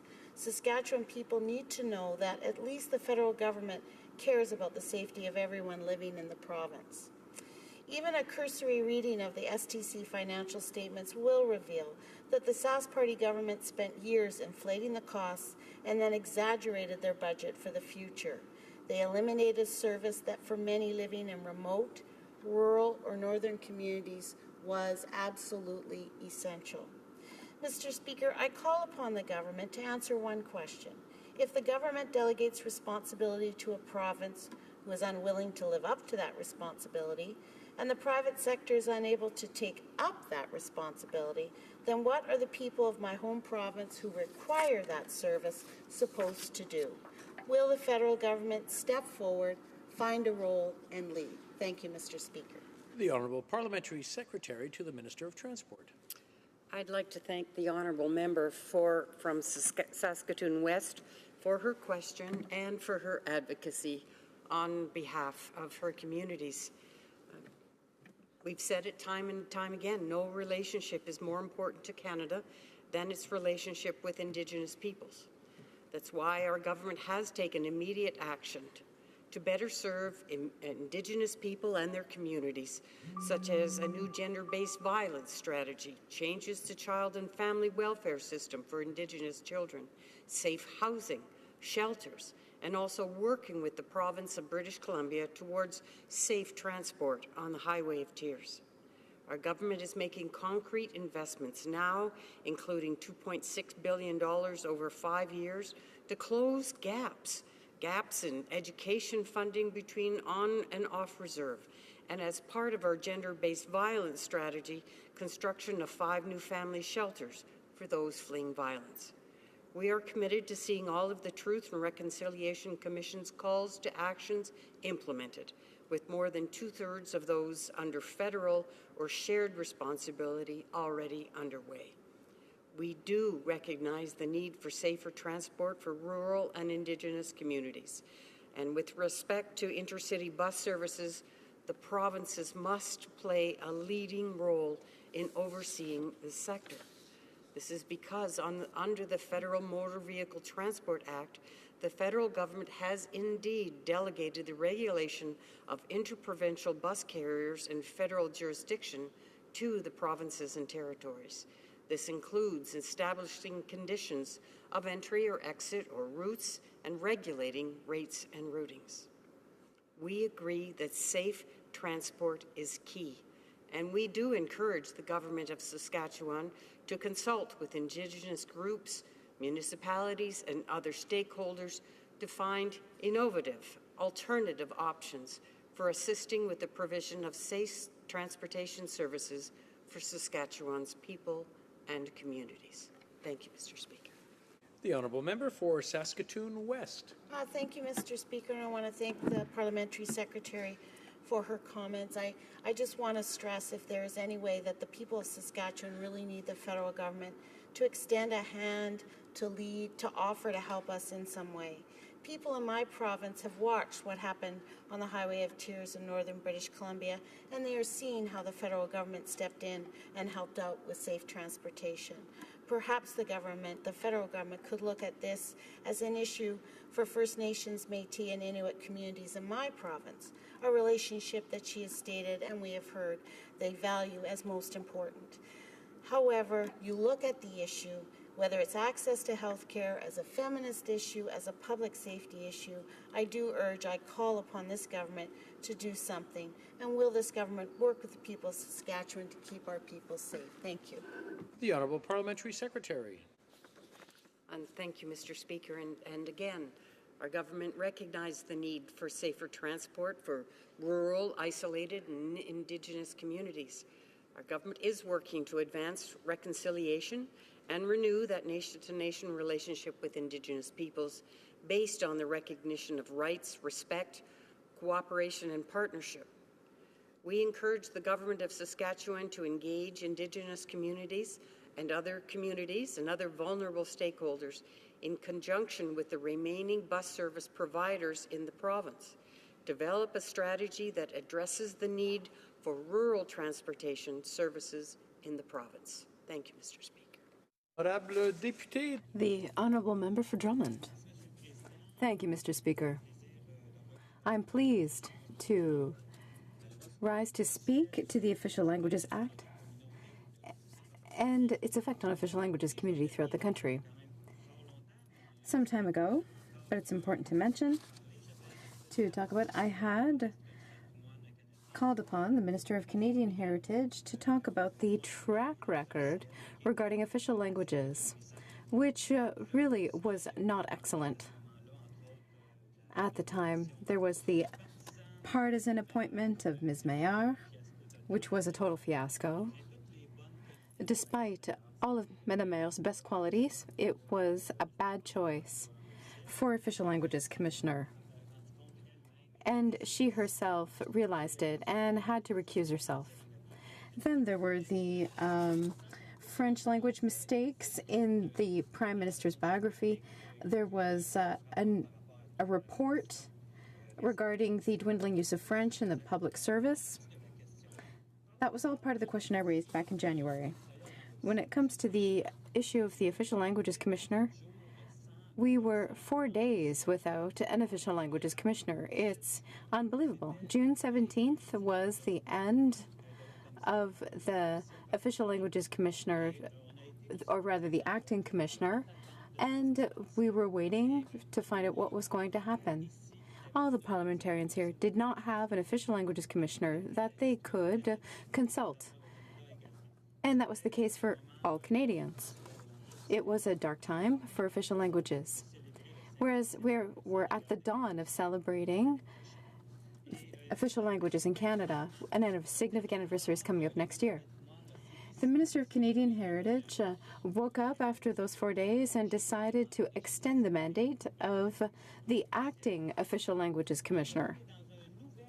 Now, we have another 6-month acting period. There was a first acting period of 6 months, and now we're in the second 6 months of the acting position, and it takes about 4 months for everything to be resolved. July, August, September, October.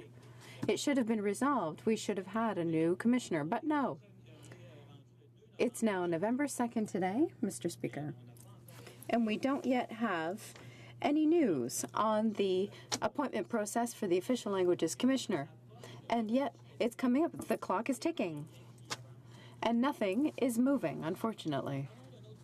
Now let's talk about another file. I was talking about the fact that there is dwindling use of French in the public service. The Commissioner received 3 times more complaints for lack of respect of requirements regarding the use of French, a lack of bilingualism among management and supervisory positions. That leads to concern about the opportunities for public servants to be able to speak French at work. That's a source of significant concern. I could talk a lot about that, but I just wanted to mention it quickly. And as I have almost no time to talk about it, I also want to talk about something that's very serious that occurred last week, Mr. Speaker. The Liberals, after having supported the bill on bilingualism of judges at the Supreme Court 3 different times, unfortunately decided to vote it down now that they are in power. It's impossible to understand. There's no explanation and there's no excuse for having refused to support a bill that would have set up a framework around the appointment of Supreme Court judges to make sure that they understand French and English, our official languages. And that's why 2 other bills have been moved forward, as you know, Mr. Speaker, C 482 and 43, which intend to improve access to official languages in the courts. The Honourable Parliamentary Secretary to the Minister of Canadian Heritage. Thank you, Mr. Speaker. I would like to thank my colleague, the member for Drummond, for this opportunity to highlight the accomplishments of the Government of Canada to promote our official languages. The federal public service is an important matter. Federal institutions must ensure that their workplaces are conducive to the use of both official languages. The federal public service must reflect the Canadian population which it serves. Although much progress has been made over these years, more work and efforts are required before we have reached our goals and our vision. The Clerk of the Privy Council has taken the initiative to examine the use of Canada's official languages in the federal public service and to propose concrete measures to further foster the use of both official languages in the workplace. And that's a good thing. Le gouvernement du Canada s'est engagé à... The Government of Canada has committed to developing a new multi-year action plan for official languages, which will be implemented on April 1st, 2018. In order to do this, we held pan-Canadian consultations on official languages. This was a means to identify action items as well as initiatives that will contribute to the development of the next action plan for official languages. This plan will breathe new life into government action, and it will reinforce available means for the Government of Canada to act. Reaffirming its commitment to improving the delivery of federal services in both official languages. For example, we announced a revision of the official languages regulations on communications with and services to the public. The President of the Treasury Board and the Minister of Patrimoine Canadien are working closely to ensure that we are considering the best options to modernize the official languages regulations in an open manner based on the consultations with all concerned parties. The Deputy from Drummond is undoubtedly aware that there will be a technical briefing on the progress in this regard on Monday morning, 9 o'clock, 131 Queen. We sincerely hope to see him there. Je voudrais profiter de la question du député. I would like to seize the opportunity presented by the member for Drummond, who raised his question, in order to remind him of a few facts. We held an interdepartmental forum to mobilize provinces and territories regarding the issue of Francophone immigration in order to develop a concrete strategy to reinforce Francophone communities outside of Quebec. This initiative follows up on other real measures that were taken that will have a positive impact on official language minority communities, such as reestablishing the long-form census, reinvesting in the Canada Council for the Arts, and our filmmaking, the modernization of the Court Challenges program, and many others. My colleague, the member for Drummond, be assured that the Government of Canada is taking practical measures to protect our official languages, promote their use in Canadian society, and support the vitality of official language minority communities. Thank you, Mr. Speaker. The Honourable Member for Drummond. Thank you, Mr. Speaker. Yes, I will do everything I can to be present at that briefing and to ask good questions during that session. I want to come back to what was mentioned before about the use of French, or rather the official languages in the public service, and to the high number of complaints that have been submitted to the Official Languages Commissioner. Over the last 5 years, there is a constant increase of complaints that are addressed to the Official Languages Commission. They are often coming from the Federal Public Service. They represented more than half of the total complaints last year. That is a significant source of concern, according to the Official Languages Commissioner. The Parliamentary Secretary mentioned items that the government studied, but now it's time to take real action to make sure that access to both official languages is improved throughout the public service. And it would start by having an Official Languages Commissioner. The Honourable Parliamentary Secretary. The Government of Canada is proud to foster the vitality of Francophone and Anglophone minority communities and to promote the use of our two official languages in Canadian society, including in the Federal Public Service. We firmly believe in the importance of offering federal services in both official languages everywhere it is required, and to have workplaces where both official languages are on the same footing. We work with federal departments and institutions, including the Clerk of the Privy Council, so that our institutions may continue to reflect both languages and Canadian values. To the Government of Canada, we will continue to take concrete measures to protect our official languages. Thank you, Mr. Speaker. La motion portant que la Chambre. The motion to adjourn the House is now deemed to have been adopted. Until tomorrow at 10 a.m. pursuant to Standing Order 24-1.